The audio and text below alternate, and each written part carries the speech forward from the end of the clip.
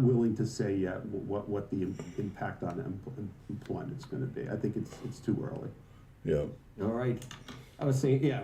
Well, that's a mouthful, AI's ain't gonna it, be Joe? big, but remember the metaverse? We were never supposed to travel again. We were Well, supposed to put these things on and And then nothing happened. no, the But metaverse. I think is They more gotta change their name back. is when the internet got started and everybody was writing how it was going to change the world, the first generation of companies that went public went bankrupt. Right. It was the second generation of companies that got the benefit. That may happen here too. No, it won't. And you know what else? Nobody else does either. I know it. Thank you. All right, good to see you, Steve. All right, when we come back, we will have a rundown. You just of said it wouldn't. stocks How do you know then? Reacting to the conflict. We'll be right back. I love you, Becky. I think you ought to just get rid of your family and let's do it.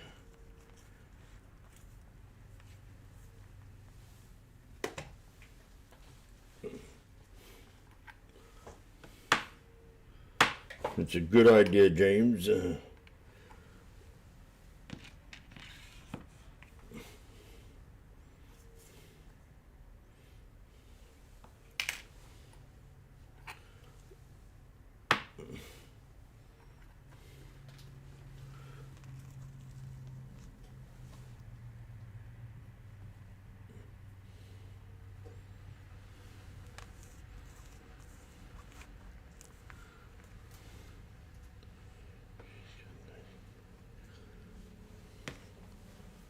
Okay.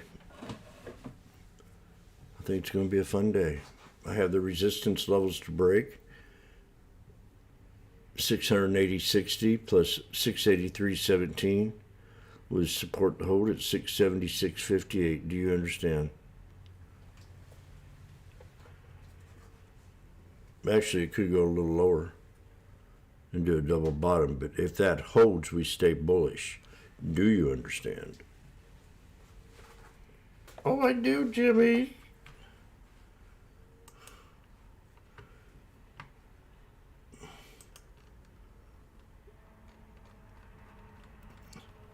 I think we understand right here. Uh-oh.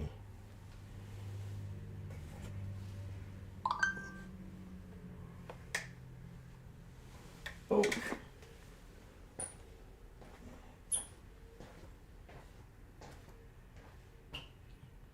Crowds, you won't allow it to sports arena.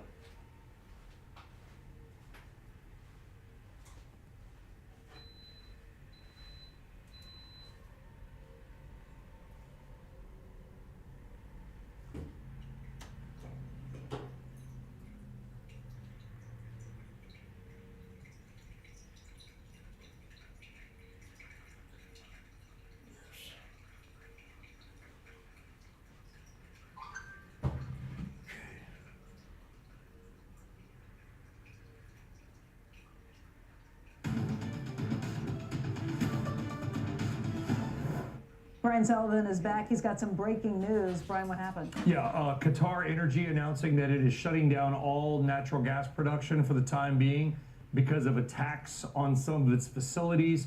Qatar is the single largest nation that produces LNG. This is not only very bullish for natural gas, I don't mean bullish in a good way, I mean prices going up, but also look at some stock reaction. Cheniere, LNG is the ticker. Venture Global, they had earnings out this morning. VG is the ticker there. LNG and VG, those stocks moving higher. We don't know how long Qatar Energy may be offline. It's about 20% of all global liquefied natural gas production coming from the nation of Qatar. By the way, big partner with ExxonMobil at the Golden Pass facility, which is opening up just outside of Houston. But this happening just now, guys. Some sort of, we don't know the extent of the damage. Qatar Energy with a brief statement saying, for now, natural gas production going offline. Very, again, I hate to use the term bullish because it sounds like a positive. It's not. Upward for natural gas and natural gas traders. And the reason this is so significant is because Qatar's North Field is the southern extension of Iran's South Pars Field. So for forever, they've kind of had this peaceful coexistence where they wouldn't have taxed each other because they were operating on that same place. That spells a pretty major escalation. It goes to kind of what we Very talked good about point, a Becky. few minutes ago, which is Iran seems to be launching attacks a little bit, I don't say willy-nilly, but that way, right? Where you're attacking what countries that used to be your allies. And to your point about the Pars It's not field, always, at least- Qatar and Iran have always had a bit of a symbiotic relationship. Right. Iran's also a huge natural gas producer. Right.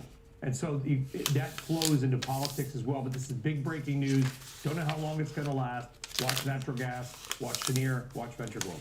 Thank you. I watch this and watch that. In the meantime, let's get over to Don Chu. He's got to look at this morning's pre-market. Watch Don mover, Chu. Others that are impacted Watch Becky by quick. the conflict in Iran. Don, what are you seeing this morning? Sure, Becky. So as we Seen take Becky a look quick. at some of the ripple effects of that flow down from higher prices for things like natural gas and for oil as well, the travel-related names are lower kind of amid all of these tensions. You remember airlines have canceled a lot of flights around the Iranian airspace, the Middle East in general. Earlier this morning, Norwegian reported earnings, revenue coming in below Wall Street estimates. Other names you can see here like Carnival, Royal Caribbean, United Airlines, Delta, the travel and leisure names, not just because of the disruptions that are happening around travel-related, names and ecosystems around the world, but maybe even because higher oil prices for however long they could last could impact profitability for many of these travel names as well, so keep an eye on those. And then, of course, the defense names are really catching the bid this morning. To Brian's point, bullish maybe in a not positive overall way, but just prices going higher. The conflict is taking its toll on names like Lockheed Martin, RTX, Northrop Grumman, some of the defense prime contractors out there. Lockheed, RTX, and Northrop up anywhere from 5 to 7%. And then there's been a focus these days as well on some of the drone makers, the unmanned aerial systems makers like AeroVironment and Kratos Defense. Those names are up 10% for AeroVironment right now. Kratos is up about 6% as well. So defense, yes, reacting to what's happening with the Middle East. Travel names as well, Becky. We'll keep an eye on some of those. I'll send things back over to you. All right, Don, thank you very much. Squawk Box, we'll be right back.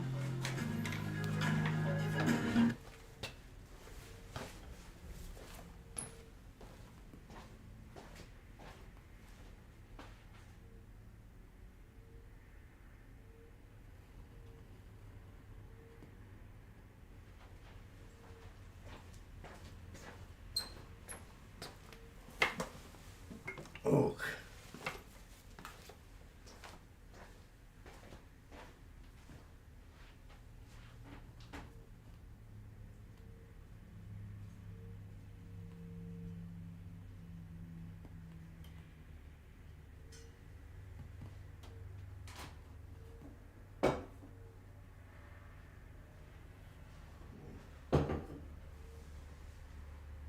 Poopy.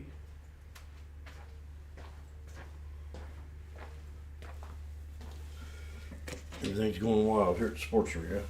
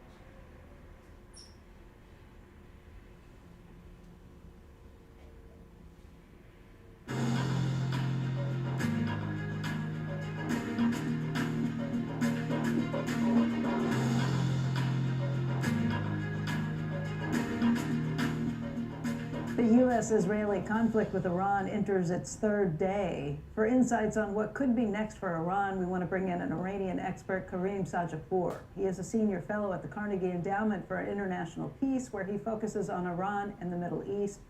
And Karim, thank you for being with us this morning. There are so many questions about what does come next. You've studied this as much as anybody I know. What's your best guess? You know, Becky, when a dictator who's been ruling for 37 years is killed, that leaves an enormous leadership and power vacuum which can't quickly be filled. And so there's a lot of jockeying happening internally now in Tehran. I think it's clear that the regime's strategy to try to end this war is to lash out at their Persian Gulf neighbors, and they've lashed out at virtually all of them, hitting civilian targets in the hopes that those Gulf countries like Saudi Arabia, United Arab Emirates, and Qatar will put pressure on the Trump administration to stop the war. But so far, that hasn't been the impact they've hoped for, and that those Gulf countries have been angered and are potentially arguing to the United States to finish the job. Do it. Yeah, that is what we were just talking about with Qatar, who had kind of been not a partner, but coexisting in terms of the natural gas that they were pumping out of a similar field. And the same story with Oman. By bombing Oman, those were the two countries that had acted as its diplomatic intermediaries in the past. If they are now saying, forget about it, what does that leave? What options does that leave? You know, Becky, in the last 5 decades in the Middle East, I think we've seen really two kinds of actors in the Persian Gulf region. There are the Arab Gulf countries who have been in the business of building things. And then you've had the Islamic Republic of Iran since 1979 that has been in the business of destroying things. And those of your viewers who have been to places like Dubai, Abu Dhabi, Qatar, the parts of Saudi Arabia now that it's building rapidly, building things takes decades and billions, if not trillions of dollars.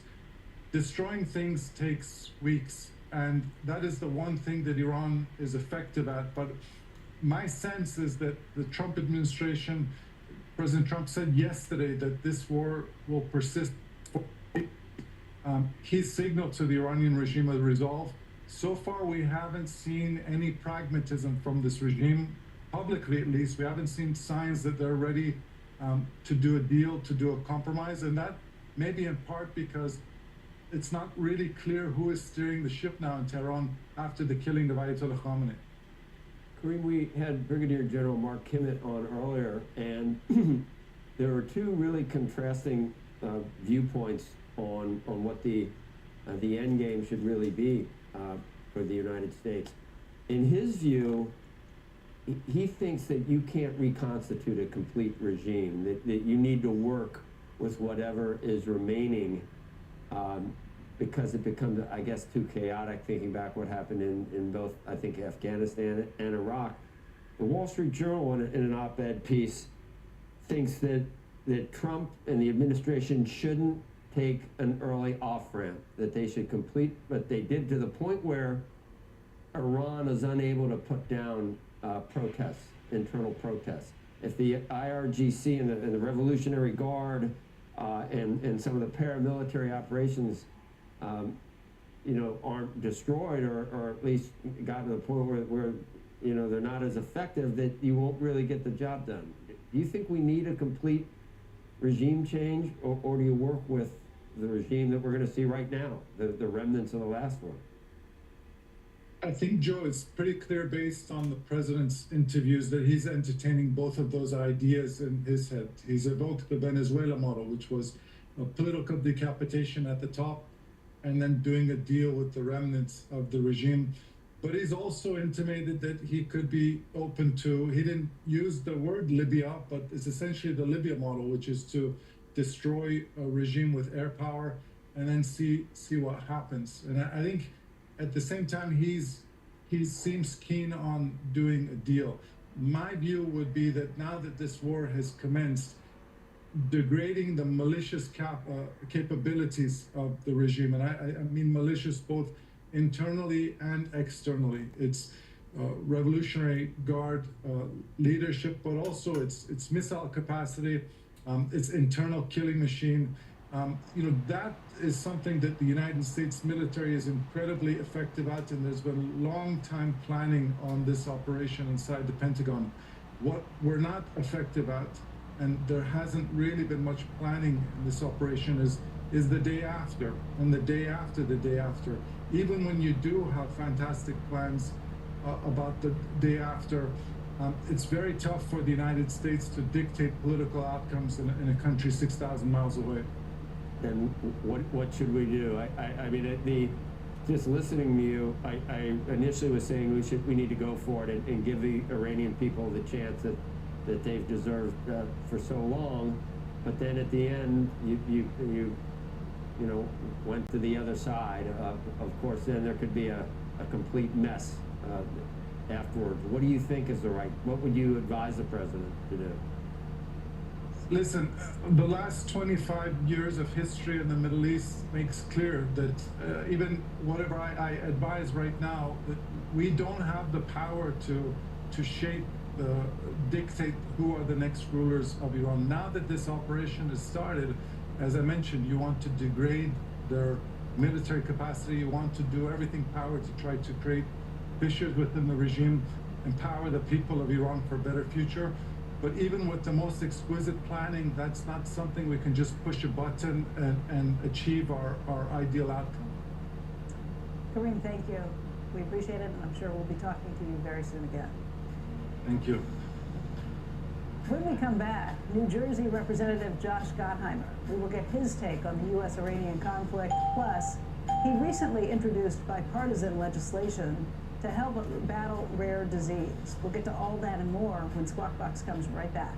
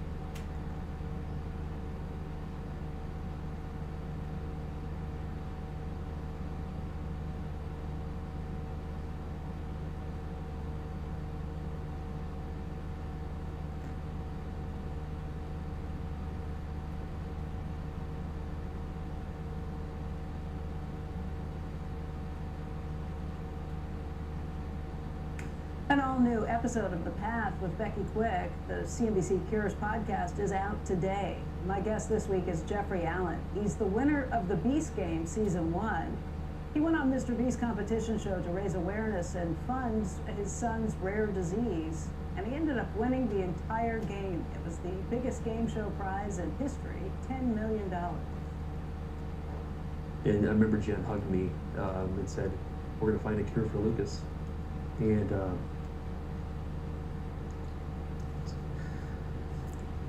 it's all a miracle, you know. And so much thanks to Mr. Beast and Jimmy and the whole team. Like, the fact that I get to tell Lucas's story to the world. But it's also tragic to think that I have to go on the largest game show ever for people to know about my son. Jeff Allen's youngest son, Lucas, who's 7 years old now, was diagnosed with creatine transporter deficiency at just 2 years old. It's an incredibly difficult disease, but this $10 million, as he's mentioned, he talked to his wife, Jen, right after, as they wanted, and said, we're going to use this to raise awareness and look for a cure. And you can find out much more about this story. Just check out the full episodes of The Path on YouTube, as well as wherever you listen to podcasts. Our next guest recently introduced a bipartisan package of legislation to help battle rare disease, including Gwen's Law, in honor of his late mother who died of sarcoidosis. That's a rare inflammatory disease. Joining us right now is Congressman Josh Gottheimer of New Jersey. And Josh, thank you for being with us today. We really appreciate it. Thanks for having me, Becky. Let's talk about this package, and I know there are a number of initiatives that are inside this, but the inspiration was really your mother, Gwen. Tell me about her. Well, thanks for bringing me on, and thanks for all you do.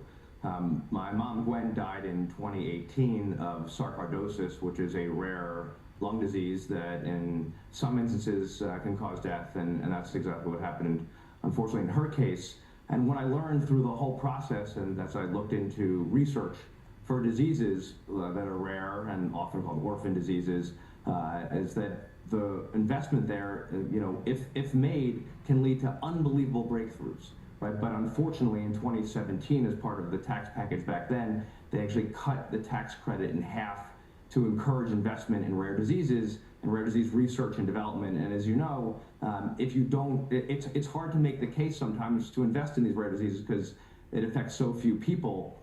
So the return is just not there. So we got to do everything we can to encourage the investment. And by the way, when the orphan disease tax credit was at its height, it was leading to scores of new findings. And we know the unintended consequences on those findings led to things like statins and actually GLPs and gene therapies, things that, as you know, have gone to affect and help thousands and thousands, if not millions of people. And so we need to do more research. And that's what I recently introduced this package as part of Orphan Disease Week. There's a whole week dedicated on rare diseases to helping encourage these investments. And specifically, one of them was Gwen's Law, because right now more men are in clinical trials than women, in fact, disproportionately so. And we need to encourage those clinical trials to include more women. I've also introduced something called Cameron's Law to actually restore the orphan disease tax credit, to encourage these investments in rare diseases, and put together a caucus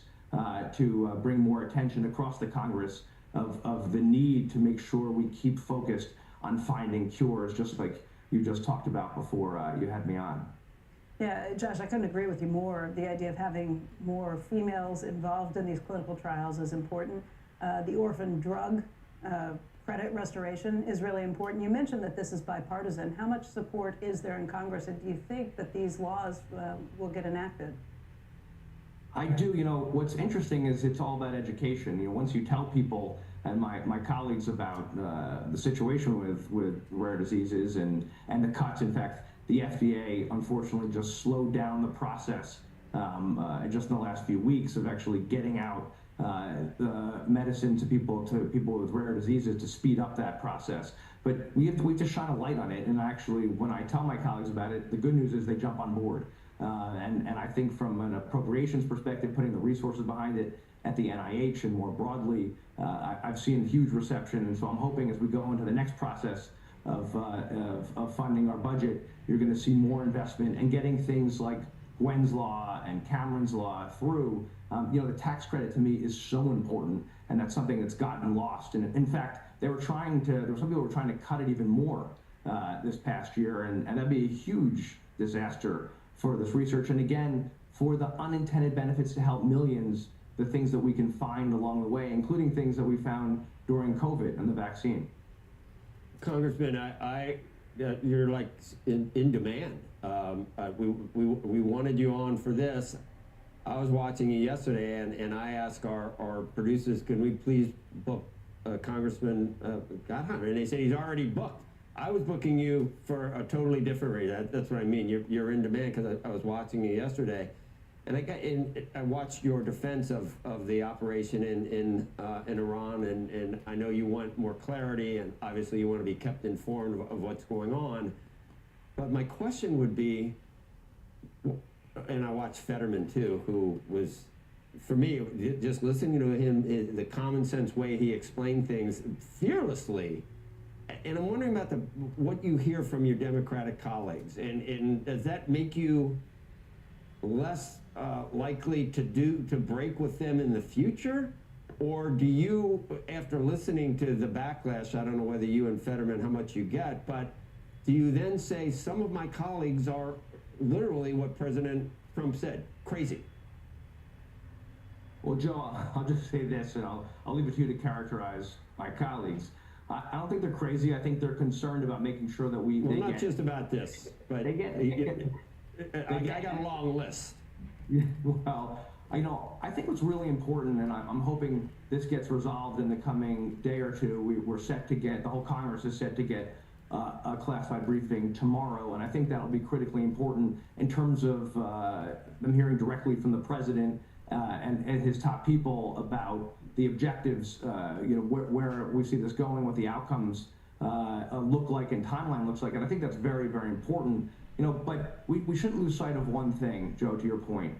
Iran is the leading state sponsor of terror, whether it's through their nuclear program, their ballistic missile program, or their terror proxy program. Since the late 70s, this regime has had one thing in mind, which is undermining our democracy and freedom, not just for the United States and those around the world, but for their own people, killing just recently tens of thousands of their own people for speaking out for freedom. And what we've done here is said it's enough. They've crossed the line. After the 12-day war, it was clear the demand was stop building up your missiles, which are aimed at our bases and our service members around the world. Stop it, and they continue to move forward. And we've seen just in the last couple of days, there are attacks not just on Israel, and not just on our bases in the region, but in Arab countries across, right? Iraq, Qatar, Saudi, we saw today, the Jordanians, Oman, UAE, Bahrain, right? And how aggressive they've been, and they have they've made it clear who they are, and their death to America banner has always been the same since those who remember, of course, the crisis in the late 70s, right? So I think it's important we get briefed quickly. I should have a briefing today, and we'll get more tomorrow to understand the objectives here. But we should make sure that we back our servicemen and women and our allies in the region as they're under attack. There's a lot of Democrats in Congress, Josh, and in trying to get people on today, we had a choice of like 4. Was it an agonizing decision for you to? I think that's bizarre. No, I'm glad you picked me as one of the 4. No, but was that an agonizing decision for you to break with?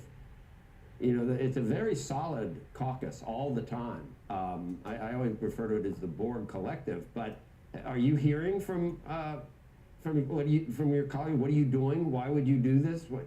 It almost seems like some people would rather have this entire thing blow up in Trump's face than have to say it was the right move for Trump. Which, crazy. That's what I'm talking about when I use that term. Well, this is about the United States of America. I'm incredibly proud of our servicemen and women. And listen, I'm having a lot of constructive conversations with my colleagues. For me, this was You swaying anyone? Clarity on this was not something that somebody who's on the Intelligence Committee who's been in the region many times and of course follows the intelligence closely of who Iran is, what their objectives have been, whether it's with Hamas, Hezbollah, Palestinian Islamic Jihad, the Houthis who attack our service members, attack our ships.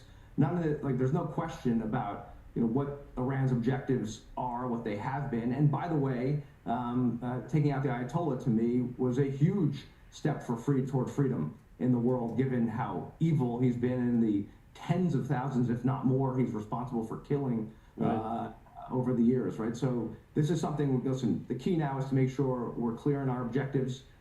We have a timetable, which the War Powers Act, as you know, Joe, has been triggered, both requiring briefings and also coming to us with a plan. Right. Congressman Gottheimer, thank you for your time on so many of these issues today. And I just want to say congratulations on this bill in honor of your mother, Gwen, the rest of the bills that you've put together in this package, and we hope you'll come back with updates. Thank you for your leadership on this. It's critically important. We've got to keep it up. Thank you, Josh. We will see you soon. Thank you. By the way, folks, our first annual CNBC Cures Summit is tomorrow. It's sold out, but you can register for a free live stream. We want to make sure as many people who want to see this can do it. I'll be speaking with some of the top voices in the space, sharing personal stories, discussing the biggest issues impacting the rare disease community, looking for ways that we can push the science forward. You can just go to cnbc.com/cures and register for the live stream there. Price of crude is surging, back with a 7 handle on fears of a further supply disruption in Iran. Joining us now is more Daniel Yergin, S&P Global Vice Chairman. Dan, so many different angles to talk about. I guess the first one I'd ask is Iran still capable of shutting the straits where people are afraid to go through? And is there anything we can do to degrade their ability to shut the strait? We're doing everything else. Joe, the thing is, people are afraid to go through. I mean, tanker traffic has virtually halted. The Iranians have said that with no legal basis they can't transit. But of course, what concerns tanker owners and tanker operators is the physical danger of being attacked with drones and so forth. So oil is basically not moving out of the Strait of Hormuz. So you've shut the funnel through which about 20% of world oil and about 20% of LNG passes to the world, primarily to Asia. The long-term effects, Dan, is it different this time? We know how quick you've seen. How many times have you seen this? And a month from now, it's like we were worried about nothing, or at least it wasn't as bad as we thought. Is that the case again? I think here, Joe, it comes down to duration. If this is a week, then I think the markets move on and they adjust. There's oil available on a lot of oil. We have oversupplied. There are actually pipelines that can move some of the oil from the Gulf west to the Red Sea. But if this extends longer, then you start to get into the kind of nightmare scenario that people have worried about for the last 50 years. But so everything will come down to the length. And the other thing is infrastructure. There's a focus on tankers, but the other thing is what happens to the infrastructures. Saudi Arabia has just shut down its largest refinery. Qatar has shut down the production of LNG because they're concerned about drone attacks and safety. So 5 days from now, we'll have a better sense of this. And of course, the president, as you pointed out, has said that this war could go on, he said, 4 weeks or so. Dan, in your mind, the reaction of Iran with its, they're not necessarily friends, but with its neighbors, was that in your calculus for how this would play out? I don't know anyone who really thought they'd lash out at every country in the region. You know, when I was in one of those countries just 2 weeks ago, and there was already the fear of war, they said to me, look, we close our airspace, we don't allow American planes to operate from here, we've never been attacked. Well, they've been attacked. So I think this is, what we don't know, is this orders from the top, or is the head of the snake been severed, and these are the orders that they're just firing at everything. But it has changed the character of it, and certainly those countries are now, at least you hear UAE, Saudi Arabia and so forth, are prepared to join the battle against Iran. It's in a sense, it's not well considered from Iran's point of view, but they want to impact maximum damage not only on the oil market, but on the world economy. That's what they see, not just energy prices, but financial markets as well. They have a nest egg, for lack of a better term, in Iran. How do they need the oil to keep flowing through the straits? They sure do. They are also dependent upon it. The late Ayatollah had said that they had to become less dependent on oil, but they failed to do that. So they were exporting about 1.5 million, 2 million barrels a day of oil, primarily to China. And if they don't export, they also, it inflicts pain on them because they run out of money as well.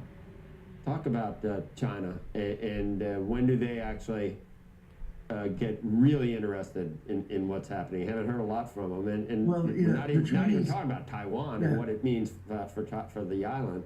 Well, China has always become very sensitive because they realize. Dan, I'm sorry.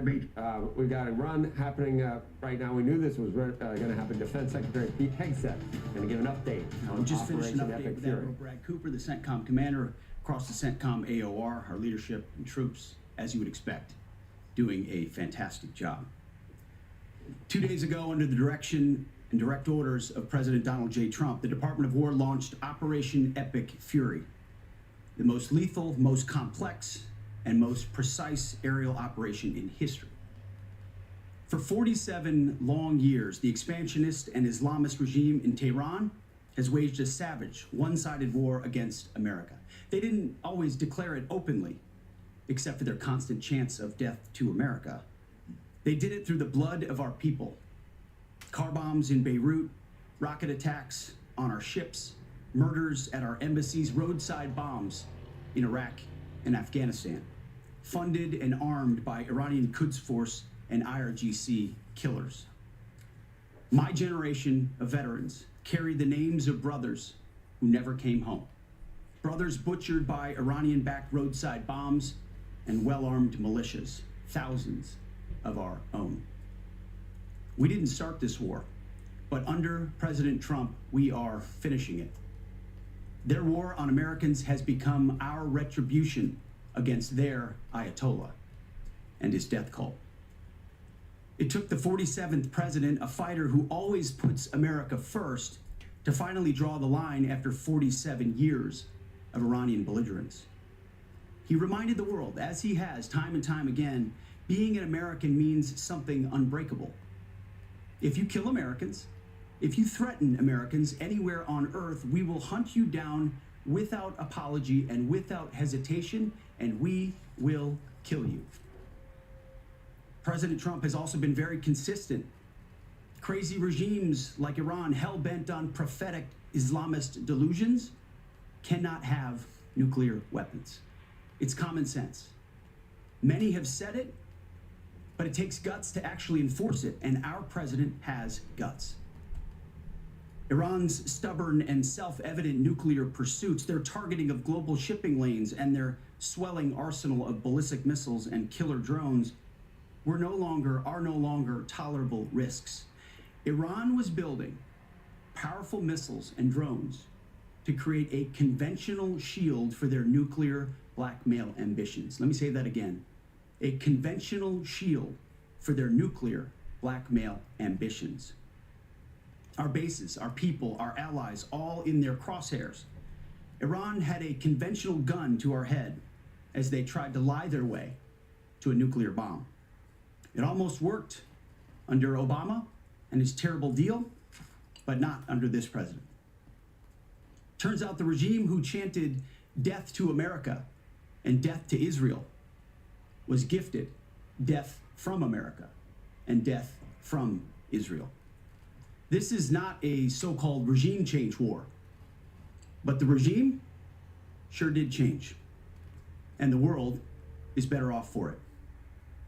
Today, in their desperation, the enemy is unmasked as Iranian missiles and drones rain down indiscriminately on the hotels, airports, apartments, and other civilian targets of their neighbors. Cowardly terrorist tactics from a regime that for decades has trafficked in cowardly terrorist tactics, lies, death, and destruction to this day.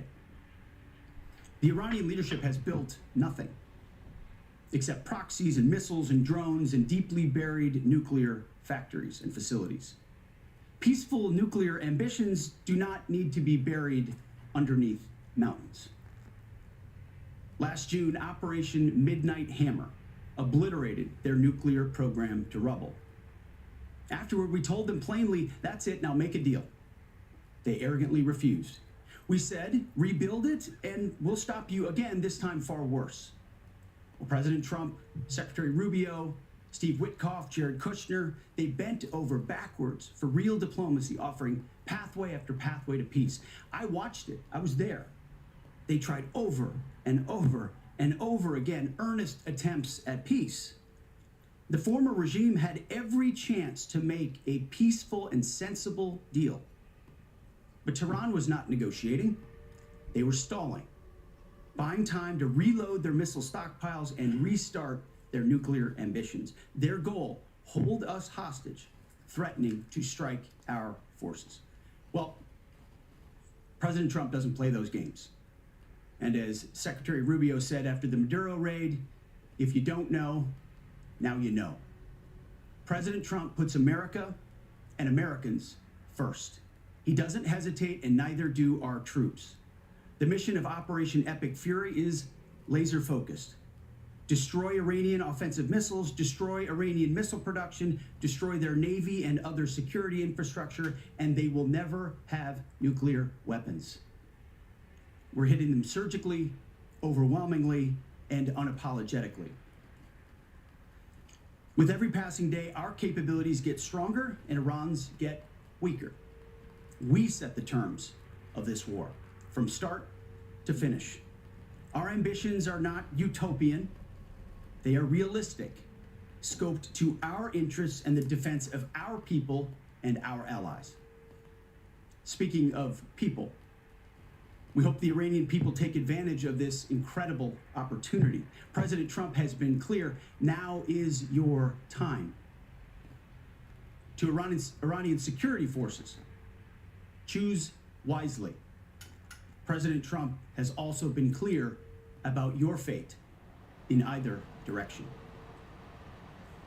To the media outlets and political left screaming endless wars, stop. This is not Iraq. This is not endless. I was there for both. Our generation knows better, and so does this president. He called the last 20 years of nation-building wars dumb, and he's right. This is the opposite. This operation is a clear, devastating, decisive mission.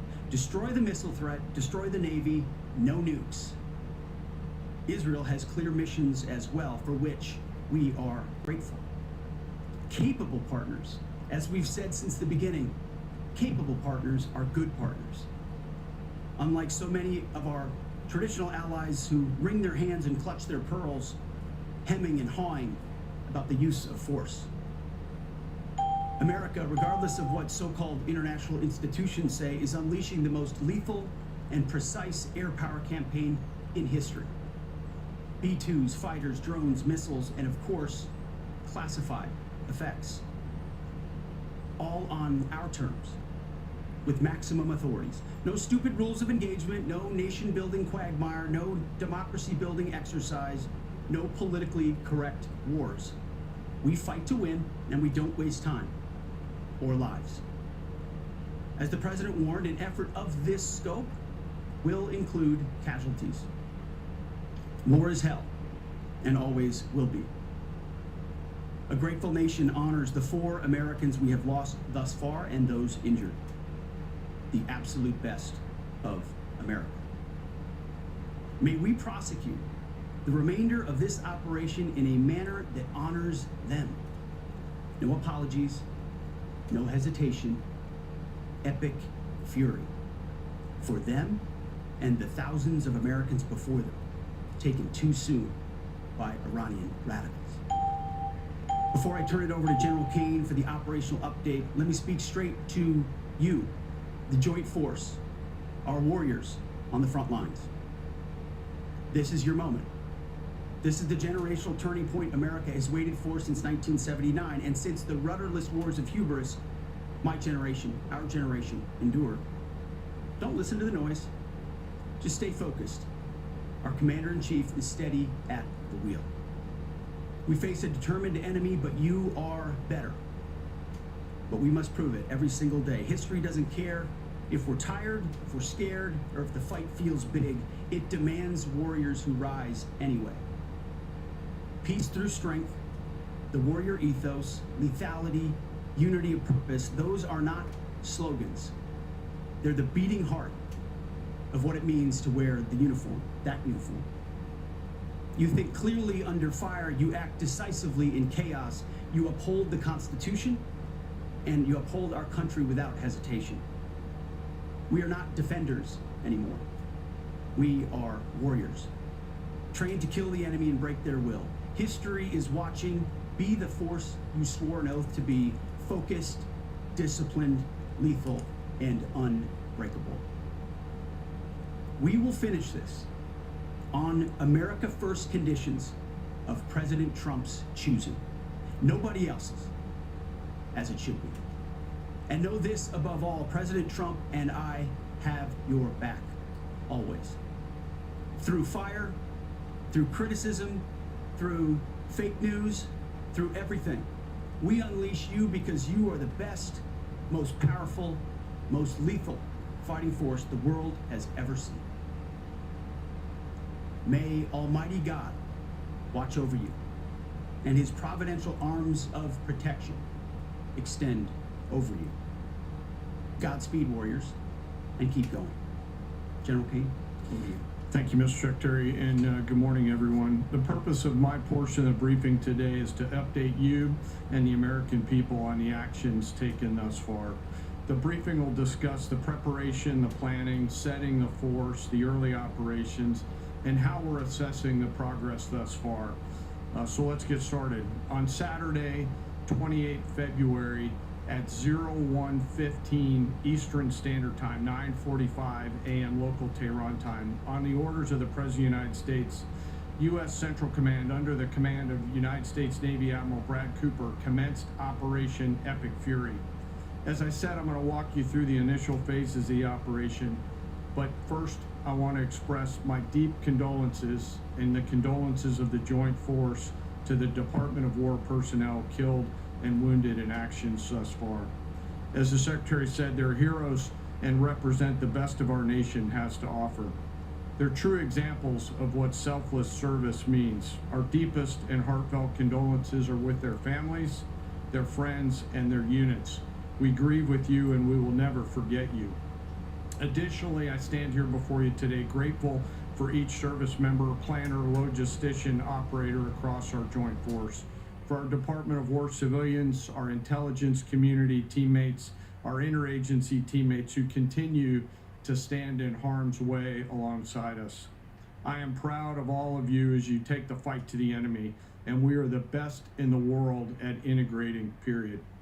I want to extend my personal gratitude to the dedicated commanders and senior enlisted leaders and the enlisted members of the Joint Force who are fighting this fight across the CENTCOM AOR.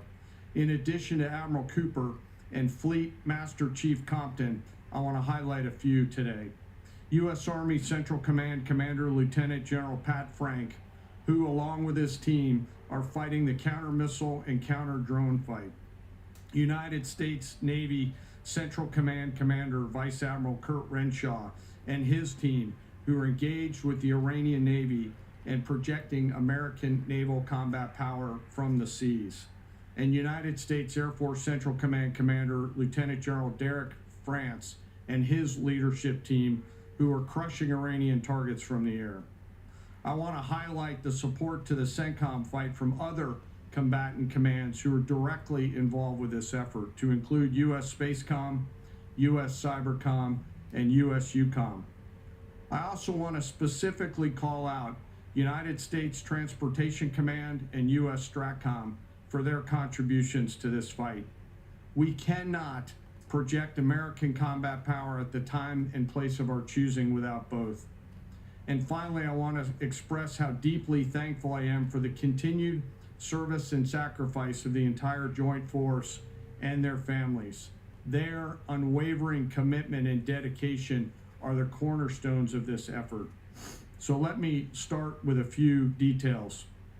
First, to be clear, as the Secretary said, this is not a single overnight operation. The military objectives that CENTCOM and the Joint Force have been tasked with will take some time to achieve, and in some cases will be difficult and gritty work.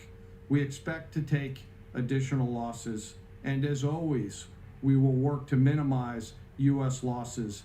But as the Secretary said, this is major combat operations. So let me talk about the preparation and the planning. On February 28th, the full strength of America's armed forces came together in a unified purpose against a capable and determined adversary.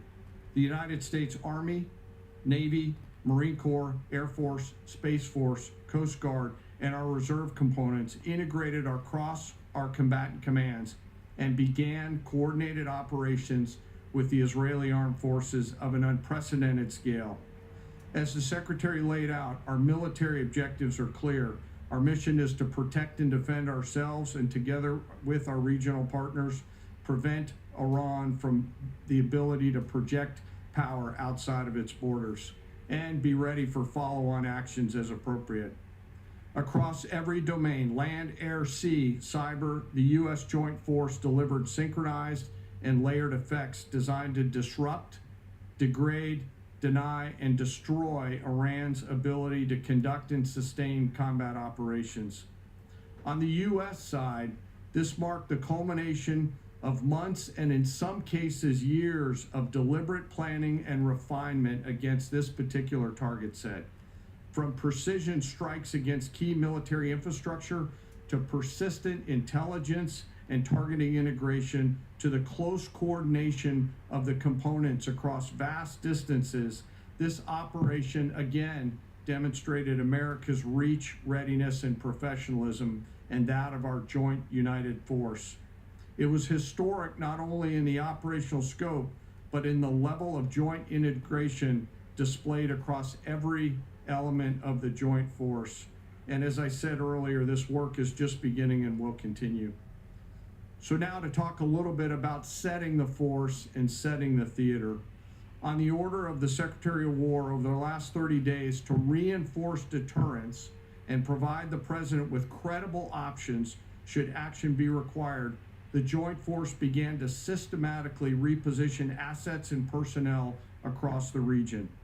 These movements ensured that U.S. forces remained postured, protected, and ready to respond decisively for any emerging threat. This deployment included thousands of service members from all branches, hundreds of advanced 4th and 5th generation fighters, dozens of refueling tankers, the Lincoln and Ford Carrier Strike Group and their embarked air wings, sustained flow of munitions, fuel, supplies, all supported with command and control, intelligence, surveillance, and reconnaissance network. And the flow of forces continues today. In fact, Admiral Cooper will receive additional forces even today. This rapid buildup of forces demonstrated the Joint Forces' ability to adapt and project power at the time and place of our nation's choosing. I want to highlight a couple specific cases for you. The Gerald R. Ford Carrier Strike Group, which many of you know was down in the Western Hemisphere, redeployed across the Atlantic to set the theater. The ship, her crew, their families, and the entire strike group took a deep breath, and as they always do, began planning to conduct combat operations. The integrated Reserve and National Guard forces have continued to demonstrate the value of America's reserve forces, including the Wisconsin Army National Guard operating in Kuwait and Iraq, and Air National Guard units from a variety of states to include Vermont and Virginia. In the case of the Vermont Air National Guard and the 158th Fighter Wing, they were mobilized for Operation Absolute Resolve and then were tasked to take their F-35As across the Atlantic instead of going home to be prepared to support this operation. The same is with our Air National Guard and Air Force Reserve Command tanker and mobility forces, who stepped right out of their civilian jobs to deploy and to protect the region. Lastly, I want to highlight the unsung heroes of warfare, our American logisticians and sustainment force. those who quietly work every day behind the scenes to project and sustain America's combat power. Our leaders from World War II were right when they said professionals do logistics. As regional tensions rose, the Joint Force elevated our force protection measures on the order of the Secretary and repositioned discreetly civilians and non-essential personnel designed to ensure the safety and security of our Joint Force. By the time operations began, only essential forces remained on our bases and in theater, all ready, capable to respond. So now let me move to H hour. At 3:38 p.m. on Friday, February 27th, the United States Central Command, through the Secretary of War, received the final go order from President Trump. The President directed, and I quote, "Operation Epic Fury is approved. No aborts. Good luck," close quote. In the region, every element of the Joint Force made their final preparations. Air defense batteries readied themselves, checking their systems to respond to Iranian attacks. Pilots and crews rehearsed their strike packages for the final time. Air crews began loading their final weapons, and 2 carrier strike groups began to move towards their launching points. Across the globe, our operations centers came alive in Tampa, Florida, here at the Pentagon, and of course forward in the Central Command AOR. As always, operational security was paramount as we sought to maintain and sustain the element of surprise. This operation was highly classified so that at H hour, the enemy would see one thing: speed, surprise, and violence of action. The first movers were U.S. Cybercom and U.S. Spacecom, layering non-kinetic effects, disrupting and degrading and blinding Iran's ability to see, communicate, and respond. At H hour, the beginning of major combat operations, 01:15 local Eastern Daylight Time, 9:45 local AM Tehran time, as dawn crept up across the Central Command AOR, the skies surged to life. More than 100 aircraft launched from land, sea, fighters, tankers, airborne early warning, electronic attack, bombers from the States, and unmanned platforms, forming a single synchronized wave. This was a daylight strike based on a trigger event conducted by the Israeli Defense Forces, enabled by the U.S. intelligence community. The first shooters at sea were Tomahawks unleashed by the United States Navy, closed in on Iranian naval forces, and began to conduct strikes across the southern flank in Iran. On the ground, forces fired precision standoff weapons, measured, deliberate, precise, and lethal. This was a massive, overwhelming attack across all domains of warfare, striking more than 1,000 targets in the first 24 hours. We are now roughly 57 hours into the operation. In the initial phase, CENTCOM's focus was systematic targeting of Iranians' command and control infrastructure, naval forces, ballistic missile sites, and intelligence infrastructure designed to daze and confuse them. Coordinated space and cyber operations effectively disrupted communications and sensor networks across the area of responsibility, leaving the adversary without the ability to see, coordinate, or respond effectively. The combined impact of these strikes, swift, precise, and overwhelming, has resulted in the establishment of local air superiority. This air superiority will not only enhance the protection of our forces, but also allow them to continue the work over Iran. Over the course of the last 2 days, the Joint Force has launched hundreds of missions from land and sea and delivered tens of thousands of pieces of ordnance. The effort continues to scale. This included American B-2 bombers, which again, similar to Midnight Hammer, flew a 37-hour round-trip sortie from the continental United States, dropping precision, penetrating munitions on Iranian underground facilities across the southern flank and slightly deeper. Additionally, Israel has separately executed hundreds of sorties against hundreds of targets.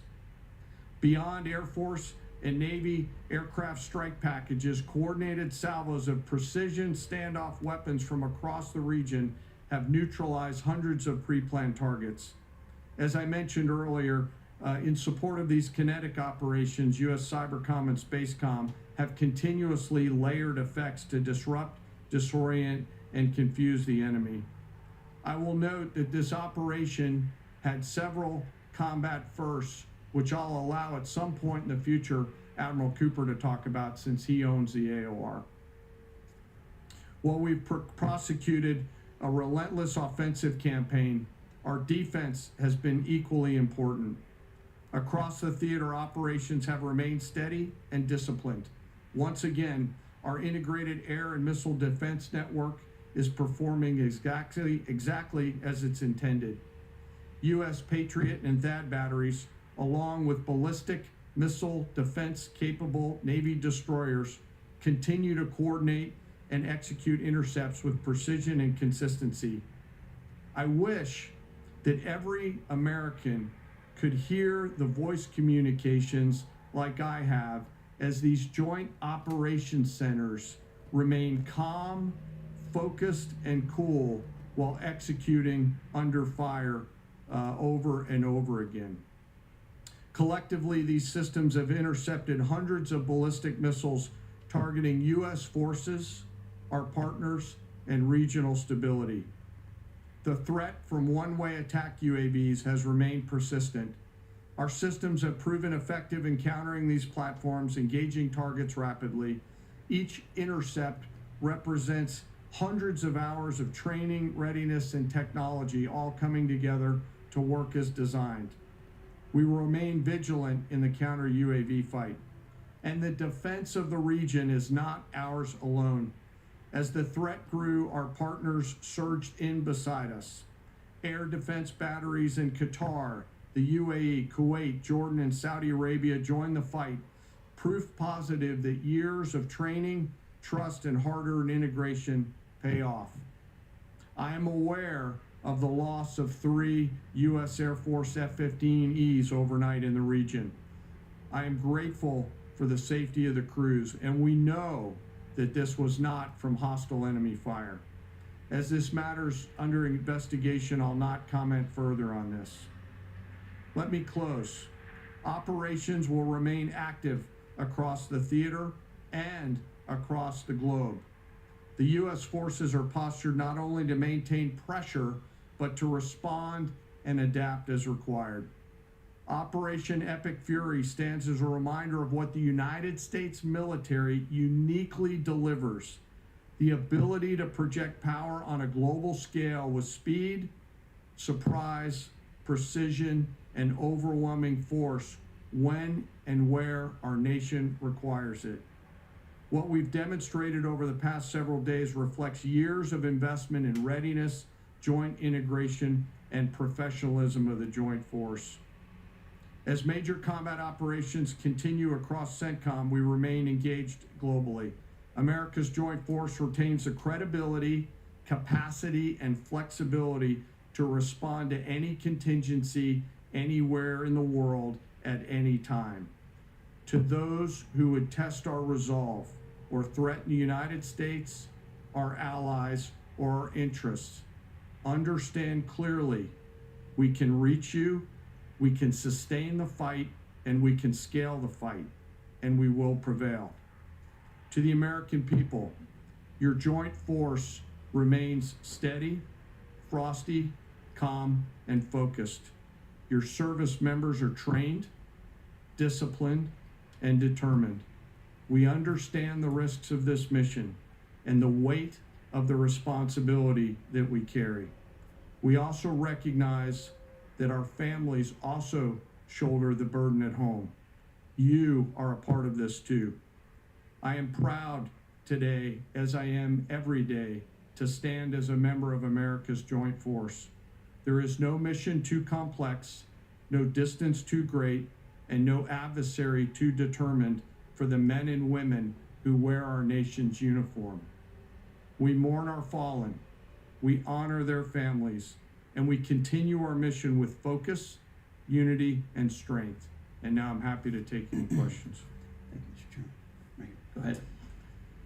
Thank you for your time. What percentage of Iranian long-strike capabilities are still in the fight, and what is our exit strategy here, and when will it be deployed?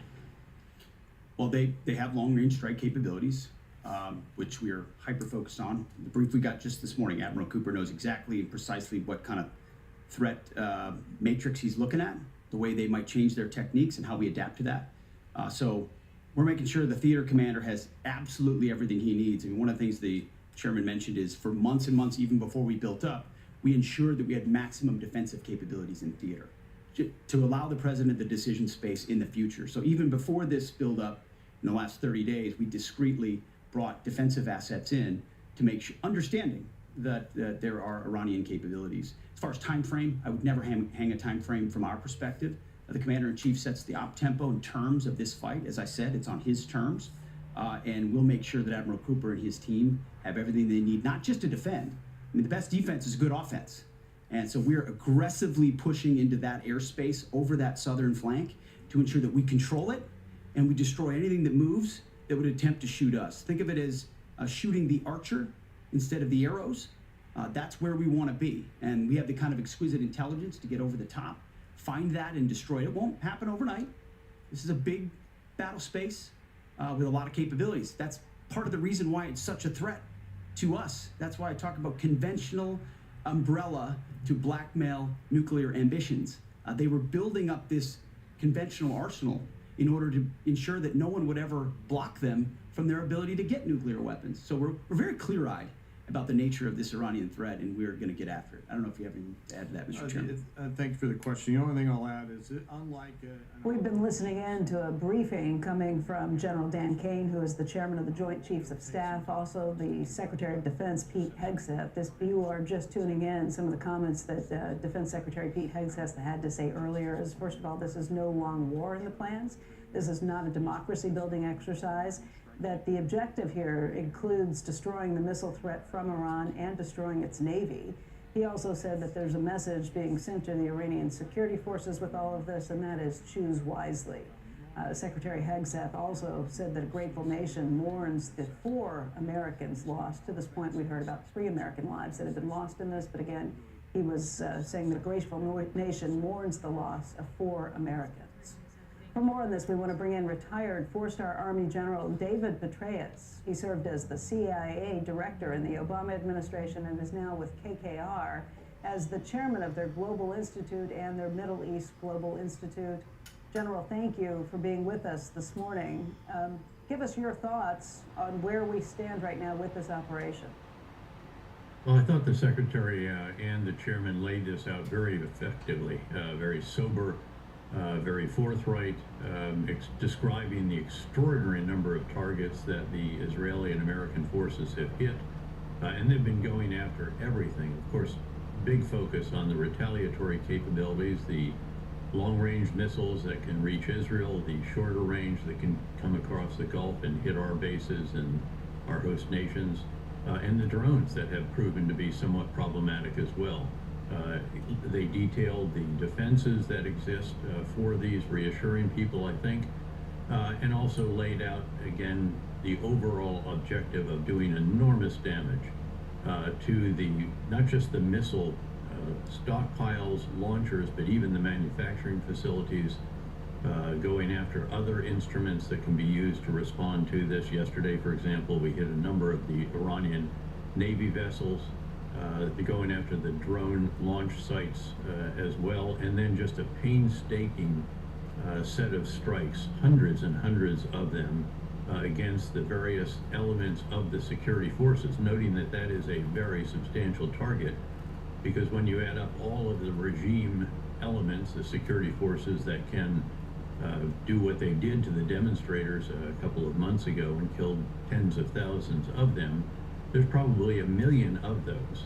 And the big question, I think, now is, as we continue to go after this and continue to reduce, again, these various capabilities further, as was emphasized by the Secretary and the Chairman, the question is, will there be an uprising of some type? Can there be a splintering of the security forces, the regime forces, or will they stay relatively cohesive?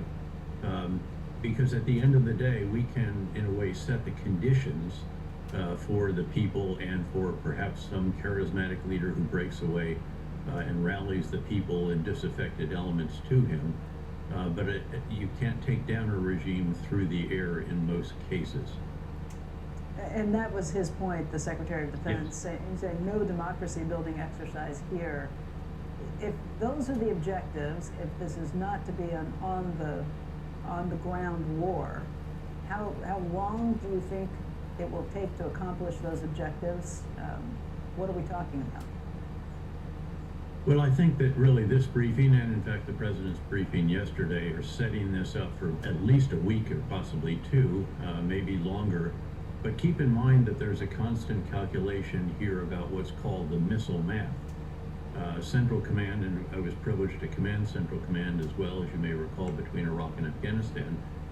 Central Command is riveted on the numbers of missiles that the Iranians have left, the number of drones, if we can calculate that as well, and the number of interceptors that we have of all different types. And I thought the chairman did well to lay out that we don't just have the Patriot batteries on the ground together with the THAAD, the Terminal High Altitude Air Defense Systems, throughout the theater as well, but also ships that have essentially ballistic missile defense capabilities. All of this is integrated and together with the host nation capabilities that we have sold to them over the years, and a number of those very effective as well.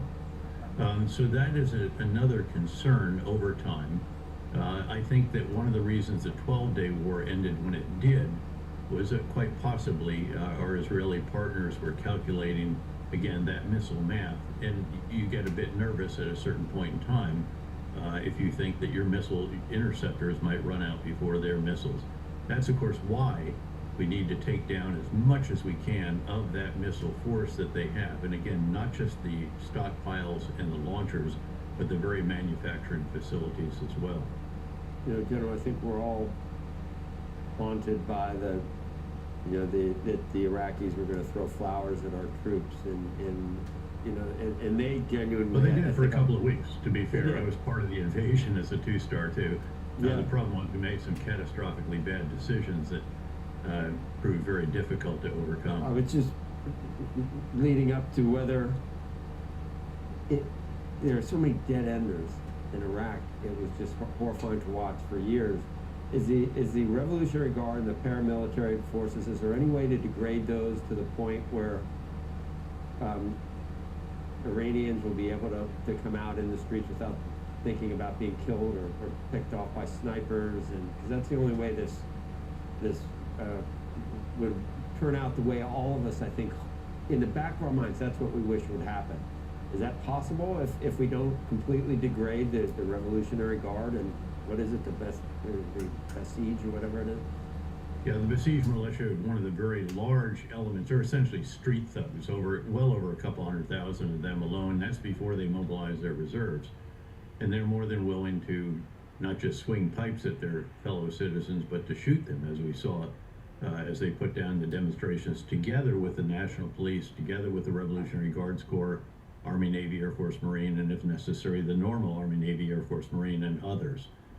So this is a very, very substantial force. And frankly, the question is, will it hang together or not?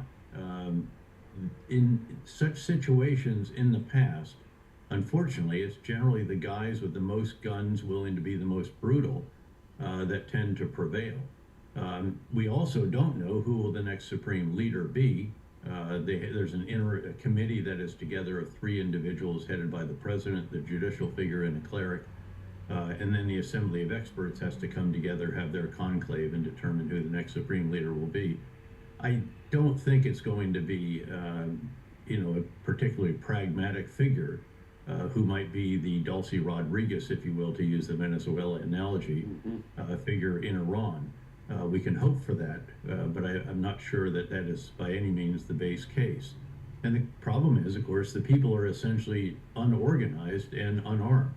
Where is the leader that could bring them together? How could they get weapons? How could they be able to stand against the street thugs, the police, the military, and take them on and ultimately prevail? Could somebody splinter the security forces and point out to them that what this regime has done for them. If you go all the way back to 1979, the real has been devalued, their currency, 99% since then. This is a country that should be an energy superpower. They're top 2 or 3 in both natural gas and oil reserves. Well-educated population, 92 or 93 million people, and again should be a mirror image much larger of, say, the UAE or Qatar or what have you. And instead, this leadership has driven them into poverty on a national basis and into isolation on an international basis. The problem is that the people really don't get a vote in this case, and that is the reality of the situation. General Petraeus, thank you for joining us this morning. Great to be with you. Thank you. We have a true genius. I've known you for a long time. Lloyd Blankfein is here. You're so fast, so quick-witted, such a worldly guy. You got a book out. Let's stop right there. Yeah, we got a book out there, and you're so funny. But just so, I think wit and intelligence are correlated. I've learned that over the years. But streetwise, getting to and through Goldman Sachs. Jack Welch was getting ready to come on September 11th to talk about his book. Sometimes things happen which preempt what you're here to talk about. We're going to get to the book as quickly because I want to hear about it, and especially when I realize that you call it really catharsis because you're trying to explain to your kids why you were away so much, but doing great things. But just how do you stand on what's transpired since Friday night? You know, a couple of things. Just I was listening to the general speak about, the guys with the guns win, which, very logical in history, that bears it out. But let's take a specific example from the past. How about when the Ayatollah came back? The Shah's troops all had the guns, and they were loyal until, guess what? They decided they weren't going to fire on their own countrymen for whom they developed certain kind of sympathy as that regime was falling. So it's not unprecedented, and it's not unprecedented even with respect to Iran. So just note that it's so the converse could happen, where the revolutionary types don't fire on the pre-revolutionary. Well, that's happened before, exactly. And so, I would say, I'd be always prepared for the worst. In the risk management business, one has to do that. But I would say every once in a while, things can work out. And maybe this will also. When you heard about it on Saturday or whenever you heard about it, did you say LFG? I'm thinking, I don't know, what's LFG? Don't ask. Were you thinking, were you in favor? We were thinking, let's go. Let's go. Here's what I was thinking of, and I just made an analogy in my head. After Iran, the biggest troublemaker in the world is North Korea. Not much we could do about that today because they have nuclear weapons. And you think, who let that opportunity go by where we could have gone in, intervened, and eliminated them as a threat? By the way, they still might be the scourge of the world. I mean, we haven't heard from them in a while, but they'll be back. They haven't left, and they'll be back. And I'm thinking, don't we wish we had intervened in that when we still had time? And now people are saying, well, it wasn't proximate yet. We weren't close enough with Iran. It wasn't. But something. My algorithm is, how close is it? But also, what's the opportunity set, and will it ever be repeated? So we have a moment in time. No air defenses. The civil population is up. The country and the economy is in disarray. The combination of opportunity and proximity to the bad outcome. I'm not regretting that this happened. All right. So you've heard of LNG? Yes. But you had. That's what I thought. That's what I thought. You thought I was talking about. Well, I don't believe you. I know how traders like you, former traders talk. You speak in typos. Foul-mouthed. Yes, exactly. Investment bankers. Yeah, I was like one of those guys. Yeah, you would tell. Let's delve into. Sure. I want to read it because as I said, knowing what I know about you, it must be hilarious reading through it, but also heartfelt. Well, I think it's funny. First time in my life, usually I have to respond to people. Here, I could write something down, go back, and make it better and change it. I'm going to go become a screenwriter now. I didn't realize you could do that sort of thing. You can. Yeah. what was the thrust though? Is it telling how? The thrust. I mean, you it's a grew little up bit with absolutely nothing. I know that. What did your dad do? He was like a mail sorter in the post office. Mail sorter. Yes. And you know, now you're a fat cat and you got to listen to Exactly. Elizabeth Warren, but You're right. Tell me what a fat cat I am. yeah, exactly. But it was you ended up a at little Harvard, bit of, didn't you? Look, there's a lot of it's memoirish, so there's a lot of a lot of biographical stuff, with perspective, going from the projects in East New York, public housing in East New York, to Harvard, and getting tortured a little bit while there. Oh, of course, only having good memories about it now, but not necessarily while I was living it. False start in a law firm, but a lot of it is getting to and through Goldman Sachs, which is the subtitle. Heroes of mine who didn't always act in a great way because they're human, but they still remain heroes. A lot of it is the financial history of the period. For crying out loud, we had the financial, we had the crisis of the century about every 4.5 years during my tenure, and very often, and nothing can go wrong in the world without Goldman Sachs being affected by it, but given the size and scale of our balance sheet and our influence. And of course, they would accuse us of starting, most of the time they'd accuse us of starting it. So there's that perspective on things. And so, again, it's the mystique of Goldman Sachs going through it behind the scenes, a lot of financial history, a lot of focus on the financial crisis and how people, how people behave and how an organization, which I think still has a spectacular culture. Look at the people that Goldman Sachs attracts, recruited, look at what they do with their subsequent careers. People performed really terrifically in the lead up, which is why we weren't that affected. Commercially, we were quite affected reputationally, largely because we did okay in the crisis. The aftermath. So a lot of it is, I hate to say, people have pointed it out. I'm not embarrassed to say it. It's a bit of an ode to my old firm and what it has accomplished, and really how it happens. How does that secret sauce get created and maintained? What is the answer to that question? Well, I would say it's it's always been a partnership culture, an ownership culture. We have people in the firm.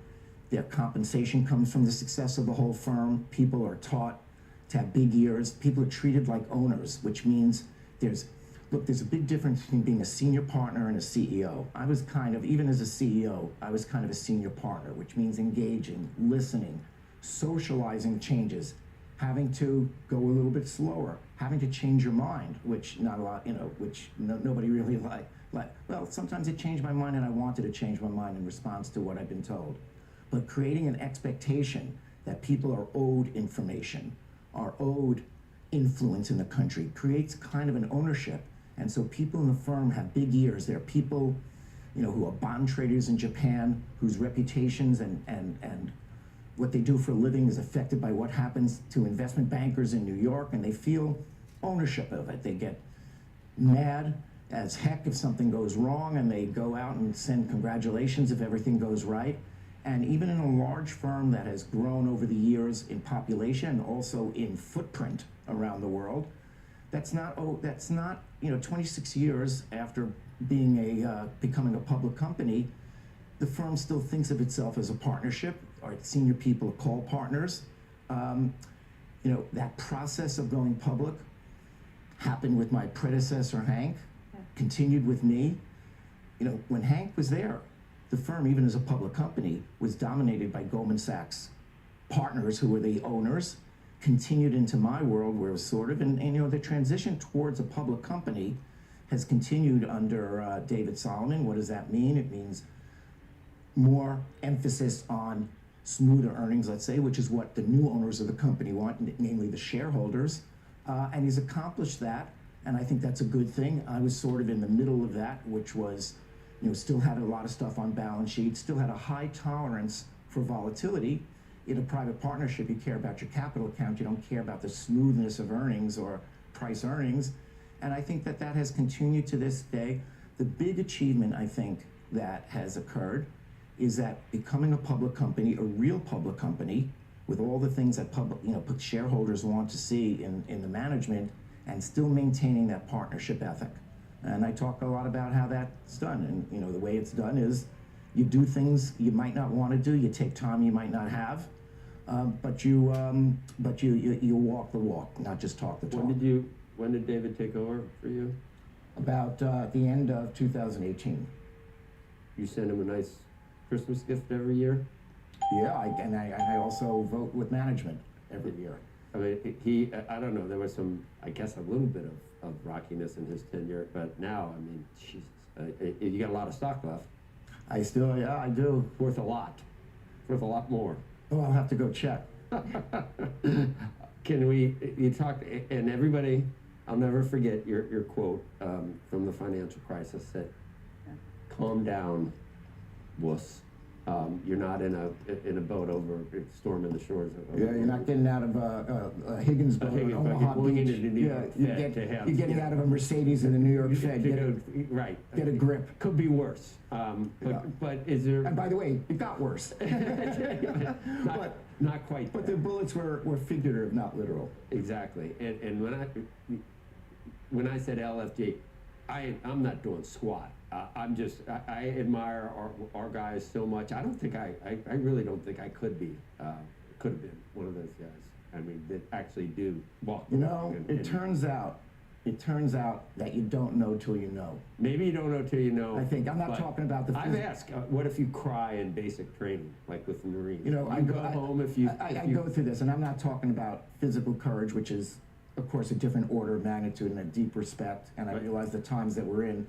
But even the courage that people showed in the financial crisis, and I'm not conflating the two or equilibrating the two, but I would say there were people who are spectacular guys, athletes, Olympians, and blah blah blah, and when it hit the fan, there was some hyperventilation in the corner, and there were some people who didn't look like they could walk up a whole flight of stairs who were just magnificent. What happened to the people who didn't pass that test?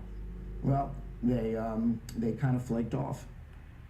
They did, and also they lost a lot of prestige. A lot of time during these things, I pointed out to people that your reputations are going to be made during this period of high pressure. So act well, not just because it's in your economic interest or because I'm requiring it. Act well because the people around you, and look at the people who leave Goldman Sachs, all the cabinet officers, all the prime ministers and everything, that even you guys who are young in the firm, your reputations with each other, even the dopey guy sitting next to you, roll the clock forward 25 years, and these are going to be the most influential people in the world, whether they stay at Goldman or go somewhere else, go into government or just another firm or create a private equity shop, whatever. These are going to be the most influential people, and their impression of you is going to be fixed based upon how you act today. So guess what? Act well. Are we going to need the same type of people anytime in the near future to face the same type of things? In other words, how do you feel about the market right now? AI, private credit? It was kind of a bit fragile before all this started, and so we're coming into it. I think this macro kind of event will, look, things can go off the rail. A lot of stuff could go wrong and get worse. Oil could become a bigger deal, longer, straits close. My base case is that this will sort out on a macro basis, and then we'll have to deal with some of the stuff. There's always anxiety. We look for it, wall of worry. I'm basically very, very positive. You are? Oh, on the market, sure. But the one thing that you have to realize is, you need a kind of a cleaning out. It's like The Godfather, you have to have a war every 10 years to clean out the grudges. I think in markets, there hasn't been a problem or a reckoning in a long time. So the people had to have lost discipline since the last time that there was one of these things. Usually it happens every 5 or 6 years. It hasn't happened for more than 15 years. And so you think about the lack of discipline, money going in the wrong place. No one's had to really mark-to-market stuff. Look, we've just had one of the best, we're still near the highs of the equity market. It's been the best financing market, and inventory is still, of illiquids are still building up on balance sheets and supposedly can't be sold. At some point, there'll have to be a forced reckoning. Hopefully it won't happen. Hopefully it won't happen later this afternoon or tomorrow. But that's a real cause of worry. But having said that, it seems like a lot of tailwinds. The economy is doing well. Inflation is kind of tamer, and we're going to lower rates into a pretty good GDP. I realize that there's a lot of polarization because the economy isn't doing it's doing a good job creating wealth, not necessarily allocating that wealth according to the values, and so you're getting a polarized society, and that's bad. But overall, a lot of tailwinds, and a lot of, we're just about to come up to more fiscal stimulus. And by the way, fiscal stimulus coming from hyperscalers who are investing hundreds of billions of dollars, which is also kind of going to be a stimulus to the market. What do you do with your own money? You're a risk manager. You think of these things from all these perspectives. Do you position your own? I do. You're worried that this is long in the tooth. That's a good way of doing it. You should always ask people, what do you think, and then following it up with, what are you doing? Because people sometimes say, not because they're lying, but because they get confused themselves. Because I'm a worrier, and so if you ask me what do I think, I'll give you all my worries. But if you ask me what I'm doing, I'm all in equities. Okay. I'm in risky assets, and of course, very, very responsive. If I hear a twig crackle in the background, I jump 5 feet into the air and I want to do something. And I think that that's a way to be positioned. It seems to me we're overdue for something. I'm not sure the direction, but inevitably it will come. But I don't see it happening tomorrow or the day after tomorrow. Next week is another thing. What about the Federal Reserve? With the changes that have taken place there, is this something you pay much attention to? In terms of what they're doing, or the assault on the Federal Reserve? The assault on the Federal Reserve, what comes next? I think it's crazy. I think the Federal Reserve look, we're a debtor nation. We need creditors to lend us money all the time. U.S. can't default by not paying. We'll never default specifically because we print dollars. We can always return all the dollars we printed. The question for our creditors is, what is that dollar going to be worth? And if they think that the dollar is going to be inflated or diminished in terms of its purchasing power, they'll either require a much higher interest rate or they won't lend to us at all. The guardian of the integrity of the dollar is the Fed. And so if I'm a creditor, I want a Fed that's independent, high integrity, that honors its mandate, allow the currency to be inflated, i.e. to default through inflation. And so to undermine the importance of the Fed is sending the wrong message to our creditors. So I wouldn't be doing that, and that's crazy for the people who are managing our debt to be undermining the importance and the influence of the Federal Reserve on policy, because the creditors look to the Fed as the guardian of their interests. One of your predecessors, John Whitehead, was at Normandy. Not only was he at Normandy, he was one of the first people to get there to organize things, so he had no cover. So you come from good stock. He was a junior officer on one of the landing craft, and when I made that comment, you were thinking about him. No, I was thinking about him. Yeah. He sent me a very nice note. That was terrific. When you talk to when you talk to people, and you know what they live through. Yep. That informed the way you are, which I appreciate. Well, thank you, and thank you. I'd like to talk more about this, and you're always welcome. You know that. Is that right? Always. Fantastic. All right. Thank you. Make sure you join us. Yeah, this is me. Join us tomorrow. Squawk on the Street's coming up right now.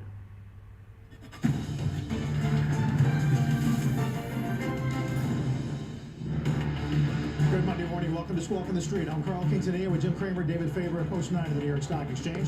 Futures eyeing roughly 1% declines as the U.S. and Israel strike Iran for a third day. Defense and energy names are higher. Some travel stocks fall. Oil goes to 72, although off the highs of last night in the 10 years of 401.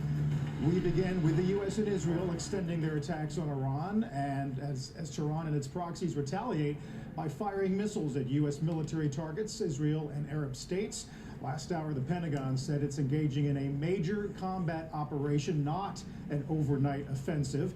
Energy prices, as we said, spiking, stocks falling around the globe in reaction to this widening Mideast conflict. Jim, sounds like you think maybe these declines are a little too moderate, in a curious way.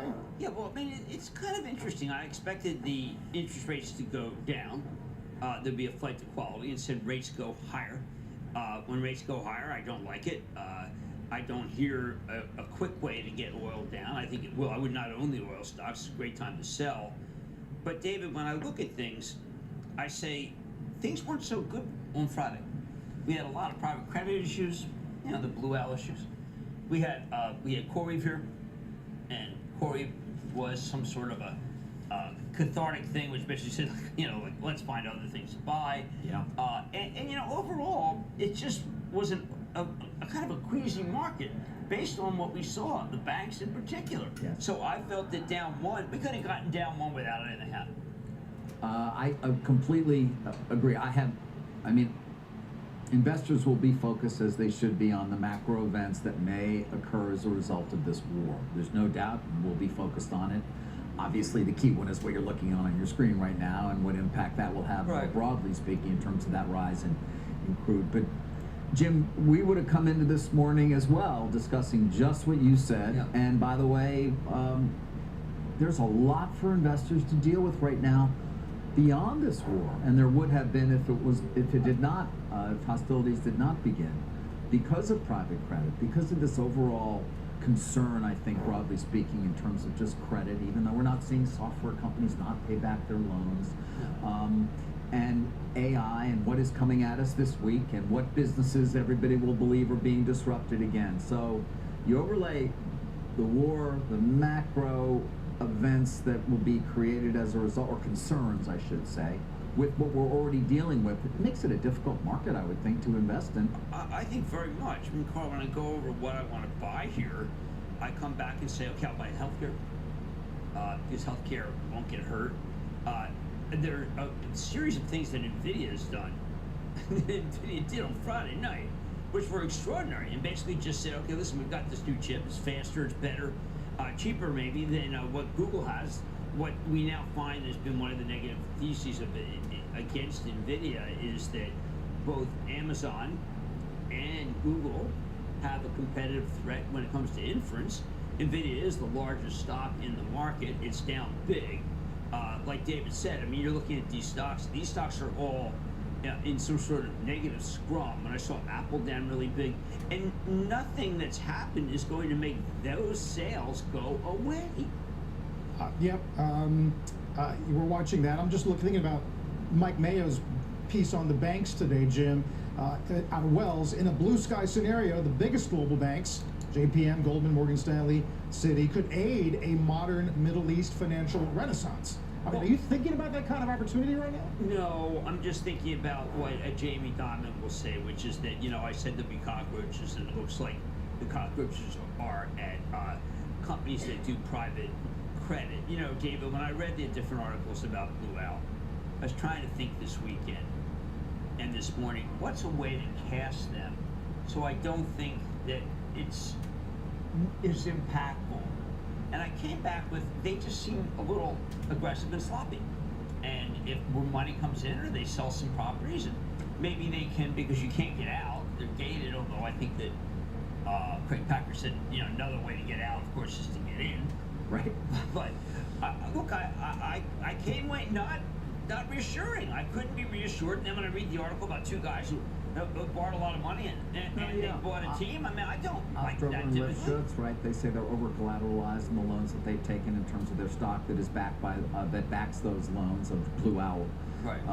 With Blue Owl shares, and that has been a focus. But you're right, Jim. It's funny because those have been the conversations this morning.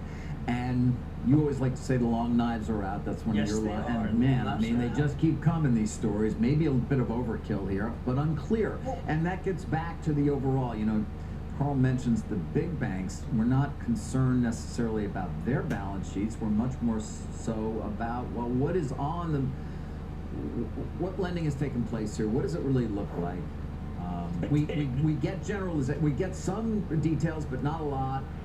For example, a key question, well, how much your portfolio is just pay in kind is an important question. How much is simply getting back the securities, just increasing the amount that you're owed as opposed to actually getting an interest payment, for example. Right, in that particular transaction. Right, so these are key questions. Right. That said, Carl, these software companies that everybody's concerned about, loan to value is certainly a concern if they mark appropriately where they are based on the public comps. But nobody's questioning their ability to repay in the near term. Anaplan is a fantastic company. Zendesk is not my favorite, but okay. I mean, one of the things that is so difficult for me to understand is you asked me 3 months ago what private equity firms I would want to be with. 4 months ago, I would say, I really like this Vista. This Toma Bravo, boy, they can handle them. They're just dynamite. And yet that's what we're dealing with the after effects of. Two of the great, of the great buyers of enterprise software. But if you believe that enterprise software's gone away, and then we had the Dorsey comments really made things very weak. Yet I never felt Dorsey was a good operator. I don't think Square Block XYZ is a good operator. But I would tell you that when I look at these things, people felt that Dorsey was a referendum on enterprise software, and as far as they're concerned, they don't need it. Well, and on Friday afternoon, before hostilities began, conversation was largely about if the Pentagon can not only kill your contract, but then blacklist you from doing business with any other government vendor. Is Palantir prepared for that? Is a Microsoft prepared for that? Well, when you read over the letter of Dario's, it didn't read like a declaration of war. To me, David, it looked like a common sense view that they felt was the right thing. I don't think they necessarily felt that they'd make it so that they'll lose some of the biggest. No, we're talking, of course, about the Department of Defense, and that's what we still call it because there hasn't been an act of Congress to change the name.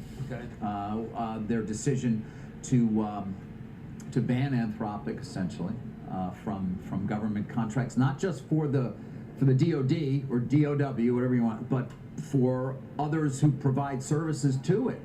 And in his letter, Dario said Secretary Hegseth has implied this designation would restrict anyone who does business with the military from doing business with Anthropic.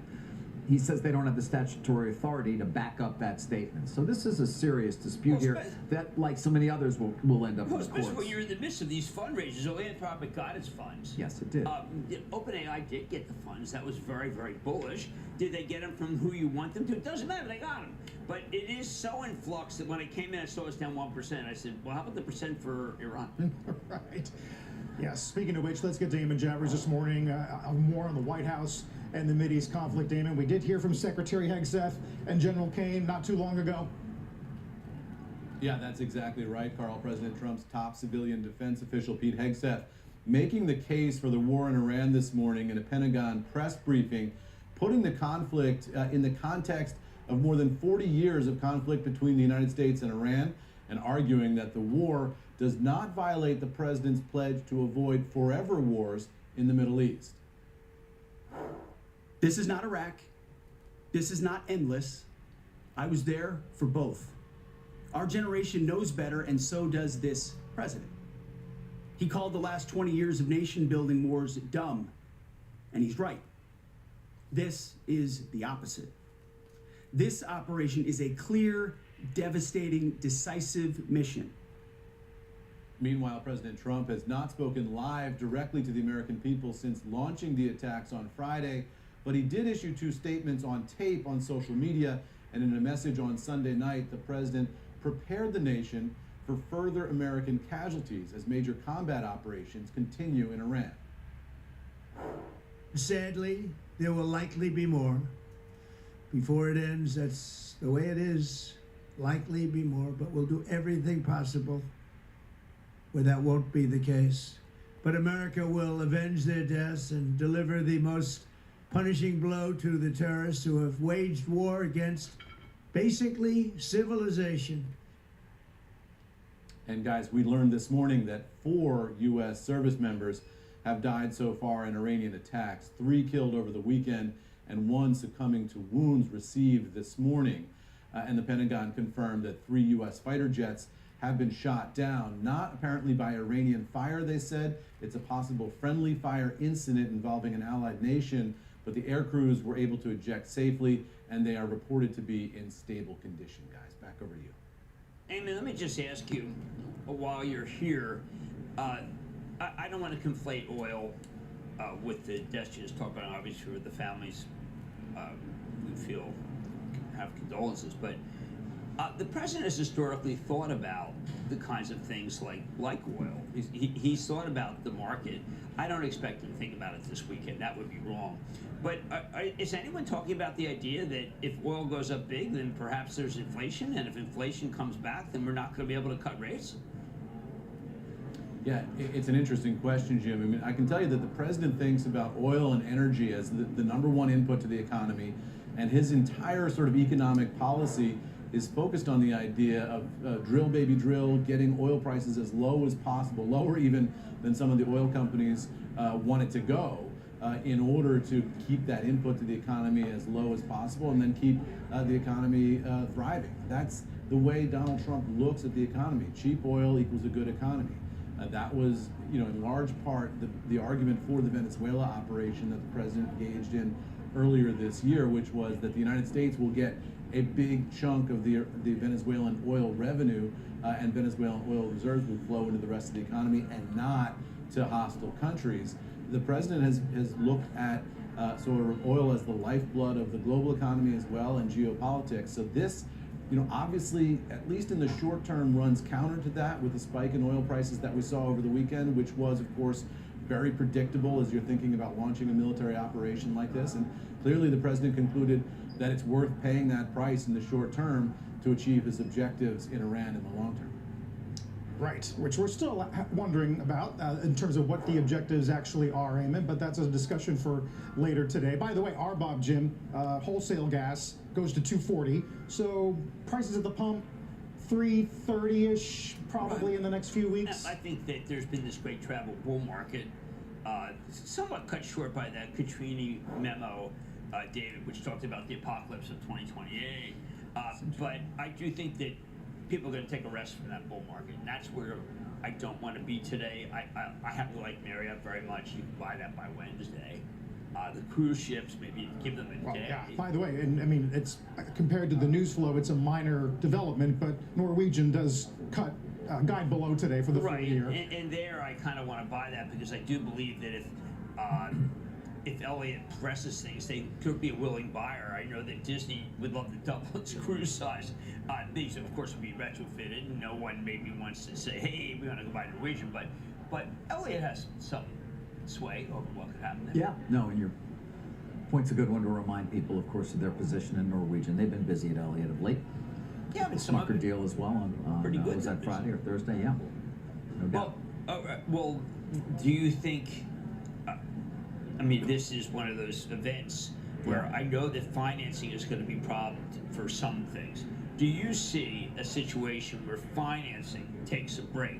I don't know. Interestingly, today, the bond offering, the financing deal for EA is being launched. That's $18 billion for one of the largest take-privates of all time, remember, and it's, in fact, the Saudis. Silver Lake is sort of the headline, but the Saudis are providing most of the equity for that transaction. That'll be an interesting test to a certain extent, Carl, for the market. Yeah, Abu Dhabi National Oil did delay a bond sale today, citing some wobbly markets. We'll keep an eye on some of that. Have to. I'm telling you, credit was the issue until this happened. Why I say we would have been down 1%, just talking about what we did. Without a doubt. And credit will continue to be something we have to watch very closely. And I say that because everybody I'm talking to is saying the same thing. Oh, yeah. Me too. Yeah. Take a look at the pre-market. We'll see where things develop as we get closer to the bell. We'll get to some calls today. A downgrade of Blue Owl, some upgrades of CrowdStrike, downgrade of Novo when we return.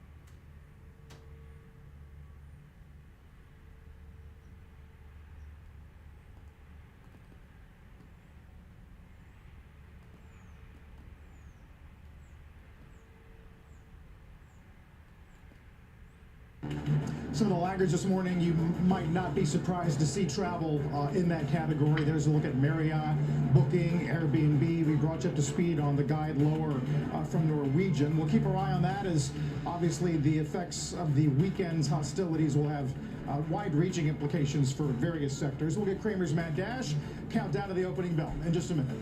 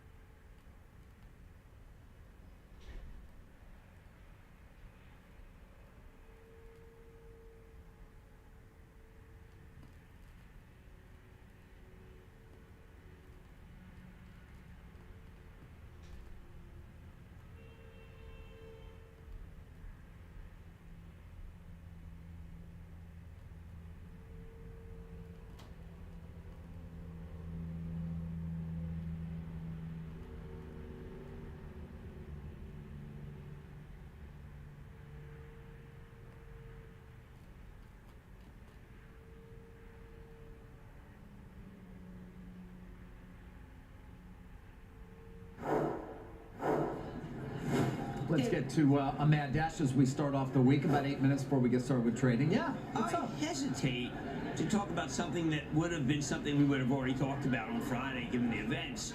But you know what? People are cheering that Netflix walked away, and there's a JP Morgan note that suddenly just talks about, hey, strong franchise, the ad business is undeveloped. And I say to myself, wow, did the shareholder base or did hate it, and did new people salivate to get in? And it's a absolutely terrific investment if you do think that, well, they were going to overstretch their balance sheet and they didn't need Warner. Yeah, I mean, Netflix would have gone to 3.5, 4 times leverage as well. It wasn't as though they weren't going to take on a significant amount of debt to finance the purchase of Warner Brothers. That's no longer happening. We've already seen the reaction in the handful of days leading up to their decision to drop out, of course, Jim, because the expectation was perhaps that would happen. Right. And now it's Paramount's, and they're having an investor day at Paramount, of course, where they're going through a lot of the financials. The debt loads are potentially staggering. Now, they say, of course, in delivering on the $6 billion in synergies that will be available to them at Paramount when they close the transaction with Warner Brothers, they'll be able to bring their leverage ratio down substantially. Right. But they will start as a company that's about 7 times levered in these credit markets, which are kind of worrisome right now. Right? Isn't it ironic that the enterprise software stocks, and of course the enterprise software take private stocks, aren't nearly as levered after they just didn't put a lot of debt on them like I thought they would versus Paramount. Yeah, I mean, by the way, to be fair, Paramount's also going to have an enormous amount of equity, right? So they're buying Warner Brothers for $81 billion in equity value. It's $110 billion enterprise value. As we know, $54 billion in debt being borrowed from Bank of America, Citi, Apollo, and a huge equity check from Larry Ellison and Redbird, and potentially a lot of their partners, up to as much as $47 billion.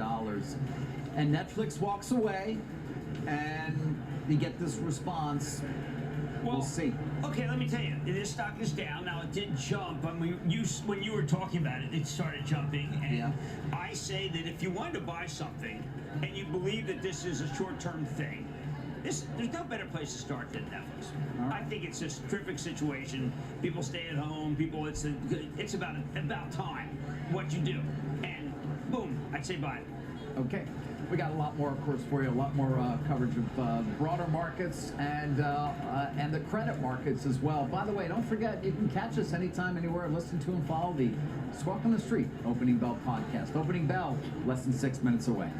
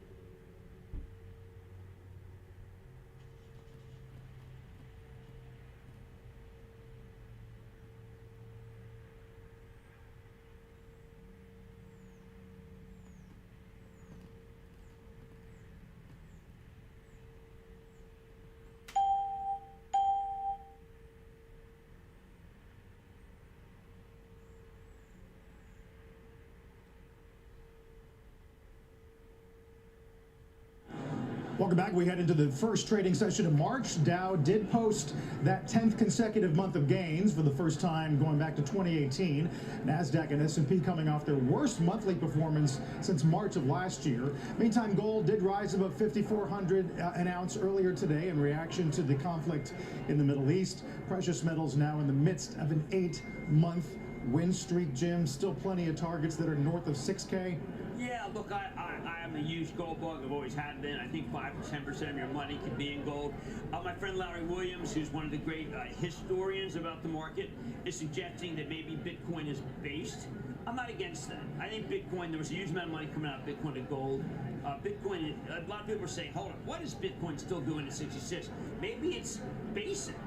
Now, I know this is talking about what younger people like to invest in. Young people have a lot of money.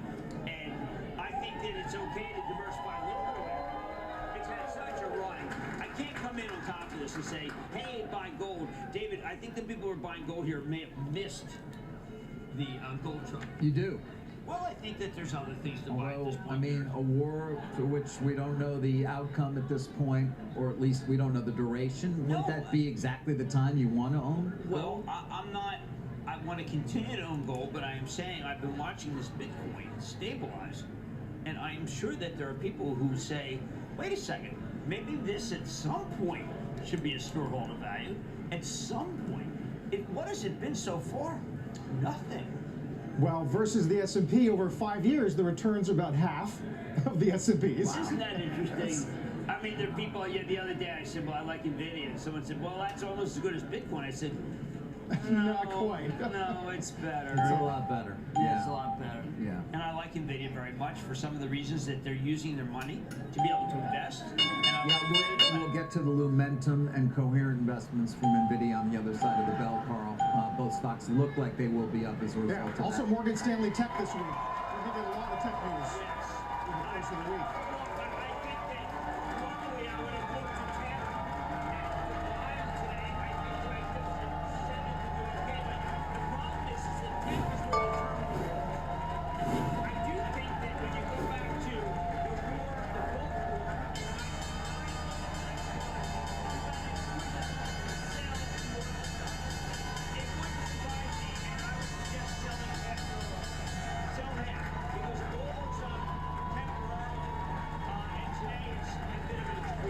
Yeah, Brent got above 80 for a short time last night. There's the opening bell on the CNBC Real-Time Exchange. The big board, it's Atlanta World Cup Host Committee.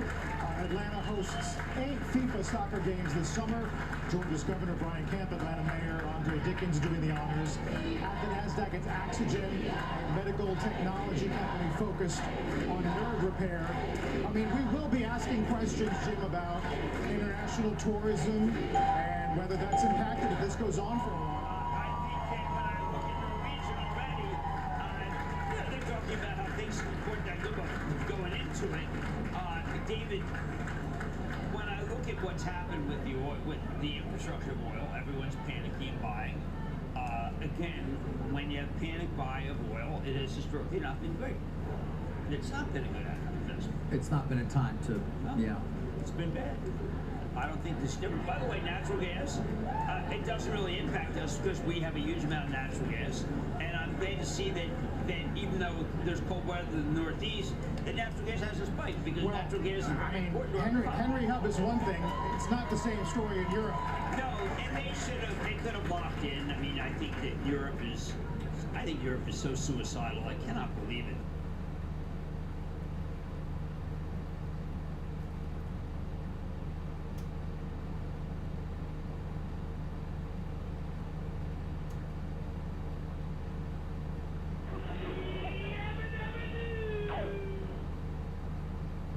In. They didn't take the long contracts for us.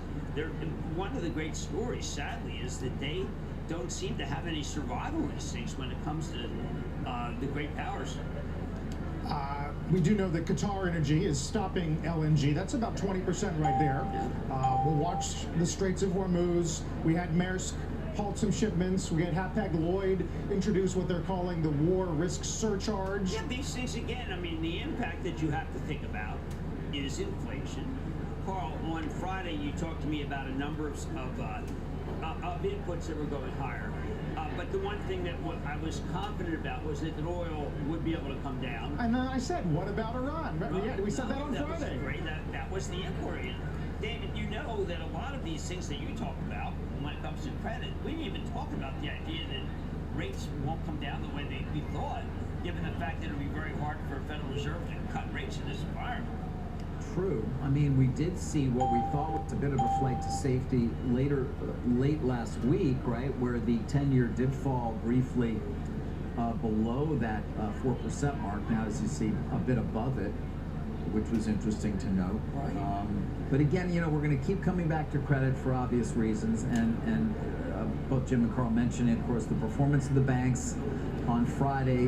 The follow-through has continued to be negative. We are looking forward to hearing Leslie Picker's interview with Chairman and CEO of JP Morgan, Jamie Dimon, a little later in our programming day here at CNBC. But JP Morgan's down another 2%. Bank of America down 2, Citi down 3, and then of course moving on. I haven't even looked, so let me just take a look here. Yeah, I mean continued weakness, not that much, but in the alternative asset managers, whether it's Blackstone, Apollo, KKR, Blue Owl, or Ares, for example, all of which are down anywhere from the high 20s to low 30% for the year. Let me ask you, do you think a downgrade this morning, guys, as you noted, by Barclays of Blue Owl. Right. And they're pointing to, you know, what a lot of others have been talking about as well, which is just the concern around business development corporations and their ability to either garner new funds or, even more importantly, what the outflows look like. So inflows started to slow. February, which by the way, we're not even talking about AI-related headlines, meaning the worries about software, they point out, down again, and redemption requests picking up. That doesn't necessarily point to a great near-term picture.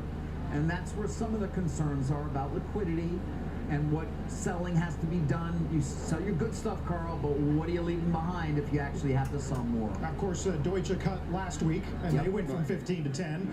And part of that, additionally, was maybe you can count on a longer runway when it comes to selling to 401ks. Right, well, I remember when these were the premier institutions, and David Blackstone, KKR. These are companies that had a gigantic premium, PE multiple premium, to the banks that you just mentioned. People just said, well, this is where people want to go. This is where the smart money's going. This is where the premium belongs. Yeah. It's come out. The premiums come out. Now, of course, it'll be, again, always want to listen to Jamie Dimon, but he's been firing against private credit to a certain extent for quite some time. Even though they make a lot of money with what I call the back leverage to many of these BDCs and firms, nonetheless, they have been a competitor or potentially a competitor as well in certain markets, Carl. So it'll be interesting to see if there are any more cockroaches. Yes, and that's why Blankfein's comments are additionally interesting, having been on a bit of a tour for his new book, where he did say over the weekend that when it comes to private credit, he thinks we are due for a reckoning. This is what he said on Squawk this morning. There's always anxiety. We look for, wall of worry. I'm basically very, very positive. You are? Oh, on the market, sure. But the one thing that you have to realize is, you need a kind of a cleaning out. It's like The Godfather, you have to have a war every 10 years to clean out the grudges. I think in markets, there hasn't been a problem or a reckoning in a long time. So people had to have lost discipline since the last time that there was one of these things. Usually it happens every 5 or 6 years. It hasn't happened for more than 15 years. Part of his comments, David, over the weekend were thinking back to the housing crisis, and when people said there was not that much risk, they weren't considering things like Iceland, for example. That's the example he gave. Yeah, or Norway, where I ended up going for my documentary. Narvik, Norway, as you remember, right? By the way, Goldman Sachs is right in the middle of all of that in terms of CDOs, CDO squared, synthetic CDOs, and really were they betting against their clients, all things that through the years I tried to take up with Mr. Blankfein with limited success, but lack of transparency always becomes an issue in markets like perhaps the one we're in. But again, I want to come back to the broader idea because it's people have been so focused on the ability of these software companies to repay. That's not an issue. No. They're fine right now in terms of repaying their loans. Their terminal multiples may be impacted because the recurring revenue model may be at stake, and therefore where are these things being marked on private equity firms' balance sheets, and therefore what does the loan to value look like? But kind of this is where it all started, and yet it's the other things that have been popping up, Carl, that have been worrying people in terms of other areas of the credit markets. I think that what's amazing is that we can all be negative, and then the buyers don't even wait. They come back to Micron. They see that the premium multiple is so ridiculous. The number, I mean, it's so low. Okay, so low because we're talking about numbers for Micron that maybe for next year we're talking about it sells in I'm almost. I have to say it, okay? There's a UBS that is talking about them making $85 a share, and the stock is at $417. If you think they're going to make that, and they certainly can, well, yes, you'd use today's strength to buy more strength. And I think people have to recognize that the safe haven today are the D-REITs, because their prices keep going higher. And that is a sign of bullishness, actually, because people don't think, well, wait a second, you know that they won't be able to put through price increases. They will.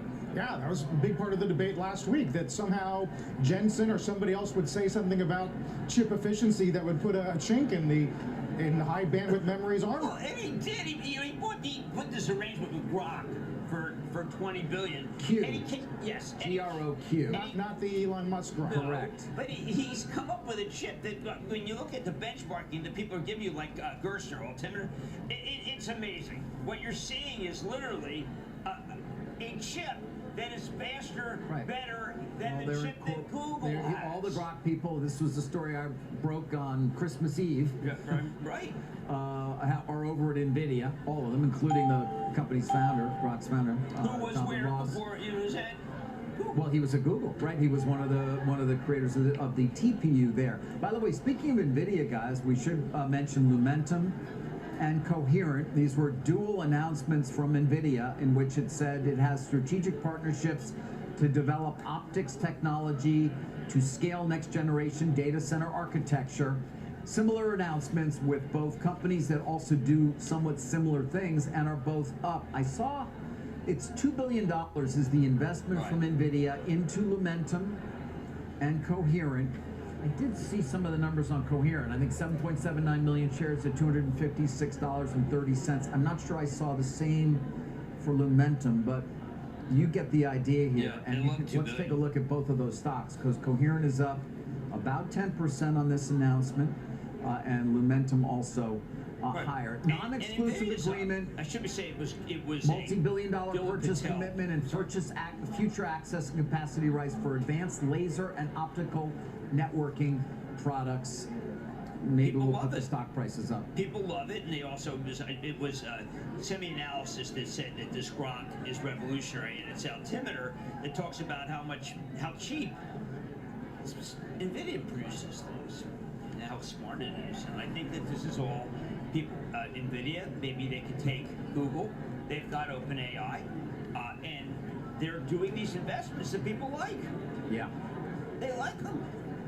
They keep doing a lot of them. I mean, when you generate that kind of free cash flow, I guess you got plenty of places to put it. So. Yeah, NVIDIA, the best Dow stock of the moment. Right. Some of the worst, Jim, are, I guess you could say, rate-related. Sherwin-Williams, Depot, Disney on, I guess you would worry about tourism trends. Tourism does not do well in this environment, and also gasoline.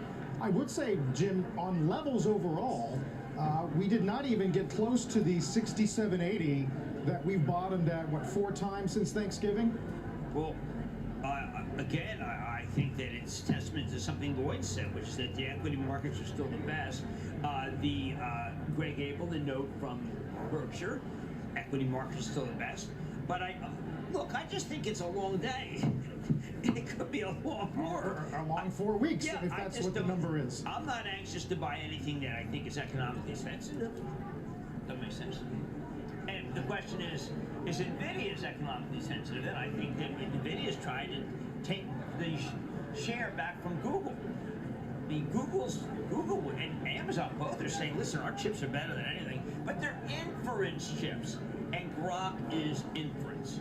Yes, it's right. It's an acceleration of that, making things more quick and efficient, and everything else that comes along with that. And semi-analysis is independent, and they say that it's faster, better.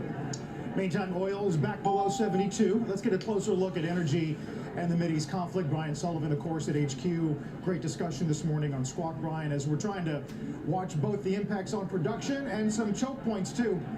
Yeah, and the story continues to evolve, Carl. Good morning, everybody. Listen, oil obviously getting all the focus as it should. Oil is up, although not up as much as some of the more fearful projections that were out there. Some oil stocks are up a couple of percent, but I want to pivot very quickly because the story today has quickly evolved into natural gas. And here's why. Iranian drones hitting Qatar Energy. Now, Qatar is a country that is the largest liquefied natural gas producer in the world.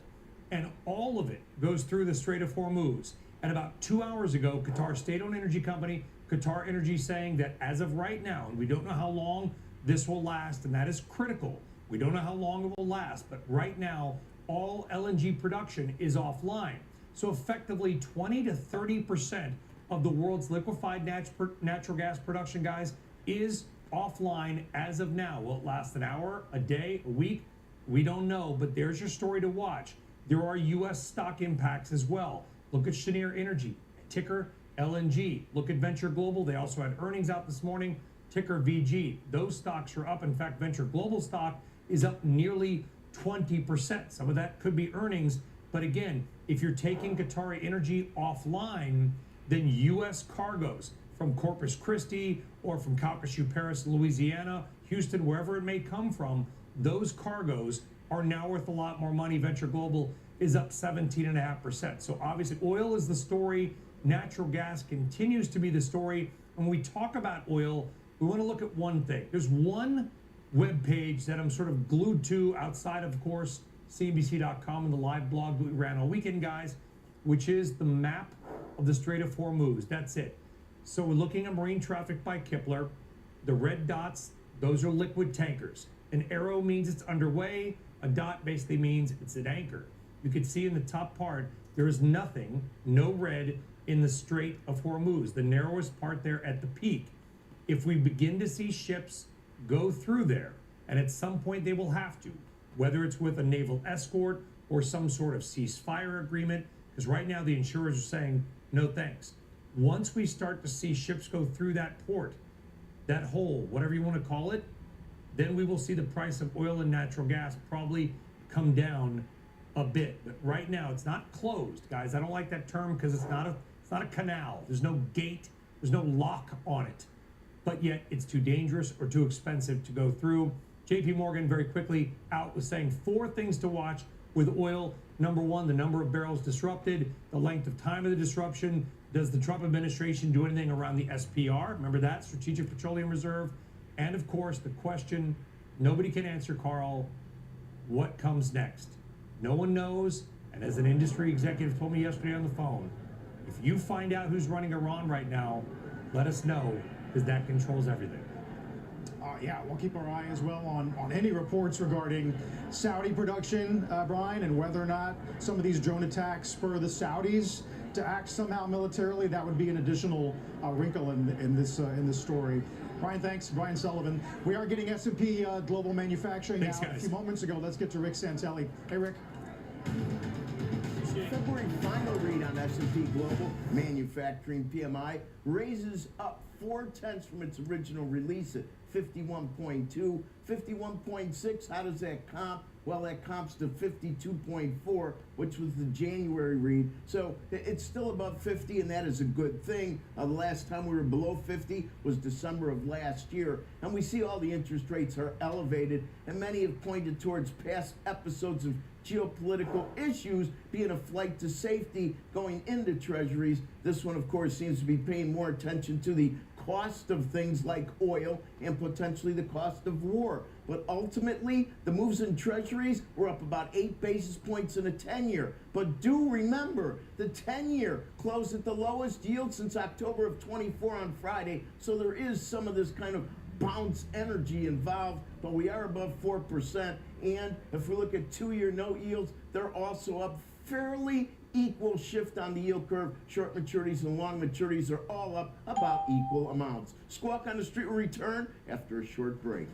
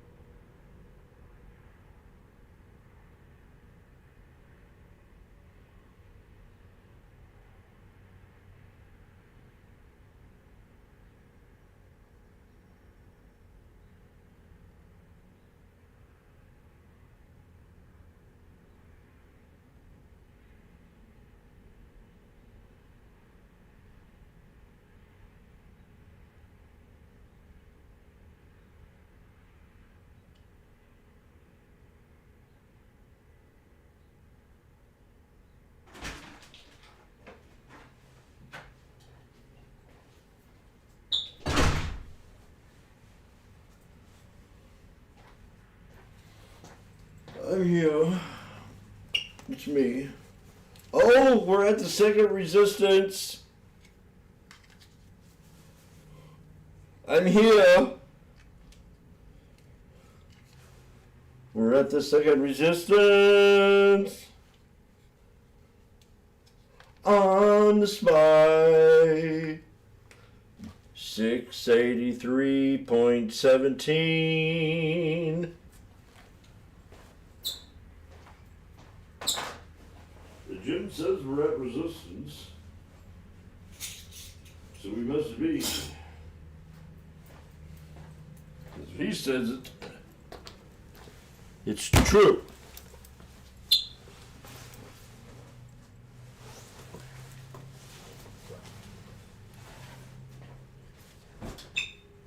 It's only true if you want it to be true.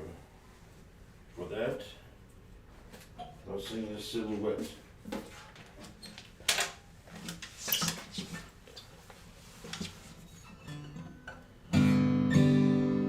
Uncle Jimmy says we're at resistance. Only believe what you believe. Jim says we're at resistance.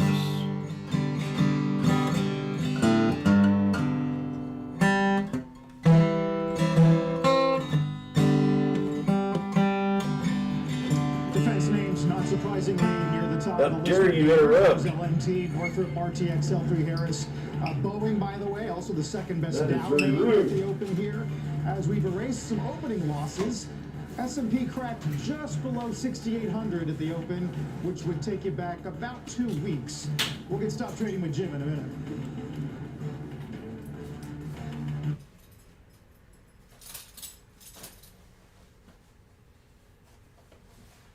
Well, that's a bunch of hogwash. That's all you got to say? Shit.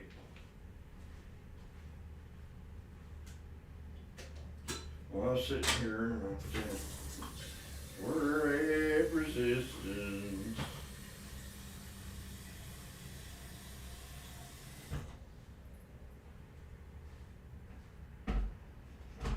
Jim says we're at resistance. By God, we're at resistance.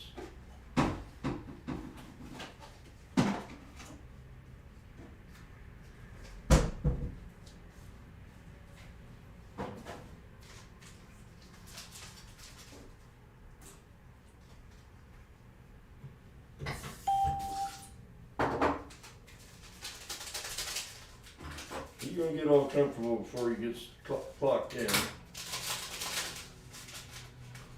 He's real, you know, Jimmy talks about that a lot. You gotta be clocked in. So I'm making sure I got my sugar-free cider tea, 10 calories.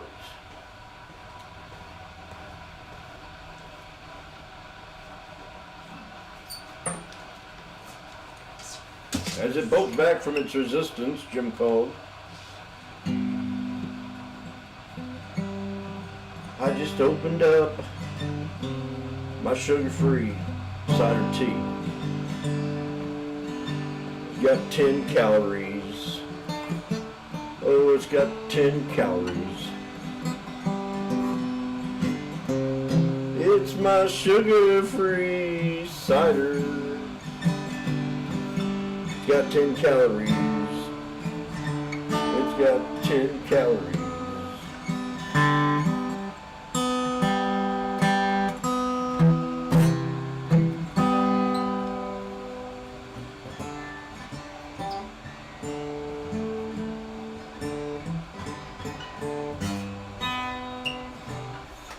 Whoa. The next thing he'll be doing is taking off his footwear, preparing to make a lot of money. If you got in the puts there, that was a fast scalp to the downside. Oh! It's time for Jim to Stop Trading. Jim Cramer. Goodbye. You have no cleavage on the show, so it ain't worth watching. We may end up going back to those October. George, you have no cleavage either. November 20th lows. Again, that's around 6,500 on the S&P. But you know, across the board, Tweets are top. what's happening today? There's on the a bit 5 really off minute. the market. I saw, you know, some of the aerospace and defense names. Raytheon, I'm looking at right now, is pulling back from the pre-market highs. Palantir in the AI space, defense AI space, is also pulling back from pre-market highs. And so a lot of times, you'll end up seeing on Monday morning nice big hammer it open. Expectations of the market selling off on the SPX. Early today. That's what we're seeing so far. Well, it gets down there, I'll jump in it. And some bids in the technology stacks, software names. Some of the oil names were higher in the pre-market. Yeah, I will. Off early on. So too soon to yeah, tell. I always look at the first 90 minutes of trading as an establishment period for the market. So, you know, a lot of times to wait. I'll be right back. My tea will be getting ready. Or essentially sit on your hands until we get Jim, clarity on what's moving throughout the day. Don't walk away from this setup. I mean, over time, someone like Art Hogan broke. Well, it's hard to judge a 5 minute. Look at markets 6 months later, 70% of the time they are higher. You had Honey, also over at Morgan Stanley, you had got Mike darn Wilson you look saying hot today in 6 too. 12 months, Woo! The setup for the S&P 500 is higher. See your eyes turn when I said that? 2% respectively. Not all the time, not always, but markets do bounce back and they do experience volatility. One question I had for you, Joe. Well, you got all kinds of answers, don't you, baby? Being elevated, which may continue because you do have disruption of oil, transport of oil, stopping of oil production. There's a lot that's going on. Could that mean an escalation? I see a yin yang. Two of them. Here at home are apprehensive to cut rates. Yeah, I think that's the real worry for the market. We don't want the first one. We want the second one. All the expectations for rate cuts, pushed all the way out to No, September. shut up. It was an interesting trading day on Friday, Nicole, because we had the PPI come in much hotter than expected, but we also saw the 10-year yield come in a little bit. There's your first one. 4%. I think a lot of that had to do with some anticipation of escalation in the Middle East. Yeah, I did. Of a flight to quality to the bond market. And so I think some of that was already priced in. Now, what couldn't figure that out. What I think will be the real tell going forward is how long does this last, right? And how much damage does it do to that region? How much does it do to oil prices? And ultimately, what does it do to inflation? If you look at the weakest sectors today, it's really kind of the a very important date. Why? Because no time to say hello, goodbye. I'm late. I'm late. I'm late. Prices, cut into margins. So you see that knee-jerk reaction right away, but it's going to. Yeah, I see a knee-jerk reaction. I ain't going to take this first dip. We do have 3 black crows. We do have a spinning top. I mean, this is a doji. Oh, this looks very reversibly for a scalpy.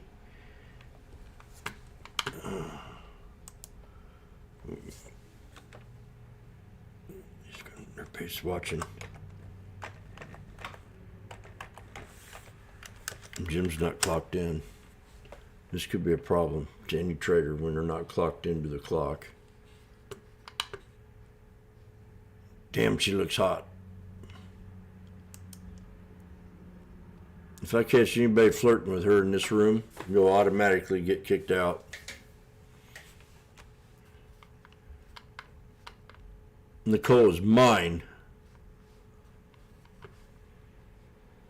She's always been there for me. She ain't like Caroline. Just left one day. What the hell happened here?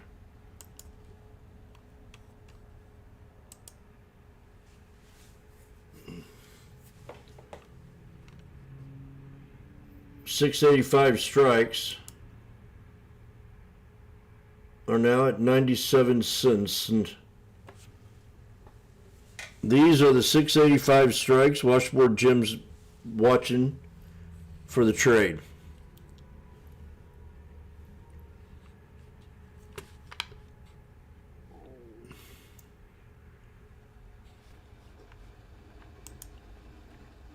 I know you don't want to hear about my love life between Nicole and Caroline. I don't want to hear about it either. tragic.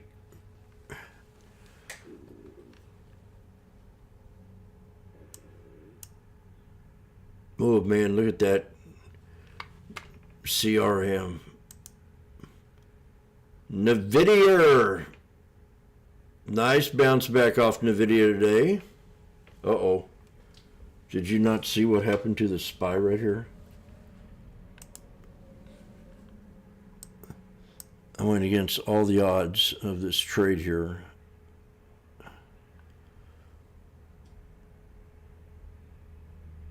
We did hit the first yin yang.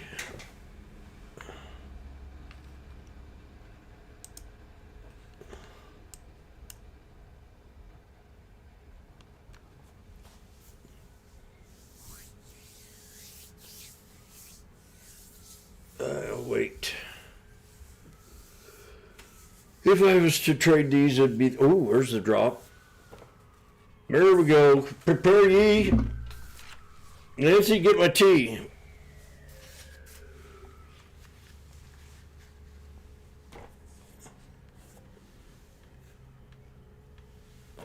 As we watch and we patiently wait for this pullback, remind you that I said that I'm going to be patiently waiting and watch. I'm going to teach you something. Could start a position right here, which I should have when it was cheaper, because I still think we could hit down here. So these are the SPXs. I'm looking at the SPYs, so let me clock in there.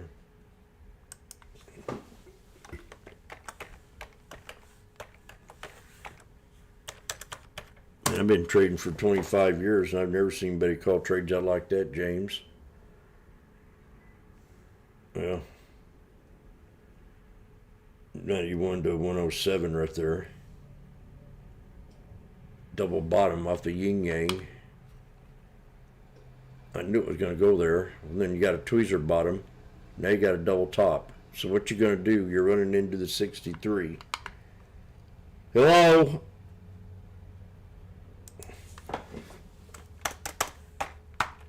Yep, there it is.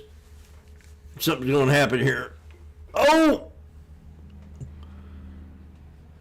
Ladies and gentlemen, do you see 6, 8, 5, 6?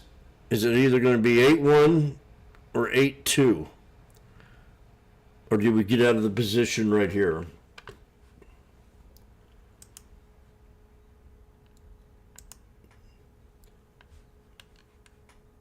That was incredible, James.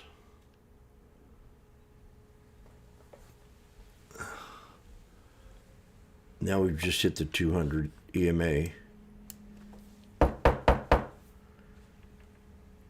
James, what's that Heinz Worcestershire sauce sitting on your desk? Well, I used that on my ribeye steak last night after I cooked it. Nom nom nom nom nom nom nom nom nom nom.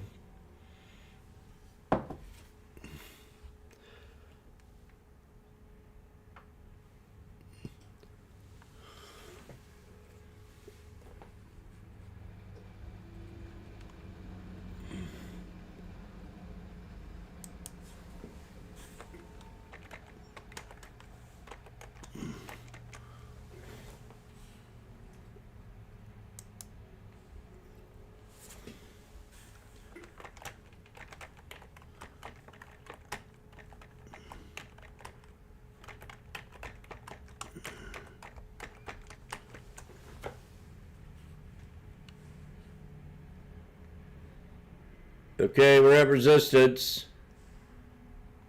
Oh my gosh. I can't believe that. I sat here and watched that. Woo! We just now booked the 200 SMA on the SPX. Do you know what that means?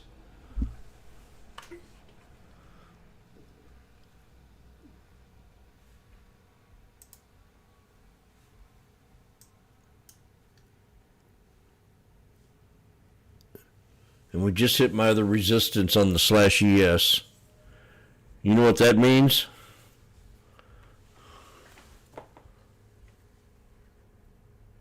That's right. Don't forget it.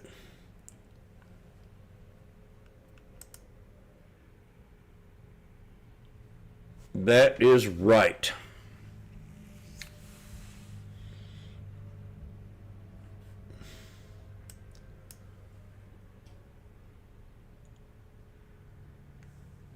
I don't know what to do now.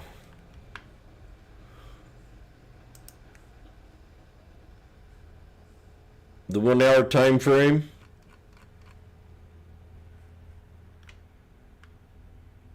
Man, keep your eye off the VIX. If that's how you get your kicks. Woo! Yeah, Randy, did you like that? He gets his kicks off watching VIX. Whoa.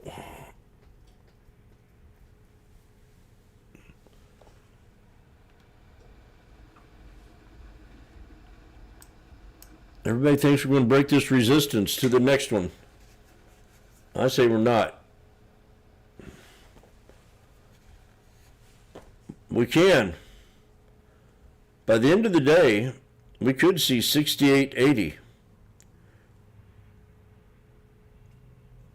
Do you understand that? I do, Jim. That was Friday's close. That was a triple top.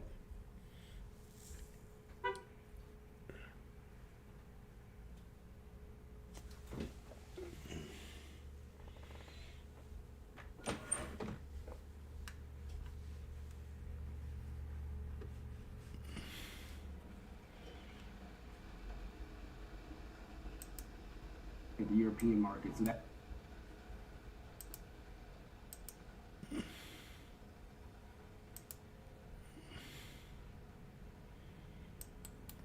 let's talk about nat gas. Let's talk about LNG because I heard let's talk about NVIDIA. 20 to 30% of global supplies offline. Is that the case? And just talk us through the ramifications here on the price action and then also just the geopolitical and macro impact of that. SPY's getting ready to have a new high. Yeah, so from an LNG standpoint, around I sat here and told you it was because going to. Qatar Energy halting any type of production. They actually did have a facility that was hit by two. You sure did, drones, James. and so they are halting production. That's going to have an impact on the Asian markets as well as the European markets. They are a major exporter to Europe. So the Dutch contract, if you're looking at natural gas, which is the benchmark for Europe, did increase SPX. by 45% early on this morning. That's for the May futures contract. Oh, I got the F Obviously, minus. it's going to have an impact when it comes to inflation for Europe. So just Qatar Energy alone. NVIDIA got a new high. That 20% impact that you kind of are mentioning right now. The big thing Apple can get is 198. Pipelines. Right now they are still flowing. I mean, not Apple, but They're AMD. going to continue their flows, but if we see any strikes on Apple. pipelines throughout the Middle East, that's where you're going to have even a bigger impact. It's so We're funny. actually expecting the U.S. to see a draw when it comes to LNG exports. We do have a capacity issue right now because we're bringing new export facilities online over the next 4 years or so. But you're looking at names as like Cheniere Energy, Funk says or even a somebody about ready to bow over. this morning. You are seeing those stocks sharply higher. Those are the two major players that are pure play LNG export names right now that the market is. Oh my! We are seeing some disruptions. You also have these tankers that could be impacted as well. A lot of these tankers now that's within the region are starting to see their insurance being pulled or withdrawn away from them, so that gives greater exposure to. I don't think we're going to have to worry about any more tankers, buddy. Scenario is being played out here. Big question as to what's not being priced in across the commodities space. I do want to get to some of the precious metals, but before we do that, I do want to get your take and also just this breaking data out of the ISM manufacturing PMIs as well. Just talk us through what you're seeing there. Tesla bounced up. Came in better than expected, but the price component also came in very hot. So if you're looking at the ISM manufacturing data, I'm not saying buy it. Came in at 52.4. Street was looking for 51.7, and the previous print was at around 52.6. So a little bit. I do say the steak's got to go outside. ISM manufacturing prices that came in at 70.5, Sam. That's remarkable. Street was looking for 60.6. 6,900's at 275. A major acceleration 270 for the lotto. Manufacturing prices. If you're looking at the 10-year Treasury yields, very interesting what we are seeing. Obviously, a lot of as we retest the 200. But if you're looking at high to low, shut your mouth, the 10-year. Mr. Green. You've never made a lack of sense in your entire life. Okay, we're watching the 6900s for Fast Scalp. If it wants to remain bullish. $2 and there it is, 70. Can you get it? Can you get 70? No, I'm gonna go get a glass of water and I'll be right back. I am watching the 6900s here. And they were at 275 just a second ago. There they are, the 270. Well, there we go. Now let's have a little bounce. Let's have a little bouncy. You can do it. Little bouncy. Uh-oh. Uh-oh. Oh! 310, 320 to 270. Okay. I think we know what to do. 340. Yum, yum. Can you smell what the rock is cooking? Funk says, I would have never got in that trade. How's he do it?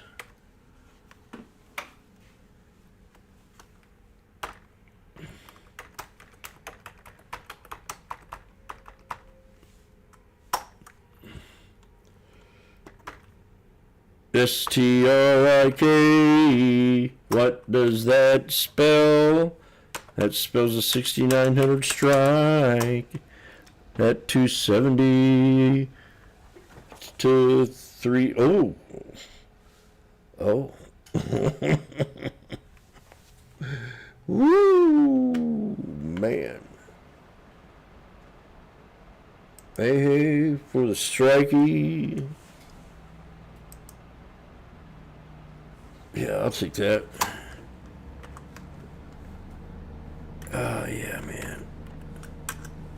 How he waited for that trade and how he executed the exit for $100 a contract. I've never seen anything like it in my life.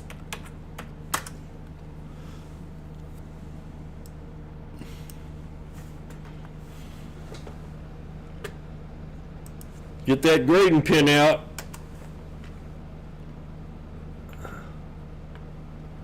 Magnificent. Get that grade pin out, please. You know what's good for you. From Washboardjim, the founder of the Sneaky Snake trading strategy, where I talk about chart patterns, moving averages, and being not gay, but being in the now. Oh, there's 420.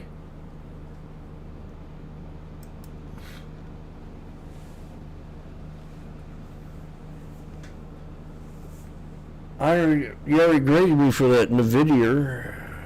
I want you to grade me for the SPY and the SPX.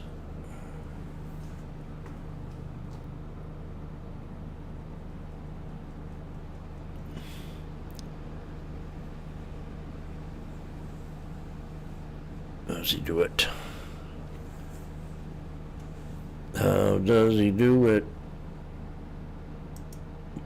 Marley or a fox?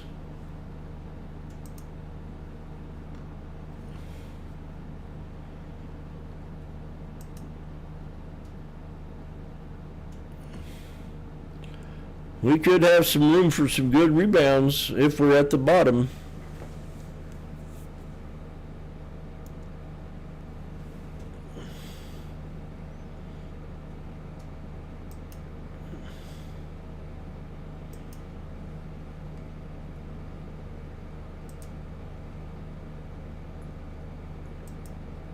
Coin just shot up. AVGO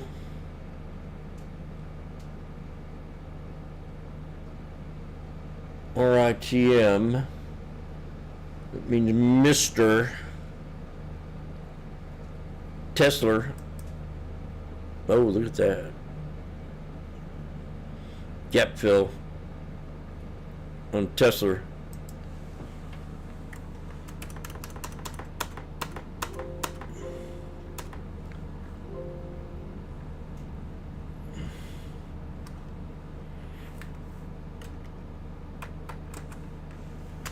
Apple. Apple.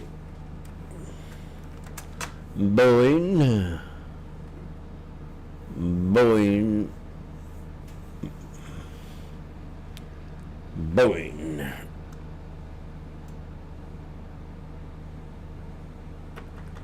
QQQ. Nice rebound on the QQQ. I just went past my resistance.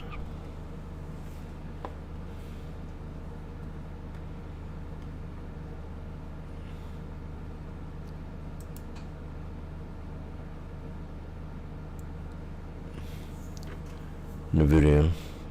We're out today to 180.82. Apple just has a new high. Meta, we might have another day high right here. We have a double top on Meta.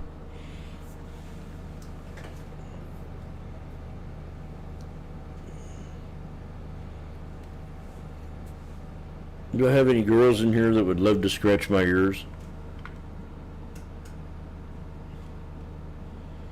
Michelle, would you like to get the wax out of my ears?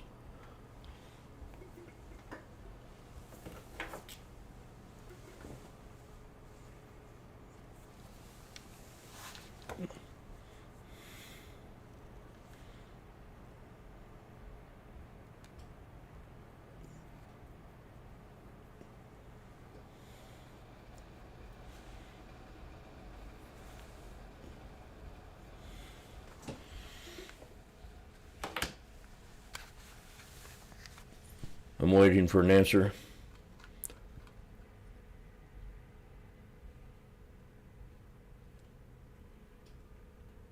No. Well, how dare you?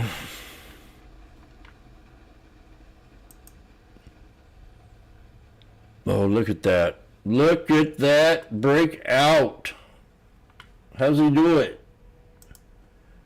Oh, darn, man. These things are at 370? You just gotta be kidding me. That's it? Huh. How's he do it?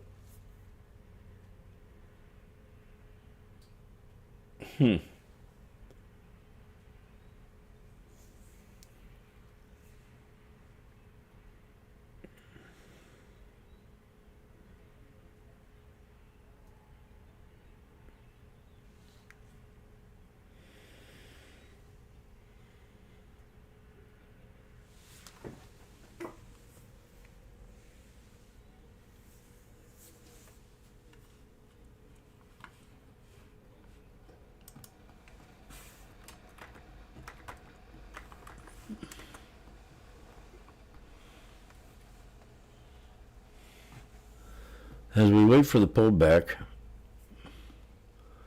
we ask ourselves, will it hold the first support off the 200 EMA and the 21? Or should I wait? Will the grand illusion be down at the 50 SMA on the 1 minute time premise?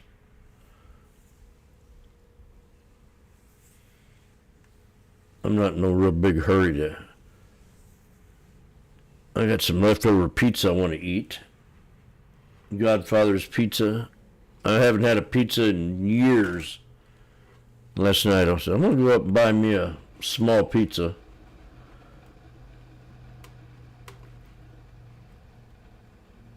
The thing was heavy. I got it in the bag. I said, God, this thing's heavy. Okay. Always clean. This is James Howard of the Sneaky Snake Trading Strategy. How may I help you? Again, I'm going to ask you one more time. This is a recorded phone call, and I'm going to find out who this is if you don't answer the phone, you dimwit.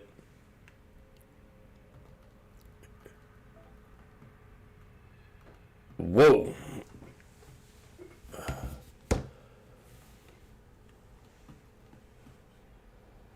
Hope none of you ever call me up. It ain't gonna be pretty. Okay, PLTR.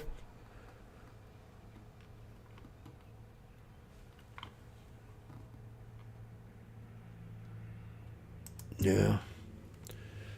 We're under $10 in RITM.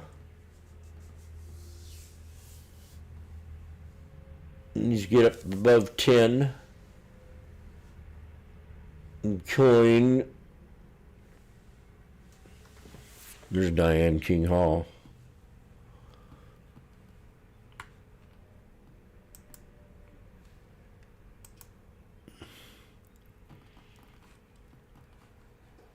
Oh, he tried. He got one good trade in.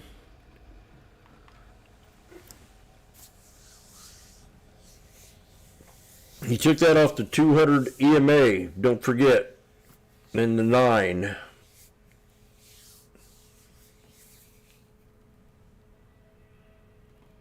Okay, we're watching it real close here. Jim wants to know if he should take off his shoes, put on his slippers, go into the kitchen and warm up pizza, or if he should take this trade. We're back at $2.70, so I can grab these at $2.75.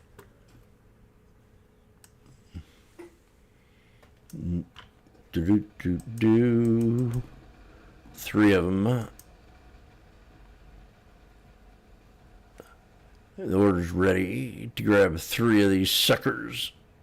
Oh! Uh-oh. Uh-oh. Right there, baby. That's the 63. We didn't hold the double bottom off the 200. I could grab 3 right here, or I wait for the 50. I think we need to wait. That'll allow me enough time to take off my shoes. Because if I don't, I leave them on for another hour, mode will start to grow. You ladies trade with your shoes on in here?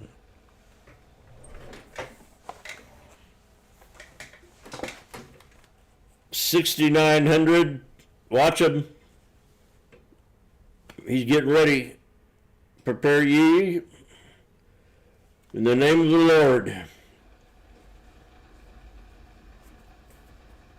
Should he start his position now? He had his chance at 230. Now they're at 290. That would have been, oh God, $70 bounce. That was it. In and out within a minute. $70 a contract. $221 if I'd have took it. But it was more important to take these shoes off because of the fungus period will begin here shortly.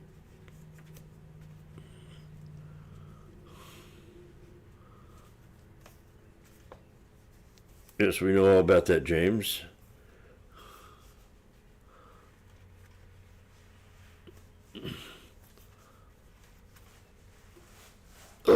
Okay, I got 2 shoes off.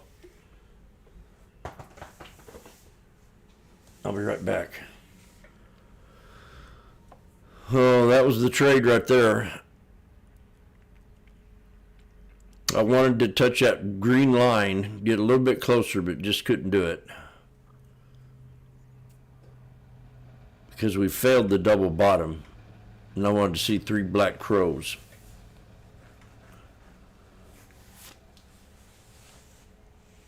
Now it's got to build the confidence level back in these traders.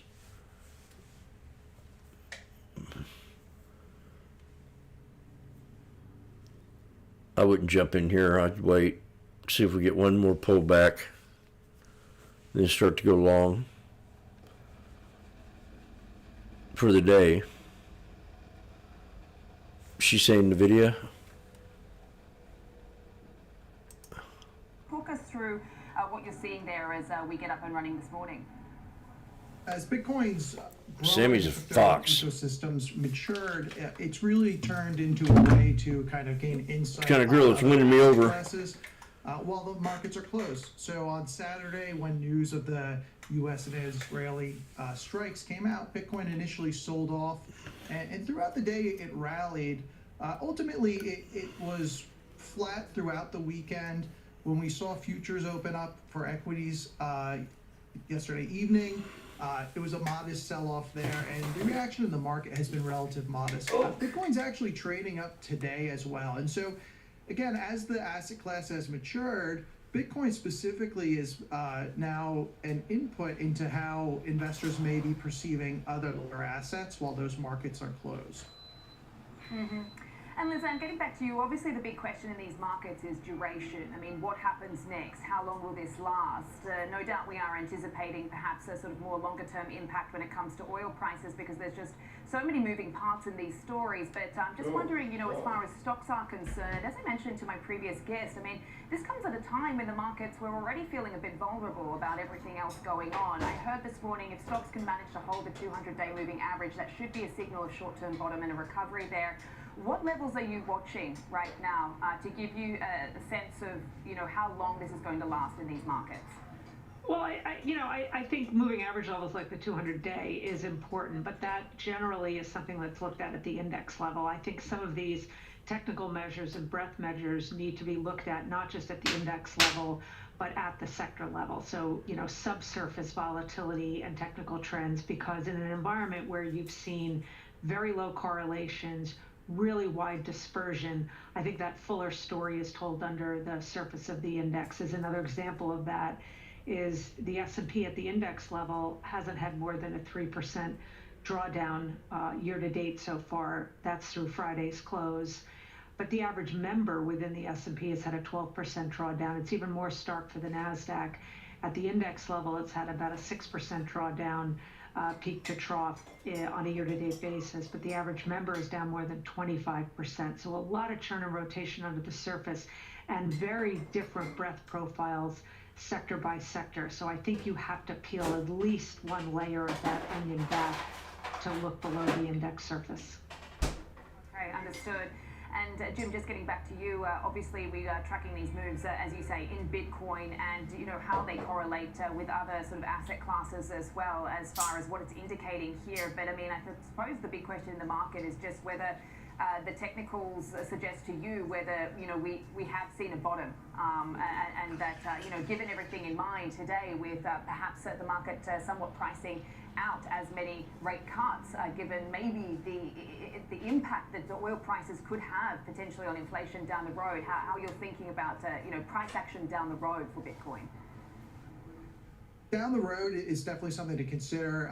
Recently, Bitcoin did fall to about its 200-week moving average, which has historically been the bottom we've seen in large bear markets. It's also now trading at its cost of production of about $65,000, which is up from $60,000 a few weeks ago. But that's a very important point to watch with interest rate expectations, interest rate cut expectations now getting pushed out. That could ultimately lead to pressure on Bitcoin. Long duration assets struggle when financial conditions tighten, and so that's something we're watching over here. All right. Great to have both of you on. I really appreciate it. Thank you so much for your time to both of you on this day, and obviously tracking the market reaction. Liz Ann Saunders, Chief Investment Strategist, Schwab Center for Financial Research, and Jim Ferrioli, Director of Crypto Research and Strategy, Schwab Center for Financial Research. Okay, coming up, it's time for the morning trade, and we'll take a closer look at CrowdStrike following an upgrade with earnings tomorrow afternoon. Morning Trade Live will be right back.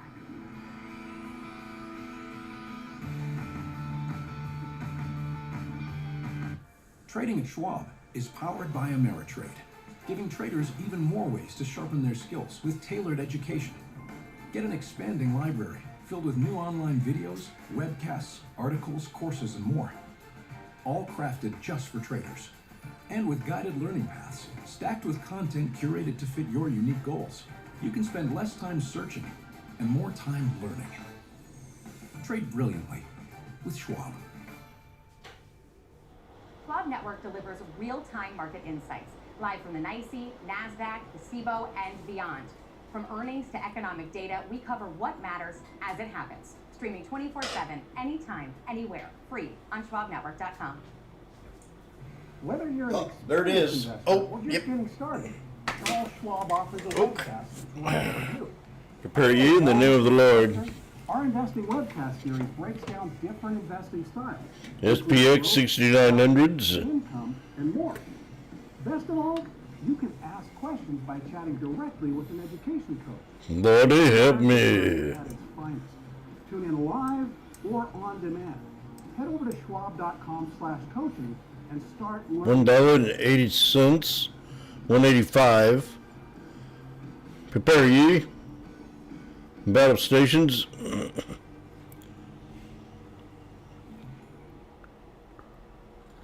From the most iconic trading floor in the world, this We're going to try to get in this right when we need to be. And I think it's going to be soon, real soon. The stories that make markets move. We've got a fallen wedge. Minute by minute breakdown of the biggest headlines. We do have a resistance level. Movers. Just the trades Okay, I that got it. matter. I got it. As the bell hits and the These are markets going to be the react in 6,900 real time, strikes.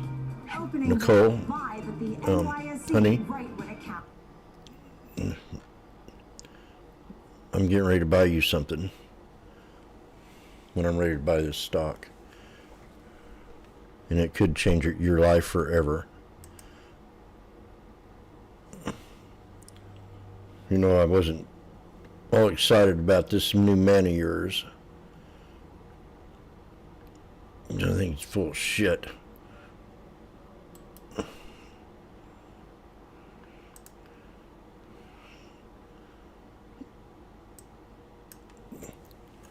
We're looking at the lotto. Washboardjim's preparing to buy his positions.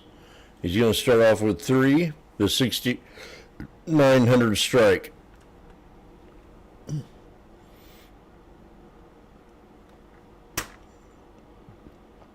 Sammy, Marley, are we coming down to 68.35? Because if we are, I'll have to change my position.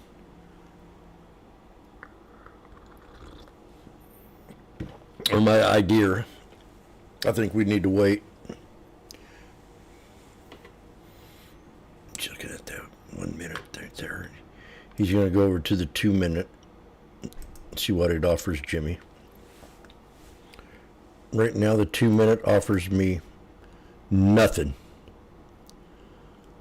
But it will in a second for the yin yang support level. Okay, prepare ye in the name of the Lord. Prepare.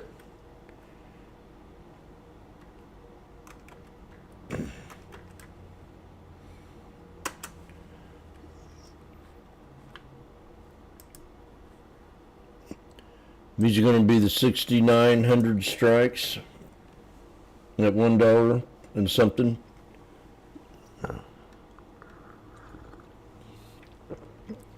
Jim, you think we'll hit that right shoulder one more time off your yin yang? The possibility of it happening is very, very high. So I want you to prepare. Them 6,900s could be at $1 for a split second.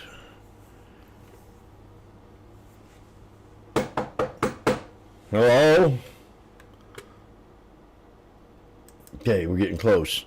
We can start the position real soon. This is going to be good. I've seen him do this before.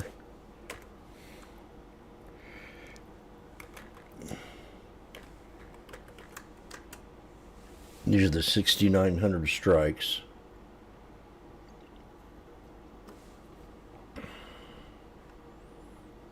You're going to see something here.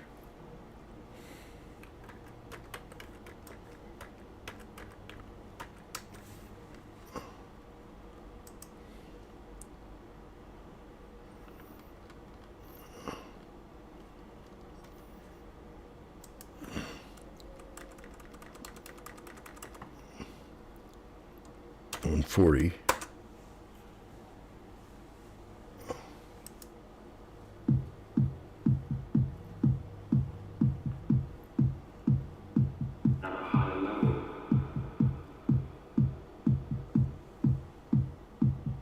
Prepare ye in the name of the Lord. I'm still waiting to get in.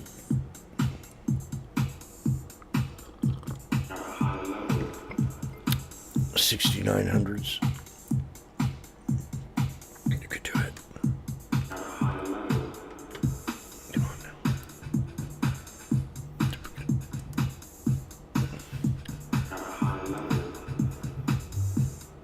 Yes.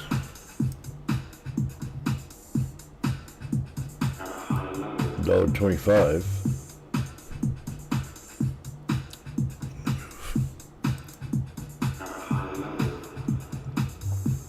These are the 2 minutes.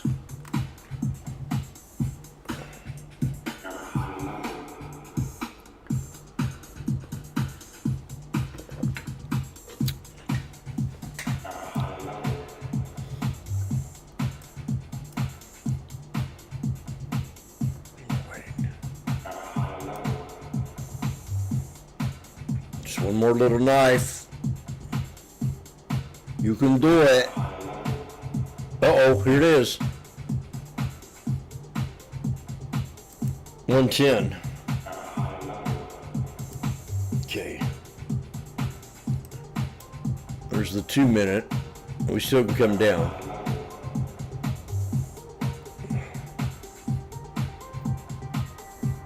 Oh, man.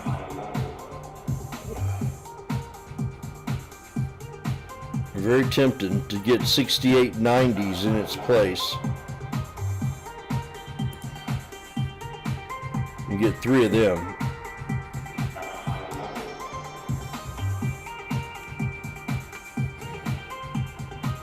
I think I'll do that, or get 10 of these and take that bigger risk at 120.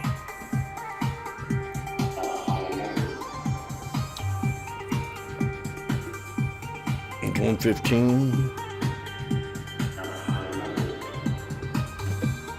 We're getting ready for a higher level. Buy your positions.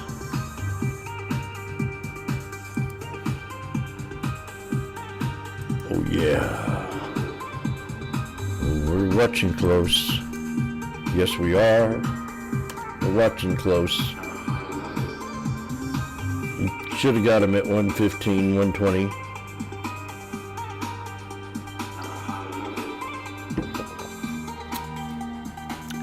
Now they're at 140. Whoa.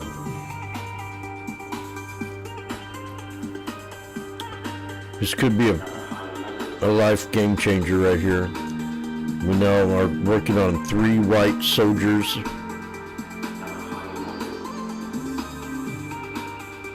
And right now Jimmy would be up 40 cents a contract, easily 50.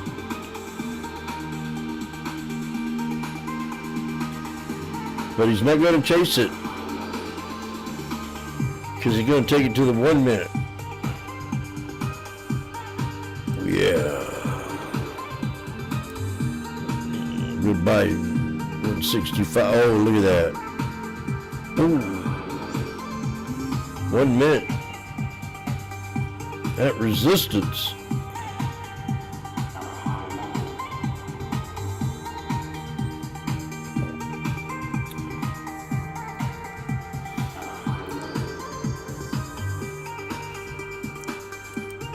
There we go. Dibbit. Dibbits.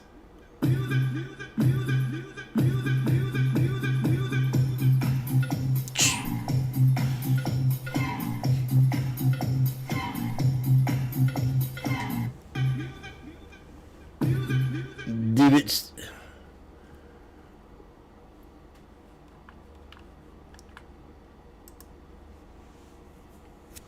I don't know what I'm going to do with that guy.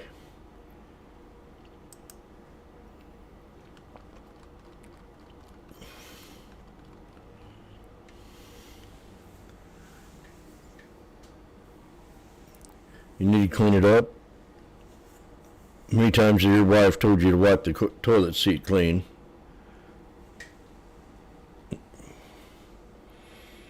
They're now at $2.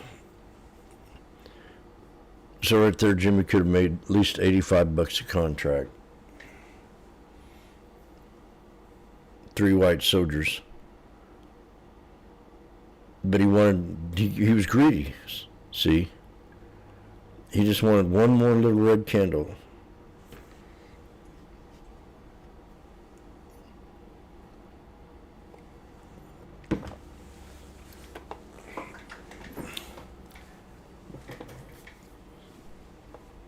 Three white soldiers. This means something big going to happen. We had 3 black crows and a double bottom boom. Now we've got 3 white soldiers and a consolidated boom. So where's the entry at? I'd say we're pretty damn close right here. And Jimmy's going to get in it. He's looking at the 6,900 still. Or he's going to move up to 6890s and just buy 2 of them. This is a decision he's going to have to live with for the rest of his life.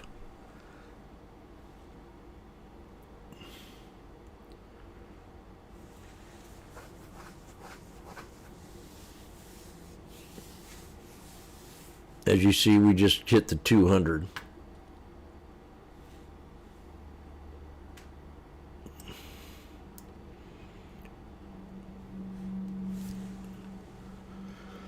Marcus is going to be a decision I'll have to live with for the rest of my life.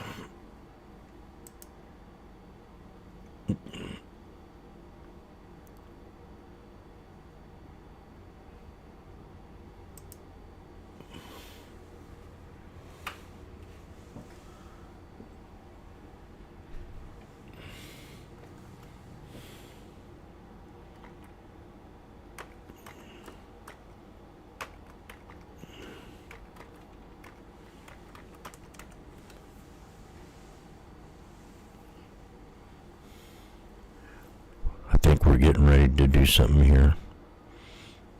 We're now at the 200. This is the SPX. It's either we're going to break or we're going to pull back. Do you understand me? No, I don't want nobody fucking with my breakout here. Let's go. Judge.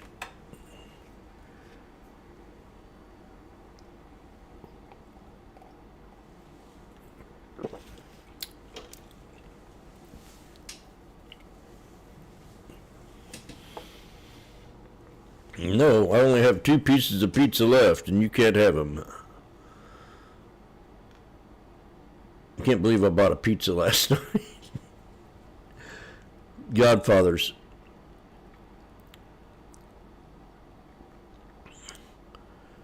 I got a pizza. We're at 165 right now. These things are looking juicy for Washboardjim to play.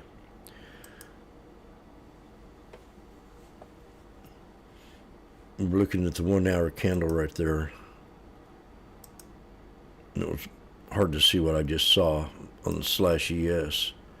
Now, the slash ES looks overbought, and the SPX does not.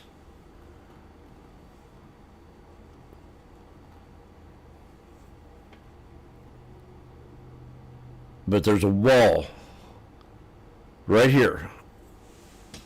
Drum roll, please.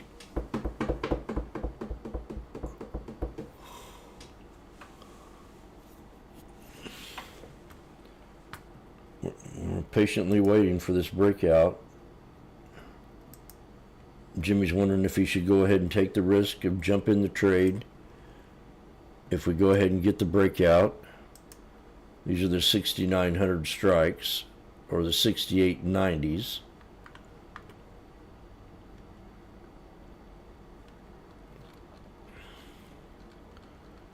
It'd be a great birthday present. 6,900s.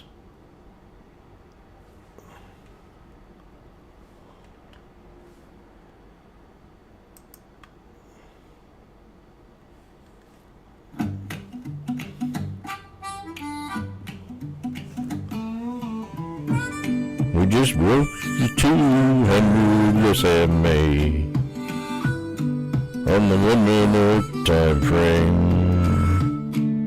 Candles on the cake, chart lines on the screen. You're checking all your tickers, we're bringing in the cake and ice cream. Coffee in your mug, charts glued to your eyes. Still calling out those bangers like a birthday surprise. Happy birthday, Washboardjim, break that 200 for me. 65, a special day, let's begin. Here's to you, the sneaky snake king. Happy Birthday, Washboardjim, may your wins keep rolling in. break that 200 SMA. Do it today. Taking profit before the chart turns red. Growing your account, Nancy waiting on your bed. The setup is there as you head her way. Forget that bitch, there's another trade to play. Back at your screen as the night falls. Get ready, the 200 SMA. The Washboardjim. Stacking years like you stack them wins. It's 65, a special day, let's begin. Here's to you, Oh yeah. the sneaky snake king. Let's Happy birthday, Washboardjim. may your wins Let's break this 200 SMA. That's the work of the sneaky snake king. Life's our only chart that we wanna never end. So we cherish all the moments we have with our friends. Happy Birthday, Washboardjim. Washboardjim, the one and only sneaky snake king. Yeah. New highs. The 6,900s, man.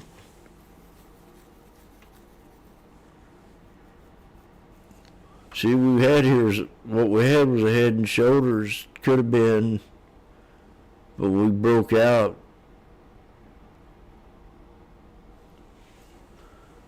These suckers at 235 now.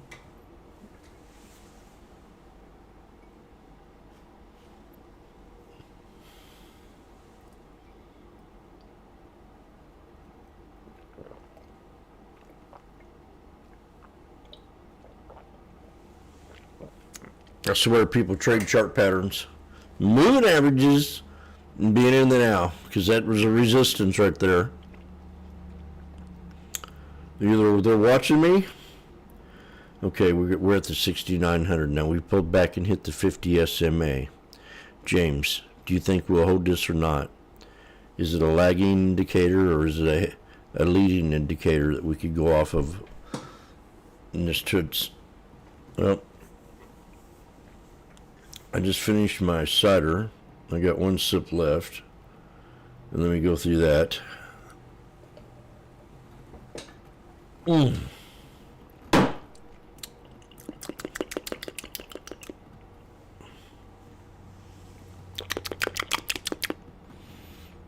It said no.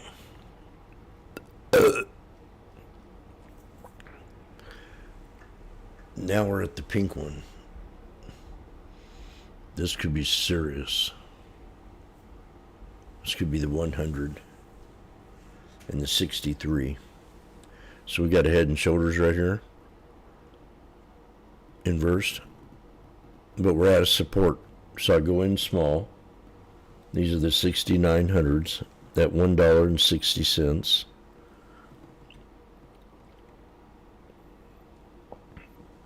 And I start my business. Washboard Jim, did you take the 6900 strike calls for a lotto at $1.60? Yes, I did. Do you have a problem with that?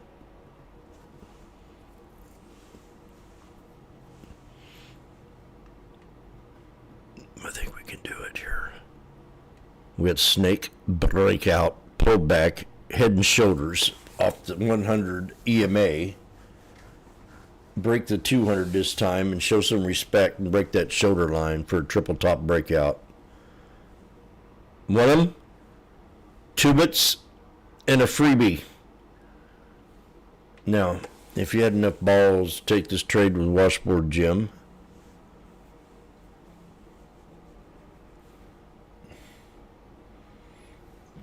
it didn't do much. $20, $30. Oh. Somebody shot that up real fast. Wow. I did that with intent.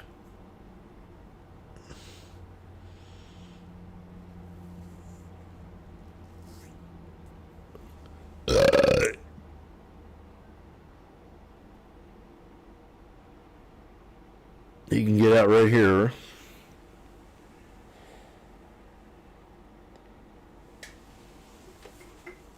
Very nice.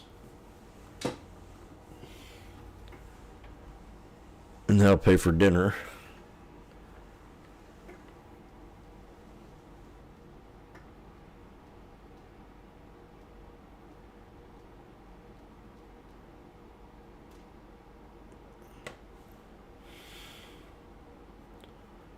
We're watching this. I'm thinking about going to get my lunch ready because I can't get that off my mind. 160, the 6900s.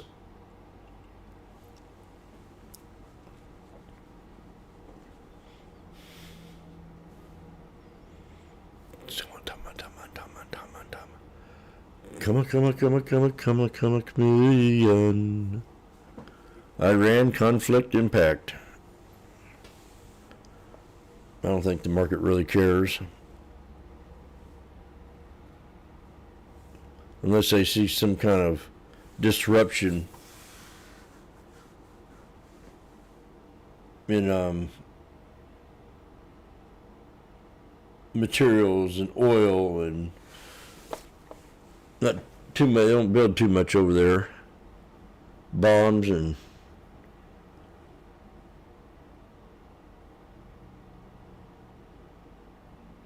I don't know what they build over there.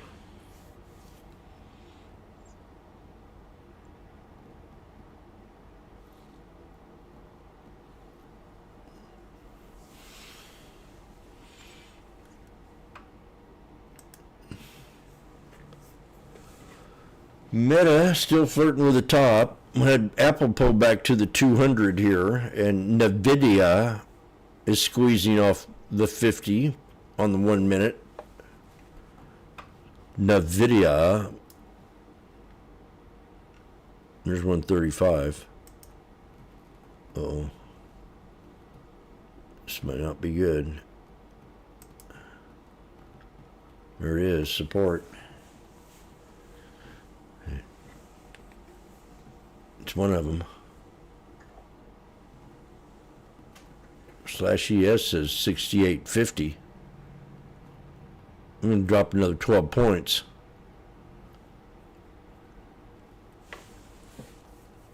Easily.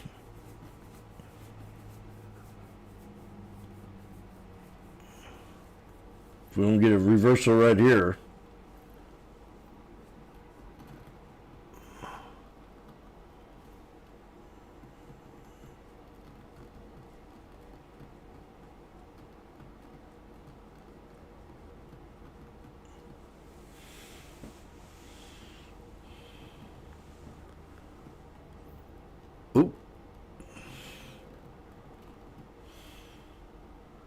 This is gonna be yummy.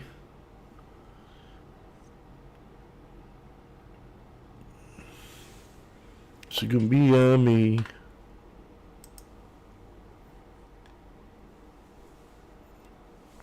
We're gonna hit the orb, 68.43.18. Or we're gonna stop here at the shoulder line. That's question. And the first crow. Third crow. Third soldier.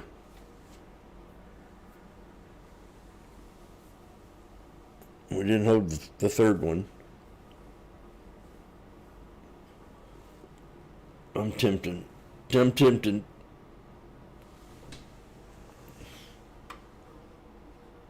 Okay. I'm tempted.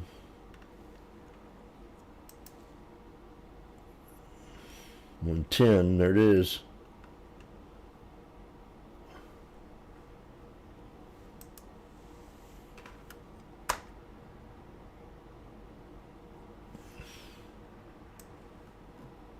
Yes.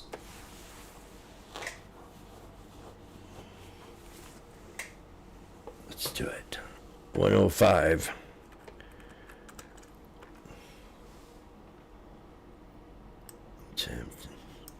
I'm tempting. I'm tempting. Yeah.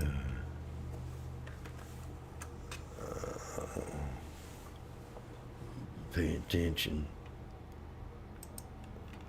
I'm attempting. Oh gosh, come on. 140. Randy. Uh-oh, somebody's got 105.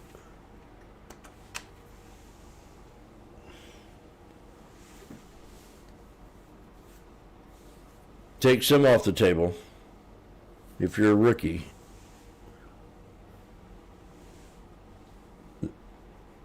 That way you're out. Oh.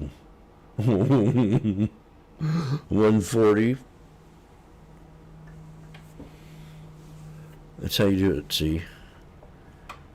Jim, we were watching you there, and that was the most beautifulest thing I've ever seen in my whole entire life.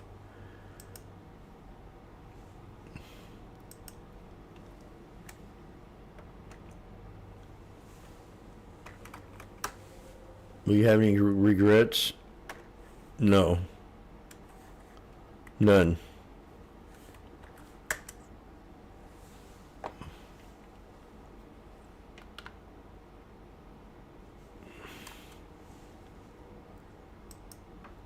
There it is.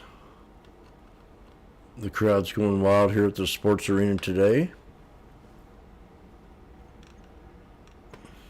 I get an A+. Magnificent.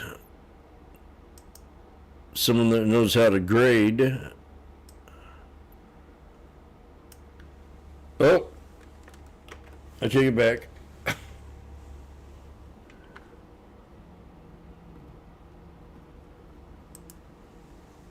Good saying the video. Woo!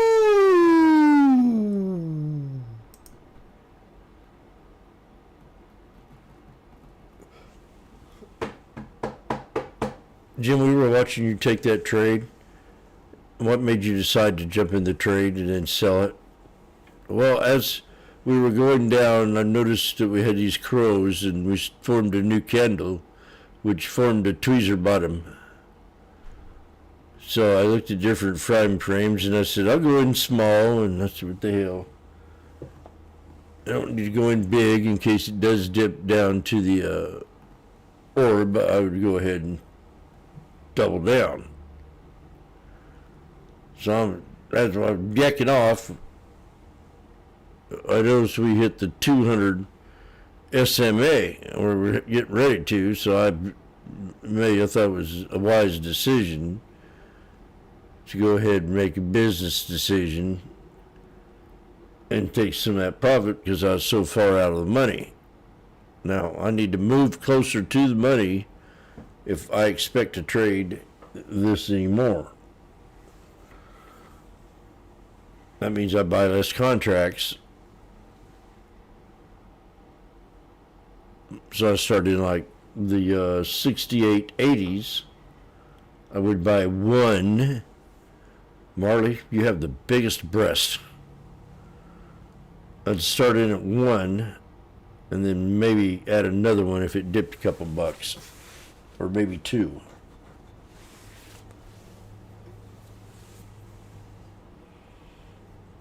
I don't think Marley should be allowed on this show. She's a distraction.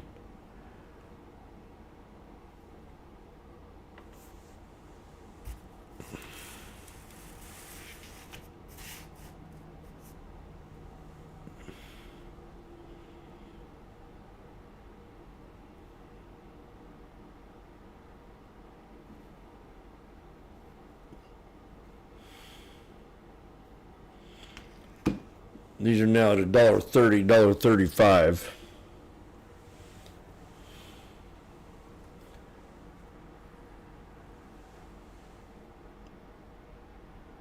Sam Vadas. Vadas. Vadas. I don't know how to pronounce that. Vadas. Vadas.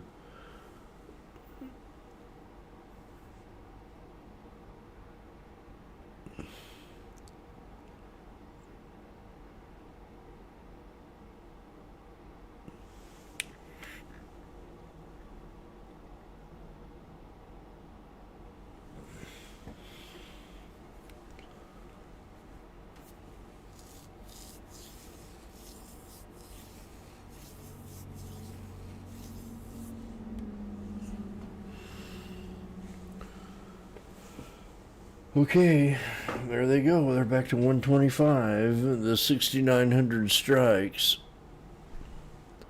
Are we going to keep this momentum? Is a question. Really tough one to answer. So I'm going to go Cook. Right there could have got 125 to 135. $100 if I'd had to spend 1,250. Uh-oh. Oh shit.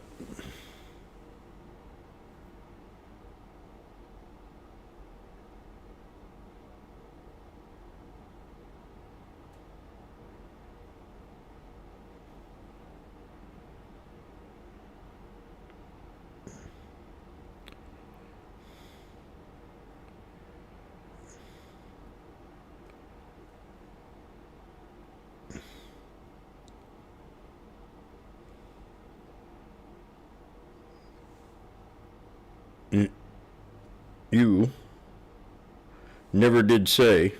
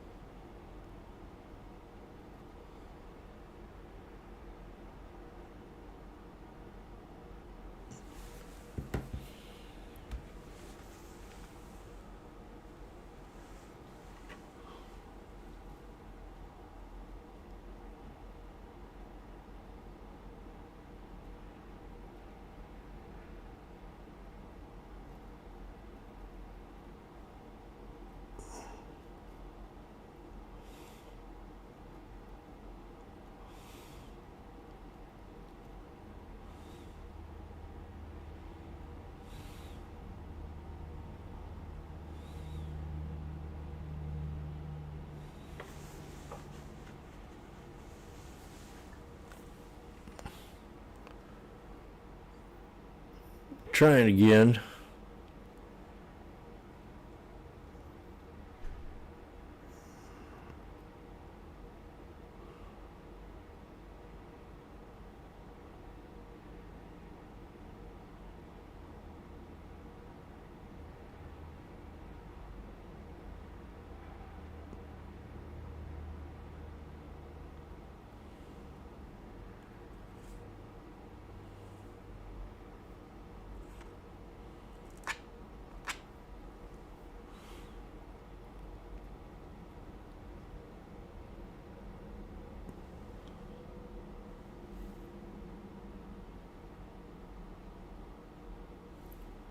There she goes.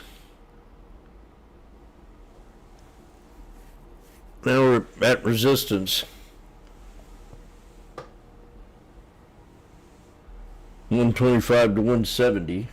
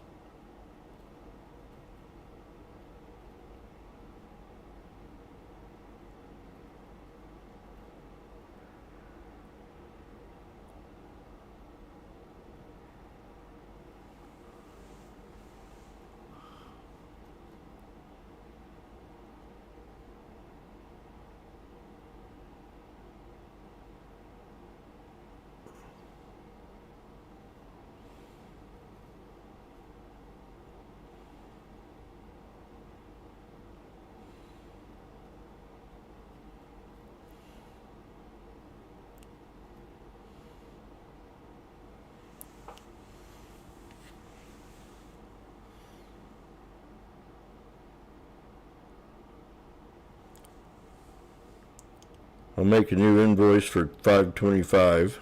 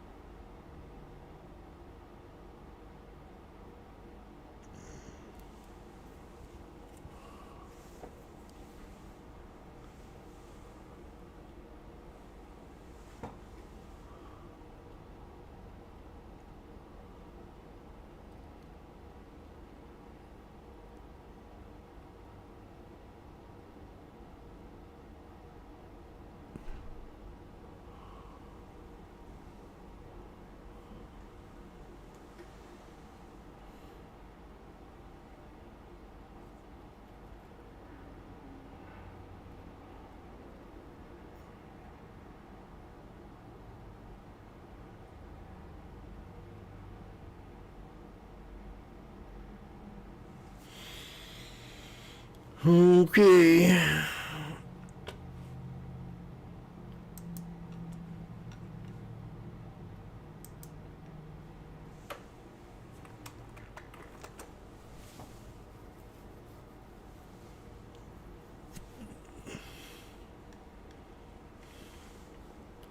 La da da da.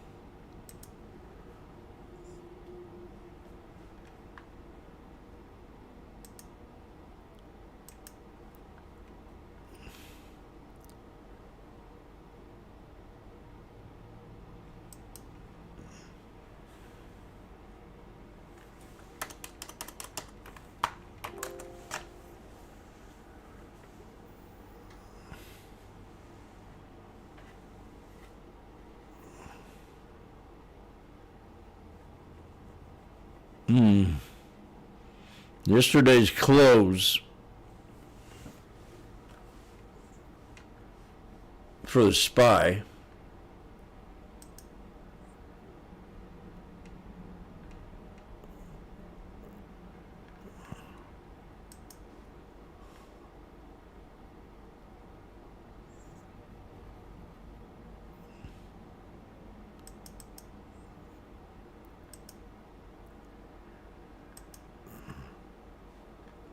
That's how you do it.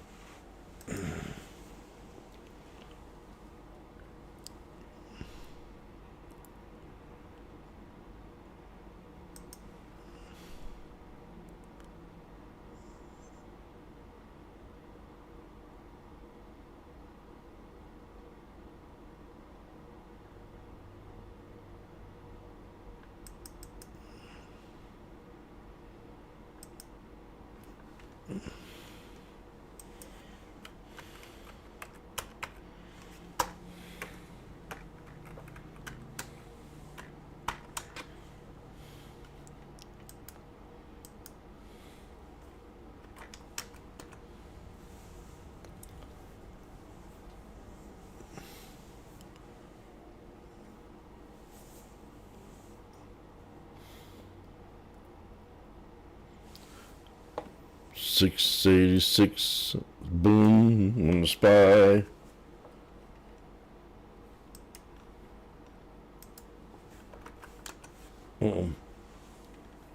The crowd's going wild here at the sports arena.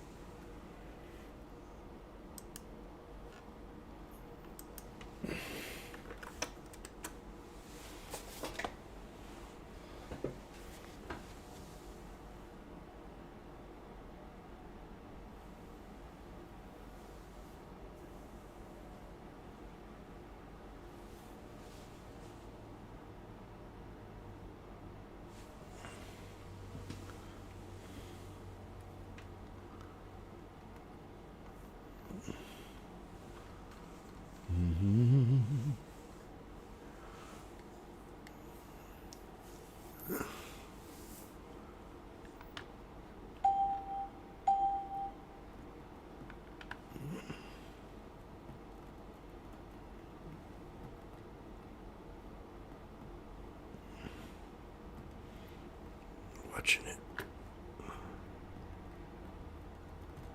Watching SPY. Oh. Okay. Oh God. That hurt.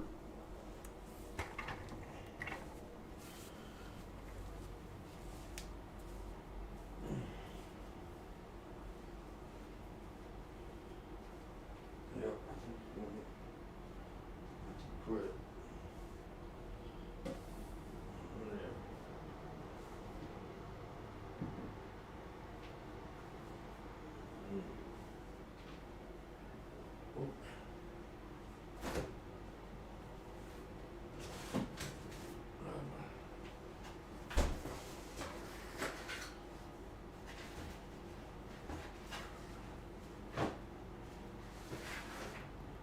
Yes.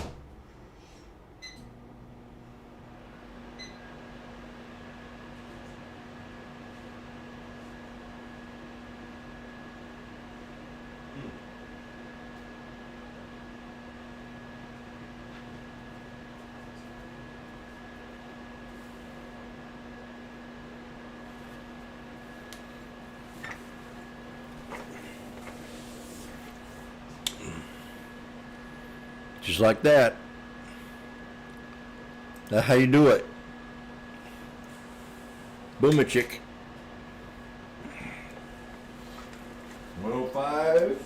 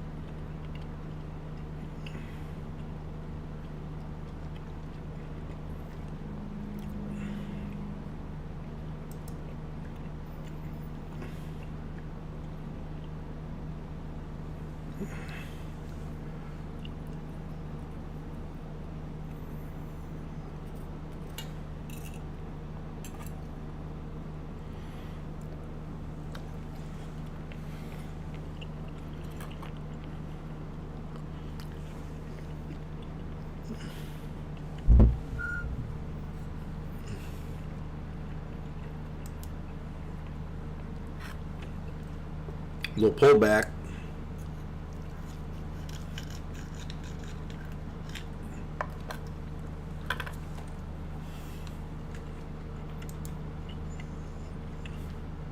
We got the 21 coming. 684.67.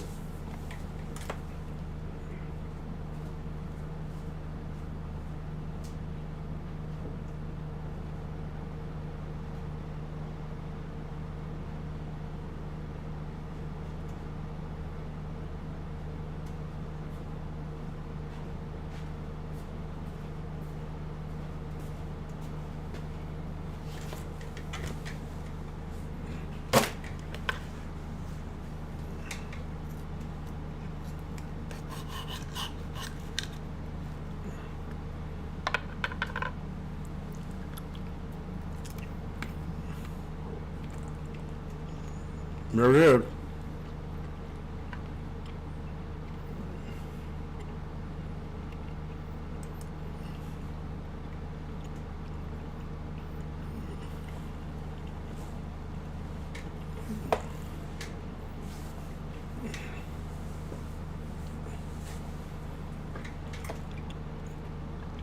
By yay.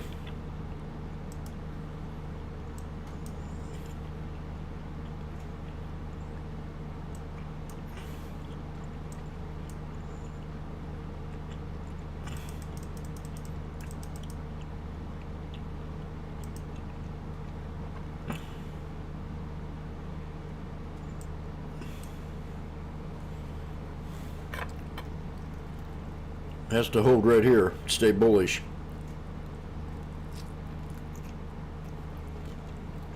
There we come down and hit the 63.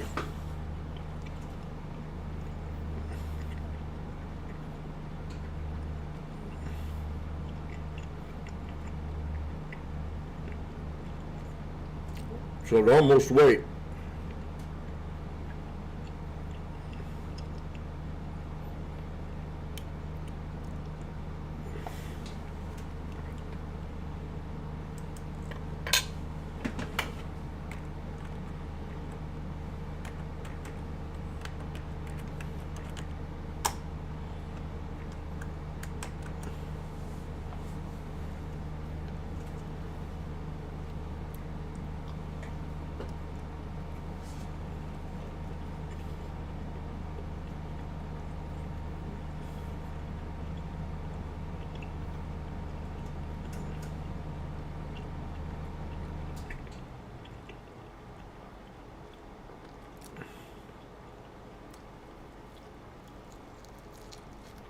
Came back fast.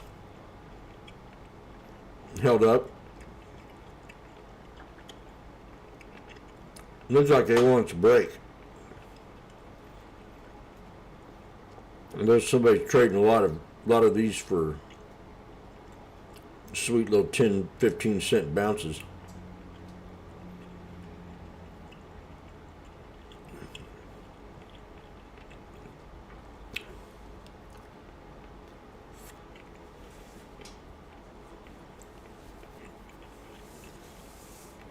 Probably got someone sitting there. All he does is do this on days like today.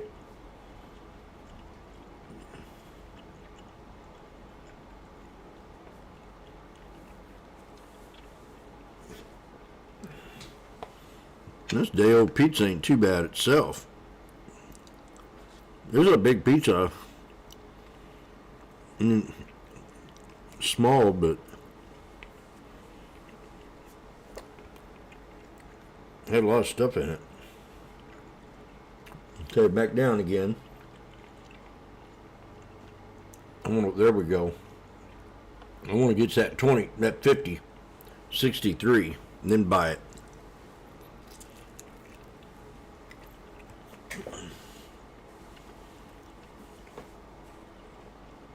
Right in here.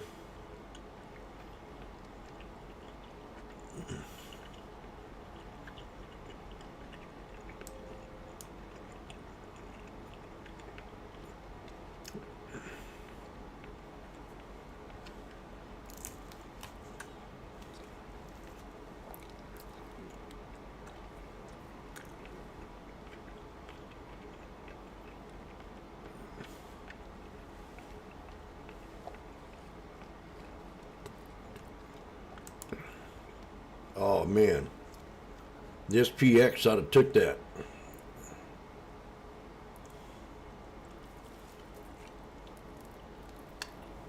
Still might.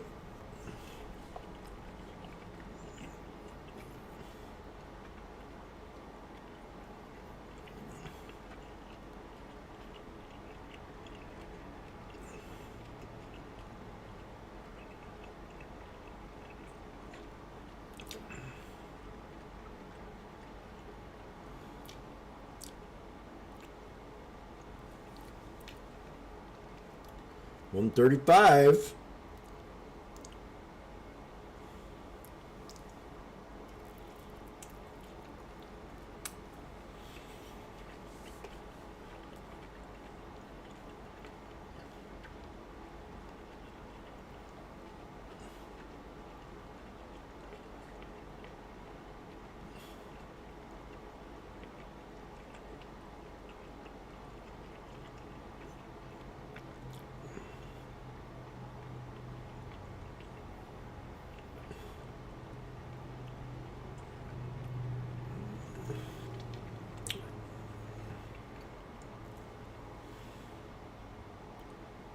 $135.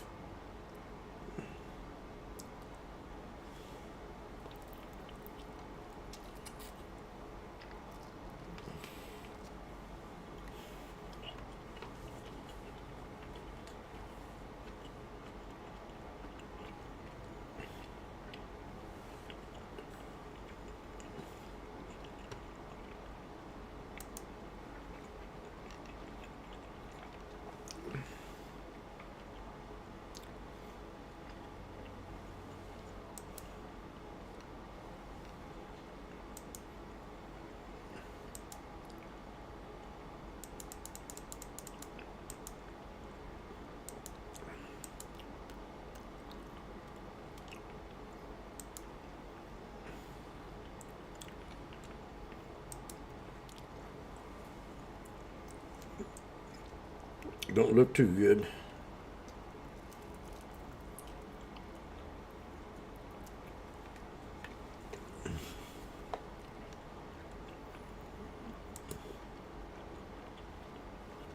Break it.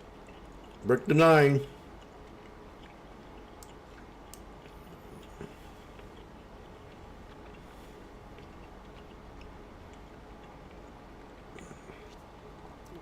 There, I get out and wait.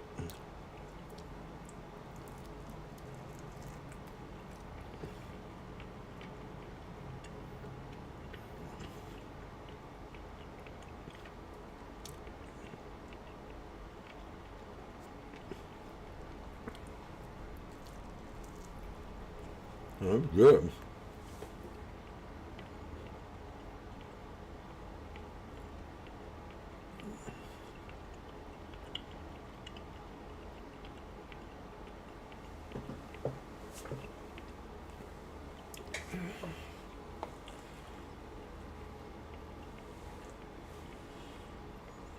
I'm gonna be used.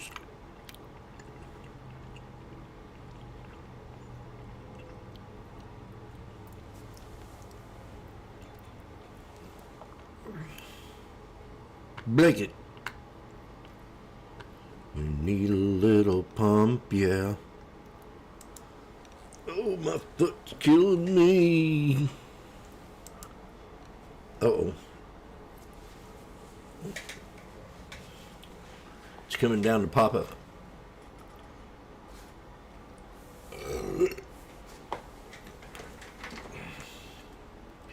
That was really, really good.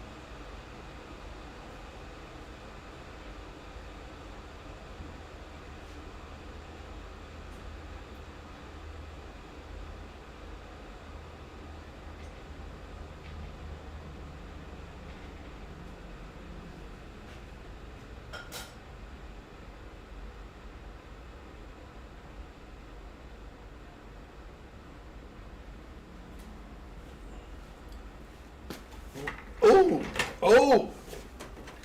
What happened here?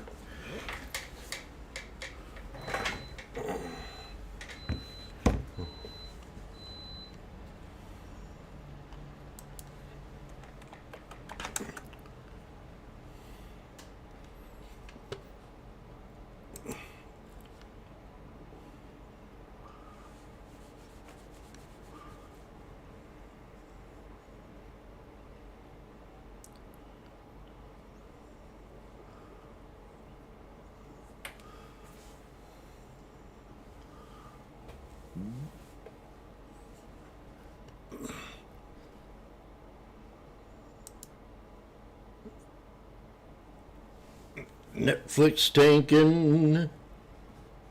Gonna take a spanking. Oh yeah. They're checking out Netflix right now. Somebody getting sued. There ain't no Netflix tanking. What the hell?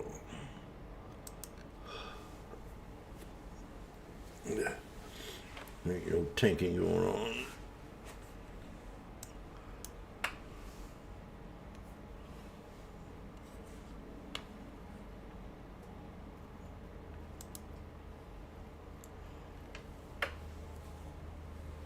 Jim's watching the SPX. We have 3 black crows and a spinning top. And Marley.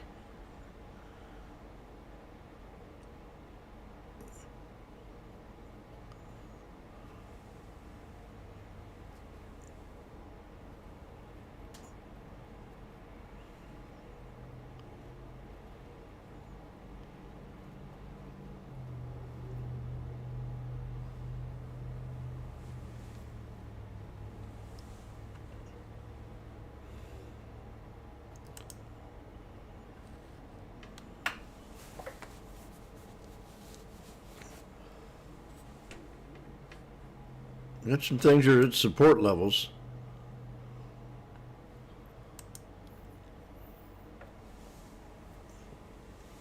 SPY 1. The SPX 2. Oh, my back's killing me. Oh.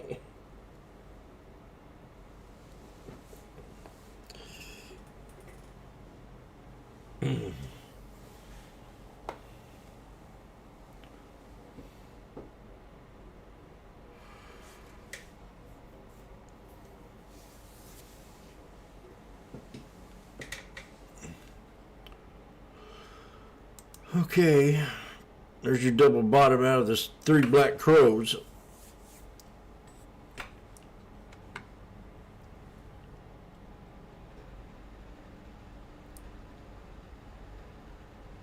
So, as we look into the 6870s,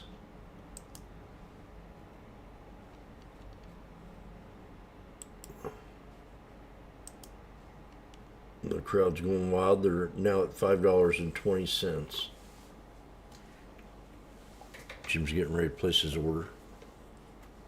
We can drop more. Marley, what have you done to the market?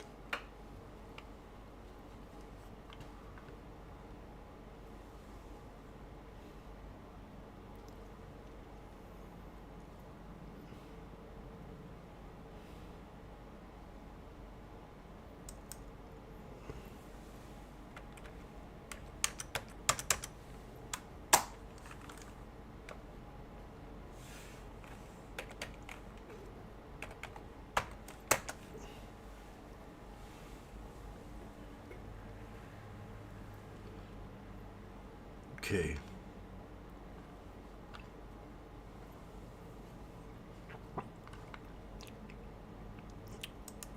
Get ready. We can still drop a lot more. But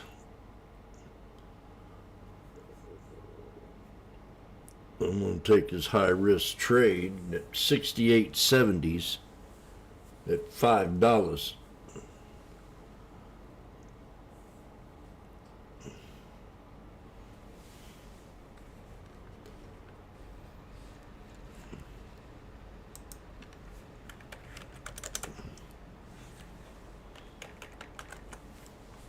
Oh, okay. There it is. Now the crowd's going wild here at the sports arena. Washboardjim is. Oh. These are the 6870s. They're now at $4.90. He mastered the traditional $5. He's looking at the letter L. Oh! Oh, no, I did it. Woo!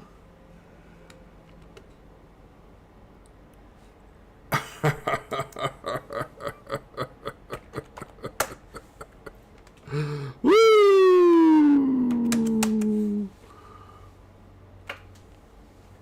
$7.10. $7. Was anybody lucky enough to jump in that trade at early settlement?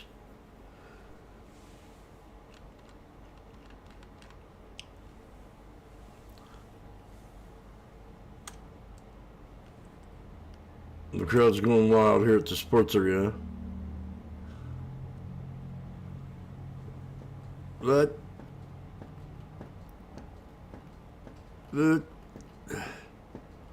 right where I jumped at it.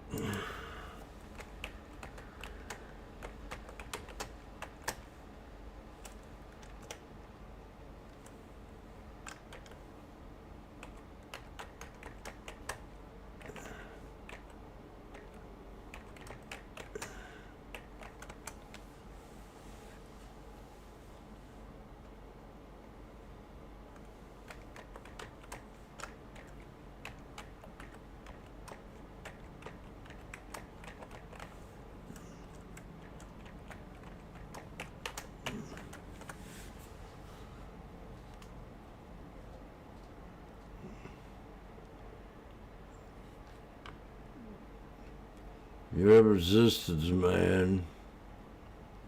These things are at resistance levels, man.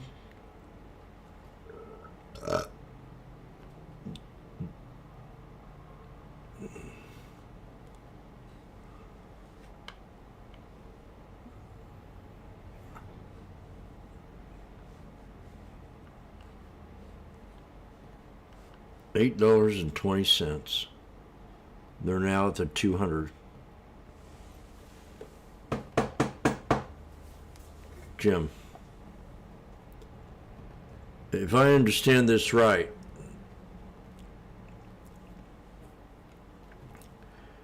you always say wait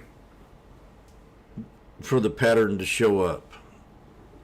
And we had the 3 black, oh gosh, they're at 930. 980. I'm all choked up. Well, we had the 3 black crows show up, and then it broke out, and it started to fold back, and you said, started to call this trade out. You said double bottom. So you took the risk and jumped in the trade. And it wasn't even 15 seconds. Once you jumped in the trade, these things shot up $1. How you do it? Shot up $1.90. Now they're at $9.20.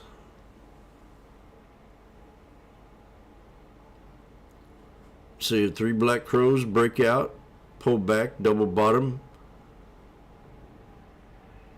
took the risk, boom. Big old engulfing candle told me to stay in the trade. Now they're at 10.20. Now something's telling me to get out and go to the bank.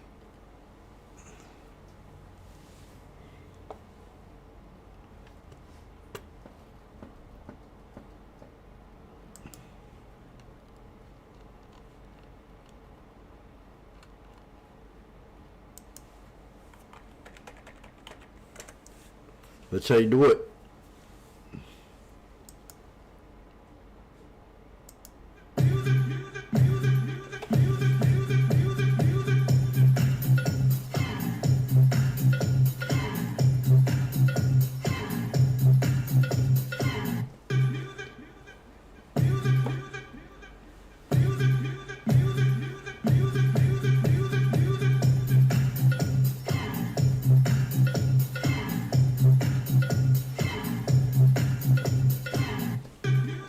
Divot. Divot.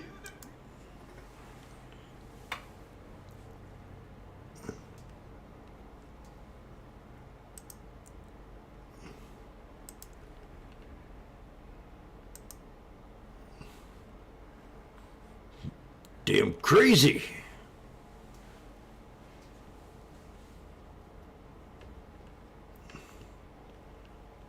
Do we understand the double bottom here? Breakout, pull back, double bottom. Do we understand it? 3 black crows, breakout, pull back, double bottom, lower, lower, low, lower, low. There's a little bit of doubt in there. Now look at it. They're at $13.10. Good 40. Make it $13.70. Jethro, I'm about ready to have a heart attack. You know, Jim, you'd have had almost $3,000 there contract here. Oh, I think you would have got your $3,000. Oh, they went to 14 something on that wick.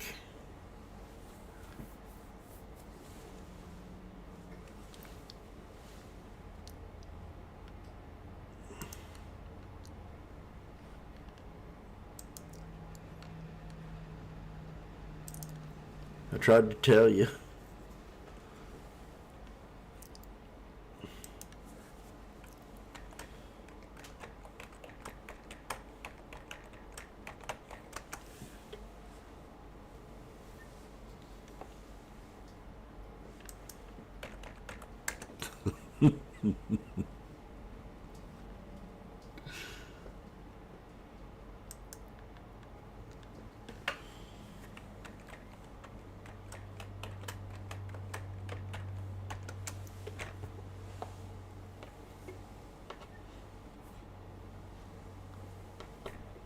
Woo! 1660. On 1660, took a little trip down with Washboardjim on the mighty Mississippi. Well, 1690. This is getting way out of hand. Please, George, put a stop to this.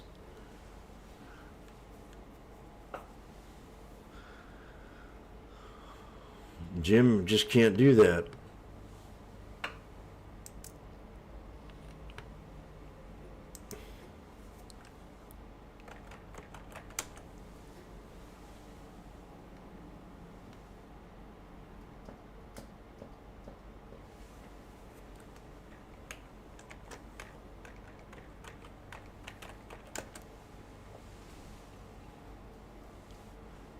We just hit resistance.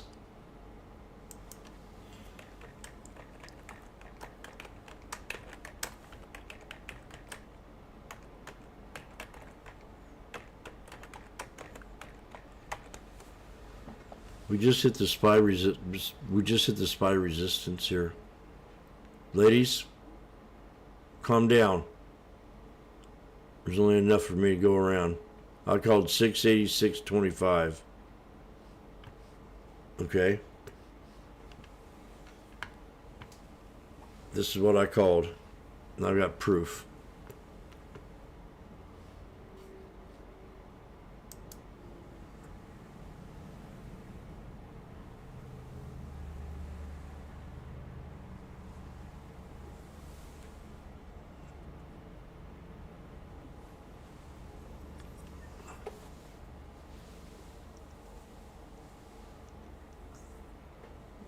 Everybody puts. I better not say, you know, I'm thinking about it. Okay, here it is. Question. How much are them puts? Okay. The 68.50s.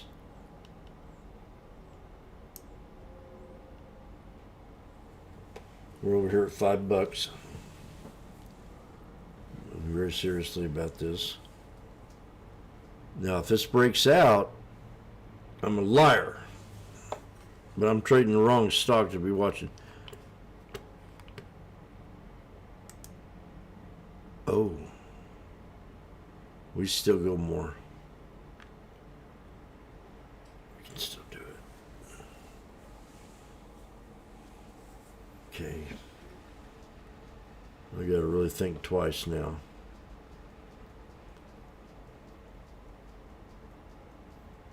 $68.70s.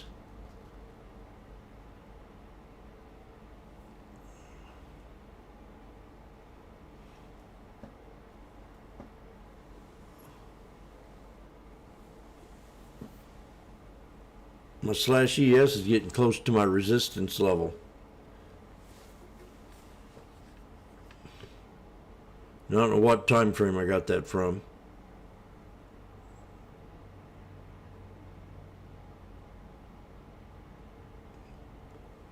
I'm telling you, this is going to get a little bit out of line here. Here's Washboardjim.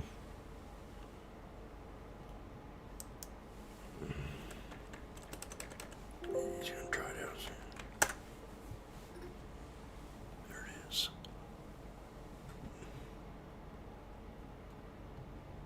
Wow.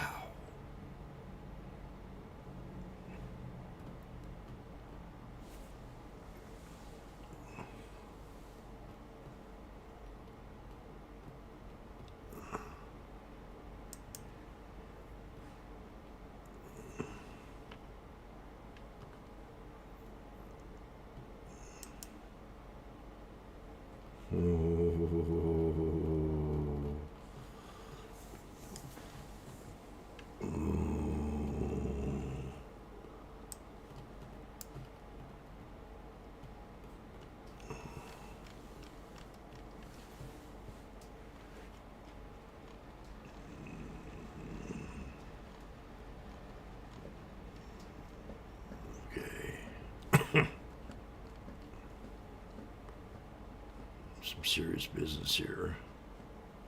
4:30.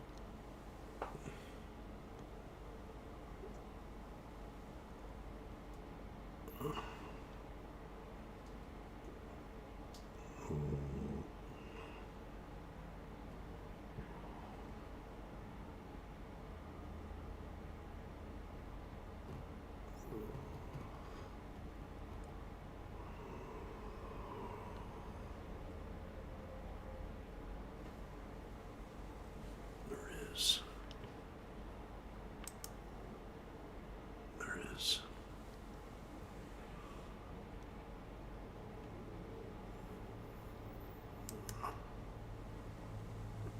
Oh.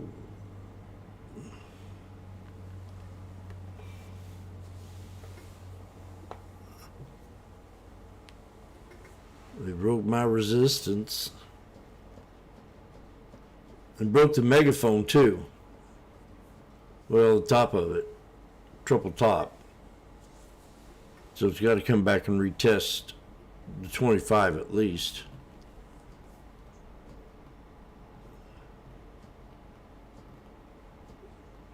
$686.25.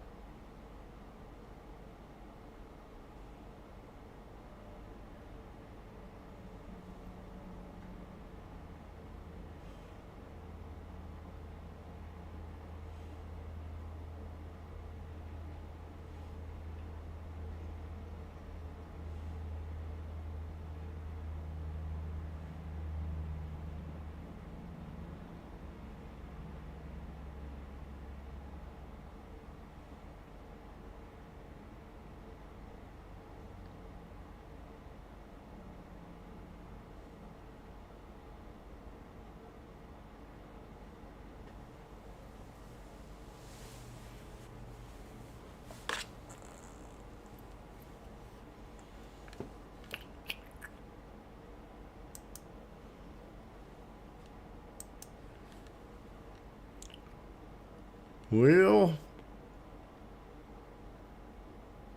Lulu's at 176.86, down $8.30. CMG back down to 36.40. AMD down $3.21. Google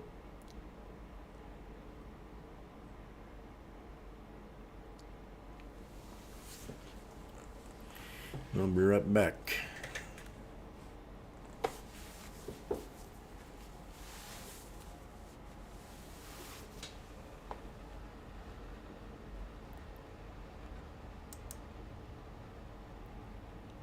Expectations, and the also weighing on Norwegian and all the cruise stocks and even the airline stocks are the issue in Iran. So Iran. That when we see geopolitical issues that could disrupt travel, all the travel stocks sell off. I think the majority of the sell off is due more to that than specifically Norwegian. But Norwegian, they need to address cost and they need to address leverage, and they are focused on doing that. They spoke this morning on the conference call about investing more into technology that will also be, create greater efficiencies and cost savings and improve the passenger experience. So I think that's positive.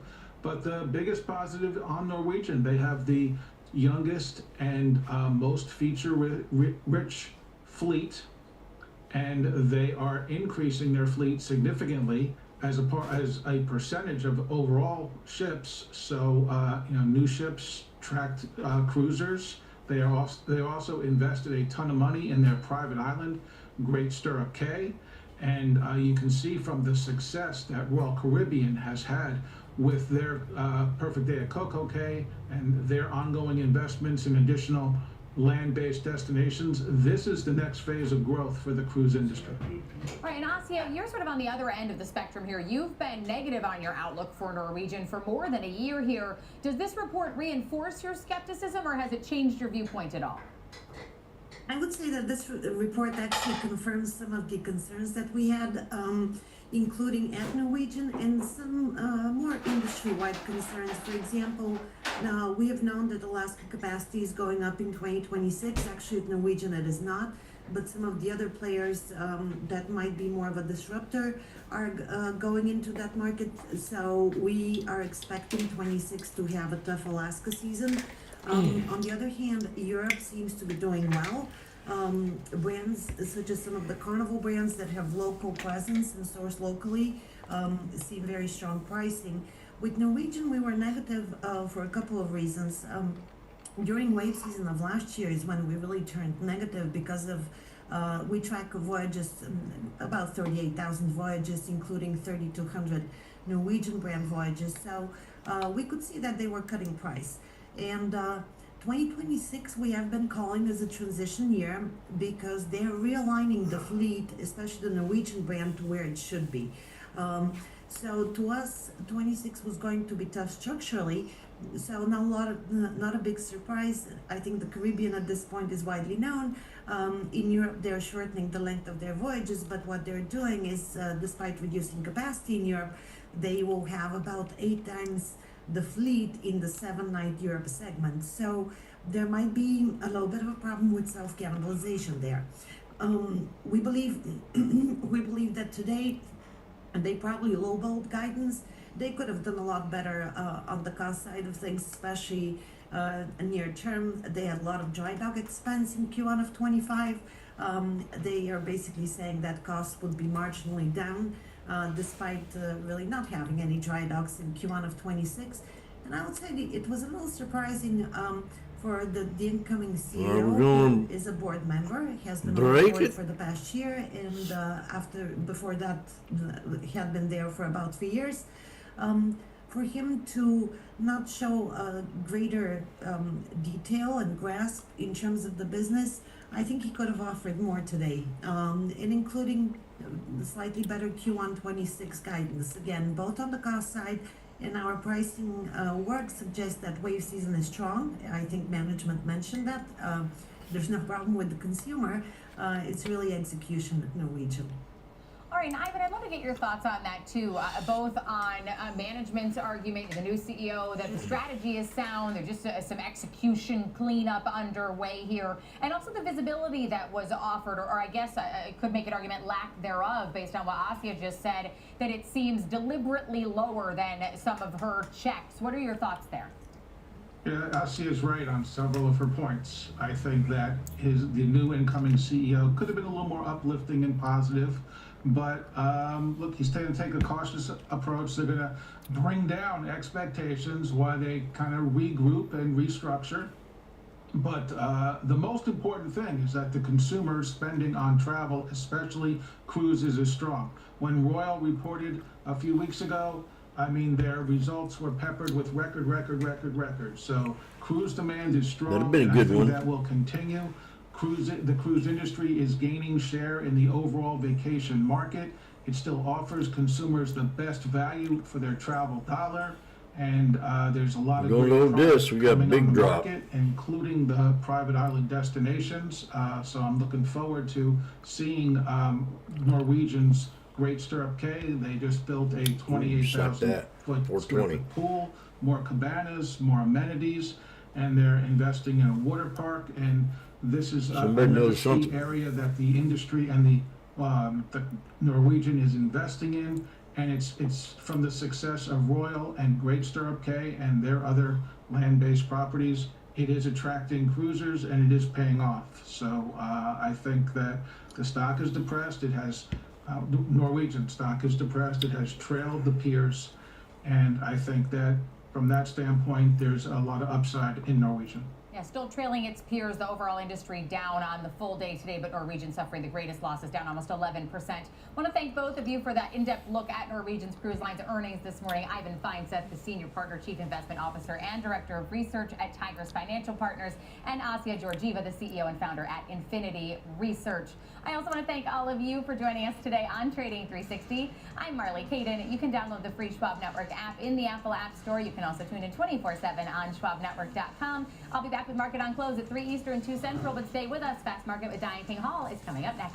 Oh, interesting.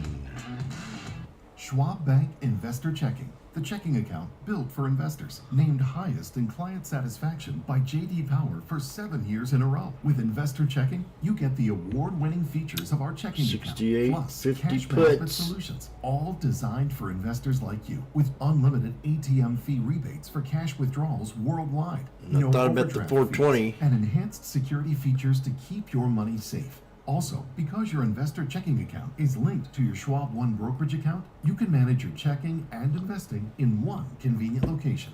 Moving funds between your accounts is easy. Cash moved to your brokerage account is available in seconds. That means you can stop waiting and start investing in stocks, bonds, money market funds, and more.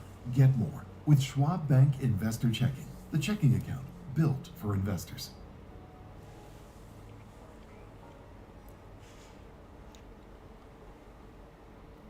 Welcome to Schwab Network, where real-time market coverage meets expert strategy. From the opening bell to the closing bell, we've got you covered. Get inside the minds of pro traders. My point is that they're getting a higher rate of change in sales based on their guidance, but not the same rate of change on EPS. Follow the biggest headlines, live analysis, breaking news, and sharp trade ideas minute by minute. With shows built for action, we break it all down in real time with speed, accuracy, and precision. I think one of the most important things is you're making a play in a risk-defined way here going into earnings. So that would be a further downside area to watch. Smart insights, actionable data, veteran traders, and Dater? financial journalists, streaming live and on demand. Schwab Network, streaming 24/7. Did I hear you right, Anywhere, Sammy? Free. SchwabNetwork.com. Hey Bob. Hey Andrew. Last year, my Hey, dad Dad. had a stroke. Big shock to see God. this person that I've always seen as a force in our family. You look a lot like his dad. Not a stroke. Yes. Now we're in the car together almost daily. I started to realize, what can I pick up from my dad? He's been with Schwab for a long time. Jim, my financial consultant, I probably met 20 years ago. Jim's really been there to answer any questions I ever have. Makes a huge difference when you have someone that actually cares. Stay connected to what moves markets. Download the Schwab Network app and stream live coverage wherever you are. Every time I get ready to push the trigger, it goes up. I want to get in at 420. The 6850s. You can do it. Another fake out. 6850s. Oh, damn.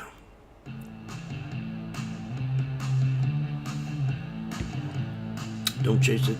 Don't chase it. Don't you dare. You wouldn't be smart. Don't chase it. I wouldn't chase it. Oh gosh. Welcome to There it Fast goes. Market here on Schwab Network. I'm Diane King Hall. Coming up on noon Eastern here at the New York Stock Exchange, and volatility reigns after a weekend of widespread U.S. and Israeli strikes on Iran that killed Supreme Leader Ayatollah Ali Khamenei, marking a major geopolitical turning point. Speaking of a turning point, let's get into a check of the market reaction as we hit the lunch hour on Wall Street. You already have the buy the dip crowd coming in after we initially saw major pressure across markets as the shock waves rippled across equities here, and you saw at the start of the session serious risk off. Now you see nibbling already starting to happen. The S&P 500 now holding near the flat line. The strongest sector, as you can imagine, is energy. We've been watching an increase in crude oil prices in today's session, but energy the standout, followed by now gains in information technology and industrials. So we are holding just at the flat line at the moment on the S&P 500. The Dow now is lower by just shy of 0.2%. The NASDAQ 100 has flipped positive. We are better by a little bit more than 0.1%. Small caps currently catching a bid. We'll see how things shake out throughout today's session. Again, volatility has been the name of the game. Russell 2000 now better by 0.4%.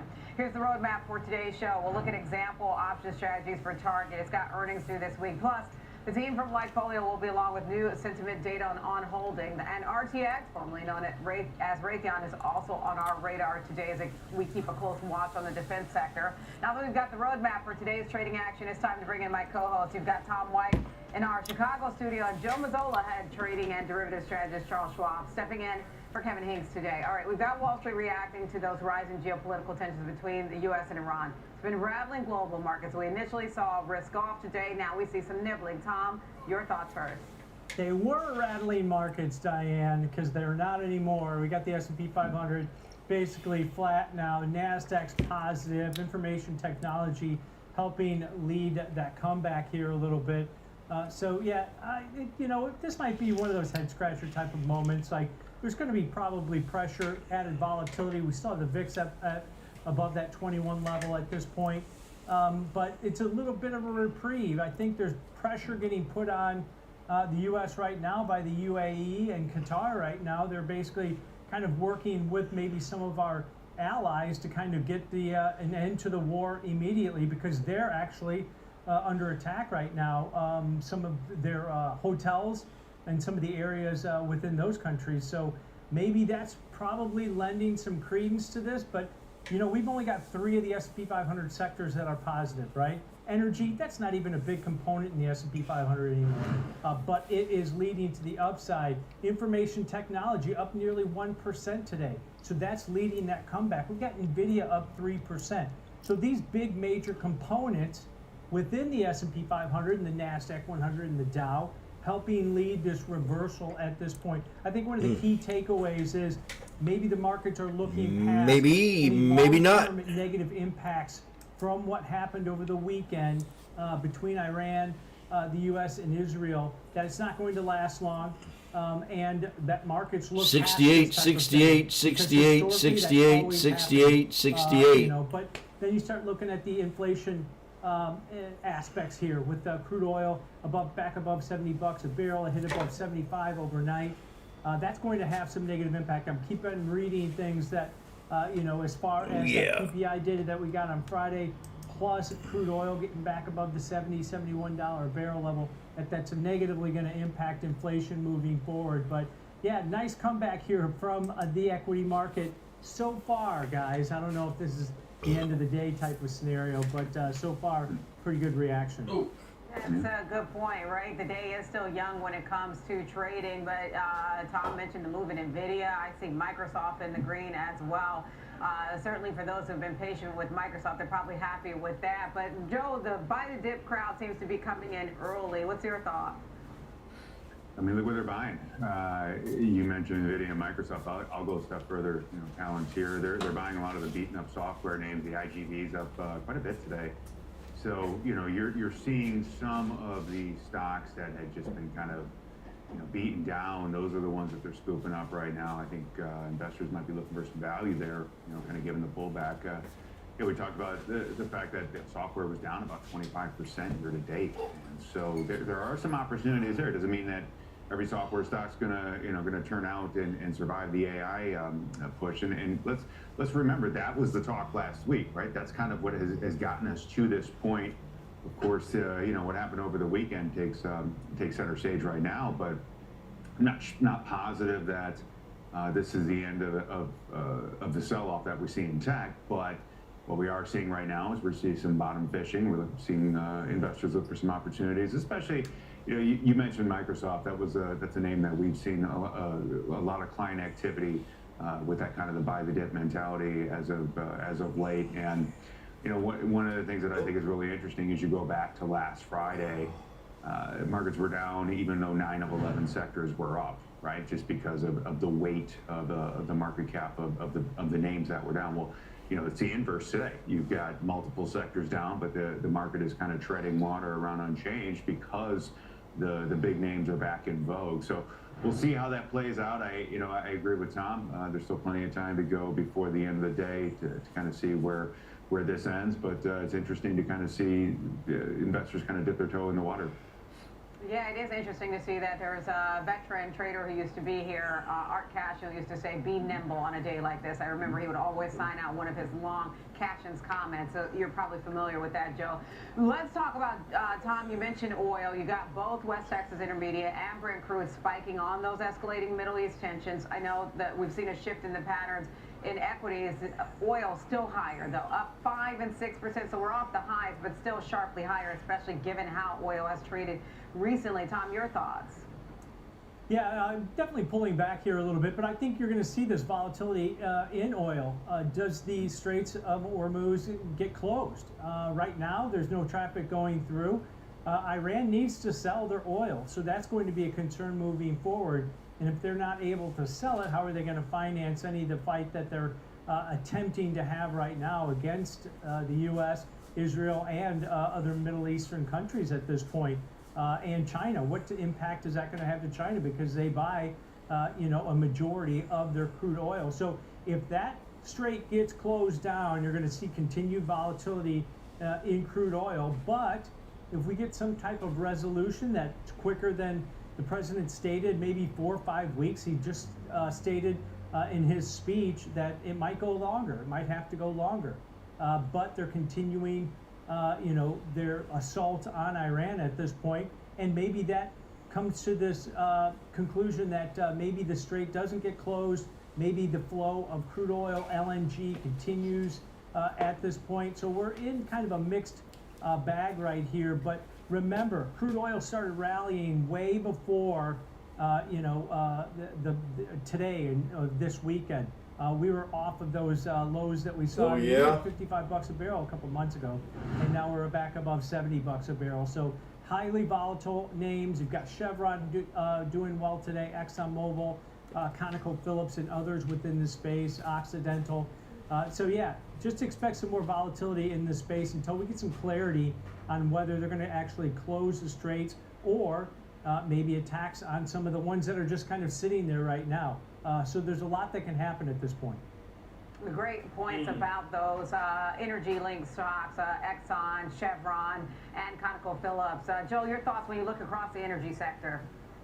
Well, here I got thoughts on what's not doing well, and that's travel and leisure, right? I mean, anything that's kind of attached to airlines or anything that's affected by a spike in energy prices. You can see it with the cruise ships, you can see it with airlines, you can see it with any of those stocks within that kind of consumer discretionary travel and leisure space. They're getting hit pretty hard today.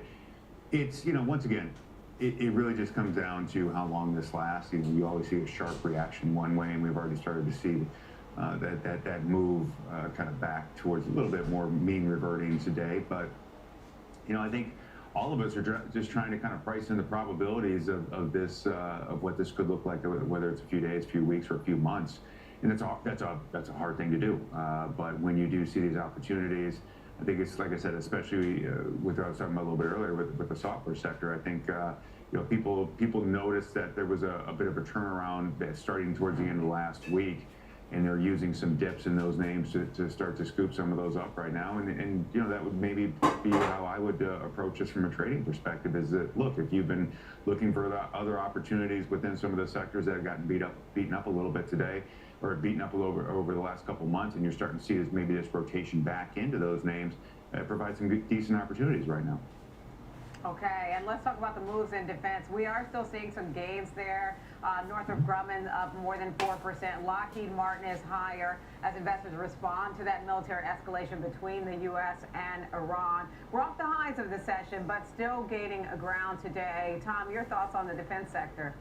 Yeah, this is going to be one of the beneficiaries of what's going on right now. You're seeing in the industrial sector within the S&P 500 higher, just basically on the back of the fact that RTX, NOC, LMT, Lockheed Martin all hitting record highs today, because there's going to probably be more need for defense, and that's probably not going to go away anytime soon. We've already seen the rally. Look at the parabolic move here in LMT over the last several months, and this goes on the back of, hey, the European countries under pressure from the United States to increase their defense spending are actually doing that, and that's why you saw the initial rally. Now we're in the midst of this conflict with Iran that's going to necessitate basically more defense spending from not only the U.S., but also its allies and others within the region.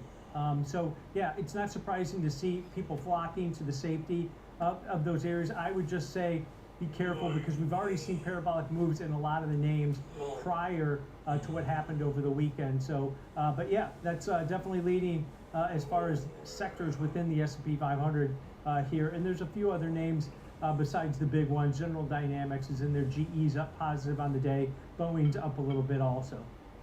Great point about the move that they've already had so far, because I've heard analysts at the start of this year saying that would be a sector that would see momentum this year because of the spending plans, especially by the government, and now we're seeing a continuation of that trend, although again off the highs. Joe, your thoughts on the defense sector? You know what is another way to approach that too, is looking internationally. I mean, I think one of the things that's kind of come out of this, this new regime where we're expecting European and other governments to spend a little bit more in terms of the defense, is that's probably going to push up their GDP. That's probably going to push up their spending, which is going to benefit some of these companies, as Tom mentioned. But I think that also provides opportunities within some of those countries as well, whether it's their ETFs, or if you want to look at sector specific. But I mean, the bottom line is they're spending more than they have in the past, and that's going to be good for their output, and that's going to benefit some of these defense contractors. And it provides investors a little bit more of a diversification, maybe outside of the U.S. And to be honest with you, if you look at kind of what's been happening in the international markets versus where we're at right now, I mean, we're basically unchanged for the year, but you're seeing some of the European markets up 10-15%, so widespread between the two, on the heels of outperformance from last year as well too. So that could very well continue forward in 2026. I want to go back to that point Joe made about the travel sector, the airliners. You got United still under pressure right now. That's down more than 3%. Americans under pressure, Delta as well. Investors fret about that impact to travel and higher fuel costs. I'm seeing anecdotal stories online about, people who are trapped in certain places like Doha, like Dubai, because of the shutdown of airspace there. And so there's obviously some concerns and skittishness over the sector. Tom, your thoughts? Yeah, it's all leaking over not only to the airlines, but you look at the cruise lines are getting hit. You look at some of the booking names like Booking.com, Expedia, they're under pressure. The hotels are actually under pressure, down 1 to 3% for a lot of the major hotels also. This is going to be a real big disruption for the travel industry as a whole. Then you throw in on top of that crude oil is trading over $70 a barrel. That goes right to margins for a lot of the airlines, and that's why you're probably seeing them suffer the most a little bit. Stoppages on the grounds and some of the airports globally are negatively impacting what they could do at this point. And it stretches across the globe. It's just not in the Middle East. Remember, these are all connecting flights through maybe Dubai and UAE that aren't going through right now. So that's going to be a disruption along with the margin shrinkage there as far as maybe some of the airlines, just due to fuel costs that are going to be negatively impacted for these. And you look at the consumer discretionary sector as a whole, that's down. What type of impact is this going to have? Inflation wise, is that going to negatively impact the consumer? That uncertainty that's hanging over maybe that sector, which has been doing pretty well. Then you had NCLH that had earnings; those weren't that great either. They gave a pretty cloudy outlook, even though it was a mixed results on the top and bottom lines here. So yeah, that uncertainty goes into different sectors. Now you have to start wondering, how long this tension lasts, how long this escalation lasts at this point, and that's when then maybe the all clear sign's going to come to fruition. But right now, it's pretty dicey type of sector at this point, just due to the fact that there's so much uncertainty over there and globally.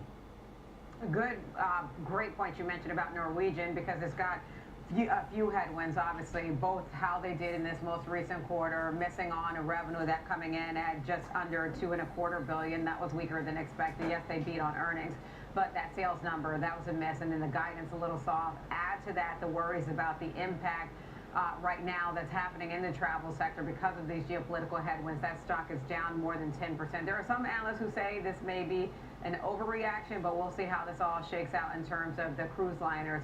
All right, guys, let's put a pin in it. We've got bull versus bear coming out. You're looking at a chart really quickly of Norwegian down more than 10%.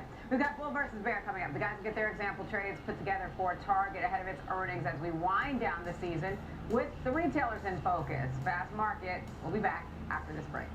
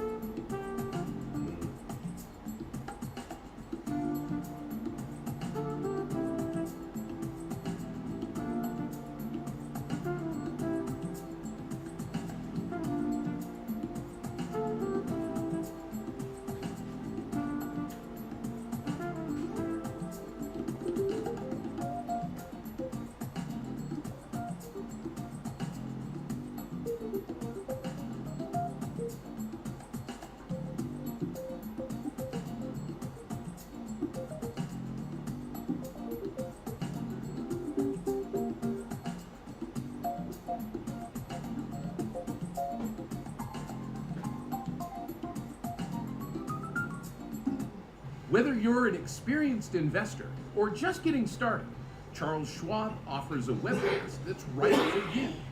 Are you an active trader? Our active trading webcasts are designed to help you develop a deeper understanding of technical analysis, options, futures, and more. Best of all, you can ask questions by chatting directly with an education coach. It's interactive learning at its finest. Tune in live or watch on demand. Head over to schwab.com/coaching and start learning today.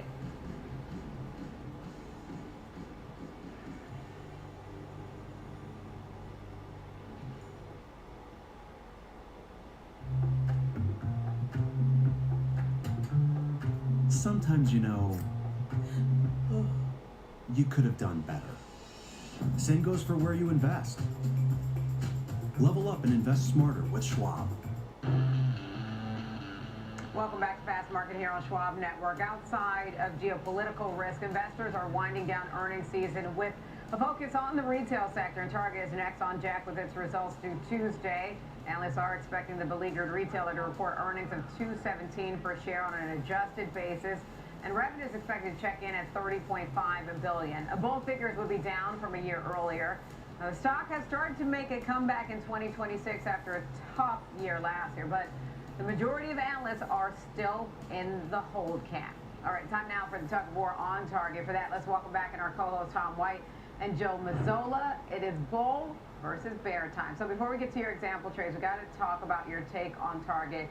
I hear, you know, when I talk to different analysts, they seem to still feel hesitant around this one, and that seems to make sense in terms of the overarching view is a hold. I was recently at a Target, and it felt like some life was starting to come back to it, but I wouldn't call it, you know, the enthusiasm that people used to feel about going to Target.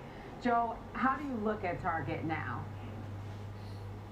Well, what's interesting is, you know, it's already had a pretty good move. It's had about a 35% move off the lows of $85 that we saw just a couple months ago. So you wonder how much of that that enthusiasm has already been priced in. I did notice we've gotten some recent upgrades from Mizuho, from JP Morgan, Wells Fargo. But even with those upgrades, maybe outside of one, they're still pricing it around like 115, you know, 110, and that's basically where we're at right now. So, you know, I do think that they've started a turnaround with the new CEO, and it does look like that's taking place. We're basically back to the level that we were a year ago around this time, but we're also looking at a stock where earnings are expected to be lower than they were a year ago. So I don't know if it's a little bit overbought. My assumption is that you know, you can probably sell some calls up above here, looking at, you know, selling a call vertical up above. If you do think that you are a little bit bearish and you think that maybe this rally has been a little overdone, but you know, there's multiple ways to look at this. The consumer discretionary sector as a whole, maybe even outside of Target, has just, you know, really kind of rolled over. And the difference between Target and say Walmart and Target and Costco is they still don't have the same grocery mix that a Walmart or Costco that does. Now, you know, those groceries don't necessarily have high margins, but they bring people in the store, you know, to shop for the other goods. So I think Target, while they're doing a better job of kind of maybe rotating some of that product mix, getting away a little bit from the electronics, moving a little bit more towards staples, they're still playing catch up. Yeah, so about a fifth of their revenue comes from grocery, and that's a great point. Even though the margins aren't the best there, it does bring people in. Tom, what's your take when you think about Target now? Well, Joe mentioned the rally that we've seen off of those lows that we saw in mid-December, about $83.40 a share. I mean, we're up nearly 16% so far just in 2026. So I think there's some optimism with the new CEO, right? He's got a lot to change here because this has been an execution mess for the last 3 years for this company. Once viewed as a retail winner, merchandise missteps, understaffed, messy stores, backlash over its DEI policies. That's been a headwind. And now you throw in some of the protests that are going on, the political protests that are going on around this company that's based in Minneapolis. There is still headwinds for this company. They didn't pivot enough to grocery like Walmart did, so their traffic went down. They relied too much on discretionary items when people weren't buying those at this point. So I think this is a show me type of story for this stock moving forward, even though it seems like the market's getting a little bit more optimism. Remember, they've had 12 consecutive quarters of negligible or negative growth for this company. That's not a good take from this new CEO, and this will be his first earnings event. We'll see. We'll have to see what he says. All right, so ahead of what he says, let's get into the example trade approaches for both of you today. I wonder if we're going to get similar. We'll see. Joe, what's your approach that you're taking today? Earnings come out this week, so I'm looking at the March 6th expiration, which is this Friday. It's a call vertical. Look at the sell, the call vertical, the 120, 125 calls. When I was pricing it up, it was about $1.05. I think now you can probably get about $1.15 as the markets come back and rallied a bit from the morning low. So, let's say you sell it for $1.15. That means that that what you have at risk is $3.85. What you can make is $1.15. Now, here's why I looked at the stock the way I did, or at least I look at the trade the way I did. Look, the stock is above its 50, its 100, its 200-day moving averages. It's done a nice job of basing and moving off that base. Where from a technical standpoint, one of the things that I saw on the chart today was the stock was in basically a rising wedge pattern that it broke below on Friday, and it's trying to get back above there today, but it is below that rising wedge pattern. It's below the 21-day EMA, so exponential moving average, but it is, kind of bumping its head along that level as well too. And the options overall are pricing about an 8% move, so that would take it just slightly above 120, 121 in that range, which is basically where this break even is. The other thing I would say is when I was looking at the option skew, so the put skew, the way the market's pricing it in right now is it's a little bit more bid to the put side, which basically is telling me that the market is a little bit maybe more skeptical about the stock as it heads into earnings. And, one thing that I've kind of learned over the last few years is, you can try to be a contrarian all you want, but sometimes it makes sense to kind of follow what the market sentiment is as we're heading into these earnings announcements. Yeah, Joe, you mentioned the skews that I've seen as far as people buying puts, selling upside calls, has really been exacerbated in this volatile period, not only in the individual names, but some of the major indices. But let's break down your trade here. This is March 6th weekly option, so just 4 days to expiration, really short-term positioning. High probability, short, neutral to bearish, call vertical here. You're selling the 120 call, buying the 125 call. We've got a $1.05 credit. That's where it was trading earlier. As Joe mentioned, you might get a nickel, a dime more for that right now. But if you do collect that $1.05 credit, $395 in risk on this one, takes your break even to 121.05 to the upside. I think one of the keys when you look at this is, the option market's pricing in just below a $9 move either way. As Joe mentioned, about 8%.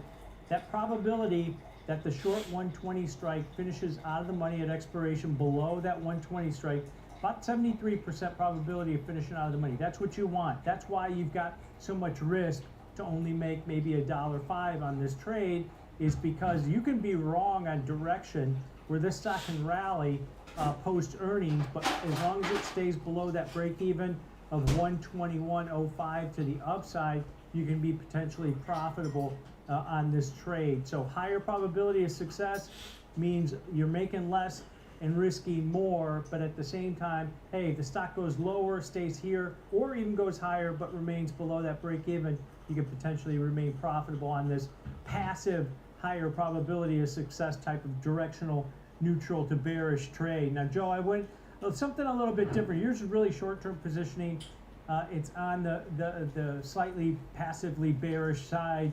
I went a little bit more aggressive, but I went out to the April monthly options. So I'm giving myself duration on this particular trade. You got about 46 days to expiration, a month and a half in this. So it's not an earnings play. If you think this maybe CEO does something where he gets the stock going, this type of strategy gives you that duration in case you need it. Buying the April 110 strike call, that's in the money by over $3 at this point. It's got that higher delta, it's bullish. And then against that, selling the 125 strike call in April. So bullish, $15 wide. Call vertical, you're paying roughly about $625 debit for it. That's gonna be your risk, $625 per spread. That can expand to $15 if it gets above the 125 strike over expiration for the next 46 days. Directionally, bullish on this one, Joe. Your break even 116.25 to the upside. On a percentage basis, Joe, it's not a big move needed to the upside. Yeah, no, I mean, you're right. It's not much. And what's interesting about this trade is, as you mentioned, it's not an earnings trade, right? So even if there is a flush after earnings, if investors start to step back in and buy it, you've got some time for it to work out. I do like that part of it. You know, the one thing that I would say is interesting is with, and then this is kind of outside of that 30-day period. So when we talked about the skew, that skew is really for the 30-day options, and this is beyond that. It's not as bid in April, so the puts aren't as bid in April. So this is still a long call vertical that's not overly expensive because you're not seeing as much of a put skew on that one. So yeah, I mean, you know, it really comes down to the reaction function of investors. Another 3 black crows. The announcements made and kind of whether or not they buy the dip if it sells off. Yep. And that break even less than 3% above the current share price. So well within that 1 standard deviation move. And by buying a directional vertical like this, it gives you some flexibility. You don't have to wait to expiration. The market's open, this stock maybe opens up at 120 and this thing expands or doubles in price or goes above $10. It gives you that optionality to potentially close all or a portion of your position ahead of expiration if the market's open. So it gives you some flexibility as far as trade management goes. There, Diane, mine's a little bit more aggressive. Joe went the passive way with the higher probability of success.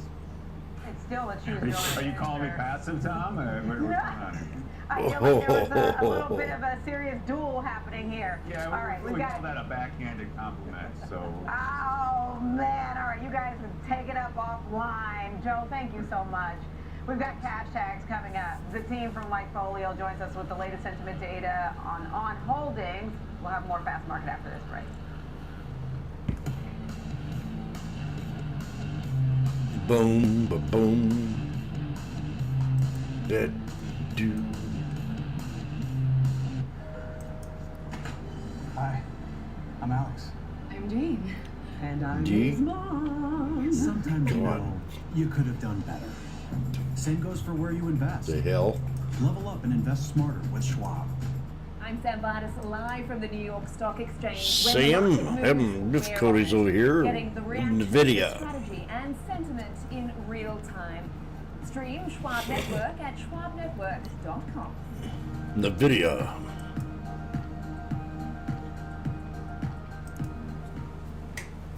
Trading at Schwab is powered by Ameritrade, giving you even more specialized trading support. Connect with the Schwab Trade Desk, our team of passionate traders ready to tackle your trading questions, no matter how complex. Plus, get 24/7 live help and access support by phone, email, and in-platform chat. Trade brilliantly with Schwab. Whether you're an experienced investor or just getting started, Charles Schwab offers a webcast that's right for you. Are you an active trader? Our active trading webcasts are designed to help you develop a deeper understanding of technical analysis, options, futures, and more. Best of all, you can ask questions by chatting directly with an education coach. Damn. It's interactive learning at its finest. Tune in live or watch on demand. Head over to schwab.com/coaching and start learning today.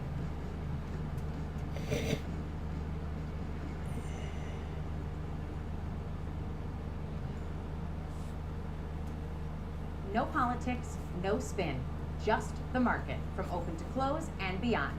Streaming 24/7, any screen, anywhere at schwabnetwork.com. Welcome back to Fast Market here on the Schwab Network. I'm Diane King Hall alongside Tom White in our Chicago studio. Time now for our cash tag segment. For that, we want to bring in our next guest, and that's Andy Swan, co-founder of Lightfolio. Taking a look at On holding today as compared to some of its competitors. When I look at On versus Checkers Outdoors, the parent company of Hoka, it's been an underperformer in terms of the stock year to date. You've got some new sentiment data that shows us what things look like, broadly speaking. So can you take us through some of that new data you all have, Andy? Yeah, you know, On Holdings down 23% from its highs. Nice little pullback here, but the internals of the company look really good from our perspective. Web traffic up 21% year over year, which is crushing Nike, Hoka, and Under Armour. You know, only the real higher end athleisure brands are growing faster. So again, this is a company that's benefiting from the K-shaped economy because they've got the exact right type of consumer, and that's consumers with money. So when we look at On Holdings and we look at the way that the company is projected out its profit margins are, gross margins 66%. What's not to like about that? Sales up 35% last quarter. We think they'll be able to print something comparable to that. The stock is very expensive, so there's very little room for error. But this is a company that, from everything that we see at Likefolio, the consumer base is growing, and the consumer base is very happy and loyal with the brand. And so that's why they've taken so much market share from Nike and others, why they should continue to do so into the future and continue to do so really profitably. Boom. So, we like On Holdings here, especially on There's this your dip. puts. Andy, when you guys look at the competitors in this athleisure space, we've seen the hits We're and at the misses. 63. Nike's been struggling. Lululemon's been struggling a little bit also, and now competition's coming into this space. 68.90s. At that high price point and a global brand now. Remember, they're based out of Switzerland. That seems to be setting up well. The affluent consumer is still the only one out there really spending on a consistent basis. Is that going to help on just just from their metrics? Yeah, they've got the right tailwind, the right consumer tailwind. Again, they've got the type of customer that can afford, $150 or $200 shoes, and they're getting more and more of the clothing items. They sold over 1 million clothing items last quarter, which is new territory for them. So they're expanding the brand. They're expanding how much they're taking advantage of that consumer tailwind that they have. And so when we look at this stock down, 23-25% from highs, they have the right customer. They have a really loyal customer base, and they're expanding profitably into new areas of business. It's a pretty good story, although Wall Street is expecting a great story. The stock is at 60. Crowd's going wild here at the really sports expensive, arena. So they have to Washboardjim's in it. Producing these types of results into the future, including. You think I'm joking? I'm not smoking. Okay. But I'm not joking. Risks are you worried about? We know you can do it. Still matter when it comes to because we knew that last year that was certainly one of the headwinds. Come on, for Andy. these companies. Is that something that's on your radar? What risks are you watching here, Andy? We're watching it to break to the 21. Tariffs do matter. I think it's close to 90% of what they produce comes from Vietnam, and so tariffs are a real headwind there. I think the company's done a good job of managing this, and they've shown the ability to pass through those prices to the customer really effectively, which is one of the benefits of having a really beloved brand that is almost has a cult-like following. So you can kind of get away with charging customers more. When you get charged more, you can pass that through and keep your margins intact. So I think it's going to be really interesting to hear what the company says about tariffs going forward, the apparel division, how that's doing. Ladies and gentlemen, I think mostly what Wall Street's going to be watching for is make a business decision. Today's special guest is Dean Martin. Make a business decision. Just called out the 21 EMA. So 430 to 560. Be making a business unless you think it's going to break the resistance level.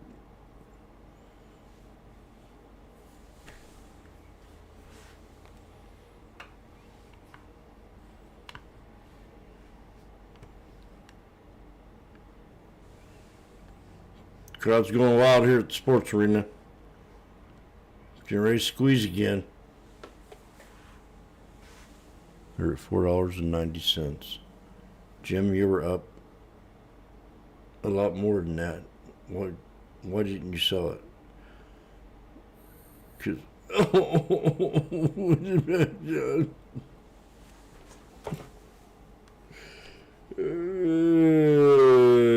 snake breakout, pull back.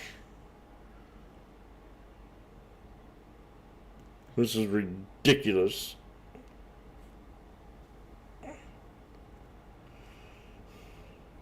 Jim, you're up. You're now even. You're now up. You're now $20 in the hole. Have you ever thought about selling? No, I can't. Not as long as I hold the 63, I won't.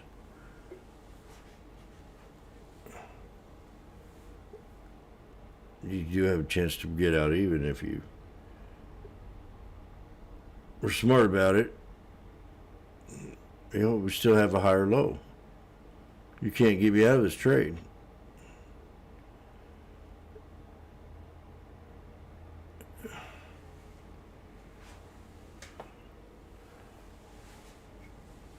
Right now he's up $40.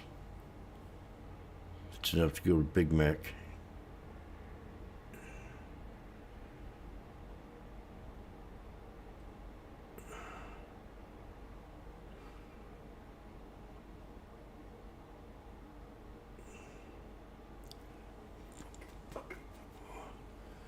Okay, this here, we need to break out like now. Pay attention, 63. See, you got a lot of pressure up here, more pressure up here than you do down here. So that, you know, you get out while you're even, and you take a deep breath.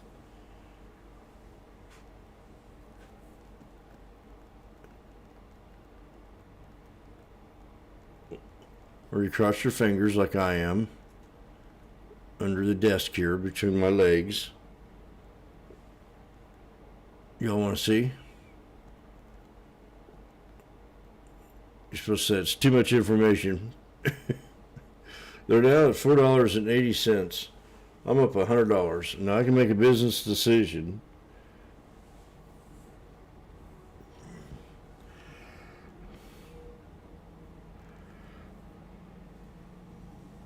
Oh. He's thinking about selling it. Yes. You can get out here at 5:30 and oh, he's up $200. Okay. I don't know what to do here. $5 a night. Ooh.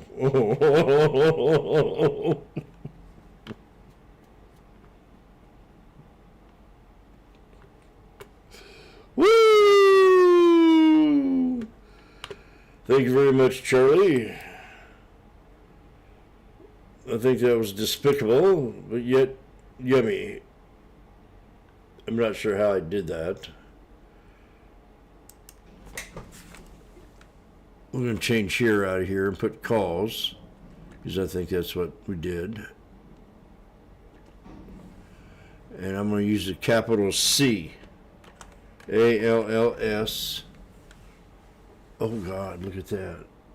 $6. Are you kidding me? I don't know how he does it. We were sitting back here watching it over at Grandma's house, and she says, "Who's that young man on YouTube? He sounds like an old boy I used to date back in 1976.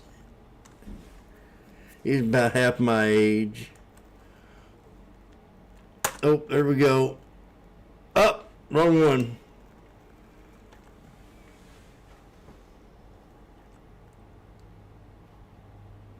I'm fixing it all up here. Making it look all pretty for Grandma. Now I'm going to type in out at $6. There's $6.10.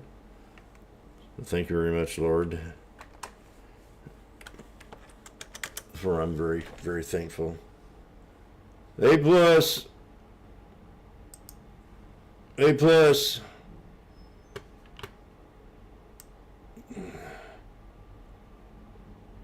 A plus.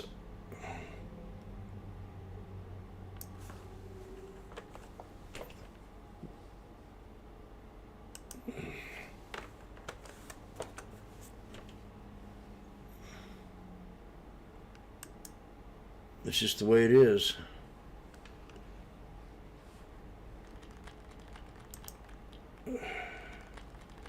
Oh, Magnificent comes in with an A+. I get 2 in a row.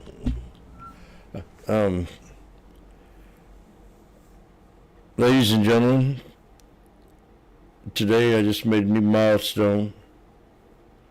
I've never been issued 2 straight A-pluses by 2 different individuals in the same period on the same day. And I just want to thank Stephanie out there for never coming to work not wearing a bra, and I want to thank Angela for helping me in the back room the other day, trying to figure out what paper to use.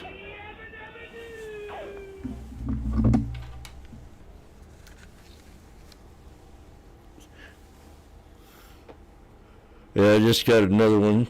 I just got another A+. This was the AA. For crossing my fingers under my desk.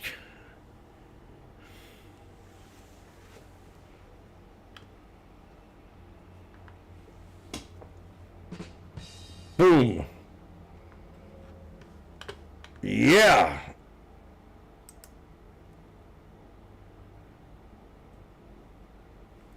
Things are at resistance and support levels right now. We got Cream Puff, CRM, just now breaking the 63. Can go another 50 cents. We have AMD squeezing between the 63 and the 9. We do show a little bearishness here. If it holds the 63, we could reverse to the upside. If not, we got a pretty good little fall, I would say. Then we got Tesla back above 400 again, kind of just smiling at us at my old employee number, 401.54. And then this beautiful SPX just called out on the calls right off the 63 EMA. They laughed at me. They laughed at me for calling this trade out.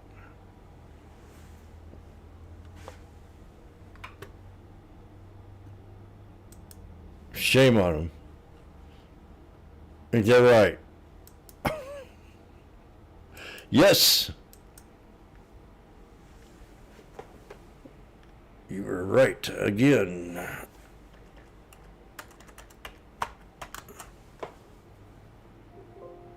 Oh. Who's that guy?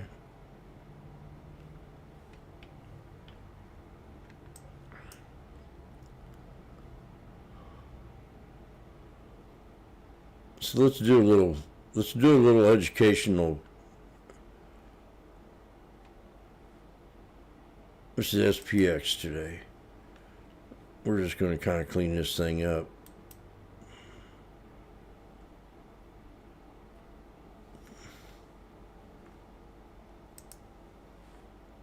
Man, we're getting ready to do a triple top. Triple top. These things are, oh my gosh. Can you believe that? 68.90s.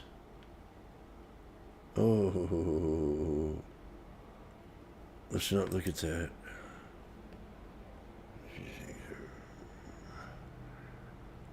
Okay.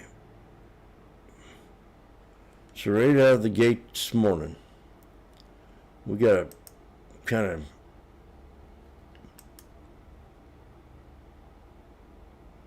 right out of the gate this morning.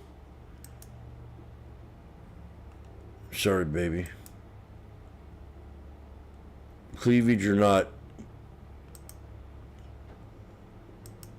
we're going to go right straight to the 5-day, 5-minute. See if I see anything right out of the gate. Weekly low, holding support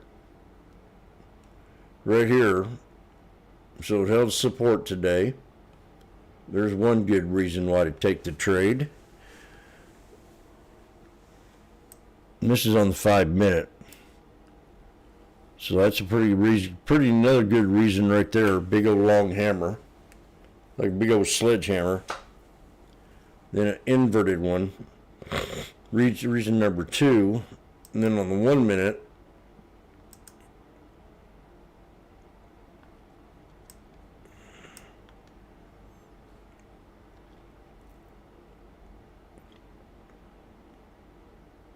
I'm not sure if I'd have took that or not on either one of them.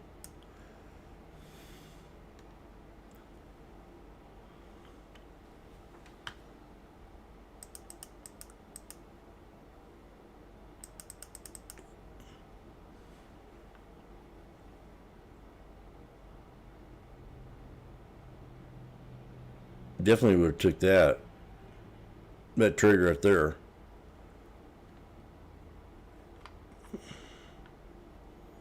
I mean, I probably would have took that one.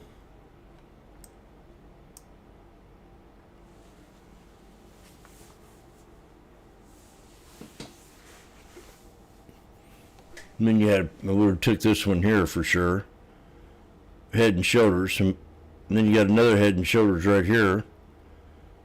So you got one right here. You got another one right here. Breakout. Then you got 3 black crows with the double bottom, called that one out.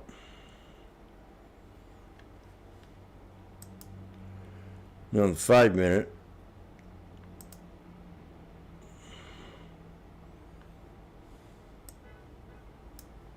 I would have probably called that trade out more than I would have on the 1 minute.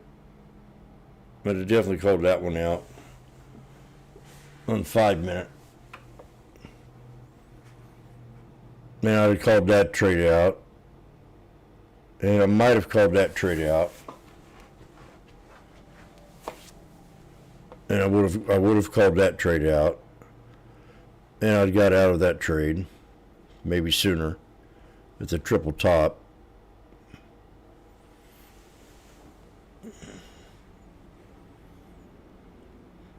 So I'd play it more.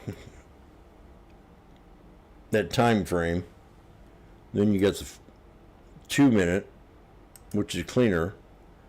Then the 1, I would have probably took it on the 2 minute. Maybe. Definitely would have sold it on the 2 minute.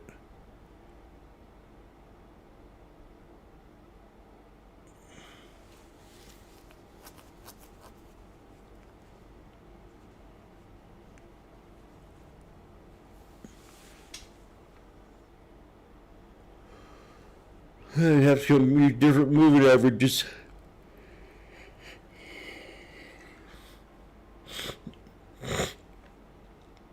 And then we're working on the 2 minute.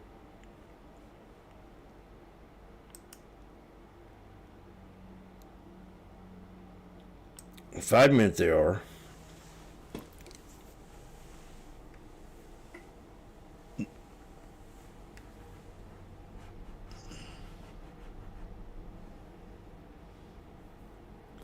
Looks like we just got a new high on SPX.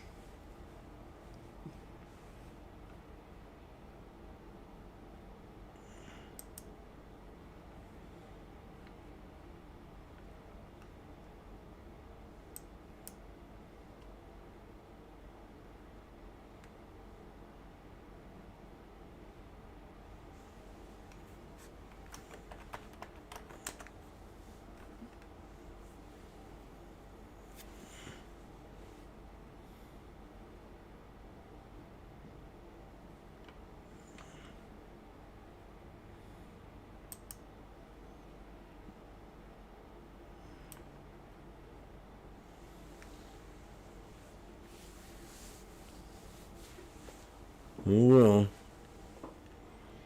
$200 there.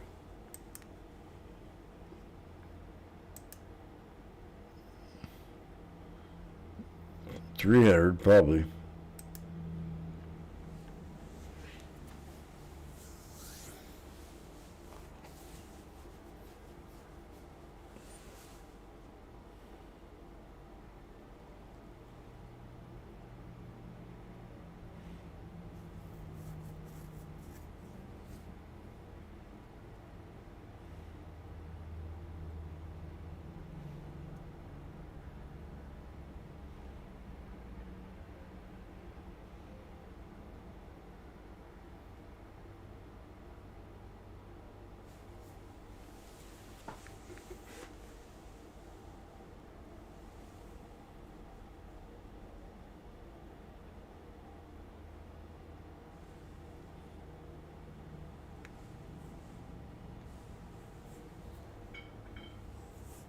Okie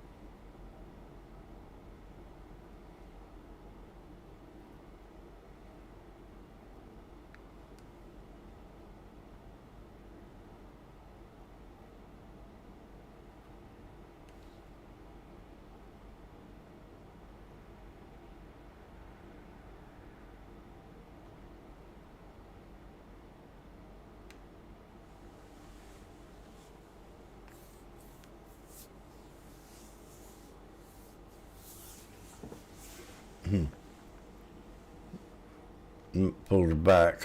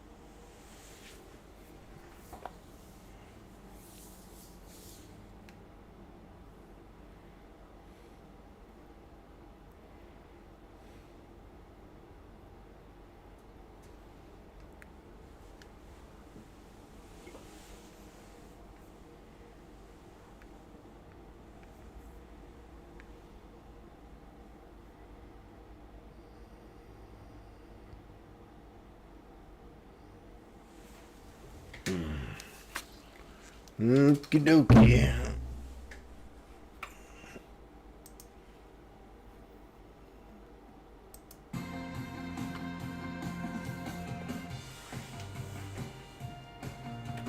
Welcome to Next Gen Investing and happy Monday. I'm Jenny Horn. Let's check in on how markets are faring following several key geopolitical developments over the weekend.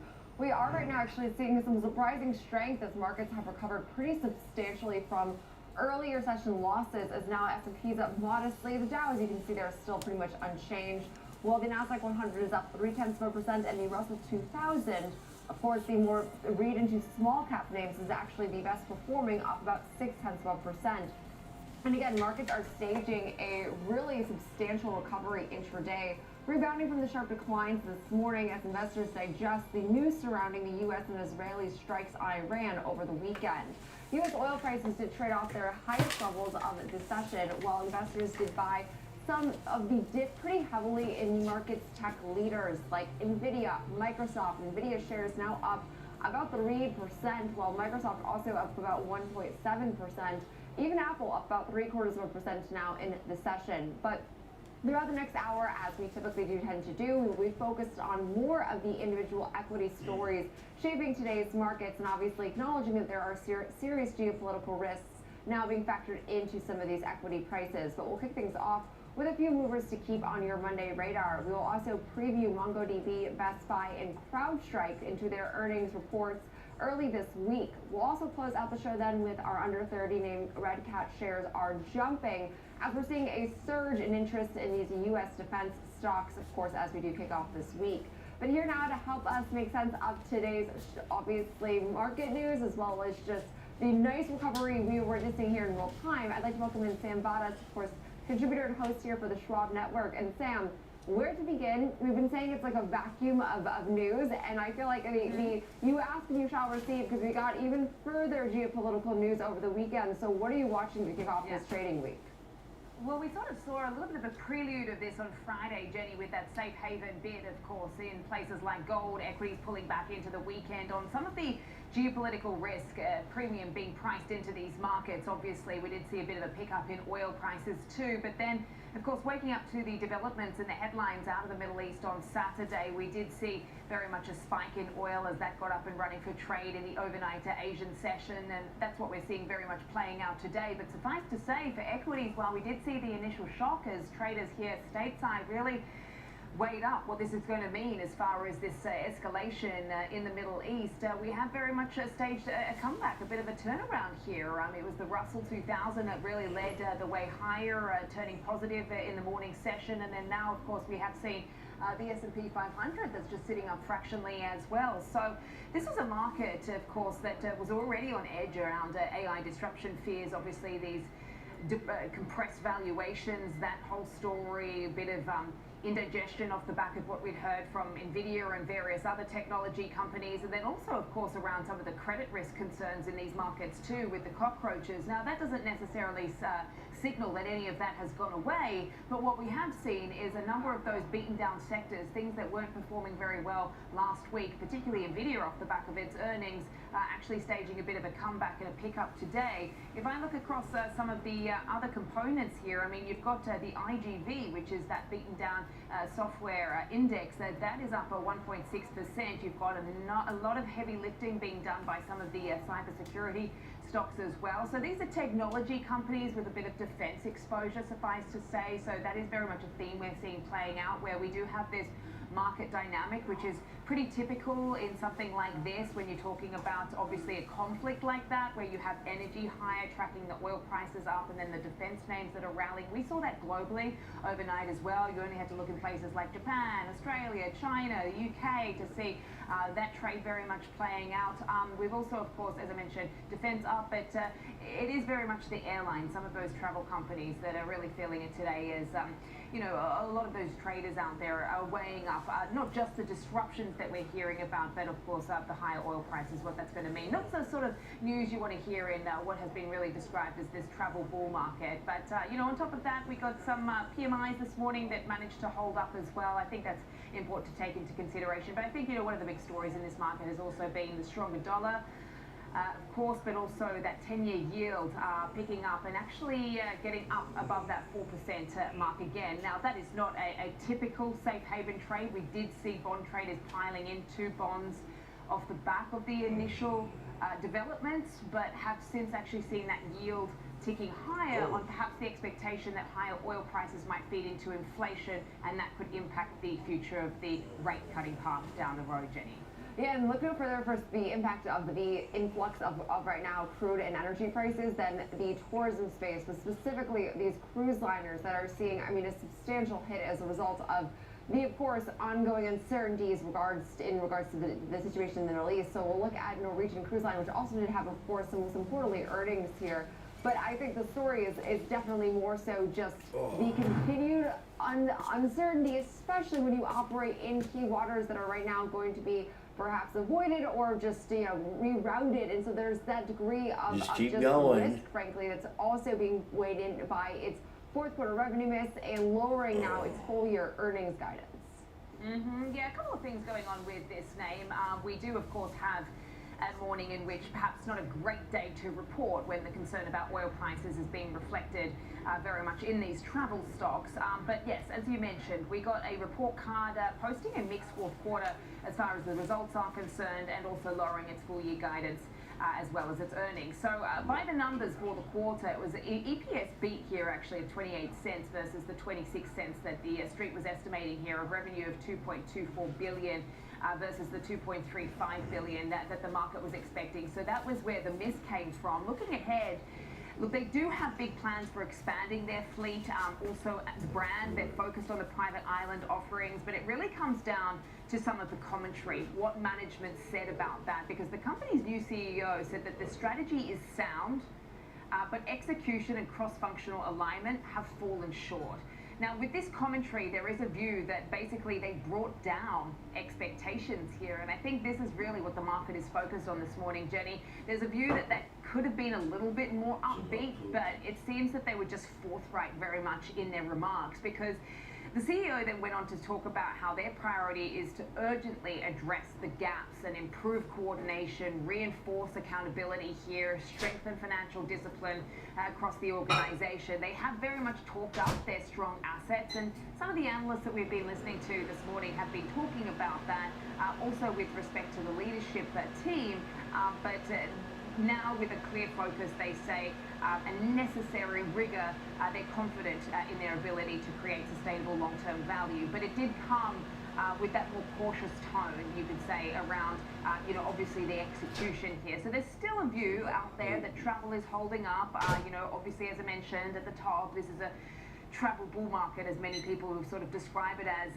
A spike in oil prices clearly not helping any of the cruise lines today, but Norwegian itself has been investing in its destinations and some of its offerings to try to compete with its peers, which have been trailing behind as some of the names that you can see here, like Royal Caribbean and Carnival, for instance. I mean, these cruise lines have been seen as doing a lot better as far as bringing on travelers because of their private islands. Norwegian has its own in the Bahamas, but the development plans have been a bit slow on that front. So the view is that there is still some room for some upside if they can get it right. And then obviously, I think the last time you and I had actually been talking about this particular name was that 10% Elliott stake to restore the leadership and turn this ship around, for lack of a better phrase. So they have been actually responding to that, saying that they've been in touch with Elliott. They're actually talking about going on a 2-week roadshow. They want to speak to the investors. They want to get their perspectives. They want to get some feedback. But it looks like some of the results, it's hard to sort of gauge exactly how the market feels about this one, just because it's being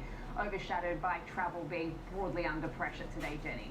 Yeah, and I think a good point also, I was revisiting the last time I did talk about this name was with you, and of course we were discussing that increased activist interest, and really that was a huge upside, obviously, of it thwarted right now by some of the overall just tensions with travel. But a lot of times you can see this pressure that is then it's sort of like we price in the biggest risk initially when we get the news, and then we start to see that hopefully some of that pressure ease, and that, again, historically speaking, it's not always the case, but sometimes it seems like a lot of these fears can be big, the bark is bigger than No, it's not always the case. That's a good point. There's been one in the headlines a lot as of late. That's Netflix, of course, backing away from that sweetened offer from Paramount Skydance to buy Warner Brothers Discovery. I was excited to finally put it seemed like that chapter to rest last week, but as we've said many times, it does not feel like this is necessarily over because we have analyst actions. We also have, now the increased legal scrutiny that could be facing the now proposed merger of those two companies. But Netflix seeming as the winner here as they did walk away,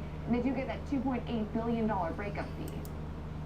Yeah, that's right. And I think that chart that we just had up a second ago really says it all. I mean, it speaks volumes about how investors have really reacted to this story and, potentially even the overhang that whole bidding war had over this stock. I mean, look, it's trading up at 97 bucks and change right now. We continue to build on the gains here, up over 1%. And this coming off the back of a couple of analyst moves post, of course, that development here, as you can see in this stock. I mean, it has very much managed to recoup, quite a lot of so far more recently what it had obviously shed there. But this came from an upgrade from JP Morgan. Now the latest is actually upgraded to overweight from neutral. So they've come off the sidelines here. They've got a price target of $120. And that's actually down from $124.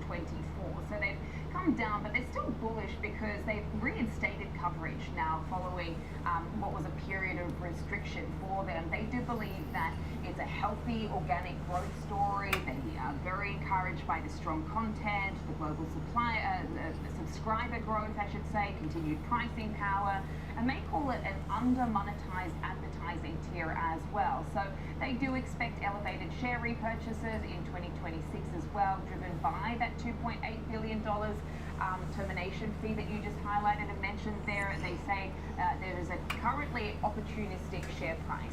So they're pretty positive on this name. They also say that it's well insulated.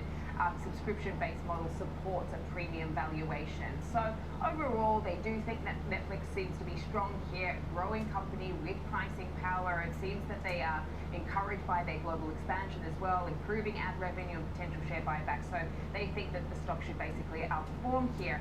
It's interesting though because there are mixed views. I mean, you've got Barclays, for instance, not as bullish. They reinstated coverage with an equal weight rating and a $115 price target. So they basically are getting at the fact that the stock's valuation in the near term should be supported by potential estimates upside as the company walks away from that bidding war.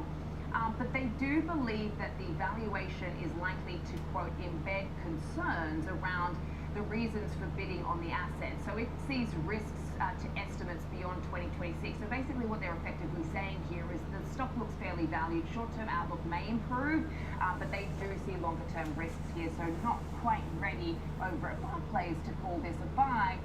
But yes, I mean, Netflix is now out of this fight with Warner Brothers. We've seen that reflected very much in the share price. And, obviously this has been very much a recovery story in the stock in recent sessions.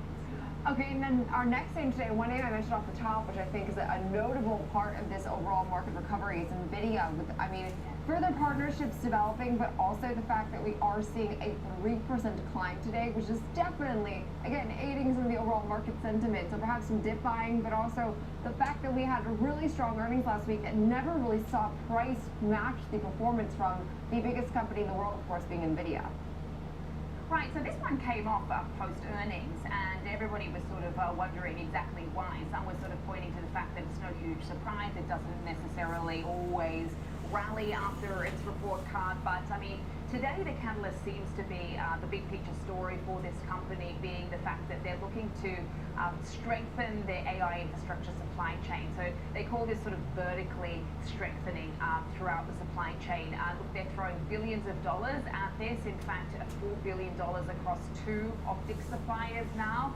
And what they're trying to do here with these 2 companies is secure the future capacity for the next gen data centers as well. So the street seems to be very much reacting optimistically to this, and as we can see here, trading up about 3%, $182 and change right now. The deals are with Lumentum and Coherent, which are both hitting 52-week highs today, so good for those. I have been actually speaking to some analysts. Corey Johnson, for instance, a few weeks ago talked about how there are these opportunities in these picks and shovels type of companies. Just as far as what NVIDIA said with respect to some of these deals, there are similarities, there are a couple of differences. As I mentioned, it's $2 billion for Coherent, it's $2 billion for Lumentum. Look, the similarities are the fact that they are multi billion purchase commitments that are going to be over a number of years. So these are multi-year strategic agreements here.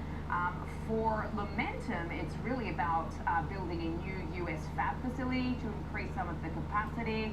Also with Coherent, it's really about expanding the US-based manufacturing capacity. The focus here is for the silicon photonics, the optical interconnect, the advanced packages as well for all the AI factories. The purpose with Coherent is really to improve some of the bandwidth here, the energy efficiency and the scalability, and then obviously the purpose with Lumentum is also to do a similar thing, particularly with respect to improving some of that resilience along the supply chain. So, as I mentioned, good for Coherent, good for Lumentum, and we are obviously seeing a huge commitment coming from NVIDIA as well. I think it seems the street is cheering what seems to be vertically strengthening its AI infrastructure supply chain off the back of what we heard from it last week. I know, and it will definitely, I think, only add to the encouragement to see finally some positive price performance, because I just feel like this thing is traded in its own, like detachment from fundamentals, but obviously when expectations are so high, it speaks to really the risk appetite we saw last week. But today, obviously a bright spot in this overall market of 3%. Now, our last name today is one that has been, no stranger to some of the rewriting of price to the downside as of late. We are just 2% off of 52-week lows. I believe we actually did touch earlier today.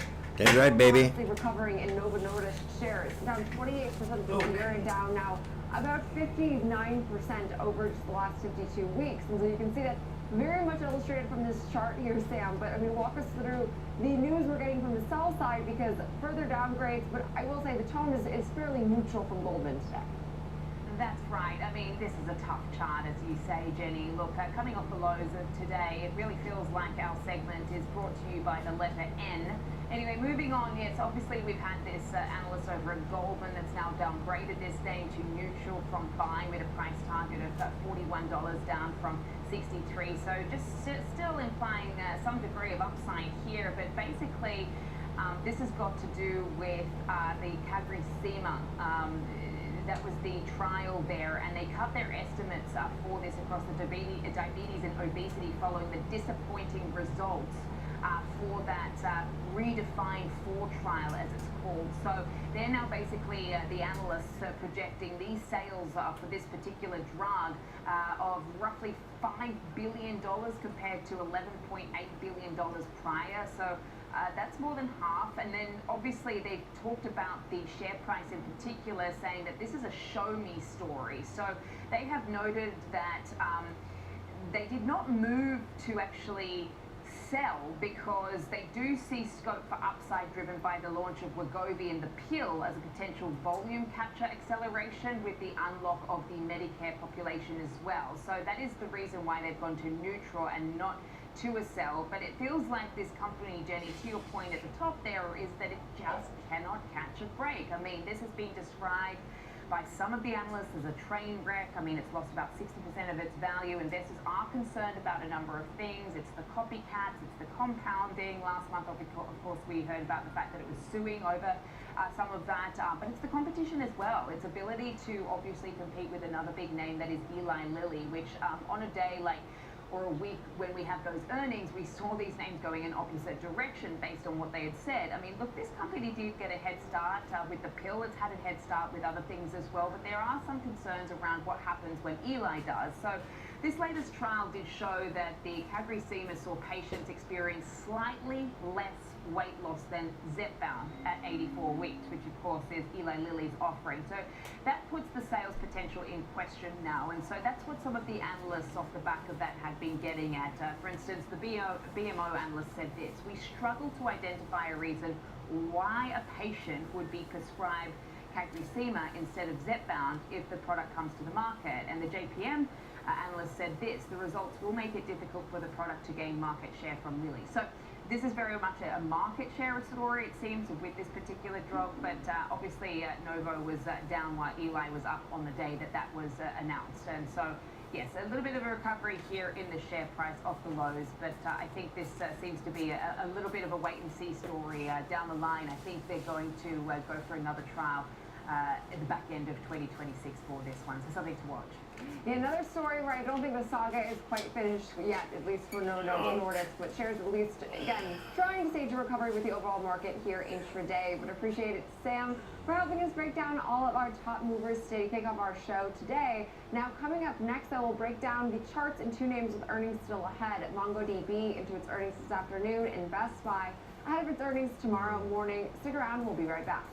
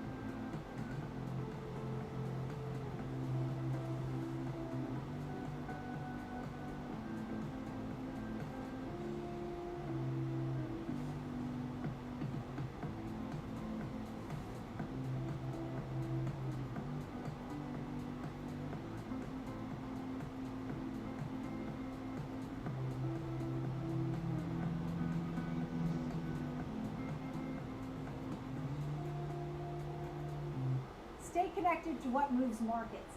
Download the Schwab Network app and stream live coverage wherever you are.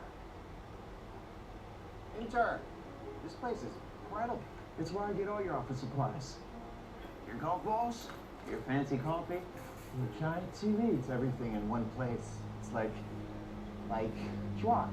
Everything investors need, all in one place. Come again? Yeah, at Schwab they can do everything. Invest, trade, get full service wealth management, and anything in between. I think I'm gonna be sick.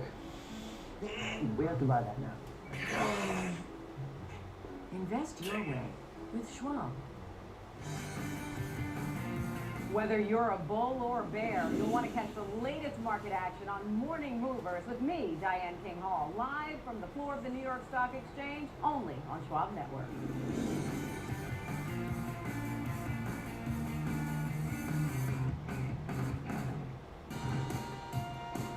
Welcome back to Next Gen Investing. It's now time for the Chart Master, and today our Chart Master is Kevin Green, of course, the New Markets correspondent for the network. And so, KG, walk us through the charts here in MongoDB and Best Buy. We'll start off with MongoDB with their earnings out, of course, today after the close. What are you seeing from a more midterm, long-term perspective? Well, Jenny, we are seeing a little bit of a breakdown when it comes to MongoDB. If you're looking at the one-year daily chart here, we have seen the stock make higher lows, but we have also seen it break down here over the last 2.5 to say 3 weeks or so. Actually, the last couple of months, we actually have seen it kind of pull back from its highs. You can see that the stock likes to really kind of consolidate and break higher. We've had these massive jumps to the upside, these gaps to the upside after earnings, and then it does consolidate before trying to move higher during another earnings announcement here. But if you're kind of looking back in January, we actually did have this double top pattern taking place at around this $440 level. We were unable to sustain it, and we started breaking down to the downside here, losing the 20-day moving average, losing the 50-day moving average. Now that 20-day in blue has now acted as an area of resistance. We did come down and test the 200-day moving average. Buyers have stepped in, and now you're trying to see a potential retest of the 20-day, which is sitting at around $344. So if you're looking at it on a longer-term time frame, this is a little bit more than just a flag or a bull flag pattern. This was a little bit more of a breakdown to the downside here, but it has been able to try to recover. Now RSI is actually making higher lows, so that's the first signal that you would like to see. And if you are also looking at the MACD, it's also in a pretty decent formation. Now if we're looking at the weekly chart, we actually have a little bit of a cup and then a handle pattern. This is kind of the handle coming down, testing the 200-week moving average. You'd like to see this break out to the upside, but for now we are seeing a little bit of pressure here, Jenny, but if they actually have a pretty decent earnings announcement like we've seen in the past, the stock can move aggressively. I mean, and absolutely, and even seeing today, I know that it's obviously kind of tied to the overall market here, but the markets have been volatile, no surprise, obviously, to kick off this trading week. But as far as now looking at a more longer-term picture, does this change your conviction at all as we approach this earnings event?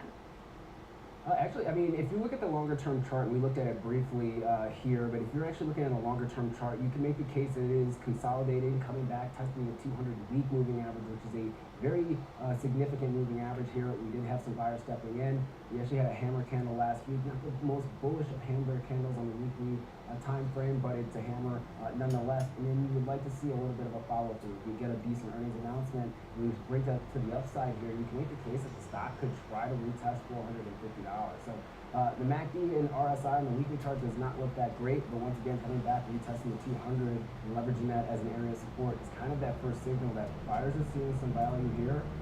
And given the right environment, once again, maybe we do see a little bit of a retracement bounce to the upside over the coming weeks. Okay, now as we do think through the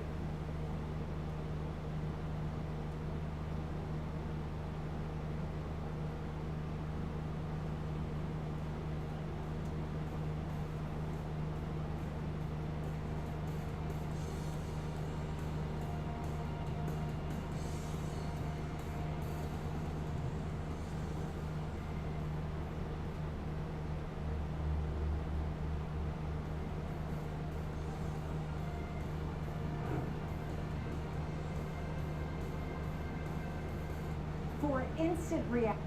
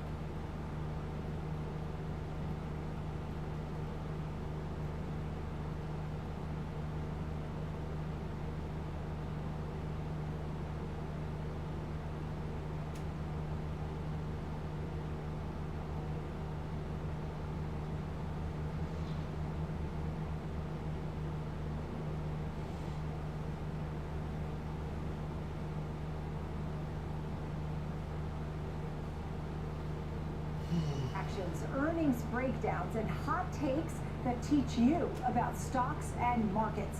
Follow me on X at @NPetalides and connect with me, Nicole Petalides, on LinkedIn, Facebook, and Instagram. Trading at Schwab is powered by Ameritrade, unlocking the power of Thinkorswim, the award-winning trading platforms. Bring your trades into focus on Thinkorswim Desktop with robust charting and analysis tools, including over 400 technical studies. Tailor the platforms to your unique needs with nearly endless customization, and track market trends with up-to-the-minute news and insights. Trade brilliantly with Schwab. Live from Chicago. Chicago, this is Trading 360. I'm Marley Hayden. We track macro forces, market trends, and company news that shape investor decisions, all with expert analysis and actionable context. From inflation data to sector rotations, earnings to policy, it's a comprehensive view of the market every trading day. Trading 360, in-depth market coverage straight from Chicago. Weekdays at 11 a.m. Eastern on Schwab Network. Stay connected to what moves markets. Download the Schwab Network app and get live coverage wherever you are. Hey, Dad. I have a question for you. Sure. When did Granddad first start investing? Granddad had an account with Schwab before there were branches in the area. He really started with nothing. He worked hard, and after he passed away, the torch has been passed to me, and my advisor, Jennifer, she was with me with the journey, helping with the estate distribution. The two grandchildren, planning for their college educations. Someday it'll be their turn. Trading at Schwab is powered by Ameritrade, unlocking the power of Thinkorswim, the award-winning trading platforms. Bring your trades into focus on Thinkorswim desktop with robust charting and analysis tools, including over 400 technical studies. Tailor the platforms to your unique needs with nearly endless customization, and track market trends with up-to-the-minute news and insights. Trade brilliantly with Schwab. Mom, when my grandparents moved here, did they know what our family would become? I don't even know if they could envision it, to leave everything behind, literally come across the entire world. I think that we totally met what their wishes were. Schwab has been with us for almost 25 years through purchasing of houses, opening up our business, having children. They've always been there for us. I want to invest with a company that can help me give my family a happy financial future.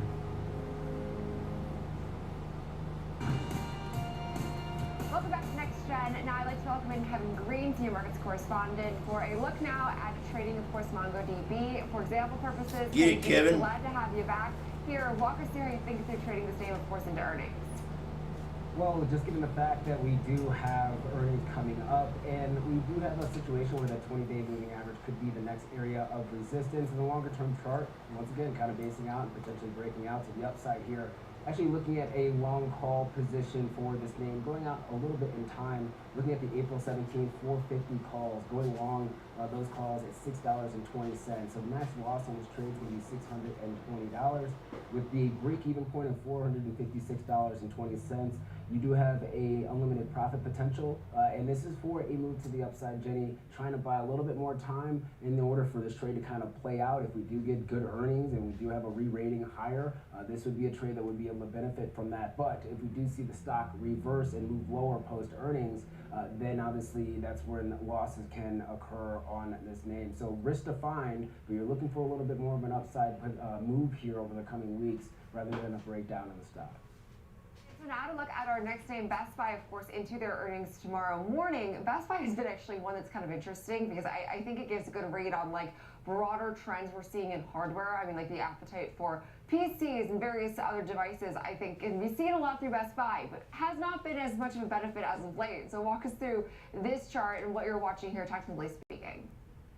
Technically, we are actually seeing a breakdown to the downside, actually getting very close to the April lows that we saw from last year. The stock got a little bit of optimism around October to November. That holiday shopping season did create a little bit of a run to the upside, but we have been making lower highs as well as lower lows ever since that run up here. And it's actually been a pretty defined channel with the 20-day and the 50-day moving average acting as an area of support. Now, we are seeing some buyers stepping in today from what we actually saw from the open. That's kind of like what we have seen for the broader market here, but there has been perceived value within this shaded box area to the downside between $55 and $59. So that could be an area where buyers really try to step in here. MACD had a bearish formation with that 12 EMA below the 26 EMA, and the RSI is, well, once again, not in a real bullish formation. So if you're looking at the daily chart, it's kind of a little bit more bearish than bullish, but you could make the case that it's getting close to an area where we might see a bounce where maybe some buyers do try to step in here. Maybe they're trying to get in a little bit early, knowing that we do have this earnings announcement coming out.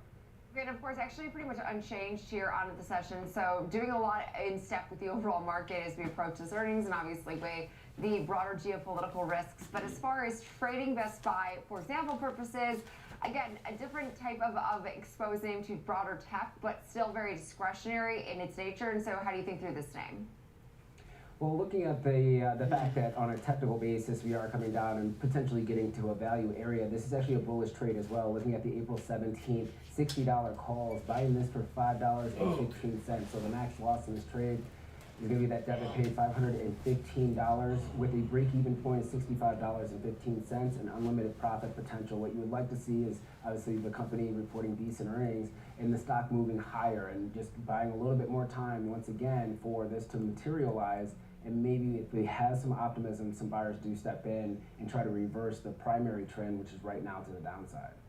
Yeah, and I will say that this name has been disappointing in nature as far as its overall price performance. But I mean, now down about 31% over the last 52 weeks, another 11% this year. So not necessarily selling off, but needing this earnings event to at least be some type of near-term catalyst to the upside. We'll obviously be watching though as those numbers release. Appreciate it though, Kevin Green, senior markets correspondent for the network, for all of that breakdown from our charts to our example trades. But now to discuss our FOMO name of today is CrowdStrike. CrowdStrike is ahead of its quarterly earnings, which are actually out tomorrow afternoon. Still a lot of earnings to get through, of course, as it's always earnings season if you are a believer. But joining us now is Marley Caden for some more insight on CrowdStrike and really what the sell side is feeling going into this report. Just from briefly skimming the newswire this morning, does seem like analyst conviction is a bit all over the place, Marley. It's mixed. Yeah, that's a good way to put it. It's mixed for CrowdStrike, but CrowdStrike is trading up almost 3% so far today, so having a strong day. Let's walk through some of the expectations for tomorrow, and then we'll take a look at some of that mixed picture from the sell-side analysts. Earnings expected to be about $1.10 per share. That would be up about 7% year over year. Revenue expected to come in around $1.3 billion. That would be up about 23% year over year, just a little under that. CrowdStrike has been benefiting as organizations are increasing their spending on cybersecurity as a cybersecurity firm. Along with that, their rollout of AI-driven features on the platform is also enabling it to attract more customers, particularly its expanded partnership with Microsoft. This partnership with Microsoft allows organizations to purchase CrowdStrike's Falcon platform through the Microsoft marketplace, so that has opened up a new network of customers for them. They've also unveiled plans to expand internationally in Saudi Arabia, in India, and in the UAE as it aims to broaden its market and its distribution. Now, in its previous earnings, it has beat estimates on both the top and the bottom line in the last quarter, also guided ahead of the analysts' expectations. EPS estimates in the last 3 months have seen 35 upward revisions. Revenue estimates have seen 31 upward revisions. So that is bullish overall, although the stock has lost about 19% so far this year compared to a very minimal broader gain in the S&P 500. But over the last 2 years, CrowdStrike has beaten on EPS 100% of the time, on revenue 88% of the time. But a lot of the move we're seeing to the upside today, Jenny, is likely tied to this upgrade that we're getting from what was, I suppose you could argue, a bull at Piper Sandler to now an overweight rating up from neutral. They do have an unchanged price target of $520. Now, the analyst went on to say that he feels that the concerns about AI disruptions and the impact of AI that have resulted in this sell-off that we've seen were overblown, should not apply to CrowdStrike. Here's a quote that I thought was kind of compelling. It said, AI-driven bear cases have subsumed the narrative in security, a move we see as overdone for a best-in-class security platform with a durable track record of innovation and execution. We acknowledge that valuation remains elevated versus peers, but believe the opportunity ahead and the ability to execute warrant this premium. As investors wade back into the space, we expect them to turn to leadership first. And then he goes on to say that he thinks CrowdStrike is really a leader and that AI is an opportunity for CrowdStrike, not a replacement, which is what most of the concerns are based in. He says it should simultaneously create the next multi-billion-dollar security opportunity as enterprises look to secure a new attack surface, and he thinks that leaders like CrowdStrike are well positioned to capture that opportunity over the coming years. The other aspect to this particular upgrade is the belief that cybersecurity consolidation is a major tailwind for CrowdStrike, given the fragmented nature of the market and CrowdStrike's role as a consolidator. And he points to the company having spent $1.4 billion in acquisitions over the last 6 months, and it likely continuing to do so, especially in the identity area, which the firm believes has gone underappreciated by investors to date. But as you pointed out, a bit of more of a mixed picture. 31 analysts right now have a buy rating, 15 have a hold rating, and 3 have a sell rating. So it's not overwhelmingly bullish. It leans into bullish. But Yep, come to the 200. Price target right now is about 536.45, and CrowdStrike right now is currently trading about 383.49. So considerable upside there in that average price target.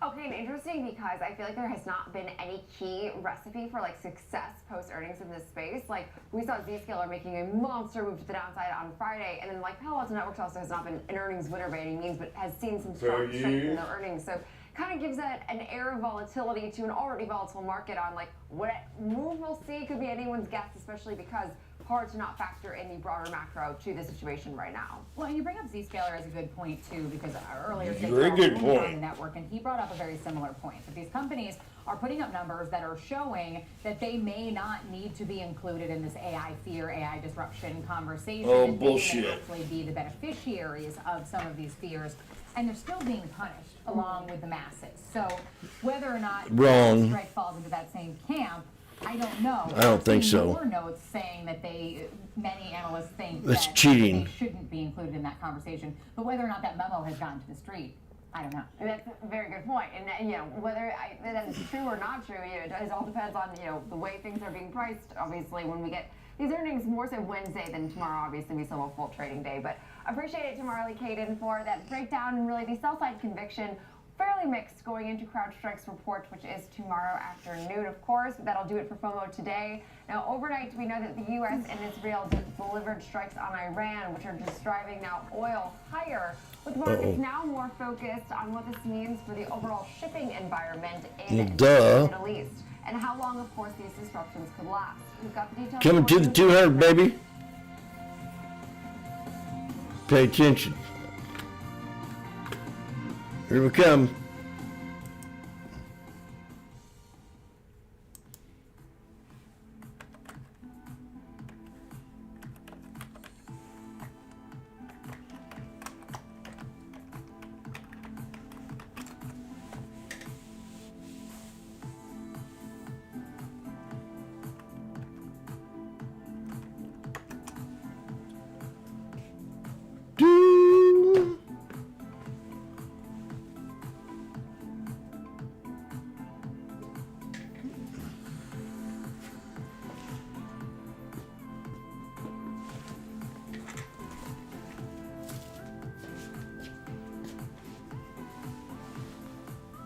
You ready? Oh.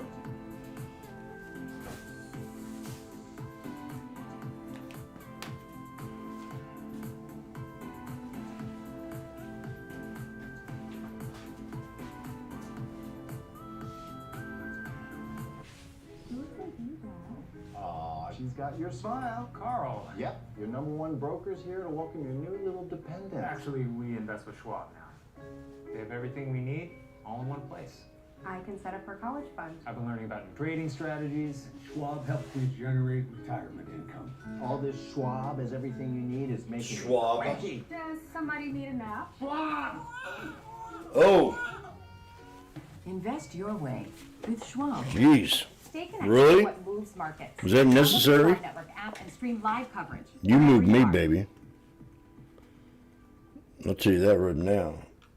Morning Movers brings traders the biggest headlines to Marley moves today, me. from volatile overnight swings to the earliest analyst calls. Get your watch list ready. 8 a.m. Eastern. Let's go. Morning Movers only on Schwab Network. Not what I wanted.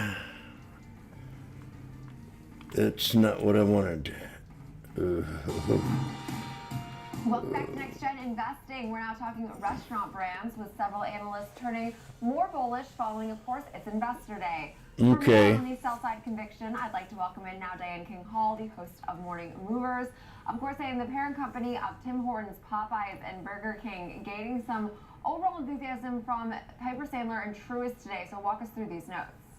We've got a couple of notes out with Wall Street getting more interested in this name after their recent investor day. And this, I've got notes across both Piper Sandler and Stifel who have upgraded the stock. Piper's raised its price target to $84 a share. They're overweight on this one. So overweight essentially the equivalent of a buy rating. Stiefel also more upbeat on QSR, the parent company of Burger King, as you mentioned. They're upgrading it to a buy rating. They have an even higher price target, so they see more upside from here. Their price target is $90 this year. So both of these price targets imply double-digit upside, whether we're talking about around a little more than 15 to 20-something% from the levels of where QSR has been trading. This is what they think the perception is. Stiefel says QSR has been trading at a complexity discount. So, in other words, investors valuing it lower compared to peers like McDonald's and Yum Brands. They believe management is simplifying operations, tightening execution, so they think that's a tailwind for that, and they see some turnaround there. The takeaway, again, is both of these see a clearer path to operating income growth for these analysts, and they think Burger King at the U.S. is an inflection point. They also point out strength from Tim Hortons and international markets. And so they like where it's been, and they think that there is upside to come from here, especially as you compare it to peers. And we've seen QSR gain a little bit of traction so far this year, but they think there's even more potential to come, Jenny. I will say that the potential to come is definitely, at least right now, being appreciated. I was surprised to see this name actually hanging on to a 2.4% gain this year, which doesn't feel like huge upside, but it's actually still a fairly better performer given the more discretionary nature of the broader restaurant space. So really good story to watch here. Down about 2.7% though on the session today. Appreciate it today in King Hall. Now, of course, we'll dive into some of the news we got over the weekend as overnight the U.S. and Israel struck Iran, sharply escalating tensions in the Middle East. Now, oil is already moving substantially higher. Now, the key risk is whether the conflict disrupts shipping that we are seeing within that region.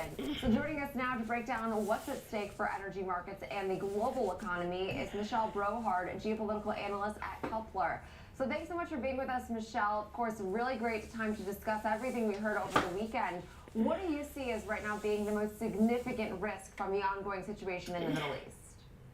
The significant risk is that the flows out of the Middle Eastern countries like Iraq, UAE, Saudi, Kuwait won't be able to get out of the strait.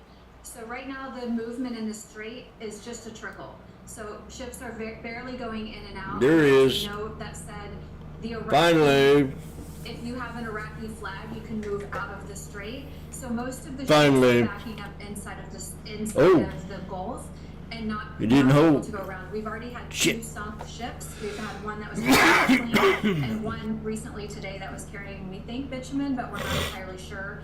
We're still double checking that. But the risk is that these countries won't be able to export their crude, their storage will fill up, and they'll have to start cutting production. There's already been reports that Iraq's storage is getting near its top, and it may have to start production pretty soon. Man, I don't feel good. Understanding this is also like a ticking time bomb. Like the longer that we see that this goes on, the worse obviously it gets, the more it impacts global supply chains. And so what do you see really as like the time frame in which we could be more immune from some of the broad sweeping risks, or is that even a possibility? Because I know that again, the longer this goes on, the worse the situation gets. Yeah, I think at first we thought on Saturday, we thought this was going to be a week-long campaign. It sounds like from the president's comments, this is going to last a little longer. He said 4 to 5 weeks now.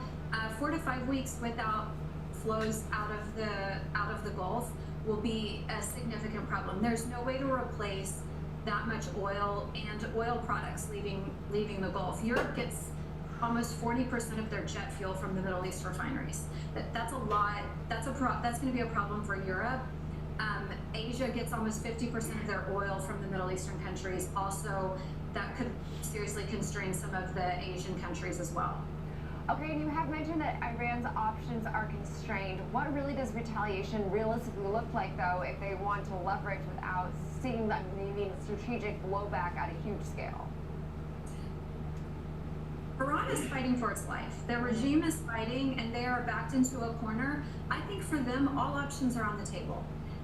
The biggest bang that they have is to hit oil infrastructure and to create such a pain point for the global economy to get oil prices to spike that's how they can get Trump to back off. We already know that the Middle Eastern countries, the neighboring countries around Iran, are already trying to work to de-escalate. It sounds like Trump in Israel, though, is going into full force, and they don't have any plans to stop anytime soon. But Iran's options are the biggest bang that they can get is to really impact energy infrastructure in the region. And oftentimes we do see, markets sell, like the spike of some of these geopolitical risks, but we know that playbook is not guaranteed, first and foremost, and also may fail if the physical disruption, as you're really mentioning, is so real. And so what would confirm that we're in this more new regime where, say, like risk premium becomes more structural? You know, that's such a great question. I traded commodities for a very long time, and the playbook always was when the bombs fall, that's when you sell. And it has been that way, really, even the political spike that happened in 2013 on the Obama-Syria red line was a selling, and that was really the first time we started to see these geopolitical risks spikes get sold aggressively when the news would come out. Now, the playbook looks different. It looks a little bit more like the Arab Spring playbook, where we had real barrels that were disrupted, and we're talking about 2011. We didn't have shale back then, but when barrels got disrupted, you really, in Libya, we would have the Red Sea barrels disrupted. So you really had a lot of disrupted oil, which is similar to what we have now. We have actual oil disruptions from the Middle East where you can't get crude out of the region. Okay, and so, bottom line here, and I think it's important you have to sort of divide in a way that you, of course, feel against, like, your own personal beliefs, and also just the fact that there's obviously a major human component that's being disrupted in the Middle East, which I do not want to discount at all. But in terms of, like, the way markets think about these things, if you're a policymaker or a risk manager, do you believe one of the most important hedges or contingency actions that you would take in, say, the next, several days or next week? Well, I don't know about, as a risk manager, I don't think you can be sure. I don't think you can be sure until you have an idea of how these barrels are going to make it to the marketplace. I think it would be very hard to sell the spike. Good point, baby. When we came into today's Monday, yes. When we came into today, the option was very, very long calls, $80 calls, $85 calls. We got up there, you could see a wall of selling. The wall of selling most likely were some of the delta on the calls getting sold. It was probably a lot of producers. So the U.S. oil producer and the Canadian oil producer hedge their oil prices when we get these spikes. So there is a wall of selling happening at $80. Yeah. I don't know if we're going to continue to see that as this continues to progress on as we go along. I think that as a risk manager, you would definitely want to make sure you don't sell into this until you know that the disruption is only going to last a couple days. I suspect the disruption will last much longer than we expect. I would say it would probably last 2 weeks. That's a long time to not have Middle Eastern oil. No, it absolutely is, and I think a good, warning, and I think also a good acknowledgement of, like, the fact that we're still highly uncertain at this point. I could not agree more, even from following the news as closely as I'm sure we both have, but really appreciate your time today helping us break down what's going to be an ongoing situation, of course, in the Middle East. Michelle Brohard, geopolitical analyst at Kepler. Now, coming up next, we'll discuss actually a name that fits the broader conversation, of course, tied to the Middle East. That's Red Hat, as we're seeing a lot of these U.S. defense names seeing some nice spikes to kick off this week, as Red Hat shares are now up about 18.7%. Ooh.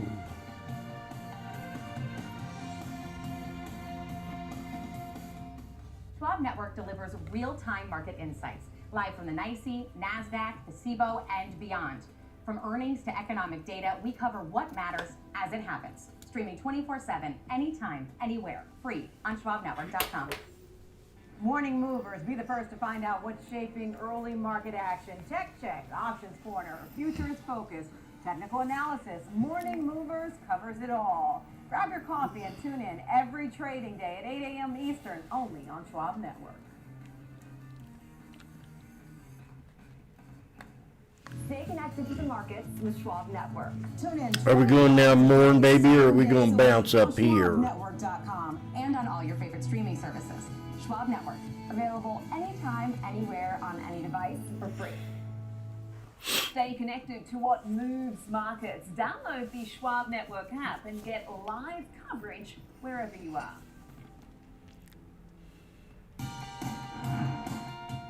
Welcome back to Next Gen Investing. It's now time for Under 30, and we are talking the move today to the upside that we are seeing in Red Cat, which is surging here up 18.5%, and of course a company that is tied very much to the broader drone industry in the United States. So to tell us a bit more about this move to the upside is George Tillis, Senior Markets Correspondent for the network. And so George, it's not just being limited to Red Cat today, some of the upside. It's also a lot of these broad U.S. defense names. And so walk us through, of course, the role that we could see them playing in, the coming weeks and months as we're still fairly uncertain about the situation evolving in the Middle East.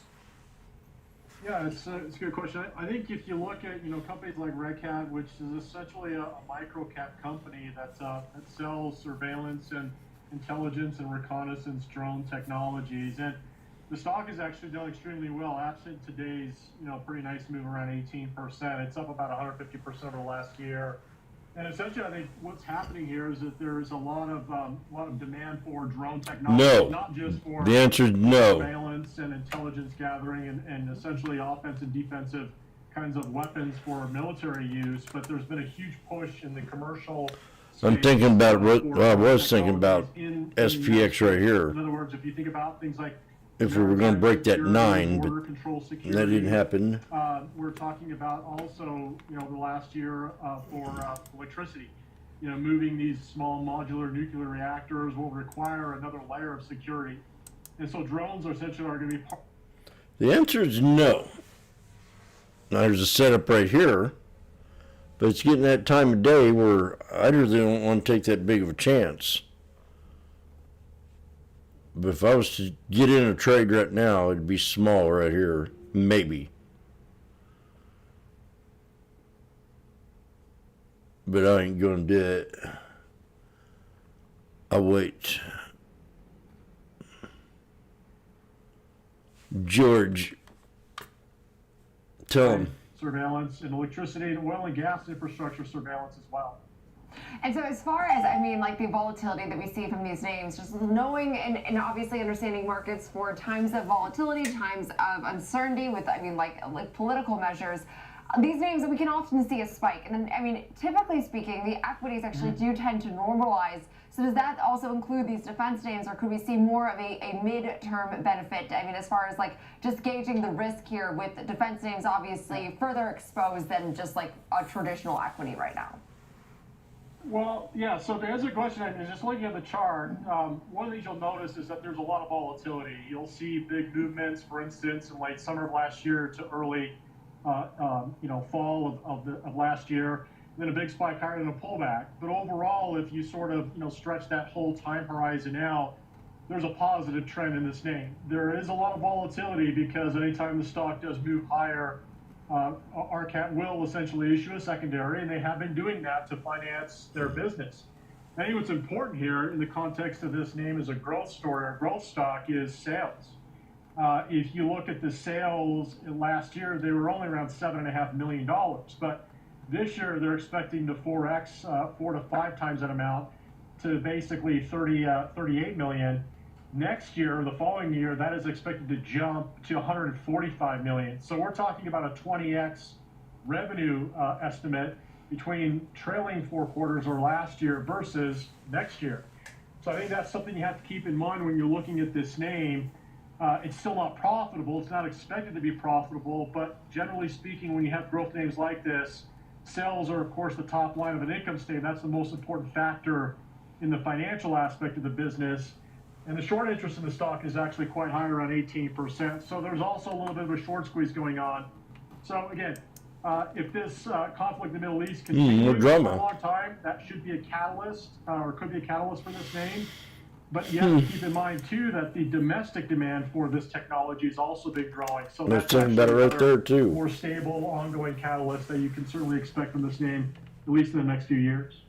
Interesting to see. It's giving also back some of its strength as we're watching markets give back also some of their strength in real time. So we'll keep our eyes on this one. It's an interesting move, obviously, to kick off this week. An interesting player in the broader defense space. But appreciate it, George Tillis, for all that breakdown. And that will also do it for us for Next Gen Investing for this Monday. We have the watch list coming up next.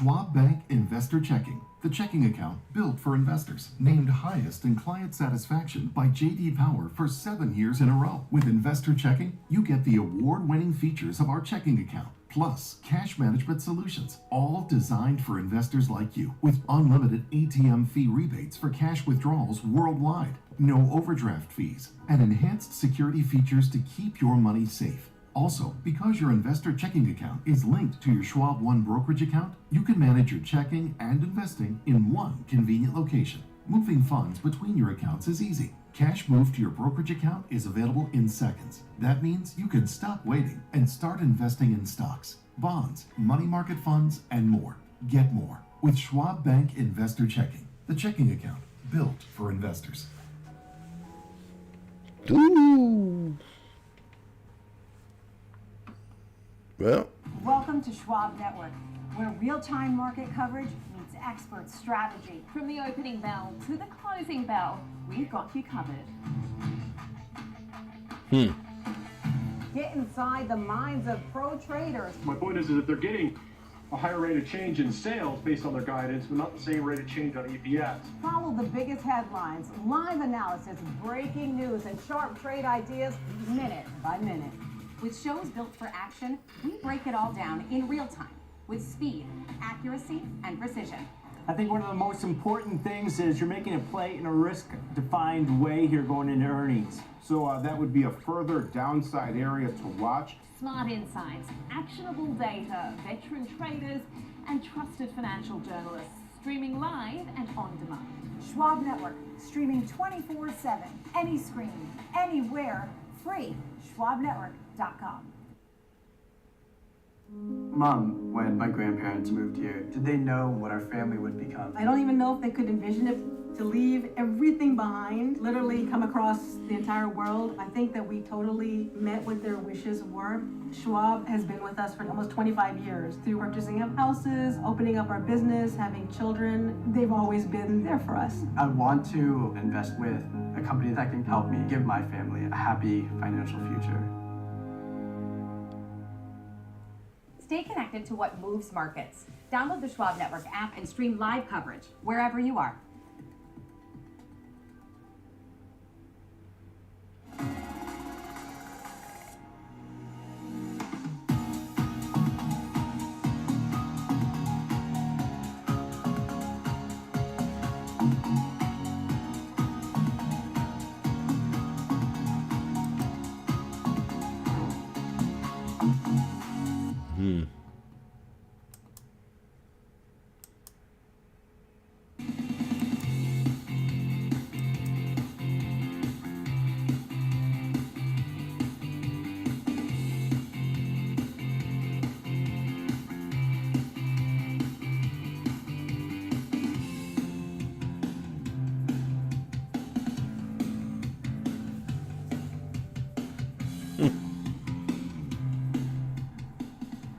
Good afternoon. Welcome to the Watch List. I'm Nicole Petalides. We're live on the floor of the New York Stock Exchange on the corner of Wall and Broad. It's 2 p.m. Eastern Time, and I'm so glad you're with us because Snow.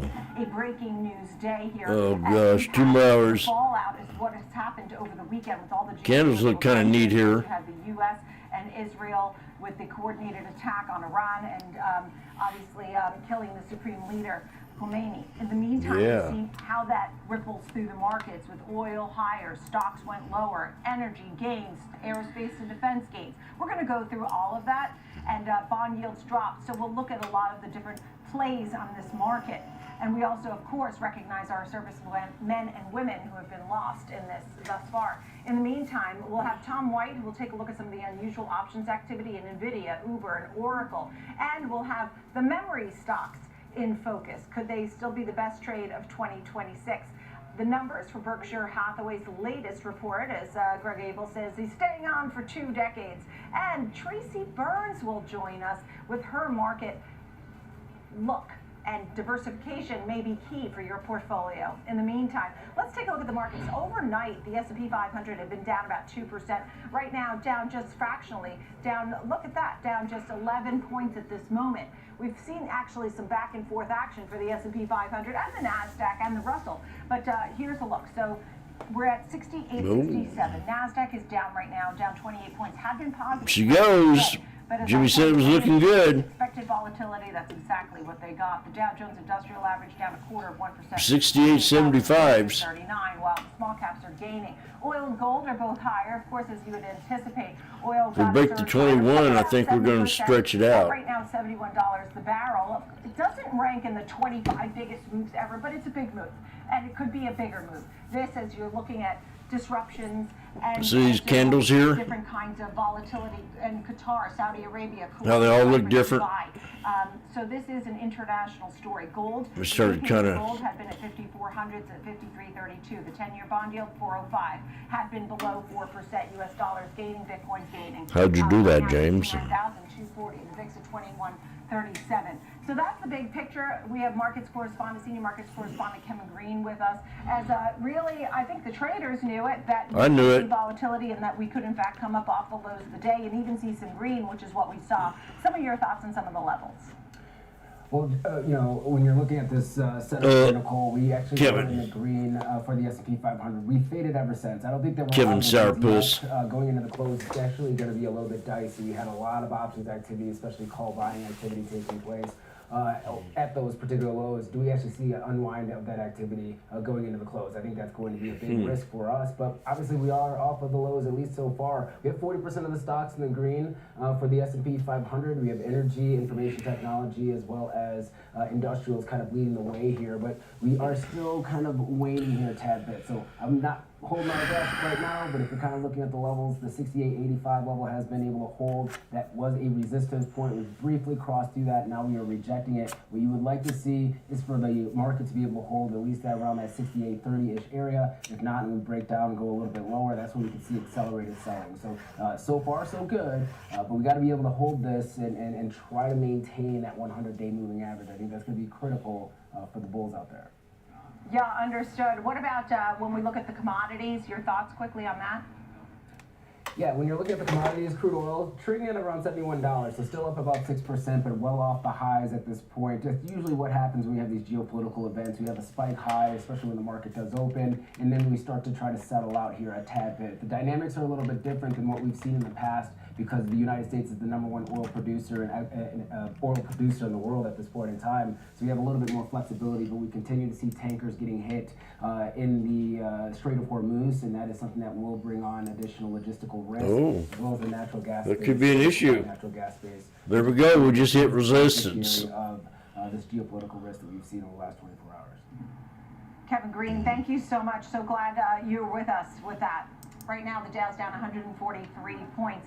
Want to get a look at the bigger picture, and this one actually doesn't need much of an introduction. She's been a face on Wall Street for decades with me. Tracy Burns, Vice President of Lebenthal Global Advisors. Tracy, welcome back to your stomping grounds. You've been here throughout the years. You're seeing the action and the volatility. What are the folks over at Lebenthal saying? What do you see? Today's a day that diversification gets to wave its, happy flag, right? Because what we're seeing today is clients that are frightened to death. They don't know what's going to happen next. But yet, when you have a diversified portfolio, you realize it's not going to hit. It's not in the toilet. You're doing okay. I think oil's the biggest thing right now, Nicole. Right? What happens with oil? Does it hit 100? If it hits 100, we start to feel that. You feel that in your wallet. You feel that then in shipping costs. You feel that then in the grocery store. So that has ancillary effects that we have to pay attention to. In the interim, though, I think the headline risk is probably worse than all of it. That's true. I mean, sometimes you have a knee-jerk reaction, but it's interesting because if you look over time, Art Hogan, who we know well, was saying how since World War II, if you look back, that in fact over, later, it's up 70% the market over 6 months. 70% of the time it is higher. You had Mike Wilson over at Morgan Stanley saying, look, over a short period of time, whether you're doing a few months or longer, that the market then moves higher. 6 months, 12 months, then he said 2%, 6%, 8%, you might see this stock market gain. So expect volatility, right? Right, and so then that means no knee-jerk reactions. Be smart. We went to Be cash smart. before the weekend even started, because we knew this was on the table, right? You idiot. The 12 days back in June, of course, you had back to October 7th. We knew this was brewing. So we had some cash on the sidelines waiting for something like this, and that's kind of what you have to start. You can't be all in all the time. You have to be smart about this, and things like this remind us of that. You're smart about it, weren't you? Yesterday said take some profits in energy because you've had a boost in energy. Is that maybe a good idea? Absolutely. And what about all the quote-unquote FANG stocks? All the tech stocks that have been high flyers. My question is, were you smart about it? A lot of money on. Let's not be greedy. Let's take some. They pulled back a lot, God. and we were talking about, and yeah, you can take profits. I mean, there's profits to be had. I'm sorry to have interrupted you, but there are some of those Mag 7 names that actually have been beaten down. And the question is tech oversold? Do you get in now or sort of keep that cash on the side? Oh boy, look at there. You know that. And it's hard to tell when that quote-unquote AI little bubble or whatever Boom. will, I don't want to say burst because I don't think it's going to, but I think that it had its day of reckoning at some point, and I think we have to wait and see. But you and I both know AI is not going anywhere. And so if you are in the Mag 7, just be careful. Again, let's not be greedy about these things. I think you also made a point in your notes about inflation. Jimmy saw it coming. And that's actually where the oil comes back to. Oil goes up, inflation stays. Inflation stays, rates don't come down. That means your mortgage rates aren't coming down. Your car loan rates aren't coming down. Your credit cards are still going to be ridiculous. And so all that plays again back to this oil trade. It's a wait and see. Look, you and I reported back in the day when oil was $300 a barrel. We're not seeing that anytime soon. But if it gets to 80, if it gets to 100, right? That's also a consumer sentiment risk too. You feel that in your wallet, and you start to I feel it, baby. on that. And I think that's important as well. I feel it in my wallet, honey. You know, when oil goes up, when gasoline goes up, it's almost another tax for folks. 100%. Generally, whether no matter what bracket you're in, and you're paying more. The president has done an incredible job of bringing Yes, he energy has. down.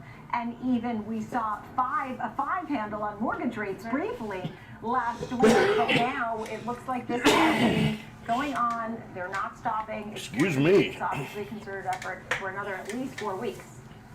The president did say we are ahead of schedule for whatever that's worth as far as this goes. But yes, I think this, everything else before this, just reminds us that we're going to have a volatile year, and you need to be prepared for it. And so, you know, your producers asked me, what did we learn the first quarter? We learned that that is here to stay. And we learned that diversification now is really super important, and you could see it firsthand.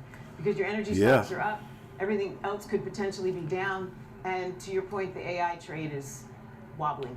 Right. I mean, we did see a lot of love for AI in the last few days. For example, NVIDIA just became There she goes. Today over at, I think it was Morgan Stanley. That was big news. You know, there's still love. You saw all the CapEx spending from Taiwan Semi and the deals that are still making. Back at my resistance level on the /ES. So it shows the AI frenzy is still underway, but there's still that uncertainty. So what does a good diversified portfolio look for? I know different age groups, different risk tolerance, but what does maybe a good diversified portfolio look like to you? That's a good question, baby. It's how do you sleep at night? What is your risk tolerance? How do you sleep at How night? you put your head down on your pillow at night. If you are very nervous being in the market, you shouldn't be in it at all. That's a If you personal are one of those question. people that is just like do it, go, then you're talking about a little bit of everything at some point. Equities, fixed income, and amongst This equities, chick's wild. You start to see more broadening in this market. Mid caps are starting to do really well again.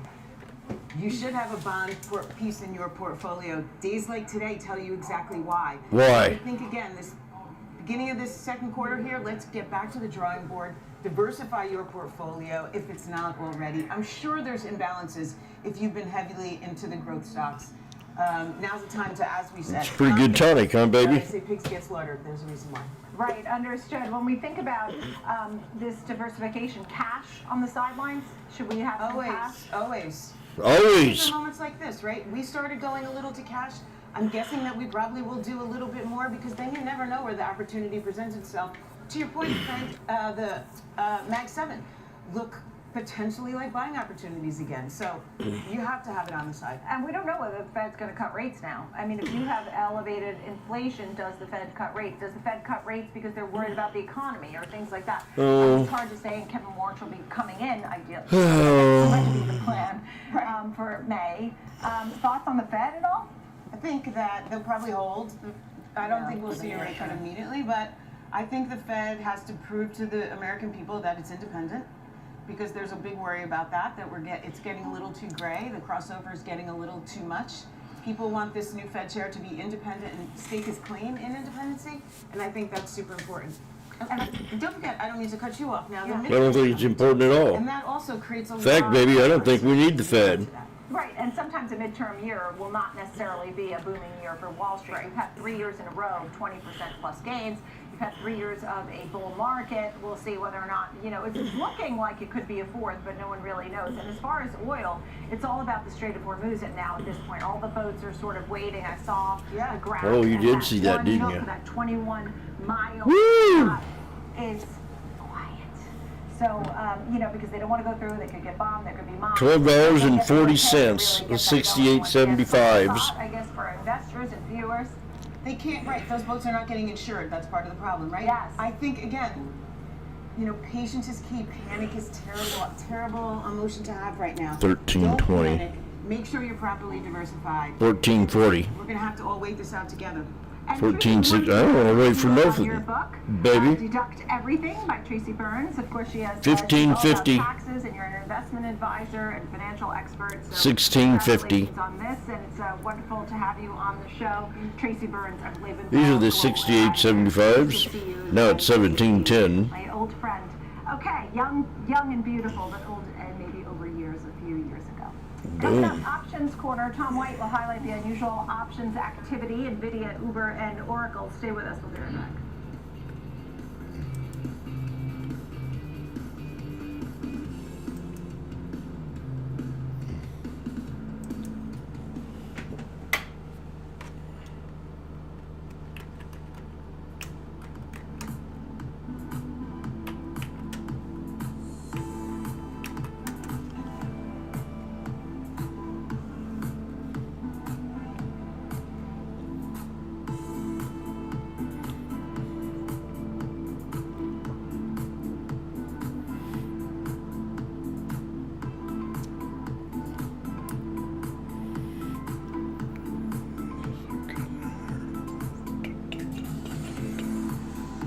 Oh yeah.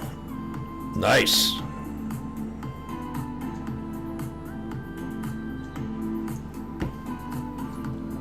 What do you think about that? 1760, 1780, 90, 1810, 30.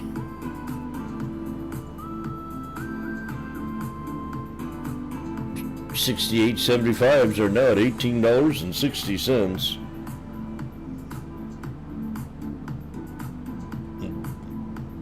And I don't care where NVIDIA is.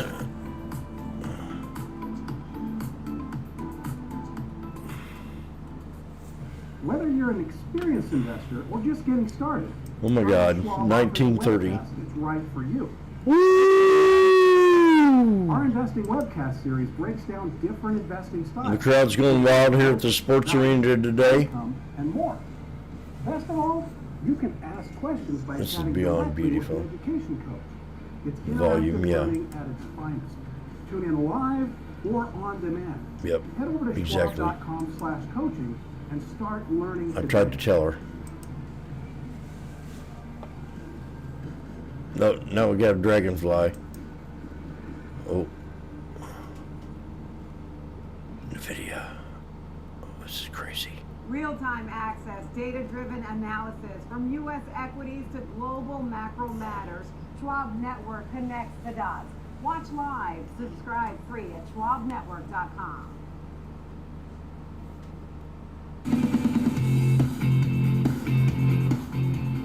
Welcome back to the watch list. Time for Options Corner. We welcome in Tom White, taking a look at unusual options activity. Tom, before I get to your trades here today, and obviously some exciting ones with NVIDIA, Uber, and Oracle, I wanted to get your thoughts on today's action. Obviously, we're in breaking news mode today with any headlines that could be coming in, and maybe over the next month or so. Your thoughts? Yeah, your thoughts. Yeah, pretty substantial rebound here from lows. I mean, we were down nearly 1.5%, S&P 500 overnight, and now we're basically flat on the session. So pretty strong. Oracle has a triple bottom. Kind of leading that comeback here. Information technology, one of the leading sectors, along with energy. you still got crude oil around 71 bucks a barrel. That's not going to be good for markets here if we continue to stay at these levels. Unbelievable. Whether it's gold, which is off session highs also. I still think what there's you a lot of uncertainty out there, Nicole. I don't think this is an all clear rebound rally. And if anybody thinks that, they're maybe better at market watching than I am, because we're not out of the woods by any stretch of the imagination at this point. Now, historically, these conflicts, what happens? Well, usually markets are higher, whether it's a month later, 6 months later, or a year later. These things get forgotten relatively quickly. So maybe the markets are taking its cue from that aspect of it at this point. But we still have the CBOE volatility index near that 21 level. So we're heightened as far as uncertainty goes out there. But this is a strong response to weakness that we've seen earlier. But I think you have to start taking into account what type of inflationary effect is this going to have? What's this going to do to consumer spending? And this comes on the back of all the consternation that we had throughout the month of February, whether it was the software stocks that were taking it on the chin, re-rating there. We're starting to get reports that job losses are going to start to mount. We get a lot of data this week on the jobs front, ADP, non-farm payrolls on Friday, so that'll give us some more clarity. Services numbers come out this week also. So yeah, there's a lot to parse through. I just think, it's a strong response to the weakness that we saw, but I just don't feel like we're completely out of the woods yet. We're going to need some more clarity, and who knows if that comes in the next couple of days, next couple of weeks, next couple of months. So you've got to be, astute in as far as the moves that we're going to potentially see in the near term anyway. Well said. Nobody's a better market watcher than you, Tom White. Cut it out. Don't even say it. Okay, let's get to NVIDIA. I saw it's a top pick over at Morgan Stanley at 260 overweight. Has a few partnerships that we were touching on. Your thoughts and the trade? Yeah, and think about this, Nicole. When the market was opening up down over 1%, NVIDIA was actually positive on the day. We're up 3% now in this stock, a rebound from the decimation that we saw. $22.50. Right? Really good earnings report, really good guidance, 75% growth in their data center side of their business. That's where they make a lot of their money, right? And the stock still sold off over 5% the day after earnings. So we're starting to get into that where, like the Morgan Stanley analyst said, hey, the pullback that we've seen isn't warranted at this point. They're still he called something right. They named it their top pick in semiconductors, replacing Micron, who's had a spectacular run over the last 12 months. They did come out with a report that they were going to reveal a new processor focused on inference computing, according to the Wall Street Journal. They announced partnership investment deals with Coherent and Lumentum. Both of those stocks are spiking to the upside today.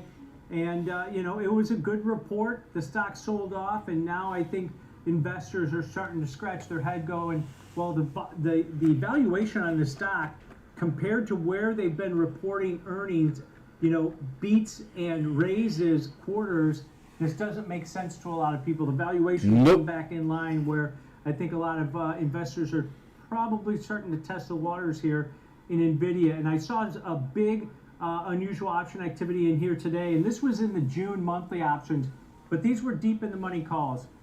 This is on the 150 strike call, so high delta, really deep in the money. Trader bought over 87,000 of the June 150 strike calls, paid an average debit of about $38.58 per contract on those. So the break even where this trader starts to profit is above 188.58 over the next 108 days. That's only about 3.5% above the current share price in NVIDIA. So buying deep in the money calls, you're paying a hefty option premium, but with the expectations that we're going to see a continuation of this rebound that we've seen over the last couple of sessions in there. They did sell out of a long position that they had, the March monthly options that expired about 18 days. They were long the 160 strike calls. They sold out about 90,000 of those and reset their position in the June monthly options, but they actually went down in strike down to the 150 with the expectations, hey, that we're going to see some more gains in here over the next 3.5 months. Yeah, and the question is whether or not overall tech is oversold. Yeah. Art Hogan thought so, but another guest of mine did not want to bite on tech, just yet. Let's talk about Uber here, which has been in a downtrend off its $101 high since last fall. Some of your thoughts on the trade you found today? Yeah, stocks in bear market territory since hitting those all-time highs in November. We're down about 27% from those levels. They did introduce a partnership with Joby. They're going to use the Uber Air, which is supposed to launch later this year in the Middle East, in Dubai, where they're going to give all electric air taxi directly from the Uber app.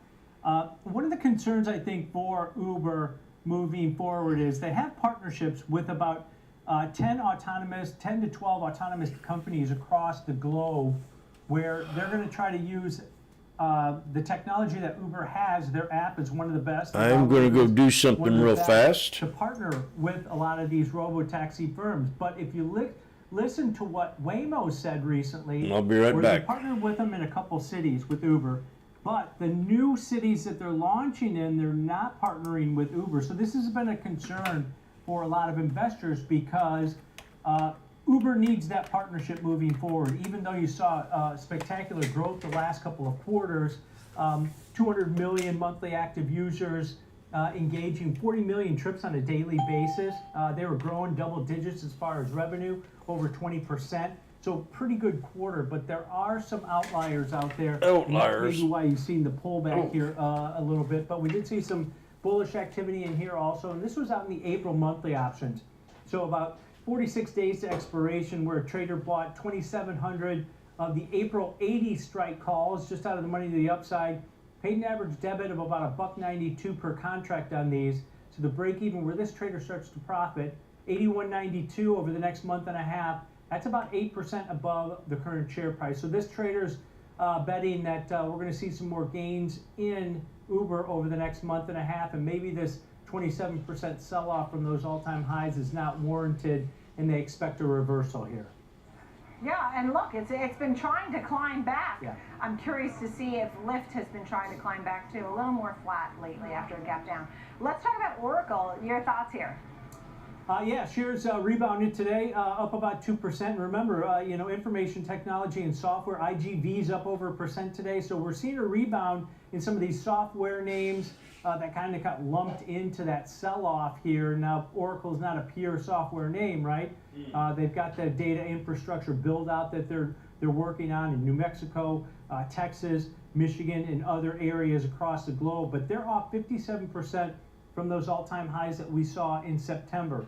They report earnings on the 9th of March. We're going to get some more clarity on these deals that they have and their remaining performance obligations, which are expanding and exploding on a percentage basis, but they're taking on debt, Nicole, and that's been a real problem for this company, $18 billion in the fall. They said they expect to raise $45 to $50 billion of gross cash proceeds during this year, during 2026 calendar year, to fund this data center build out that they're working on. And that has caused some consternation for investors at this point, that they're taking on too much debt. Maybe it's going to hurt their free cash flow. Maybe it's going to hurt their margins. But they're investing in this AI future, to say the least. Now, we did see some bullish activity in here also, but this one's really short-term positioning. This is in the March 6th weekly options that expire in just 4 days. Trader bought over 5,000 of the March 6th weekly 155 strike calls. Paid an average debit just under $2 for these calls. So the break even where this trader starts to profit is just below the 157 level over the next 4 days. That's about 5.5% above the current share price in there. So a lot of bullish activity today, Nicole, on what looked like was going to be a bearish day. But yeah, this trader thinks that Oracle is going to rebound also, but really short-term positioning by this trader. I think so too. Look at the opening bell, it was a 90% down day. Yeah. And we've really seen a rotation here, and many of the sectors, in fact, have up arrows at this time. And you gave us a few bullish ideas here as well. Tom, nice great to see reversal. you. Thank you so much every day for Options Corner. Coming up, we'll take a look at the state of the U.S. manufacturing. We're looking at the latest report from the ISM. Nice, nice, nice. The watch list. We'll be right back.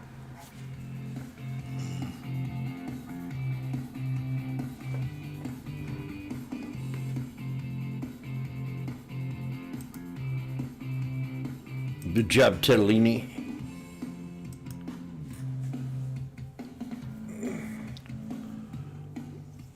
Kick off the morning with the data and the decisions moving markets. Morning Trade Live breaks down the macro moves driving the price action, from Fed policy to global growth to inflation prints and geopolitical risk. Smart, fast and always live from Wall Street to your screen. Morning Trade Live, where the markets meet the macro, weekdays at 10 a.m. Eastern on Schwab Network. Whether you're an experienced investor or just getting started, Charles Schwab offers a webcast that's right for you. Do you like using charts when analyzing your stocks? Our technical analysis webcast series breaks down different charting techniques like trend analysis, price patterns, moving averages, oscillators, and much more. Much more. Questions directly to an education coach. It's interactive learning at its finest. Tune in live or on demand. Head over to schwab.com/coaching and start learning today.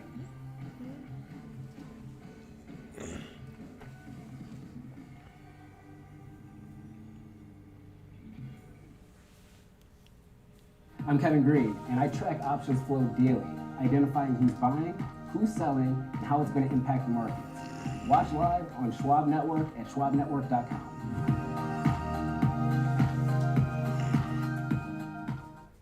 Trading at Schwab is powered by Ameritrade, giving traders even more ways to sharpen their skills with tailored education. Get an expanding library filled with new online videos, webcasts, articles, courses, and more. All crafted just for traders. And with guided learning paths, stacked with content curated to fit your unique goals, you can spend less time searching and more time learning. Trade brilliantly with Schwab.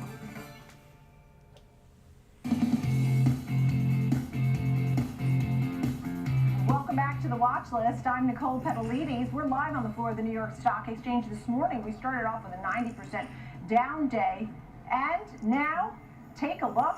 You're going to see all up arrows here. Pretty amazing as you see across the board that you have all up arrows. I tell you, all of these different indices here, I can't believe you're seeing all green, but all of these indices have been to the downside. The S&P was down 2%, the Dow was down a couple of 100 points, the NASDAQ as well. And look at this, we've bounced back into the green here at 2:28 p.m. across the board, all up arrows. Jimmy's impressed. Nimble, because anything can happen at this point.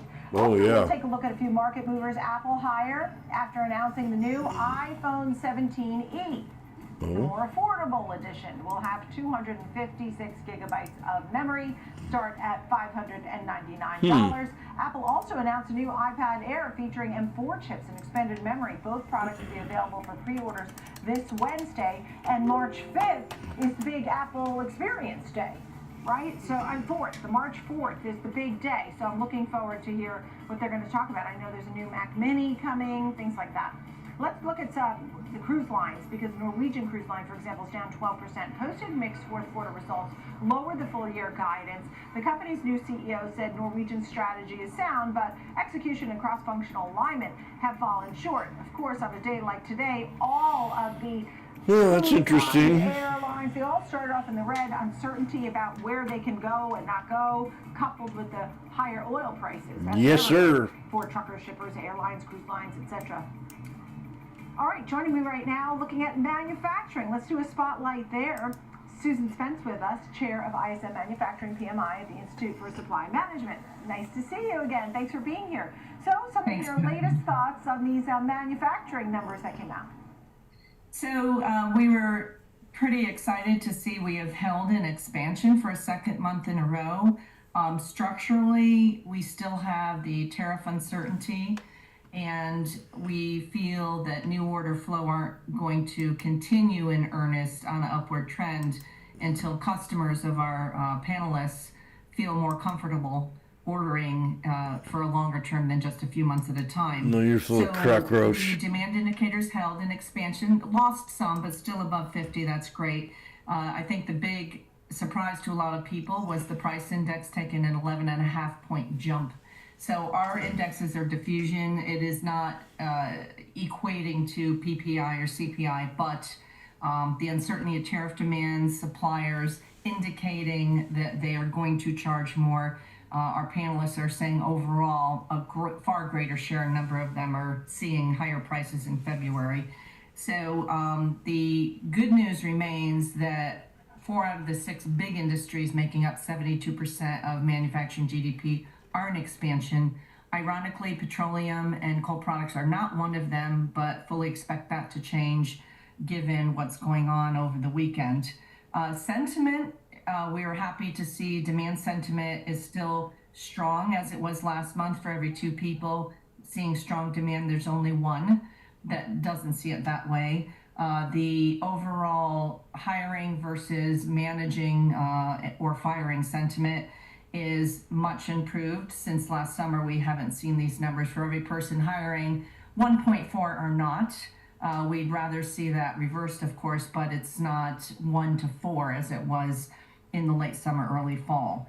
So what we need to see, of course, is the tariff uncertainty. While it's ruled on IEEP via the Supreme Court ruling, certainly our panelists are expecting these tariffs to come back in either Section 232, as it has for aluminum and steel, cars, lumber, and then perhaps some in the 150-day tariff category of Section 122. So we don't yet see customers breathing a sigh of relief that everything is set regarding tariffs. A big piece of it has been decided now. If the orders flow, I think we're comfortable that we can stay in expansion. And finally, the employment index, still in contraction, but a little better than last month. We need that to continue to creep toward expansion, and we think that it will if the order flow is coming enough. You know, I mean, it sounds like at least we got some glimpses of good news. So many times we spoke, there was a lot of underlying, sometimes the headline might appear better, but in this case, the labor picture seems to improve from the last summer. You know, there is demand, but we should brace ourselves for inflation, right? The demand and manufacturing numbers in a year from now, do you think this means good things for manufacturing and our economy? How do you interpret it for a longer term? Well, I want to remind folks, overall, we still have expansion. Anything above a 47.9, I believe, is our BRIC figure. It can stay that way, but we need, again, certainly these customers need to see more certainty around what is the administration going to do via an economic policy. That's a good point, baby.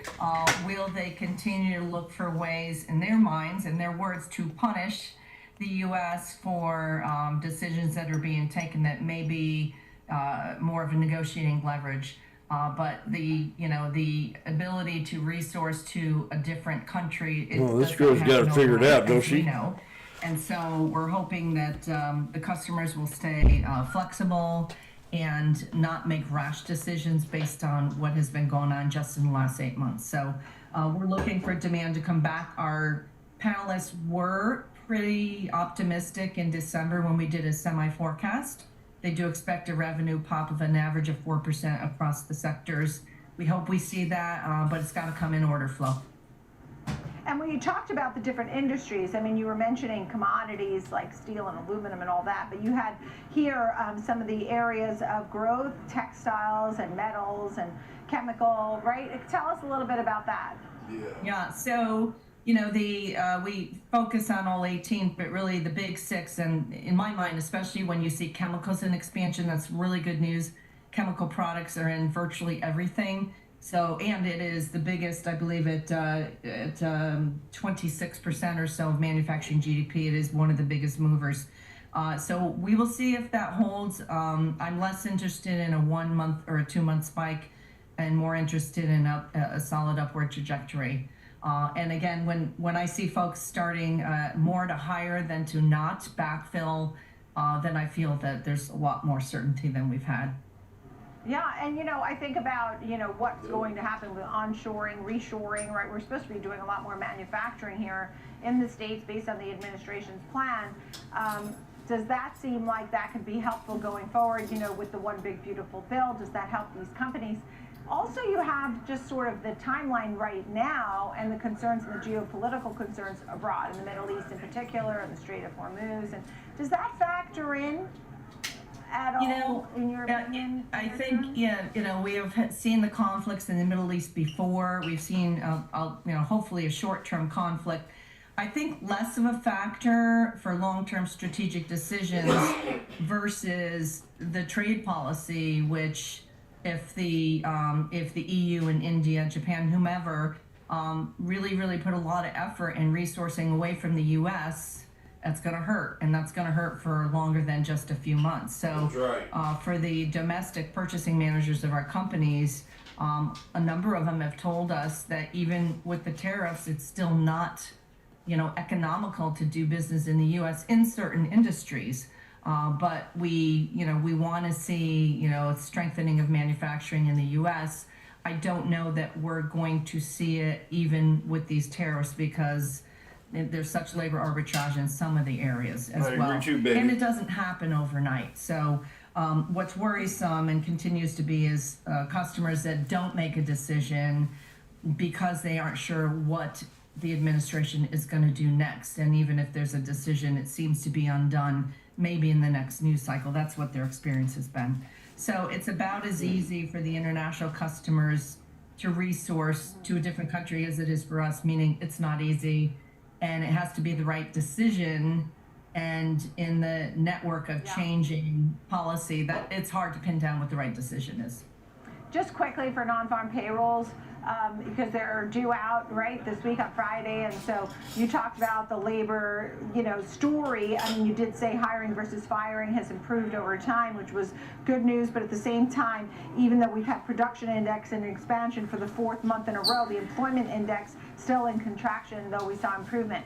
What do you think we might see from the non-farm payrolls this week, or big picture on labor? Yeah, I mean, the manufacturing labor, I believe, is around 10% of all in the U.S. I'm not certain there's going to be a big change. I also look at the jobless claims, both initial and ongoing. There's nothing that's really, a big swing either way that I've seen in the last few months. I do believe that these companies are going to be very cautious and careful about backfilling those roles and hiring until they see that they're going to have a little bit of a longer, order book. Backlog is great and it jumped 5 points, but that's completely dependent on what's coming in for new orders. All right. Susan Spence, great to see you. Institute for Supply Management. Thank you so much. Really appreciate it. Coming up, time to talk memory stocks and why investors could be buying the dip. Any pullbacks may be the opportunity for you. Our next guest explains that. We'll be right back.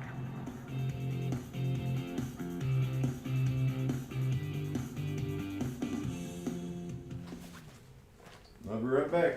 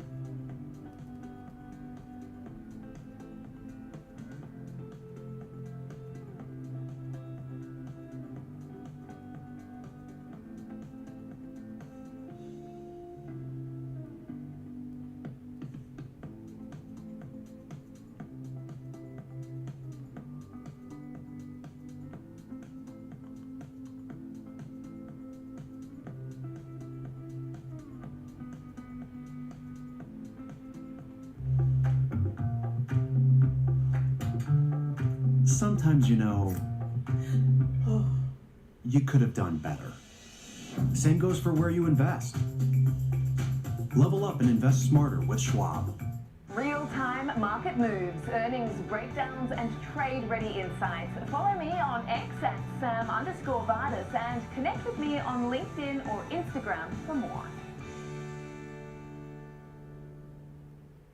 Trading at Schwab is powered by Ameritrade, unlocking the power of think or swim, the award-winning trading platforms.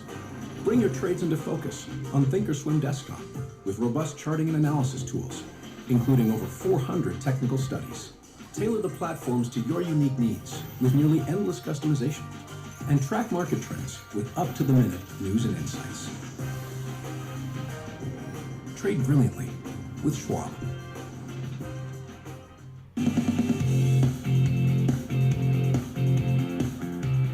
Welcome back to the Watch List. I'm Nicole Petalides. Lucas Downey is with us, co-founder of MoneyFlows.com. And we think about what's going on in the world of chips. Love them, don't like them. People are in, they're out. I mean, it's been a wild ride. NVIDIA really gave us a nice number, not only for the quarter, but also for the outlook. I mean, people really were very impressed, even though the market had sold off. Some of your thoughts on the big chip trade? Yeah, it's good to see you, Nicole. 2026 has been one of those great years where you get indices that are basically flatlining, but you have a lot of stocks under the surface that are just doing tremendously well, and it's just no longer this Mag 7 story that everybody has grown to love over the past few years. So we wrote a piece talking about what's happening in memory and storage stocks. I know I've been on your show months ago. We were talking about this, but you know, at Money Flows, we focus on where the big money has been going, and it has been literally nonstop money going into Micron, also SanDisk, and also Lam Research. And when you look at the fundamental drivers behind it, right, we know that there's a big bottleneck that is happening with a lot of the chips based on all the AI demand, and earnings estimates especially continue to go higher and higher. And so as long as earnings continue to be on the high end, and likely they might even be lower than what they will come in at,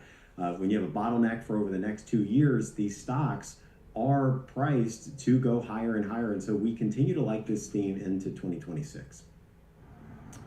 Micron, SanDisk, Lam Research. How different are they from one another, or is it just a group thing?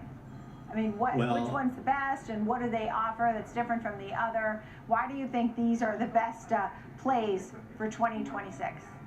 Well, I think Micron really kicked everything off back on their last earnings call, where they basically said that, listen, demand is extremely high right now. There's a big shortage. And that's when earnings really accelerated from the estimate side. And so this went for not only this year, but also next year. So they're kind of like your major player, and you tend to have these big boom bust cycles that happen in the semiconductor space. So Micron is one of those. But when you have a bottleneck that is so severe, where there just aren't enough chips out there for the level of demand for a couple of years out, you know, this is where a lot of investors are flocking.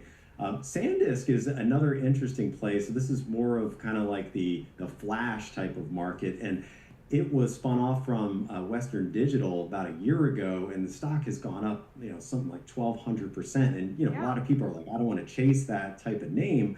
However, you know, whenever you look at what's happening in terms of the pricing environment for all of their products, you know, they're able to charge higher prices, and it's falling to the bottom line. What was very interesting about SanDisk is whenever you look at their annual sales versus their annual operating income. So in 2025, sales were $7.3 billion, and their earnings were $700 million. You go to 2026 estimates, revenues are going to double to $15.2 billion, and then your operating income is going to be $7 billion. So that's a tenfold difference. And then if you go out to 2027 estimates, it's $25 billion in sales and $15.6 billion in the operating income. And then lastly, to kind of round this out, we've got Lam Research, which is one I've owned for a long time. And this is more of a a fabrication type of company. They're putting everything together. And you know, you listen to their earnings calls about all the needs that all these chips, what they need in terms of things getting smaller, more advanced. They see a huge runway. And not only that, analysts just continue to upgrade and revise up the earnings for all of these companies. Every time I refresh the numbers, they just continue to go higher and higher. So that was the reason behind these three. All right. Look, we'll watch for all of those. And they've done really well. As you noted, we were looking at SanDisk a moment ago, up 1,200%. in 1 year. Such a different story than some of the other tech names or software. Do you look at the other tech names or software as a service? I mean, we saw, IGV getting pummeled, for example, which really is the basket of these software stocks. Such a different story, which is down 1 year, down year to date. I mean, down 20% in just 3 months. Is there opportunity there eventually or not necessarily? Oh yes, we definitely see that. So I mean, at Money Flows, we're obviously looking at what's going out as well as what's going in, and software has just been a really painful trade, and we've seen signs of capitulation, what we would call forced selling over the past couple of weeks. If anything, it does look like there's been a pause, and we do think that the space is more constructive than what it was heading into all of this. So, we've been recommending that some of the higher quality companies in the software space could be areas that you want to nibble at, but for sure, software has definitely been a big theme from the outflow side in our data. All right, and NVIDIA you like, is that right, just quickly? Yeah, NVIDIA is a great company. They just had terrific guidance. I just think a lot of people are offsize. They're just wanting to underweight a lot of the mega caps. And that's why we're starting to see a lot of the rotation that we've been talking about for the past 4 to 5 months. It just continues in 2026. So great company. It's just a lot of people are positioned differently for it. And they're given more room and they're giving more pluses to all the smaller mid-cap names and in tech. Lucas Downey, co-founder, moneyflows.com. Thank you so much, and a good look there at the memory names that he really liked, which included Micron, SanDisk, and Lam Research. Still ahead, we're taking a look at the Berkshire Hathaway's first quarterly report since the departure of Warren Buffett. Greg Abel is quite able and plans to stay on for 2 decades, so showing his commitment to this company. What to expect under a new CEO for Berkshire Hathaway. We'll be right back.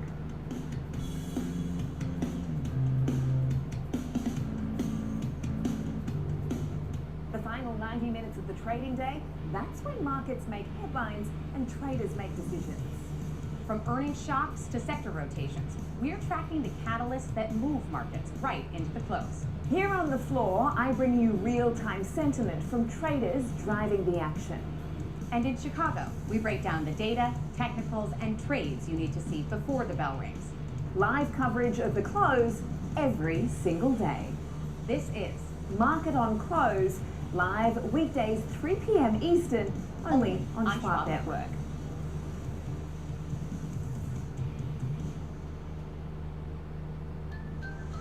Opportunities don't stop when the market day ends, so neither do we.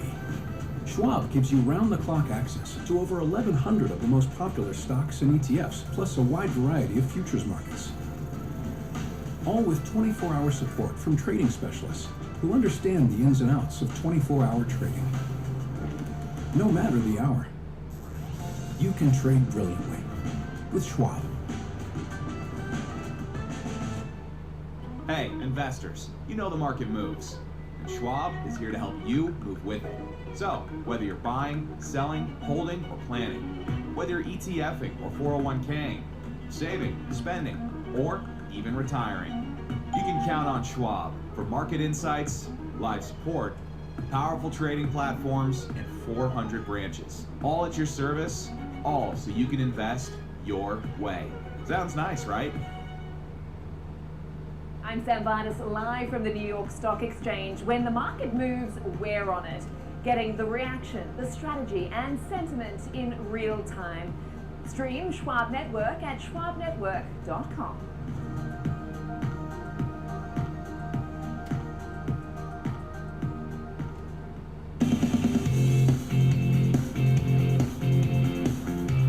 Welcome back to the watch list. We're watching Berkshire Hathaway. It's lower today, did report its fourth quarter results. The first results out without Warren Buffett at the helm.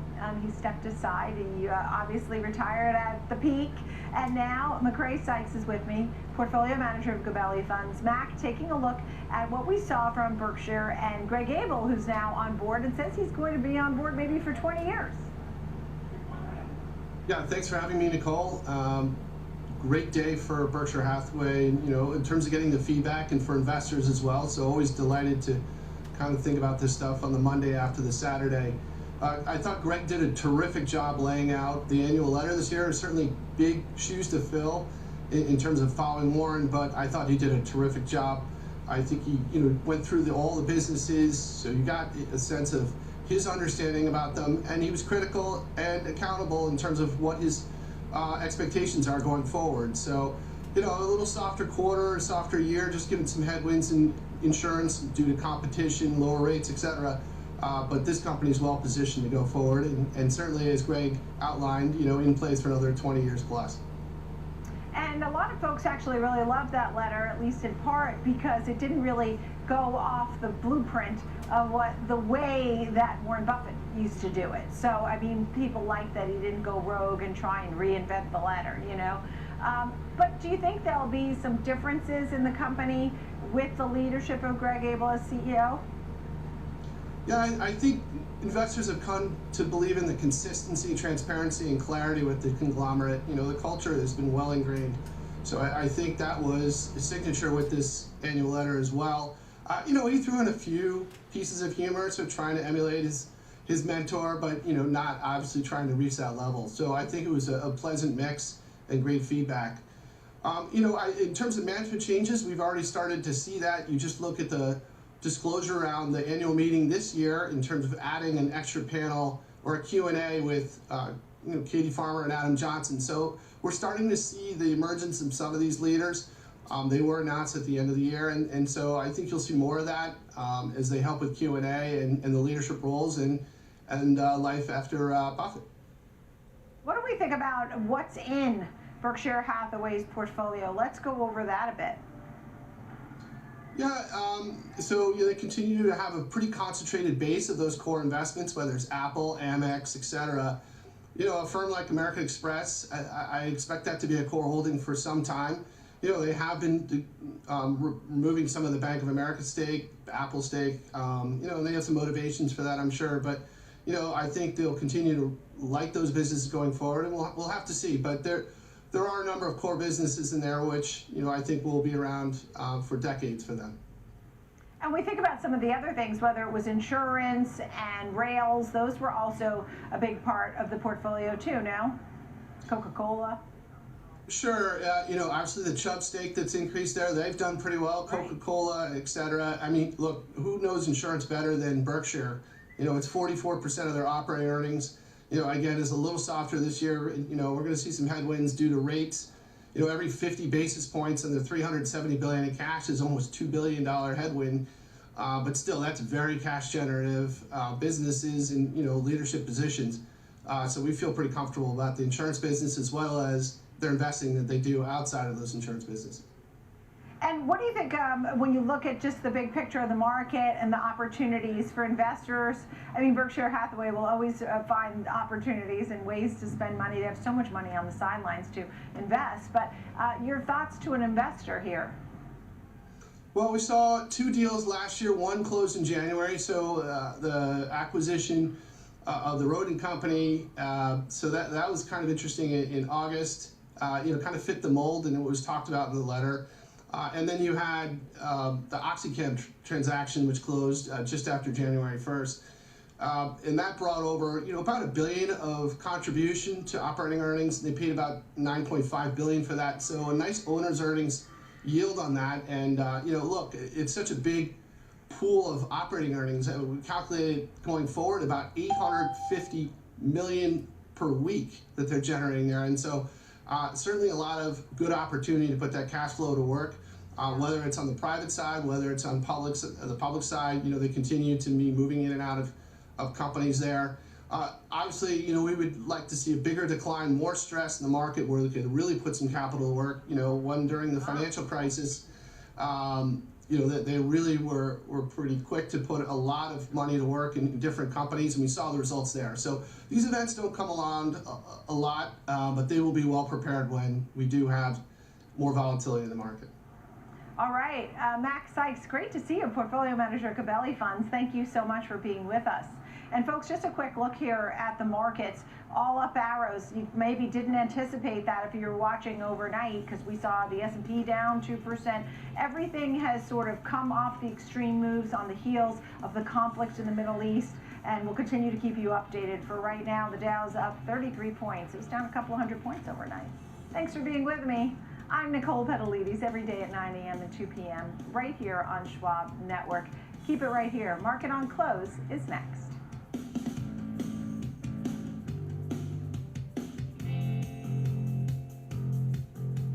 Schwab Bank Investor Checking, the checking account built for investors, named highest in client satisfaction by J.D. Power for 7 years in a row. With Investor Checking, you get the award-winning features of our checking account, plus cash management solutions, all designed for investors like you, with unlimited ATM fee rebates for cash withdrawals worldwide, no overdraft fees, and enhanced security features to keep your money safe. Also, because your investor checking account is linked to your Schwab One brokerage account, you can manage your checking and investing in one convenient location. Moving funds between your accounts is easy. Cash moved to your brokerage account is available in seconds. That means you can stop waiting and start investing in stocks, bonds, money market funds, and more. Get more with Schwab Bank Investor Checking, the checking account built for investors.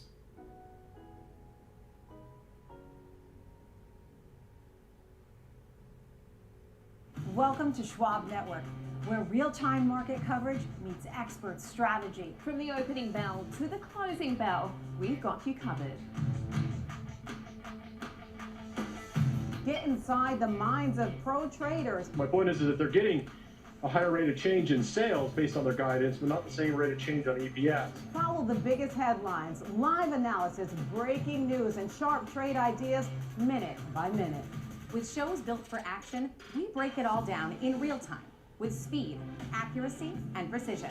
I think one of the most important things is you're making a play in a risk-defined way here going into earnings. So that would be a further downside area to watch. Smart insights, actionable data, veteran traders, and trusted financial journalists, streaming live and on demand. Schwab Network, streaming 24/7, any screen, anywhere, free. SchwabNetwork.com.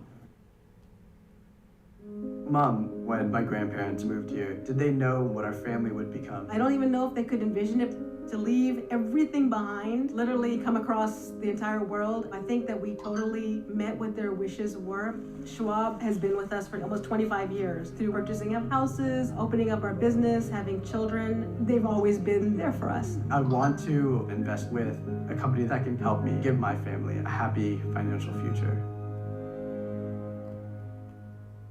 Stay connected to what moves the markets. Download the Schwab Network app and stream anytime wherever you are.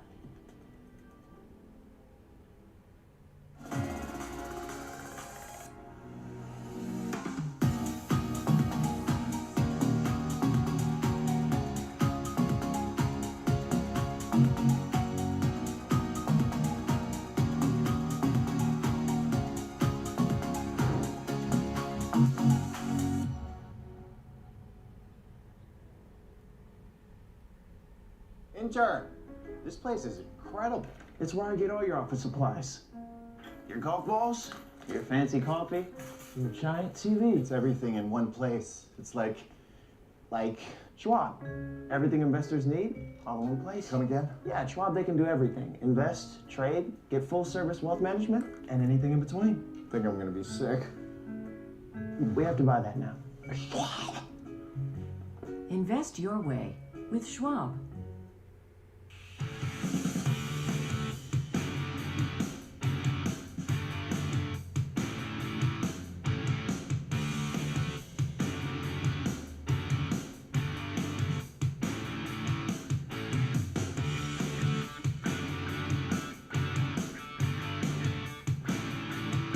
Good afternoon. It's 3 p.m. on Wall Street, and this is Market on Close. I'm Marley Caden, coming to you live from our Chicago headquarters. And I'm Sam Vadas, coming to you live from the floor of the New York Stock Exchange. Let's take a look at what is coming up on today's show. We'll cover all areas of the market as it relates to the conflict in the Middle East, and that starts with the energy market as oil spiked higher in reaction. Carly Gardner will be breaking that down for us and what we can expect from oil prices down the road. Later, we'll look at defense and which names could be in focus as the conflict continues. And we still have some earnings coming in as we'll react to MongoDB as soon as that report hits the wire after the closing bell. But for now, Marley, take us through what's been on your radar today.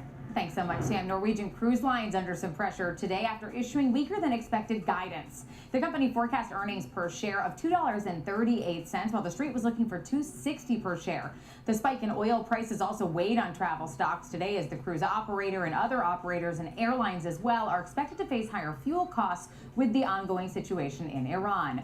And CrowdStrike shares are higher today following an upgrade in advance of their earnings tomorrow. Piper Sandler upped the company's rating to overweight from neutral, saying that AI disruption fears are overdone for what it calls this best-in-class security platform. The analyst went on to say that the views about fears and cybersecurity consolidation are actually a major tailwind for CrowdStrike.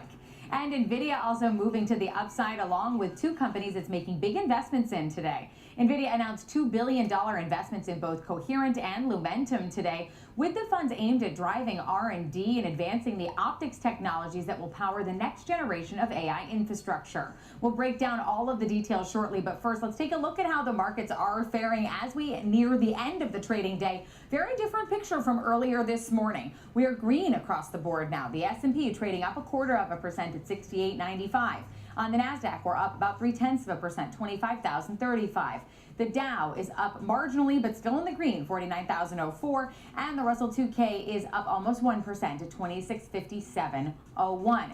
Taking a look at the 10-year, holding pretty firm at 405 today. The dollar at 98.33. Gold continuing to move higher. We're now above 5,300, 53.42 a troy ounce. That's up 1.8%. Crude oil staying above $70 a barrel. That's up close to 6%.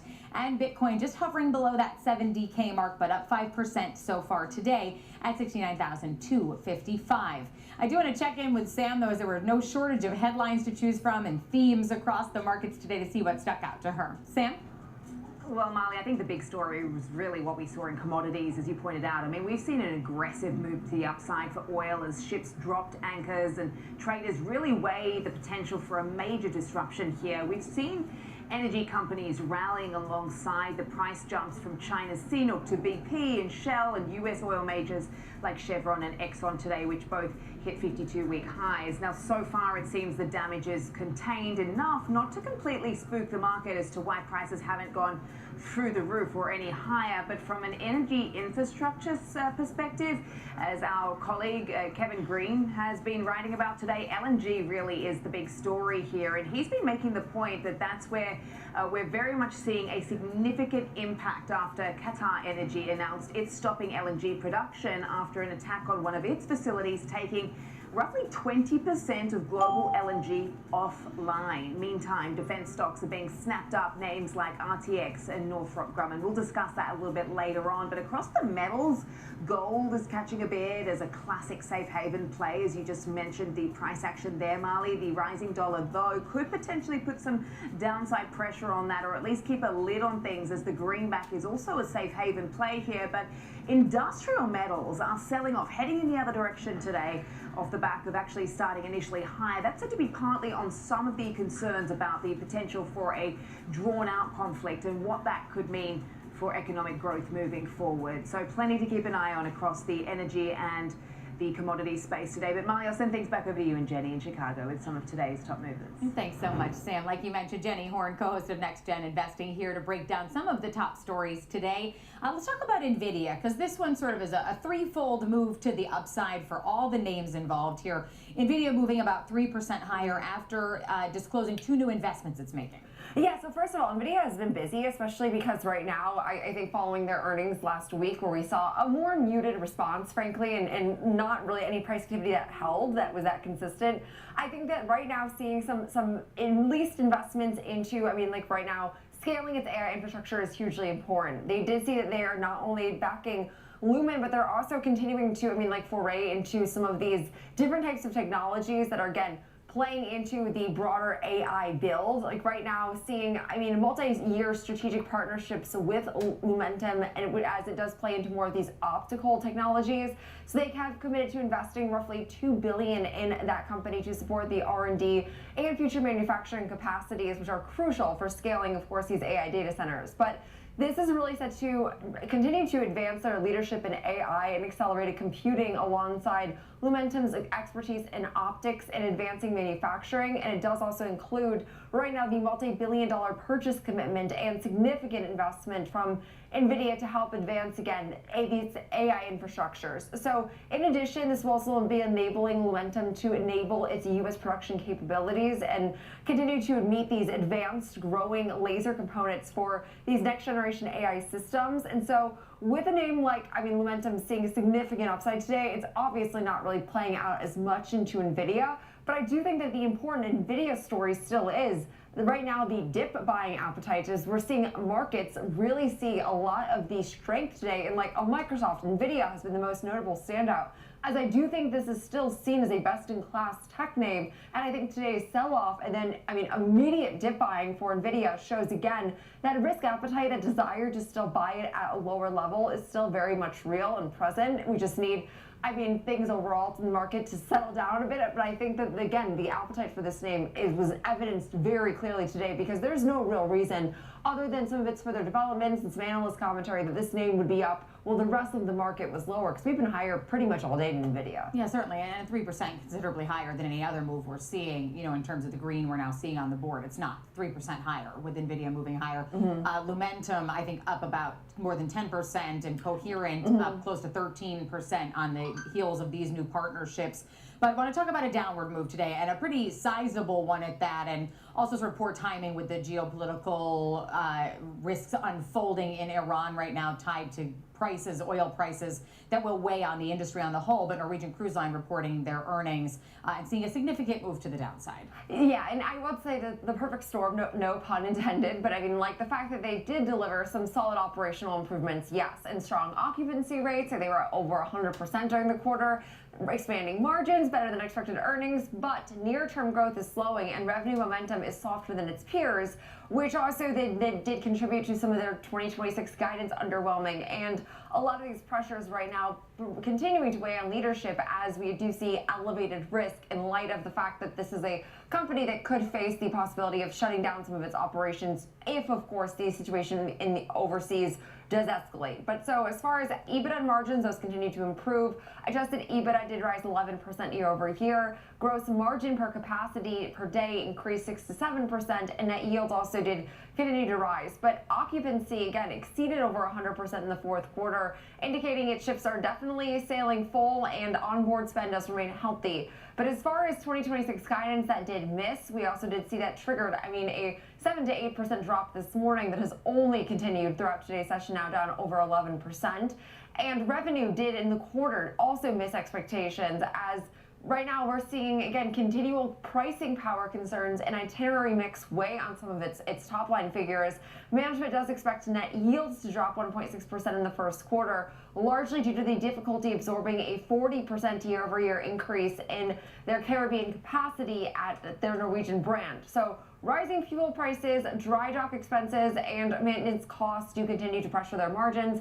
And again, I think that you have to acknowledge that this is a company that closed all of its operations the last time we saw any major global event, which was the pandemic. They're still relatively debt-ridden as a result of that, with, yes, now added activist investor interest, but not enough to be immune from like a global issue that is definitely facing some of the looming price of energy and in crude oil, but also just tourism space as a whole. Yeah, certainly, and seeing that move to the downside with a more than 11% move downward for Norwegian today, and also their new CEO. A lot of the analysts I spoke to about these earnings said that they didn't feel that he was optimistic enough, that it wasn't rosy enough from someone who's coming newly into a position. A lot of criticism of the commentary. Fair. I feel like of all days to not be rosy, today would probably be the day, but obviously I'm not on these calls myself.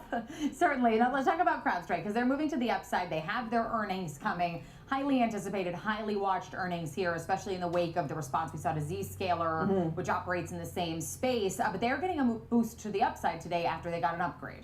Yeah, so this name is I will say, getting some analyst mixed to commentary. I wouldn't necessarily say it's all to the upside, but Piper Sandler was one that at least did upgrade shares to overweight from neutral. Unchanged price target of 520. Calling out the stock is down 21% year to date on these AI concerns that they believe have subsumed the narrative in security. They do view the sell-off as well overdone, saying CrowdStrike now has best-in-class security platforms with a track record of innovation as well as execution. And they do believe that the opportunity and the ability to execute warrant a premium valuation, which anyone that follows this name knows that that's a pain point consistently, is the fact that it does trade at a very lofty forward-looking multiple because of the growth that's implied. So you can go back and forth there, but the upgrade right now, they did say it's hard to ever argue for a cheap valuation for CrowdStrike, but they acknowledge that the sell-off seems too extreme, especially considering there are several positive catalysts ahead, like the coming earnings report, their cybersecurity industry's big RSAC conference later this month, so that's also a catalyst to look out for. BTIG, Bayer did also trim their price targets today, so it's not all super positive. But yeah, I mean, you look at the move.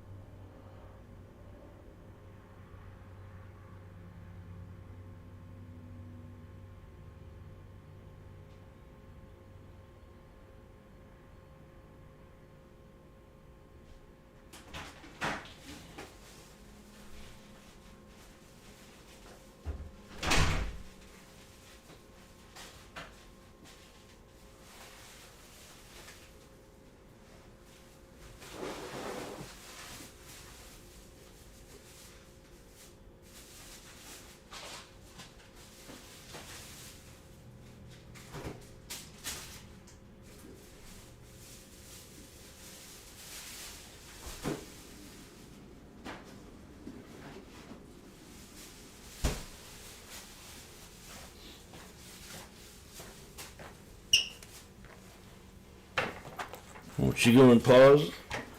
Oh, and another big knife. Scalping day.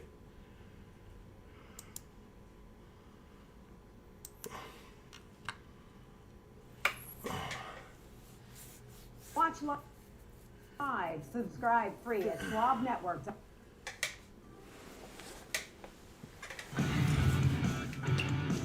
Welcome back to Market on Close. I'm Sam Bartis alongside Marley Caden in Chicago. So let's welcome in our next guest now, Robert Conzo, CEO, Managing Director of the Wealth Alliance. Robert, so nice to have you on the show.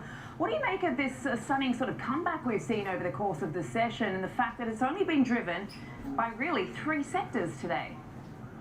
It's a, well, thanks for having me, number one, but it's I call it muted uncertainty. I think the market is just assuming this is going to be a short conflict, and as such, you're seeing it came down, then it came right back up, and I think the big question is, will it be a longer conflict? And if it is, then all sorts of other questions will come into play. But right now, the market is just pushing more concerns and pricing in a short duration of this conflict. And so let's say, Robert, that it doesn't quite pan out like that. The White House has come out and said they think the 4-week timeline may not be realistic. They're dialing that back a little bit since that commentary.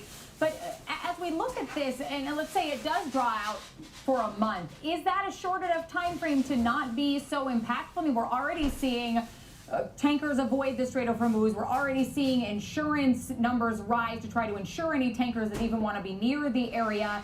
Eventually, that will trickle down into inflation. Yeah, I think you start going 4 weeks and further, a couple of things will happen. Number one, the perception that'll go further will start to proliferate. And then you can get definitely a whole bunch of things happening, like inflationary pressures, gas going up, eating into consumer budgets. That'll play into how the Fed deals with interest rates in July. You could see managers getting a little bit more tactical on where they're going to play into active management versus a blind passive strategy, maybe going into military contractors or utility, consumer staples, more defensive stocks. Gold continuing to go up, bond prices going down, yields going up. So yeah, could be, it starts to go out 4, 5, 6 weeks. This could go out and start to really start getting concerning. And by the way, that unfortunately is coming off the heels of just a great year to date right before that whole bombing. And Robert, we got some macro data out today, which I feel was largely overlooked just because the market is so laser focused on the impact of what is happening with respect to the conflict in the Middle East. But that ISM manufacturing data was very, very telling when you look at the headline number, but what it told us under the hood about those prices paid in the 70s range compared to what the market was expecting in the 60s. I mean, those input prices are looking higher at a time when the production, the output is coming off. What does that tell you when you have the 10-year yield that's now ticked above 4% and that, you know, the market pricing out rate cuts in the back end of the year? The market has been just doing pretty well, and I think the reason why is, and these ISM figures are a little unique versus what we have been. Little snake breakout pullback.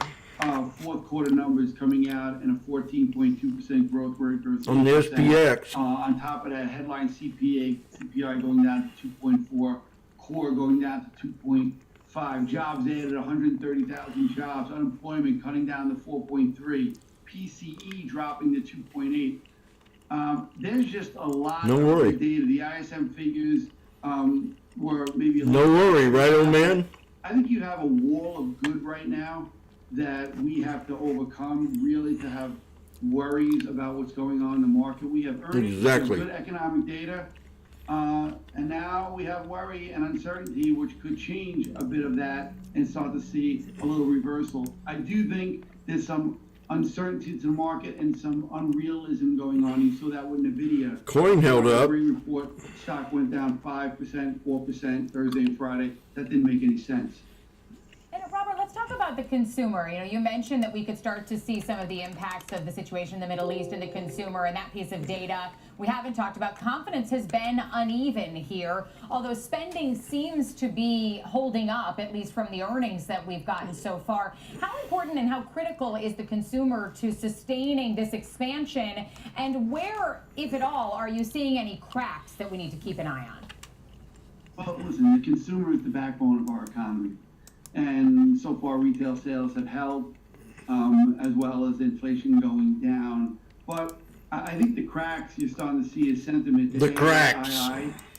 Sentiment dropped to a number that was started having some concern. So I think what you're really starting to see now is the effects of a 3-year bull market, 23, 24, 25. Oh. It's like a wire being pulled tight.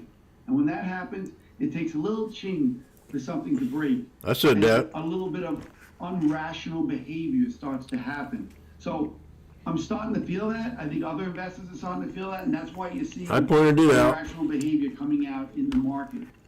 Again, this conflict could exacerbate that, but time will tell. And the Fed's got a real problem on their hands trying to figure out how to play interest rate policies in relation to that. Yeah, we're going to get a lot more Fed speak throughout the course of the week. Let's see how they react to what we've seen over in the Middle East and their thoughts about the impact on inflation and that picture. But Are you scared, darling? Something you just said, Robert, about NVIDIA. Just talk NVIDIA here. I mean, selling off post very good earnings, yet rallying today when there's a geopolitical risk premium being priced into oil. She knows that's a sexy word. Is it a headline that it's going to be vertically strengthening its AI infrastructure, or is it more than that? When we saw NVIDIA's Marley's pissed off. Good. On Damn revenue, bitch taking on my job. Outlook, and then you I'll saw get her. the price drop go down 8% in 2 days, and now today it going up. Again, a lot of irrational behavior around lots of things, like how AI will affect jobs in software companies and hardware. I mean, you saw year-to-date software companies going down year-to-date 20%, and hardware only going down 4%, and now the last 3 days you saw a reversal of that. What so does it mean? sense does that make? It doesn't make a lot of sense, and I think what you're seeing is people nervous, and nervous why? Because when your portfolio goes like this, you start to worry, should I get out, should I get out, should I get out? And that's what's creating a little bit of, again, irrational behavior. Stay true, stay diversified, don't make any big bets, especially when you're seeing a market that jumped up in the VIX at 25, now pulling back down to 20, which was a good thing. And Robert, I want to stay with NVIDIA here. I was speaking to economist Brian Jacobson earlier today about this ongoing conflict with Iran, and he was saying, yes, of course, we may see it in the consumer. Yes, we'll see it in oil prices and gas prices. But another unintended victim here may be in this AI build-out, in the hyperscalers, in the NVIDIAs of the world, as energy prices may skyrocket here. What are your thoughts about the potential implications on this ongoing conflict? Yeah, baby, what's a hyperscaler? Well, as we all know, energy goes up, everything goes up, and things just get more expensive. And these massive budgets that were laid out, I mean, Google and Microsoft have a $650 billion CapEx budget for AI for 2026. If those costs of those build-outs go up a lot by energy going up, it could pull back on how they're going to deploy that money. So, again, it depends on the duration, the price escalation of energy, but if energy goes up, it usually is negative on CapEx and could slow down the growth rates that they've been so bullish on for the past 2 years, year and a half. Correct. Doesn't seem to be reflected in the price of technology stocks today, though, Robert. Fascinating chat. Thank you so much for joining us. Robert Conzo, the Wealth Alliance there. Coming up next, we will dive into the energy sector as we see crude oil spiking high due to the Middle East conflict. So we'll see how high prices can climb next on Marked on Close.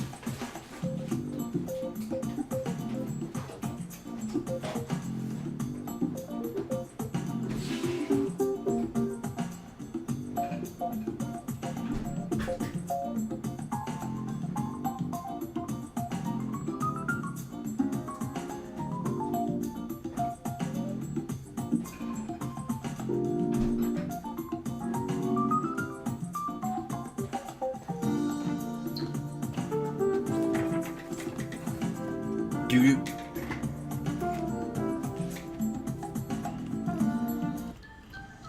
Opportunities don't stop when the market day ends. So There's your pullback. Schwab gives you round-the-clock access. Now we got the breakout. What time is The it? most popular stocks and ETFs, plus a wide variety of futures markets.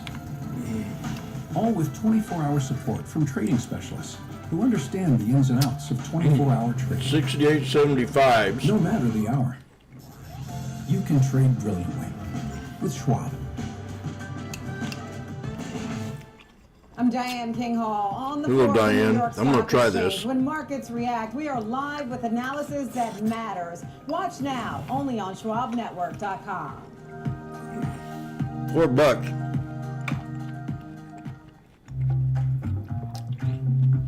Come on, Jimmy. You could have done better.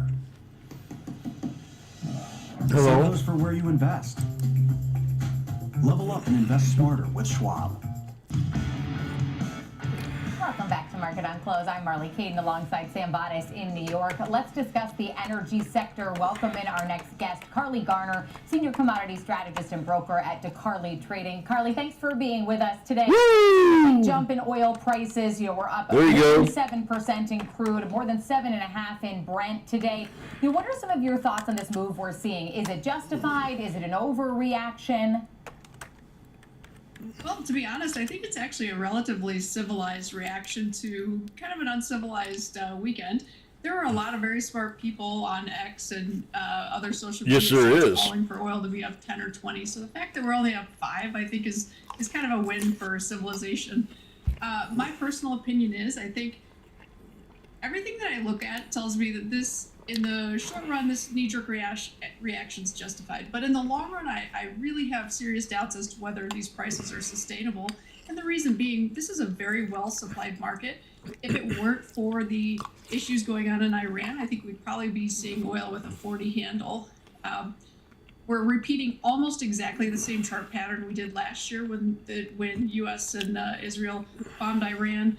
Basically, we started at 55. We rallied up into the mid-70s. Around the 200-week moving average, which currently is at 76. We tested that level and then rolled back over last year. And I think we probably repeat that again, unless there's some other big surprise that maybe the Straits of Hormuz close, which I highly doubt would happen. But if something like that occurs, it's very possible we break above 76, and maybe this is the start of a new bull market. But from what I see, I don't think that's in the cards. I think this is a temporary knee-jerk reaction, and I think we eventually move lower to into the 40s, believe it or not. Okay, so it seems like you're seeing a pretty hefty geopolitical risk premium here at the moment as far as what's being priced in with respect to the fear out there. I'm just wondering, as far as capping those prices, how much has it got to do you think, with the lack of disruption, I should say, how contained the damage has been so far? It hasn't been to a lot of the refineries.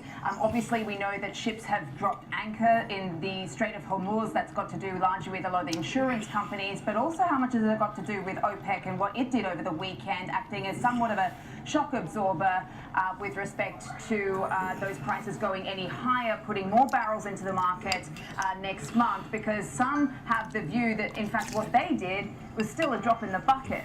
So where do you see things?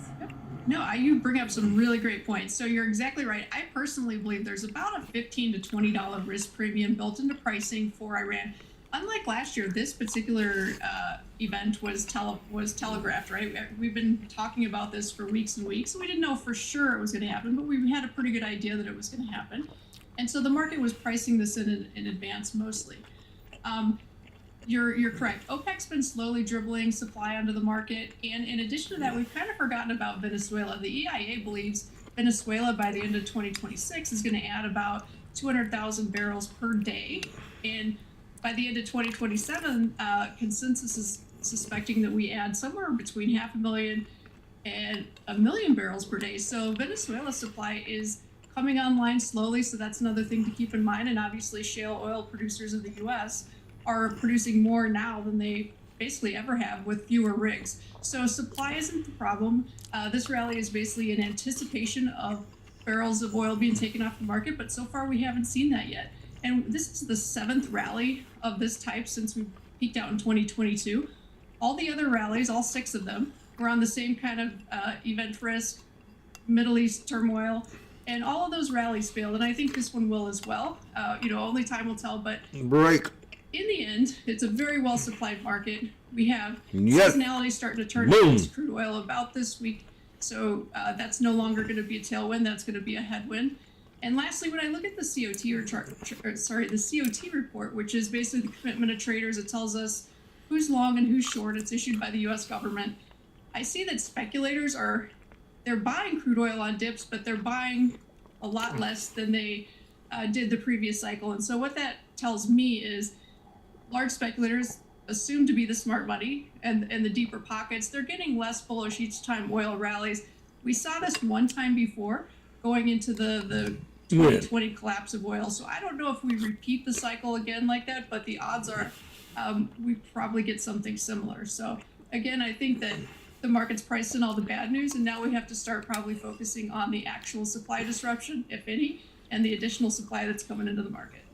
All right, Carly, so let's take out your historical playbook here. As we've mentioned, some similar last summer. As far as technical levels that you're keeping the eye on, or any signs that this rally could fade similar to what we saw last summer, historically, who pissed off Marley? Historically, what has worked best in terms of playing oil in this sort of environment?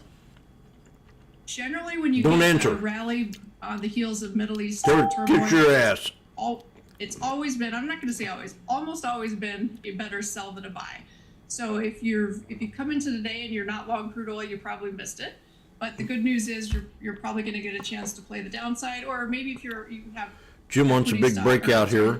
Crude oil stocks in your portfolio, maybe that just means trimming some of the fat on your portfolio.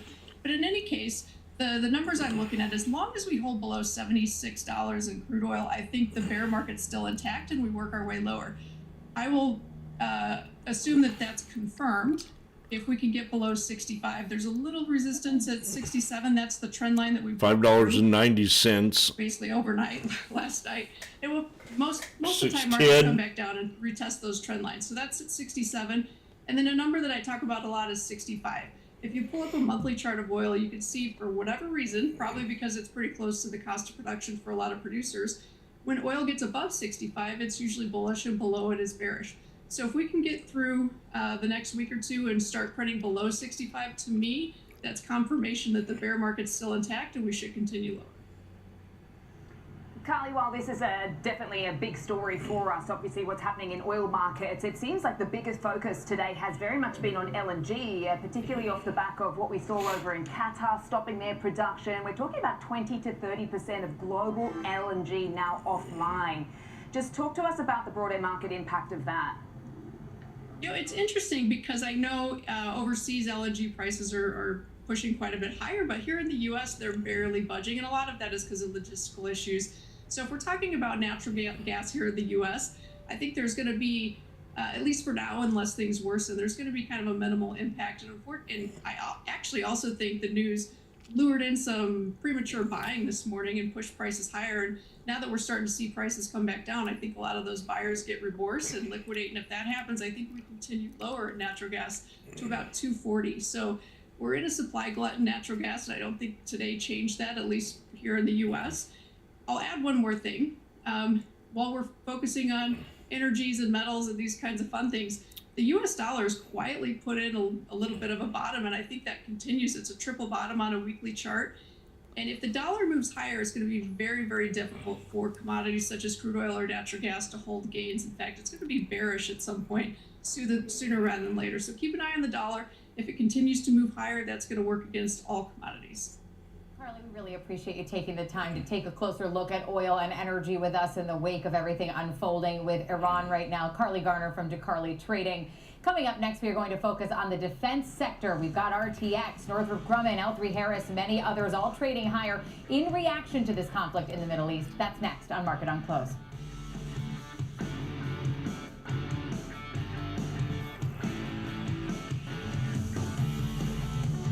Kick off the morning with the data and the decisions moving markets.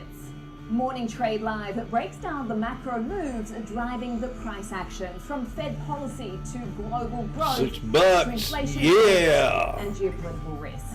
Smart. That's what I wanted. Always live. And that's what I got. To your screen. Morning Trade Live, where Ladies the and gentlemen, markets meet the macro, weekdays at 10 a.m. Eastern. Thank you very much. Whether you're an experienced investor or just getting started, Charles Schwab offers a webcast that's right for you. Do you like using charts when analyzing your stocks? Our technical analysis Very good. podcast series breaks down different charting techniques like trend analysis, price patterns, moving averages, oscillators, and much more. And being in the now. First of all, you can ask questions directly to an education coach. It's interactive learning at its Is that why I've been getting all these calls? Live or on demand. Head over to schwab.com/coaching and start learning today. Now you say it.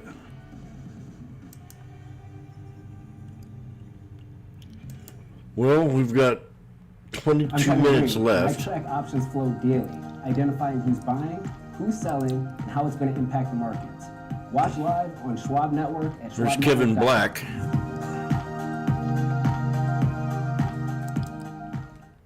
Trading at Schwab is powered by Ameritrade, giving traders even more ways to sharpen their skills with tailored education.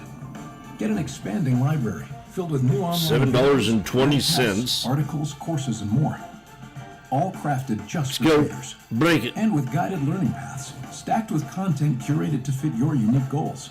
You can spend less time searching and more time. We're looking at the 5 minute right now. Trade brilliantly.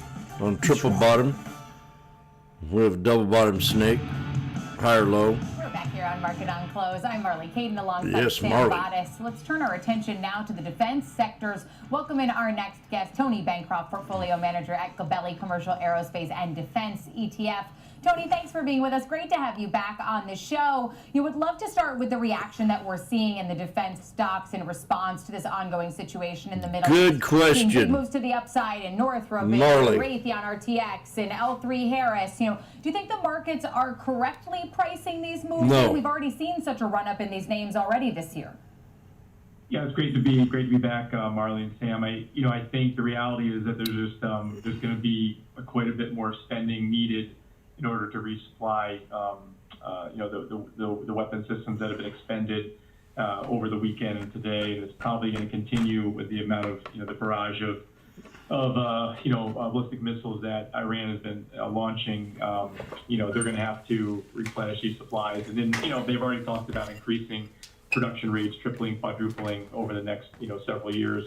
So all things being equal, the primes and the suppliers of them are going to be probably spending quite a bit more.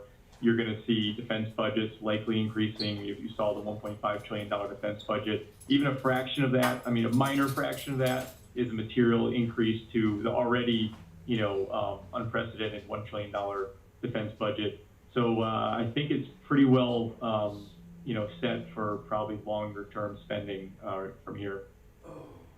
Okay, so a ton of hardware has obviously been utilized to pull off what the US has done, not just in Iran over the weekend, but Venezuela. Remember, that was only just a couple of months ago. Can you believe it? We're not even done with Q1 yet. Oh my goodness, Tony. Okay, so as you're saying, the production needs to be stepped up as we replenish a lot of this stuff. The spending needs to be there, right? We're all seeing these companies moving in tandem today. But do they continue to move in sync, or who is more likely to benefit from some of that upside? Yeah, our Gabelli Commercial Aerospace and Defense ETF, ticker GCAD, is number one active non-levered aerospace and defense ETF this year, up about 18%. It holds a lot of the large names that we're talking about, the Raytheons, Lockheed Martin's, L3 Harris, and then some of the smaller suppliers, companies that we probably don't know as much about, but are just as important to these weapon systems. A company called Albany International, which is a small aerospace and defense supplier. They make actually fan blades for jet engines, but on top of that, they do sort of a 3D weave composite, and they make materials for missile systems as well. So these are very expendable products they make, and there's going to be probably a high demand going forward on a lot of these weapon systems. So with that high demand, what are we looking at in terms of a replenishment cycle here? And also, is the U.S. defense industrial base currently capable of ramping fast enough to meet the potential demand if this does become a longer duration conflict? Yeah, Marley, it's a great question. Marley, we can always do that. Right now, we're America. Thousands likely of Iranian ballistic missiles, intermediate and short-range ballistic missiles. They've obviously been using sort of the barrage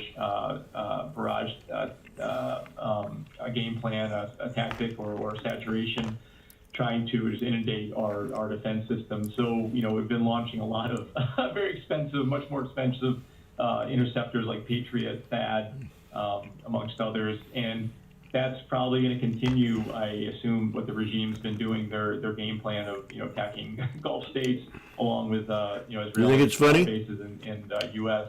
It's probably going to continue, and it's really is definitely it's material to what our supply is probably right now. So you're going to have to replenish that. That's going to continue, and they've already announced, multiple programs. You name it, from L3 Harris, Aerojet Rocketdyne, to Raytheon, to Lockheed. They've talked about quadrupling missile production. So you're going to see rates go up quite a bit. But yeah, it's definitely it's a serious thing right now, and I think that's why the U.S. is so focused on increasing those rates. So away from the pure plays, Tony, what about the defense exposed type names? I mean, I was having a fascinating chat on Friday with Ada Technologies, which is in the business of LiDAR and some of the GPS challenged areas for defense companies. Also, I'm just thinking of Palantir and some of those cybersecurity stocks, which obviously Marley wanted today, that question. perhaps on some of that linkage there. Just talk us through how you're thinking about some of the adjacent names as well. That's also a good point, Sam. I think the reality is that the defense tech, these sort of up and coming, non-traditional primes, have seen a lot of growth, and they're getting a lot of funding. They're getting a lot of this, non-traditional programmatic funding that the primes are usually benefit from, and they're tapping into it. But the reality is the pie is bigger, right? So, on a $1 trillion budget, it just by order of magnitude, they're just going to need more suppliers like the Andurils of the world, and they're going to need more defense techs to make things more, cost effective and more, you need a higher ROI in a lot of these weapon systems. And if you can have better targeting, better intel, better, using AI to improve efficiencies, it's just going to make, it's going to be a more Cut him off. a creative weapon, let's call it that. And it's probably how things are going to go. You're going to see a lot of these joint ventures, partnerships.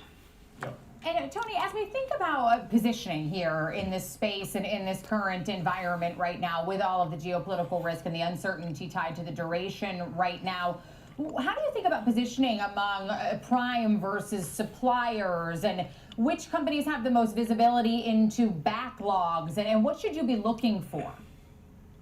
Yeah, I think you want to look at anything that has to do with kinetics. I think complex weapons programs. I think like F-35, and you've seen the effectiveness of that weapon system. Obviously, the B-2, extremely effective. There's a new one coming, the B-21. That's that just essentially got an increase in there it goes. The amount of orders there. So I think you're going to see those guys, and I think you'll see even the sort of the drone makers of the world. You'll see companies like Kratos and AeroVironment increase their production rates and getting more contracts. But I think the sweet spot is really going to be around missile production and rocket engine production, and then complex weapon systems. Well, Tony, we appreciate you bringing your expertise to us to help us take a closer look at the defense space today. Lieutenant Colonel Tony Bancroft from Gabelli Commercial Aerospace and Defense ETF. Thanks again for being with us. Coming up, it is time for Overlooked Stocks. George Tillis has his eye on air test systems heading into the close. He'll break down the news and what you need to know next on Market on Close.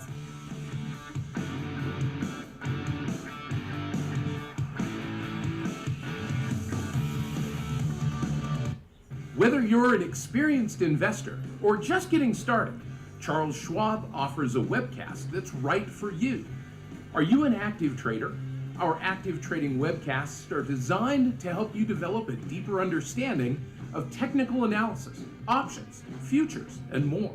Best of all, you can ask questions by chatting directly with an education coach. It's interactive learning at its finest. Tune in live or watch on demand. Head over to schwab.com/coaching and start learning today.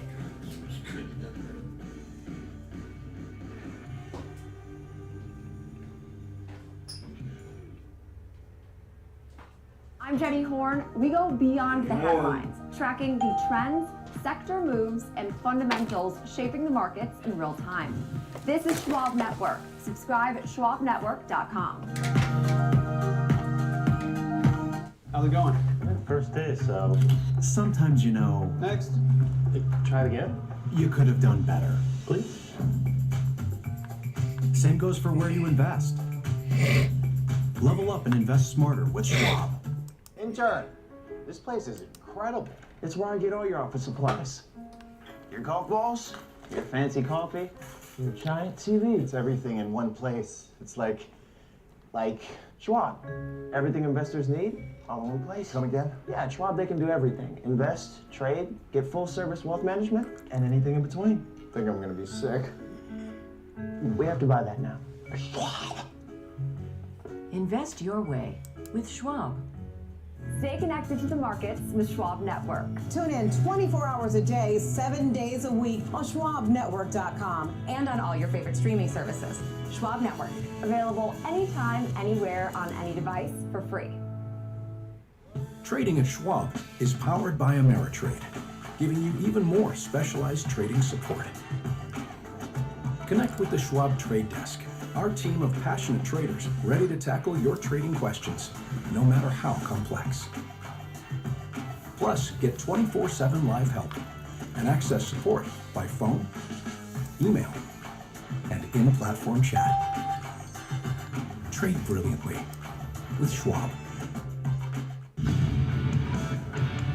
Welcome back to Market on Close. I'm Sam Barnes, live from the floor of the New York Stock Exchange. It's time now for Overlooked Stocks. Shares of Air Test Systems are rallying today. Overlooked. Blair upgraded shares to outperform. So I'm joined by George Siller, Senior Markets Correspondent, George, to talk us through this help one. us. Nice rally, up 15%, up 350%. Yeah, I missed that one. It was overlooked. Well, I think the interesting thing about this particular name is, first off, it's certainly part and parcel what's happening with AI infrastructure and application-specific integrated circuits. AHR Test Systems is basically semiconductor and equipment materials company, so they provide testing services for burn-in wafers, which again help test for things like thermal conductivity, as well as stability in terms of their integrity.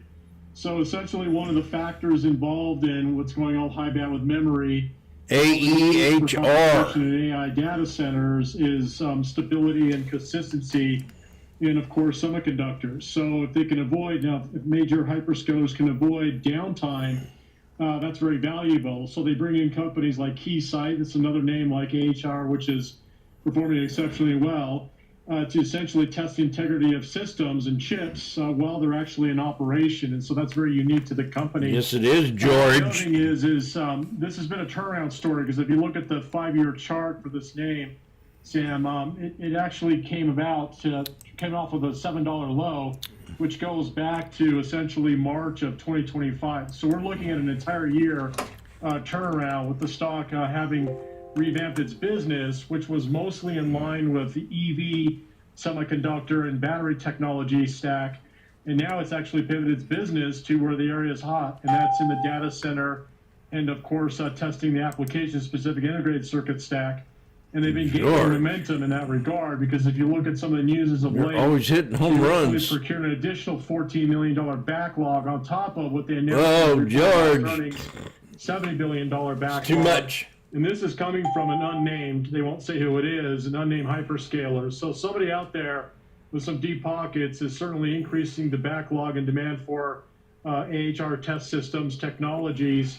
And I think it's important in the context now that not just the quality of control systems and production of semiconductors, it's actually testing them for integrity while they're in operation. I think this is sort of a next game changer, if you will. Use case for technologies, especially with the high demands in data centers and computation.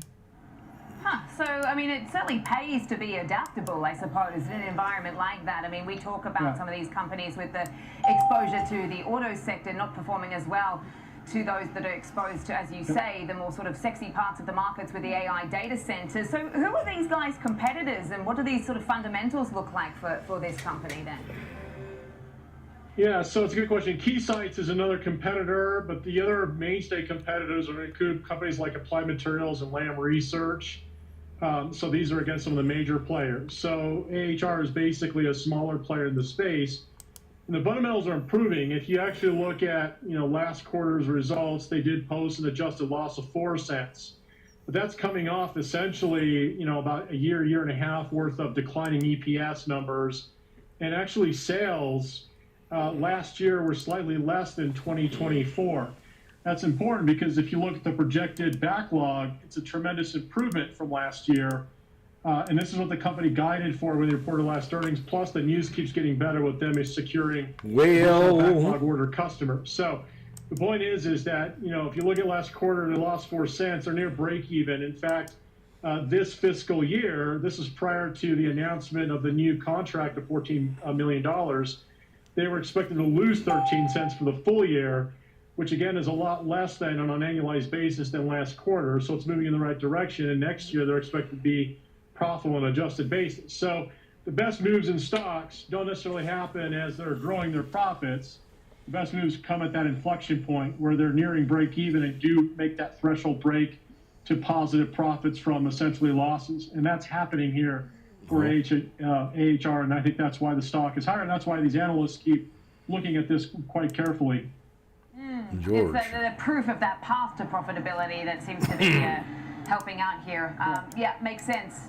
All right, nice pop for Air Technology, so Air Test Systems today. Thanks so much for that, George Siles. Marley, I'll send it over to you in Chicago. Thanks so much, Sam. We are nearing the end of our market session. We'll be bringing in Kevin Green to break down the levels that he's watching on the S&P 500. Plus, we'll have earnings from MongoDB on the way. That's next on Market on Close. Stay with us.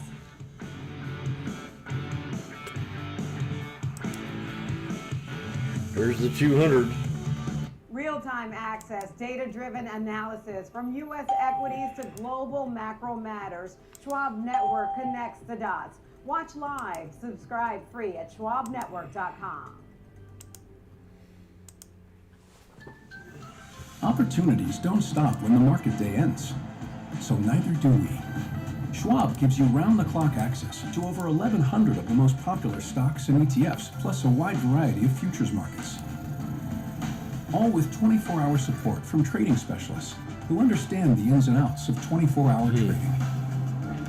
No matter the hour, you can trade brilliantly with Schwab. I'm Alex Coffey. And I'm Jenny Horn. This is Next Gen Investing, where we track the trends shaping tomorrow's market. From tech to energy, crypto to consumer, we focus on what's driving investor sentiment right now. Clear analysis and forward-looking market coverage every trading day. This is a make or break level for this stock. That could certainly be a short-term catalyst. Next Gen Investing, 1 p.m. Eastern. Only on Schwab Network.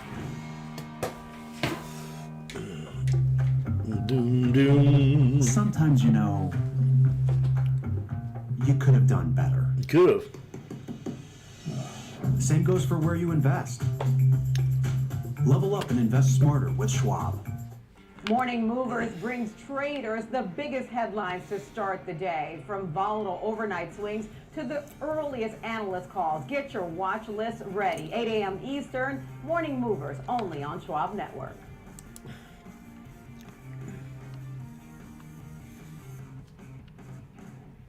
Stay connected to what moves markets. Download the Schwab Network app and stream live coverage wherever you are. Welcome back to Market on Close. I'm Sam Vardas on the floor of the New York Stock Exchange alongside Marley Caden in our Chicago headquarters. We've just got a few minutes left now in today's session, so let's welcome in Kevin Green, Senior Markets Correspondent, to help close out the day.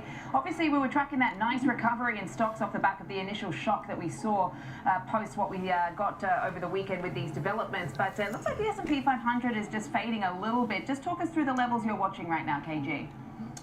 Yeah, we still have some news headlines that are really impacting 3 more minutes at this point, especially when you're looking at the oil markets, which is having an impact when it comes to the equity markets as a whole here. If you're kind of looking at the levels that we highlighted earlier this morning, 68.85, Boom. that has been an area of resistance. We got briefly above that. We actually got above that 6,900 for about 5 seconds or so before we did see a reversal. But I'm looking at the fact that we have been able to kind of recover from these lows, getting towards that 200 period moving average on the 15-minute chart. That's a key area of focus here, and hopefully we do not have any type of breakdown. Kind of going into the close, looking at 6,900, that's going to be a nice round even number. A lot of activity has been transacting at that particular level as well. And then to the downside, you want to be able to hold 6,850. I think the biggest risk that you have is obviously an aggressive selling event going into the close here, given the fact that we did actually see some pretty decent gains off the lows of the session. I mean, we had 50% of the stocks in the S&P in the green. We do have a couple of sectors that were also positive as well, a little bit more risk on in nature. Consumer staples is actually the big laggard. So this is actually pretty decent performance given the events and the environment that we're in right now. And KG, sticking with the environment that we're in, obviously we saw volatility spike up north of 25. We've crushed a bit since then. We're down, in the 21s here. But, what are some of the thoughts you had watching vol today? Well, for the volatility complex, rightfully so, we did see a re-rate a little bit higher. We got close to that 26 level, and that's usually a key area that I focus on. That 26 VIX actually gets you to a 2 standard deviation move, which we really don't see all too often, which is kind of that line in the sand where maybe some buyers do step in, and that's probably exactly what happened this morning as the market kind of settled in, identified some areas and sectors that may not be exposed as much to the geopolitical risk, and that's where the risk-on buying actually did take place. We are still seeing backwardation in this market. If you're looking at the VIX minus the front-month VIX futures, we have a small backwardation. Be mindful of this. If it continues to move to the upside, that's going to be a headwind for equity markets. But if we actually do see, once again, volatility kind of crushing or normalizing across the curve, that might indicate that we have a near-term bottom here. We're still trading at the 100-day moving average as the support. Resistance is the 20-day and 50-day moving average. We have not been able to even with the events that we have overseas. You mentioned some of the headlines regarding the oil markets, KG. I'm just seeing WTI up slightly more than what we opened the show with, and so is Brent. I'm just wondering what headlines you're tracking, what you're seeing out there, what might be behind a little bit of that uptick there. So a commander from the IRGC, the Iranian Guard, stated that the Strait of Hormuz is effectively closed, in that any ships that try to transit through the strait, they will set on fire, basically. So that. I'm here. It was a real slow day. We had to wait for the setups, but they were there. Everything kind of smooth. Everything came back. So, yabba dabba doo. I will be taking off and see you tomorrow.